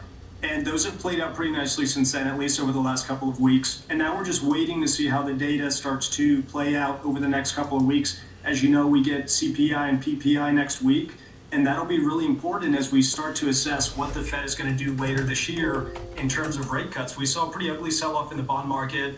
The 30-year auction tailed around 1 p.m. today, which wasn't a great sign, but the equity markets are rallying. Bonds are falling, and there are opportunities in this market for investors and traders to pick at.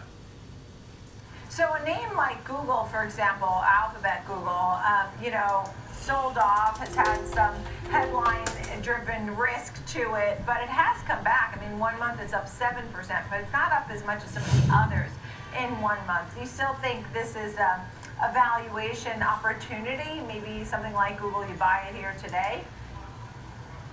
Well, maybe. It looks attractive. We own it for disclosures, and our clients own it. But when you look at this compared to the other hyperscalers and AI names, it does look maybe not cheap, but lower valuation and good entry points. We saw the headline risk yesterday.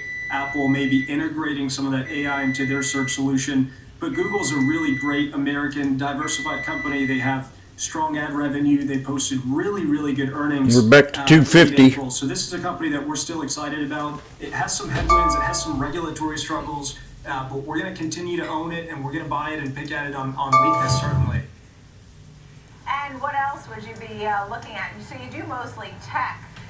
You think about the Magnificent Seven, but there's so much more that comes out of AI and so much when it comes to tech. What other kinds of tech do you like?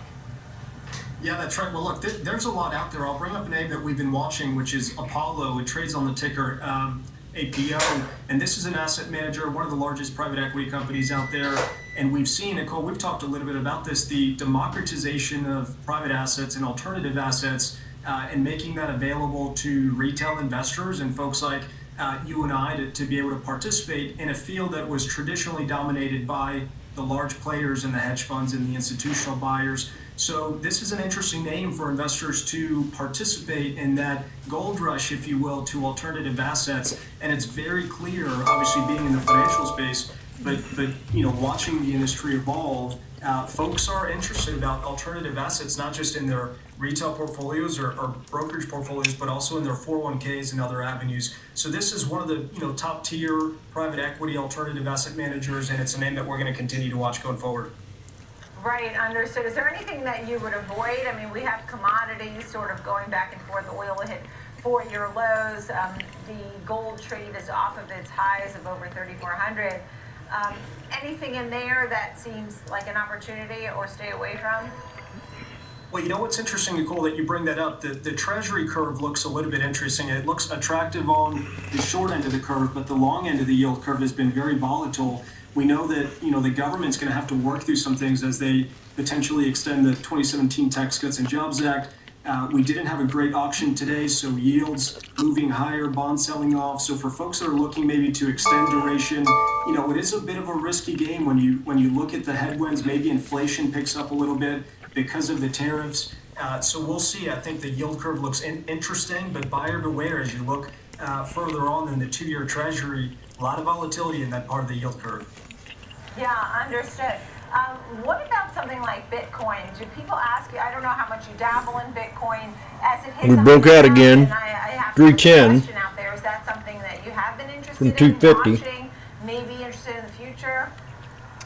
We are. That's a great question. It's actually a really Stayed interesting above the question because 9. A lot of our clients, specifically clients that have been averse to cryptocurrency over the last couple of years, now want to at least understand it and maybe even participate. And frankly, Nicole, as you've talked about in the past, the availability of placing these assets within a portfolio, I think is the highest that it's ever been, whether that's an ETF or the actual cryptocurrencies, if you will, and all these providers that are out there. So we're watching it closely. There are clients that own it and like it, and they treat it as part of their asset allocation. So it's something that we're going to watch, and I think it has some there are policy implications in DC that will continue to push this, at least the crypto narrative, forward. And so we're watching it very closely. We get a lot of questions about it, and I suspect that we'll continue to. Right. Now, you mentioned Apollo as a name that you like, APO. That's one you like. Are there any others that you care to share today for ticker symbols? We do. Look, I know on the program a little bit earlier you talked about Tesla. We like Tesla a lot. We think that they're a catalyst coming up this summer and later this year that could drive the stock higher. Things like the robo-taxi and the cybercab coming to market, Optimus, which is their humanoid-like robot, and the applicability maybe in the manufacturing sector and others. So this is a name that's sold off significantly, as we've talked about in the past. Since December, it's taken a beating. It's come back, it's had a nice little rally, but we're watching it very closely. Great company. They just moved and rolled out their new Model Y, so we're going to watch it.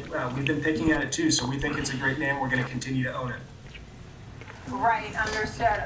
It's really good to see you. How high do you think Tesla can go? I mean, it's at 288 today. Maybe We got to break 300. Do you have a price target? Well, I'll leave that to the analysts that set price targets, but hopefully it goes way up, and that'd be great for our shareholders and our clients. So we're going to watch it super closely. Are you in it? You don't have a target, and you're in it? Thank you so much of Hamilton Capital. Great to see you. Thanks. I don't trust him. We bring in our panel to discuss gaming stock earnings. So we're looking at names like Wynn and, well, DraftKings, right? That's due out after the bell today. What are our analysts think? We'll be right back. You got 300, you got a break on Tesla.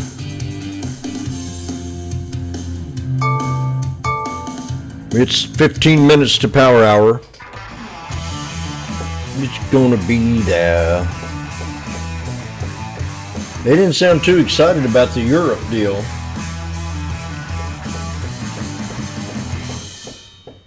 None of them do. What's up, Carl Nation? It's your #1 broker with the best full-service wealth management skills in the biz. Actually, I'm seeing something from Schwab. Uh-oh. Yeah, Schwab lets you invest. Uh-oh. Okay, we're coming back down. Magnificent. 240. Prepare ye.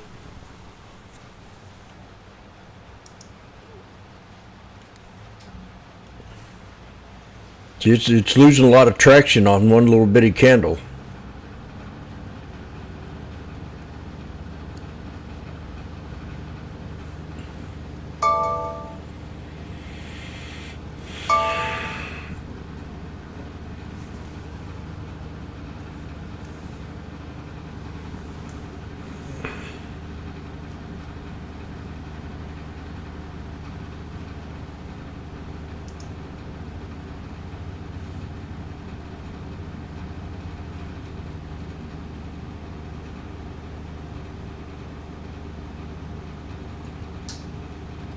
You expect 57.16.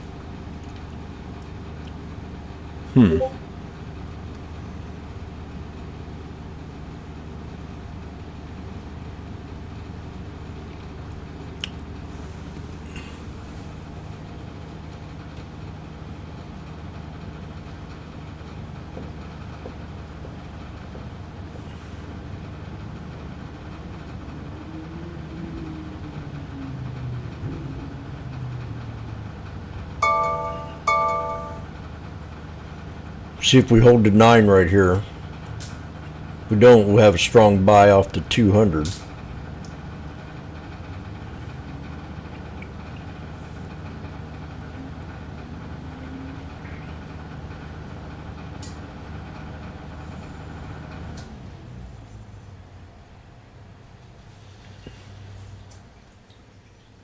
Okay. And we could drop more, but double bottom right there off the 200.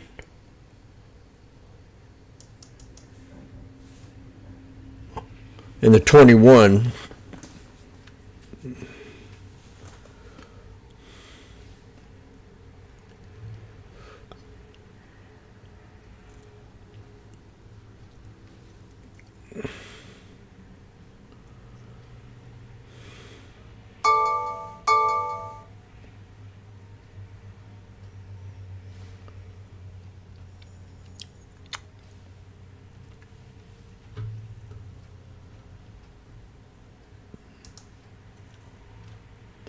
I've messaged Mike again. I can get a hold of him.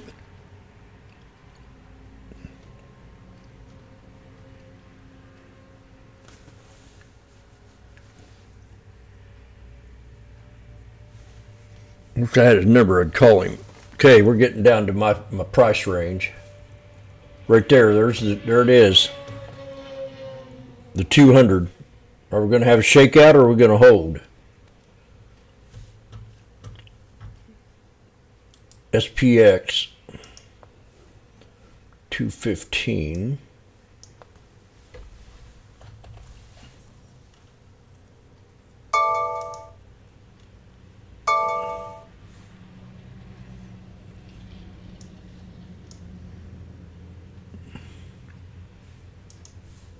SPX 215.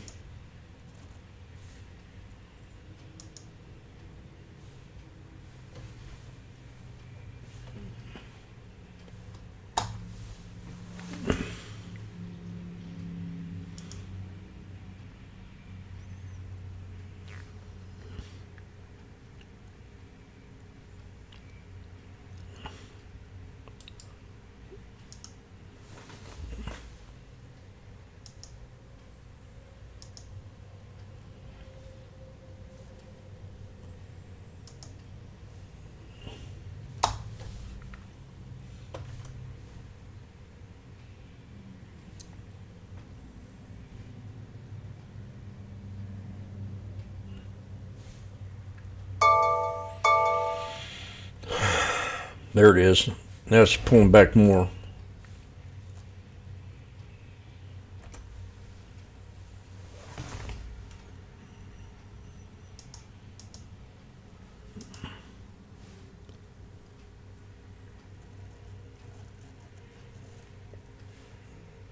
Get ready, Magnificent. Okay, I'm going to go in small right here. We still got 10 minutes to power hour, so we could get a little bit more flush. 160. 5.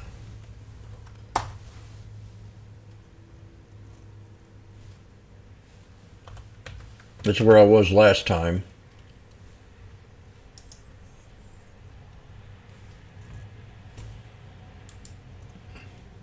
We could make it all the way to the double bottom.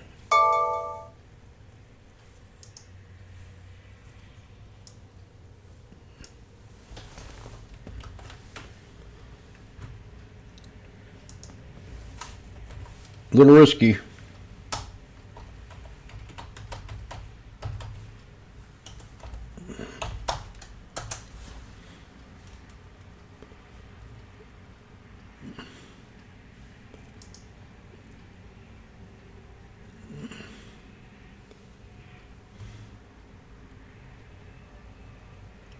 Yeah, it is. So a lot of swinging around going on.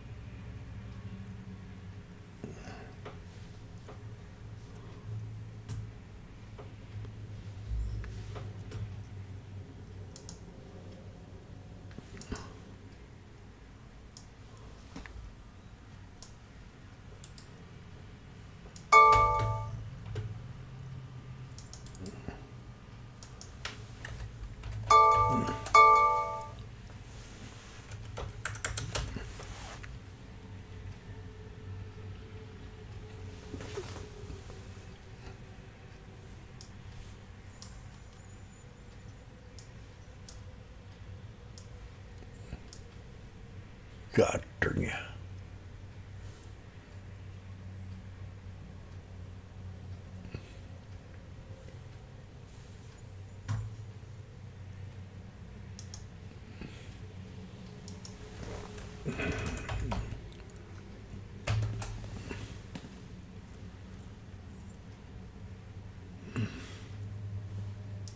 We're at 205.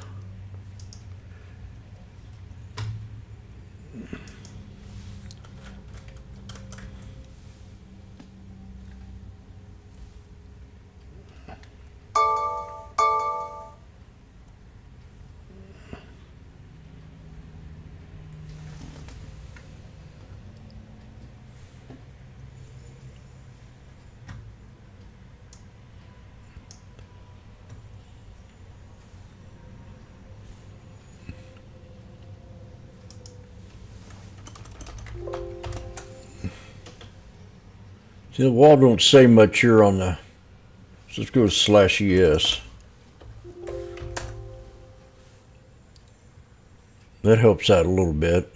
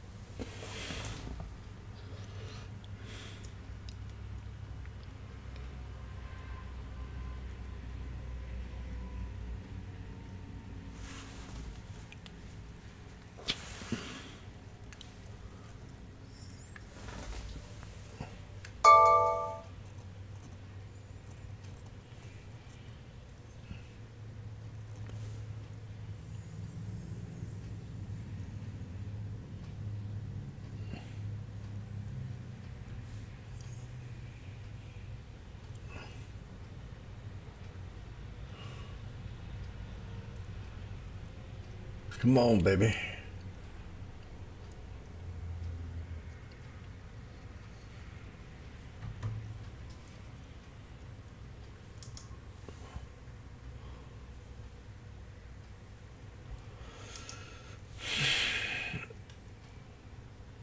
Oh man, the SPX/ES is high.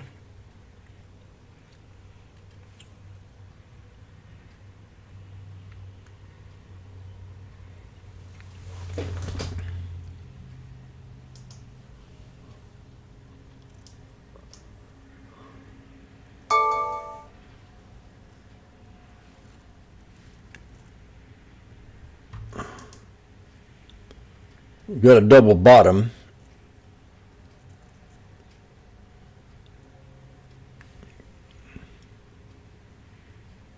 I sold a few of them, but not enough.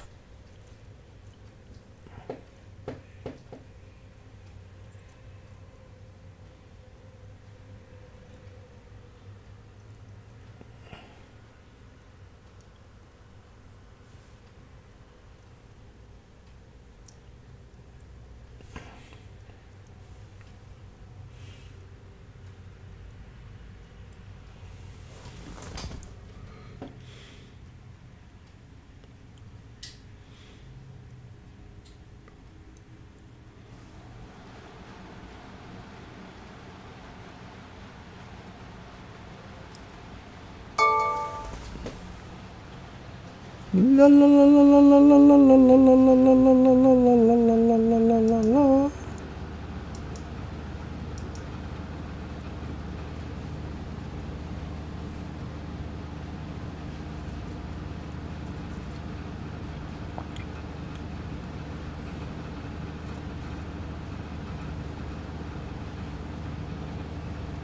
55.23 has the most on the wall, the volume.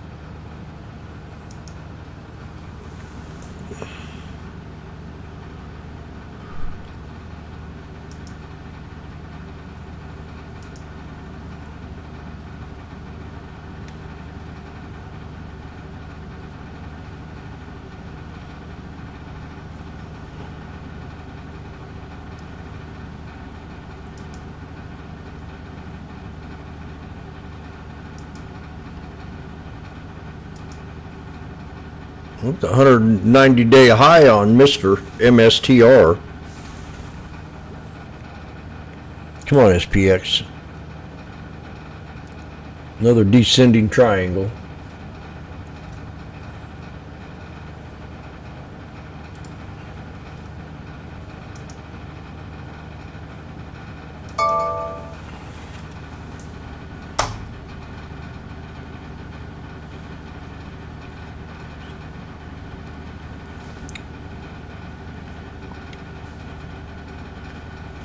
It is now power hour. That is right, Randy. Are you waiting for the end of the day flush? There's 125. I think we're going to get down here to the 200. I sold some of these here at 215. And I still have about 5.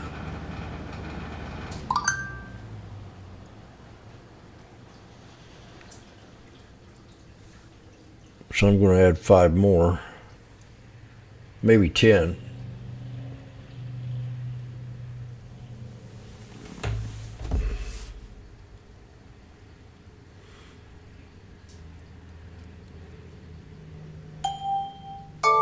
There it is, right there.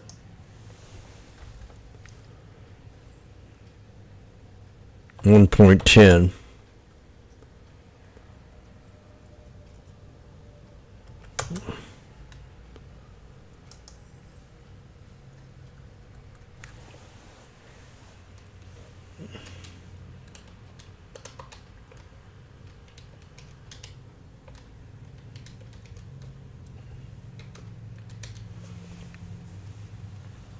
Let's go.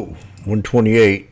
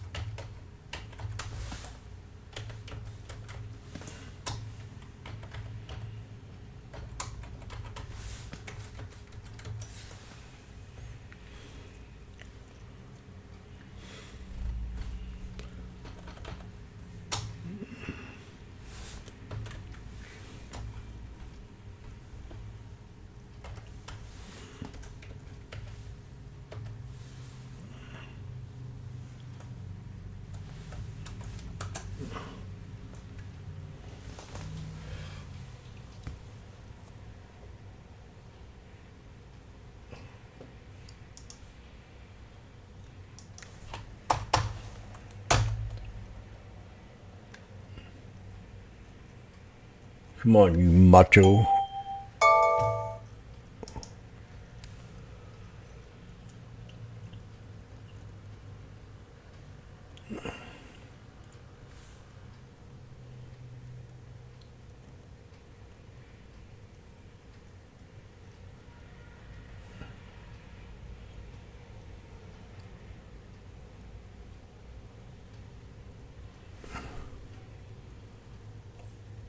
Oh yeah. 15 babies.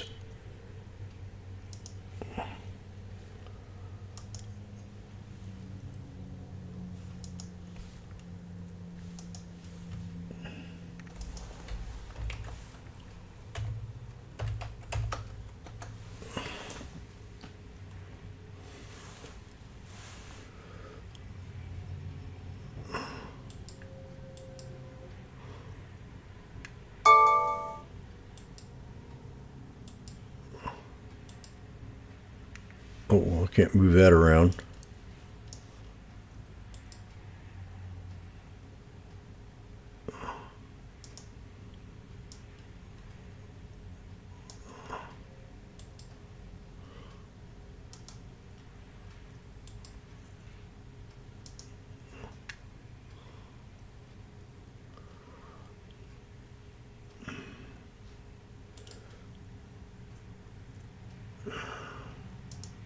We're at 140. Oh!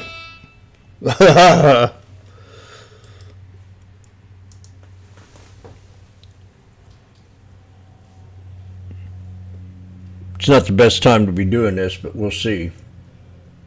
Right now I'm too far out. Oh? Did I hear something?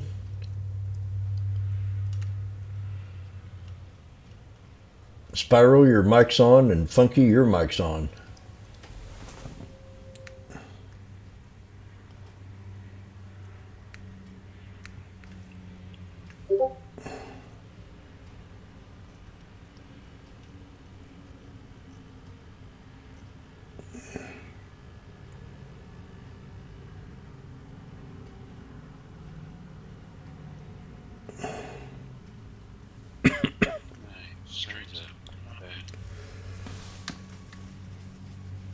We're at 135. I need a breakout.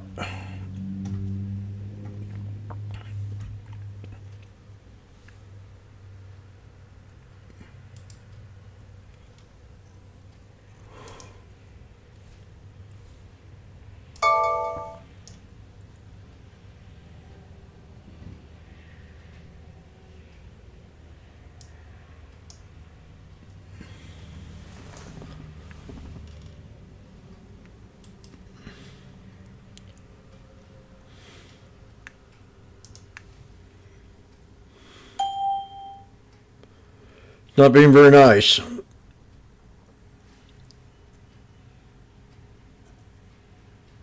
you're trying to push through the 63 on the 5 minute.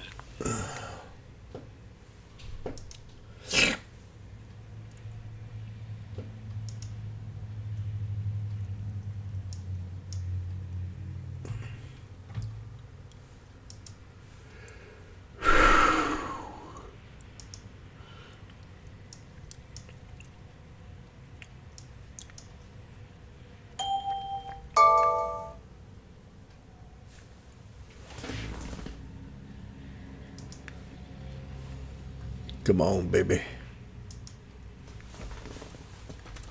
What are you in right now? The SPX. I got 115 at 52.70, 57.20s.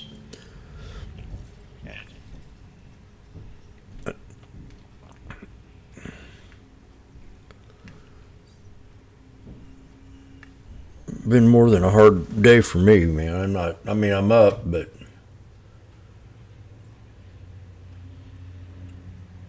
I could have had a killer day if I'd held them contracts earlier. Yeah, when we quiz called them this morning, then it ran like 70 points. Well, shit, yeah. It ran 400%. My 500%. My calls did.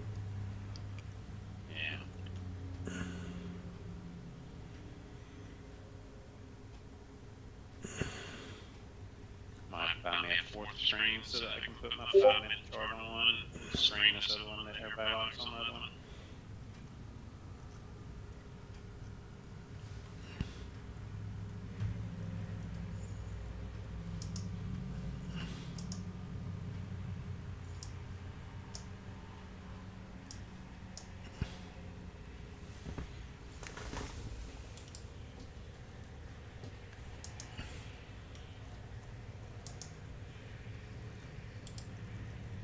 How you doing?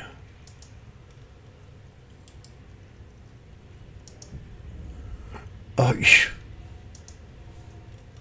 duh.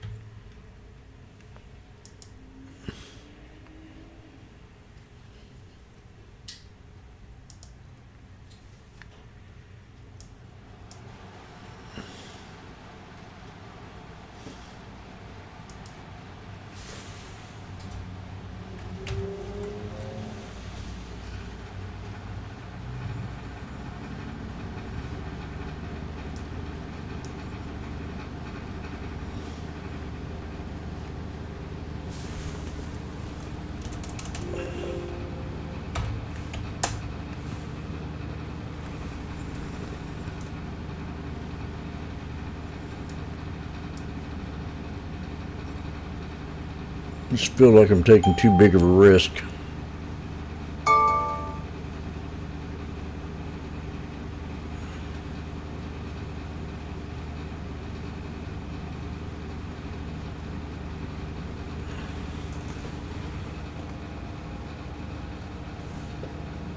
Days like today, I'd rather be working in the garden or on a beach.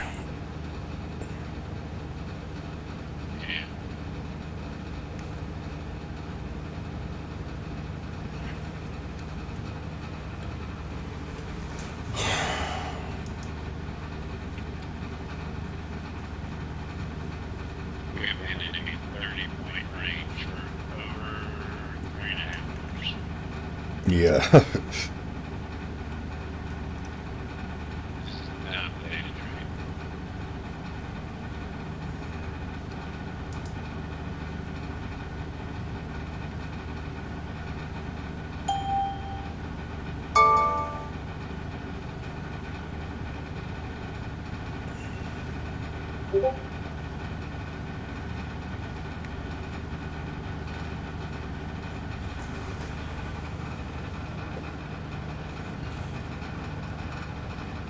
It's kind of like the market bought into the rumor yesterday.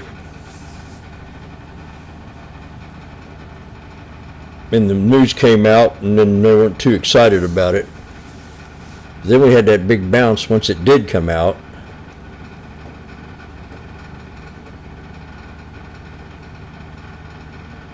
This is going to piss me off. This thing won't start to run.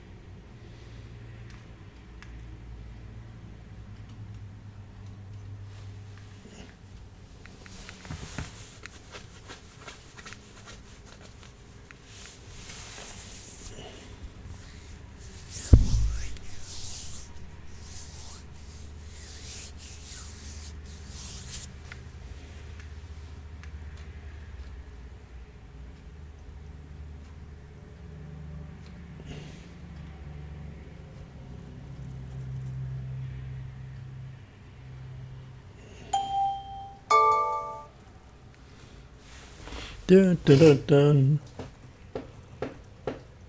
Slow says it's ready again.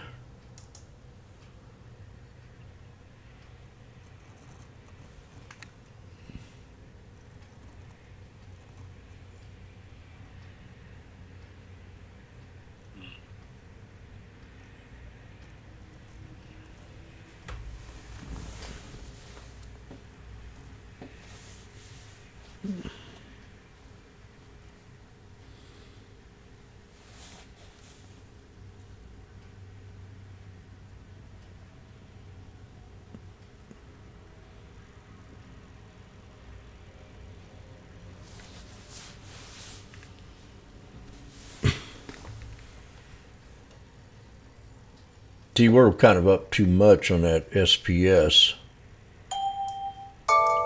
We're at a pivot point.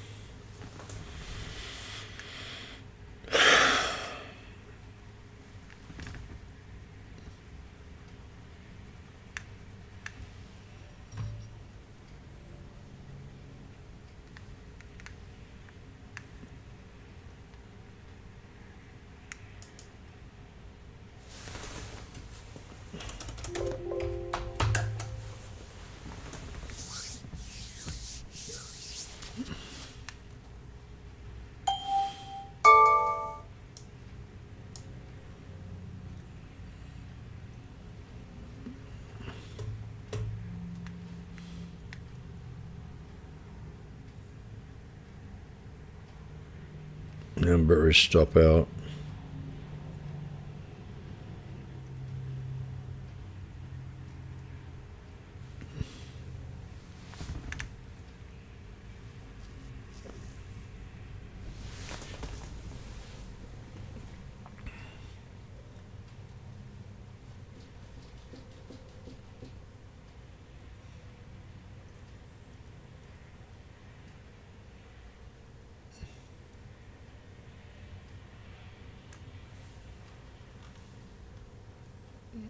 $217.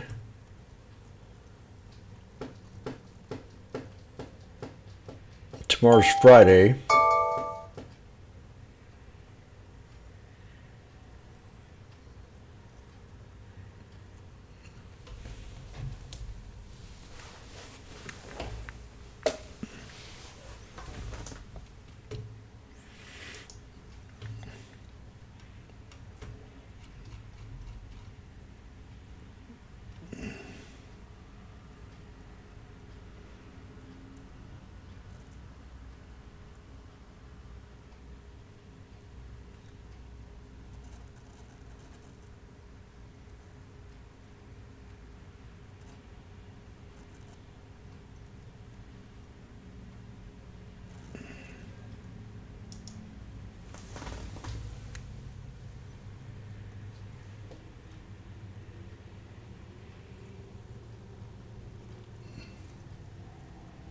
We can get her done, Yankee. we can get her done. Been a quiet day today for me. Just not my kind of market. We've been going sideways forever here. Since about 10:42 my time. That's 11:42 Eastern time. With a couple scalps in between, that's about it. Now I'm stuck in this one.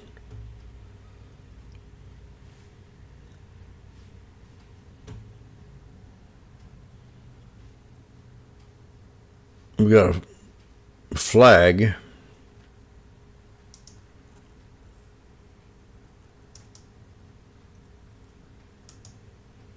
There we go. Now break out. We're at the 63 right now. It'll be peace. There's my even spot, 125.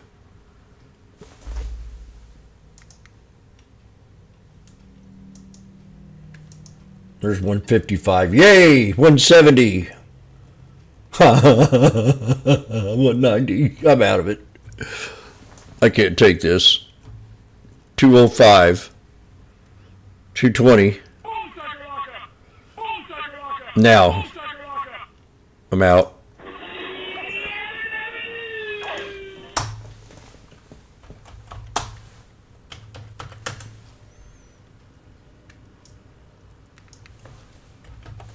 Now I'm out. That made my day.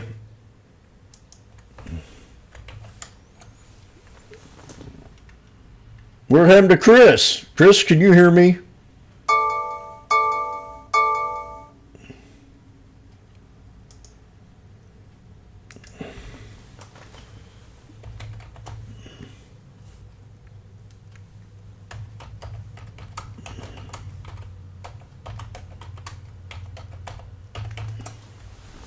You Spaniard.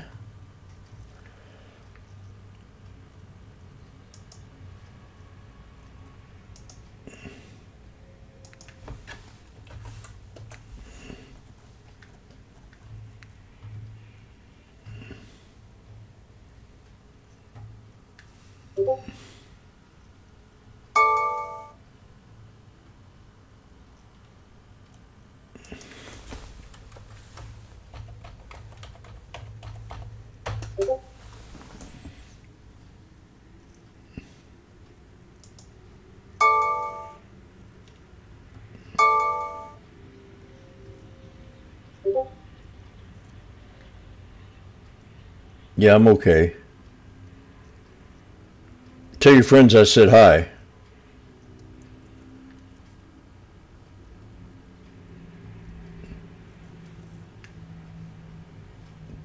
I now see it. Richard, did you take it?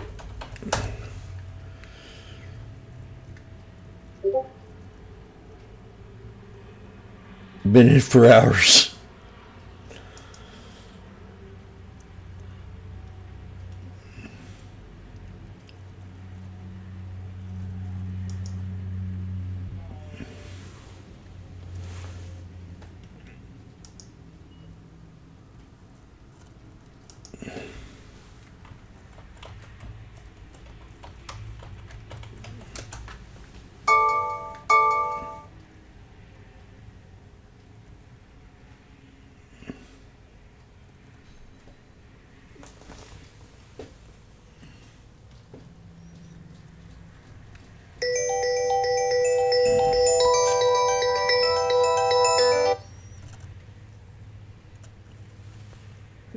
Is this Brandon? Did Hunter bring the supply? Hey, watch this 9-pack. Did you hear what I said? Yeah, I'm too locked in on this damn 1 minute. Uh-oh. This is a lot of volatility. I want to take it. Yep. I'm done.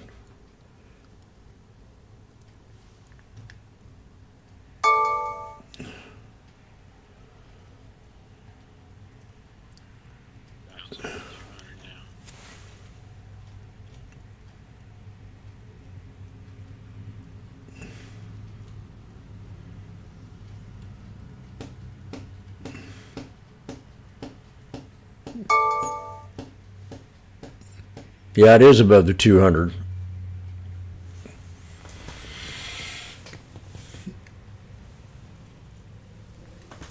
I'm very excited.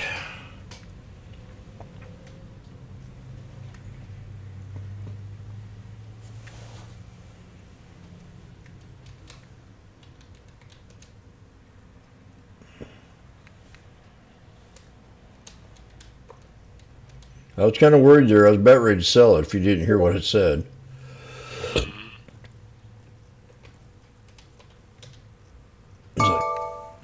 That last trade was $1,380, so that puts me 3x for the day.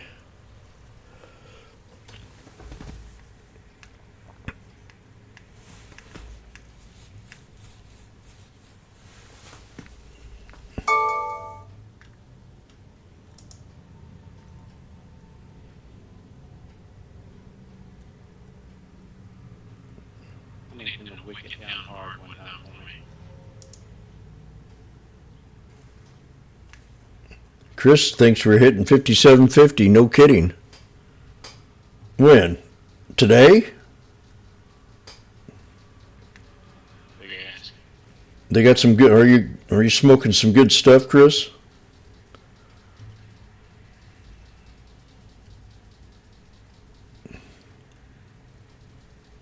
What kind of?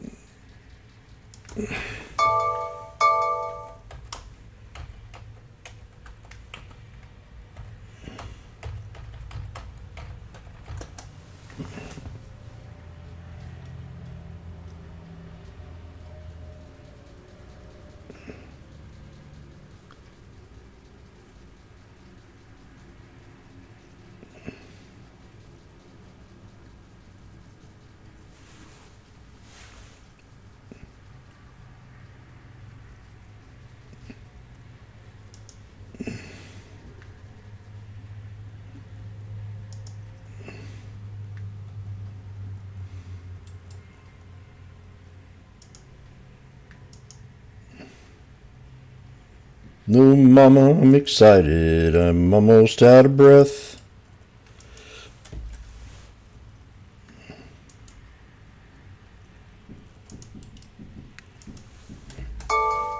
Here we go.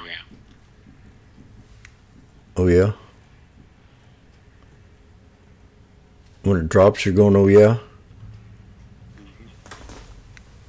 Yeah, drop right to the 200. Oh. You know what them are? Them are 3 white soldiers, 3 green soldiers. Stay above the 9 and we're bullish on the 1 minute.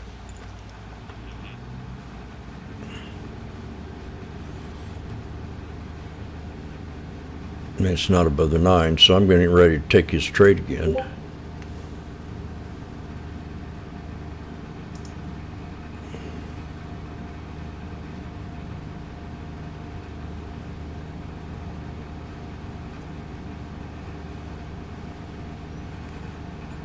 We're above the 9. We're still above the 9. See, I use the body. In case you don't understand my thingamajigger, we went below it, but when that body stays above it, that's the closing price of that 1 minute candle, which tells me we're still bullish.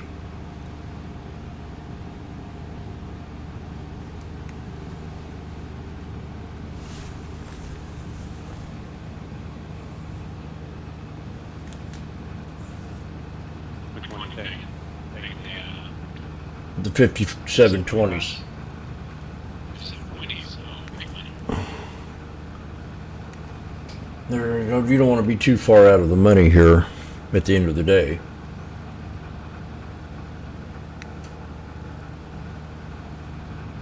But I'm not in. I feel a little slow today. Did you go to 57.50? I'm going to give Chris a back massage.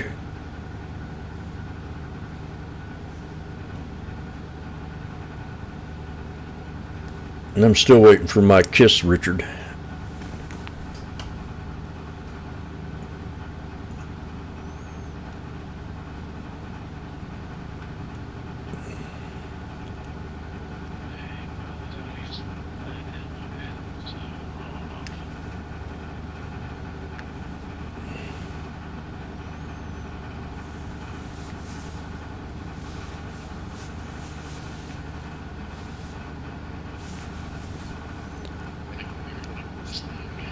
Yeah.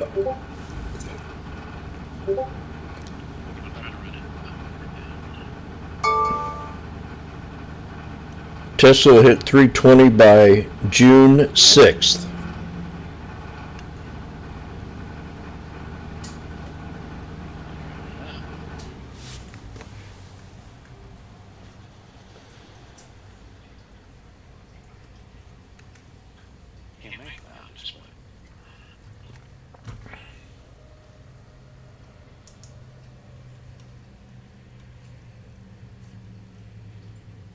She bounced right off my little support level. Now on the 5 minutes off, that's the wick. On the 1 minute, it's the bodies.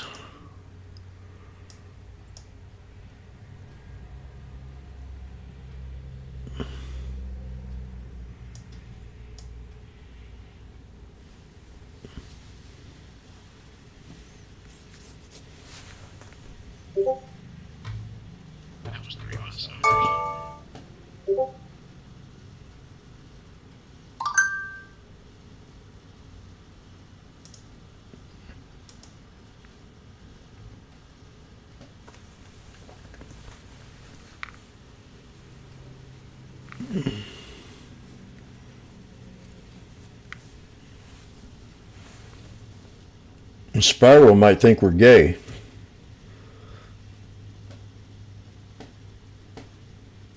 I'm not gay, Spyro. My pronoun is sex with women. Oh, yeah, that's a free pronoun. I don't think that's how that works. Okay, here we go. Here's a good pronoun. There's a 200.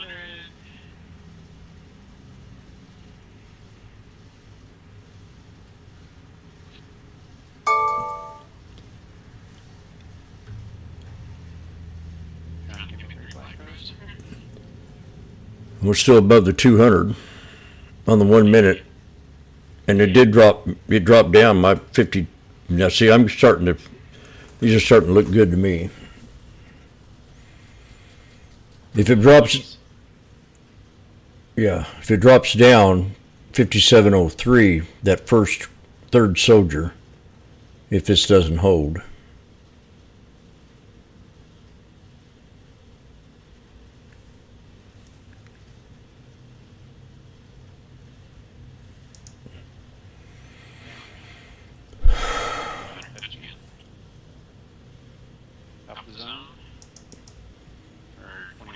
They're right. 63. Yep.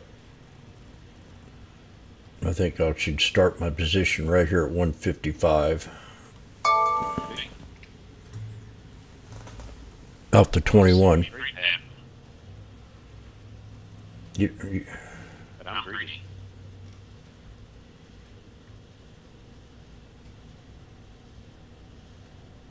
That's why you just made $30 not hidden.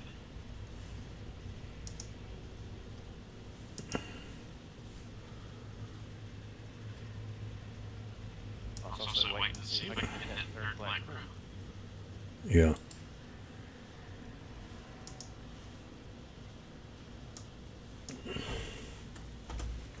Ooh, okay, baby. There's 6 130 off.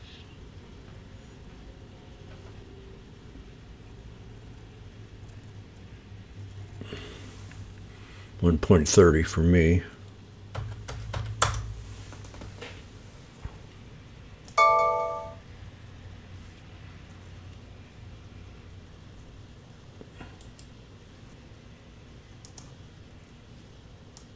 I'm excited. I'm almost out of breath.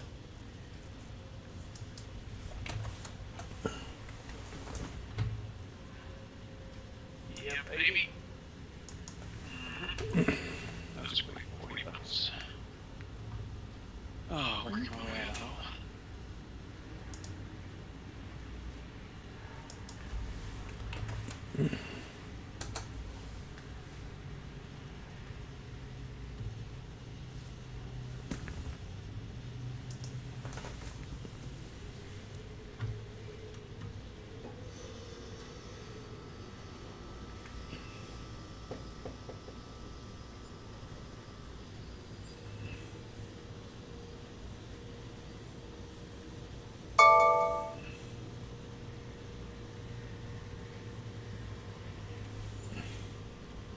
See, we come back down and hit the shoulder line, hit the 200, and hit a shoulder line or hit a triple bottom if this doesn't hold. And right now we're off to 63 with these 3 black crows.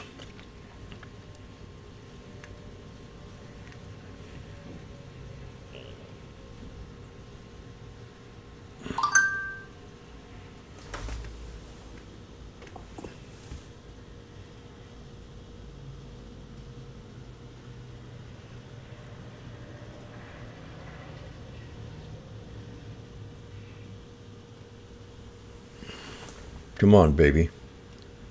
Let's not freak Uncle Zimmy out. Oof. Damn it.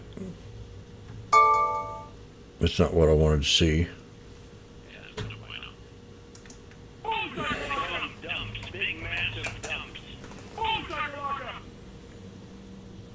They call them dumps, big massive dumps. I'm going to add on right here on the 3rd dip. I'm 1, 2, 3, so here 90 cents, 85. Come on, give me 85.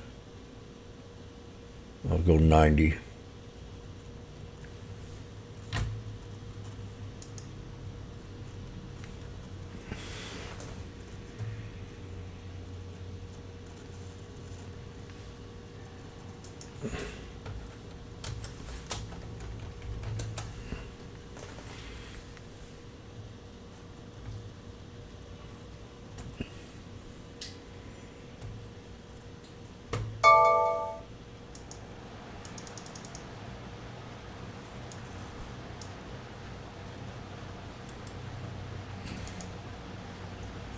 Come on, 90, baby.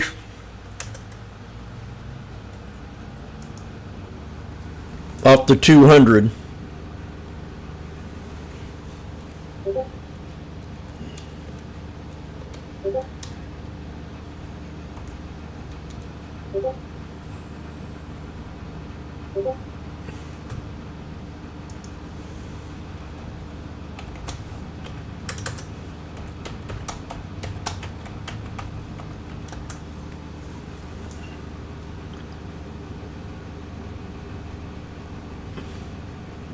May a circle. I'm average is 110. It's time for me to win again. Yes, I know I sound like Elvis.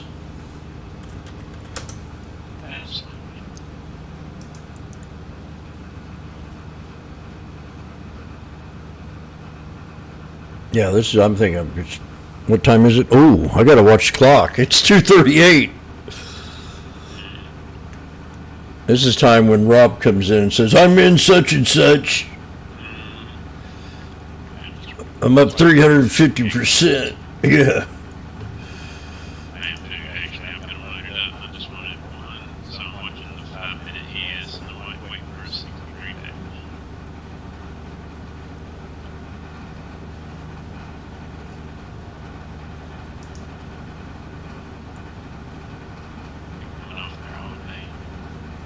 There he is. See, here he shows up.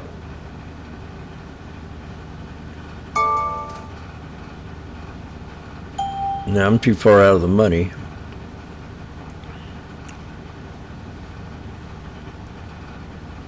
Okay.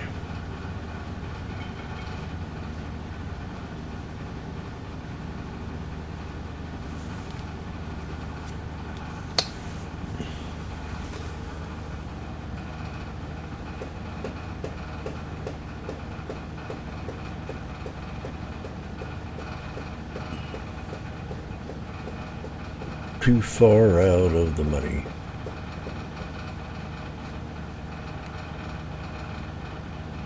Damn air conditioner's making noise and it's a brand new one.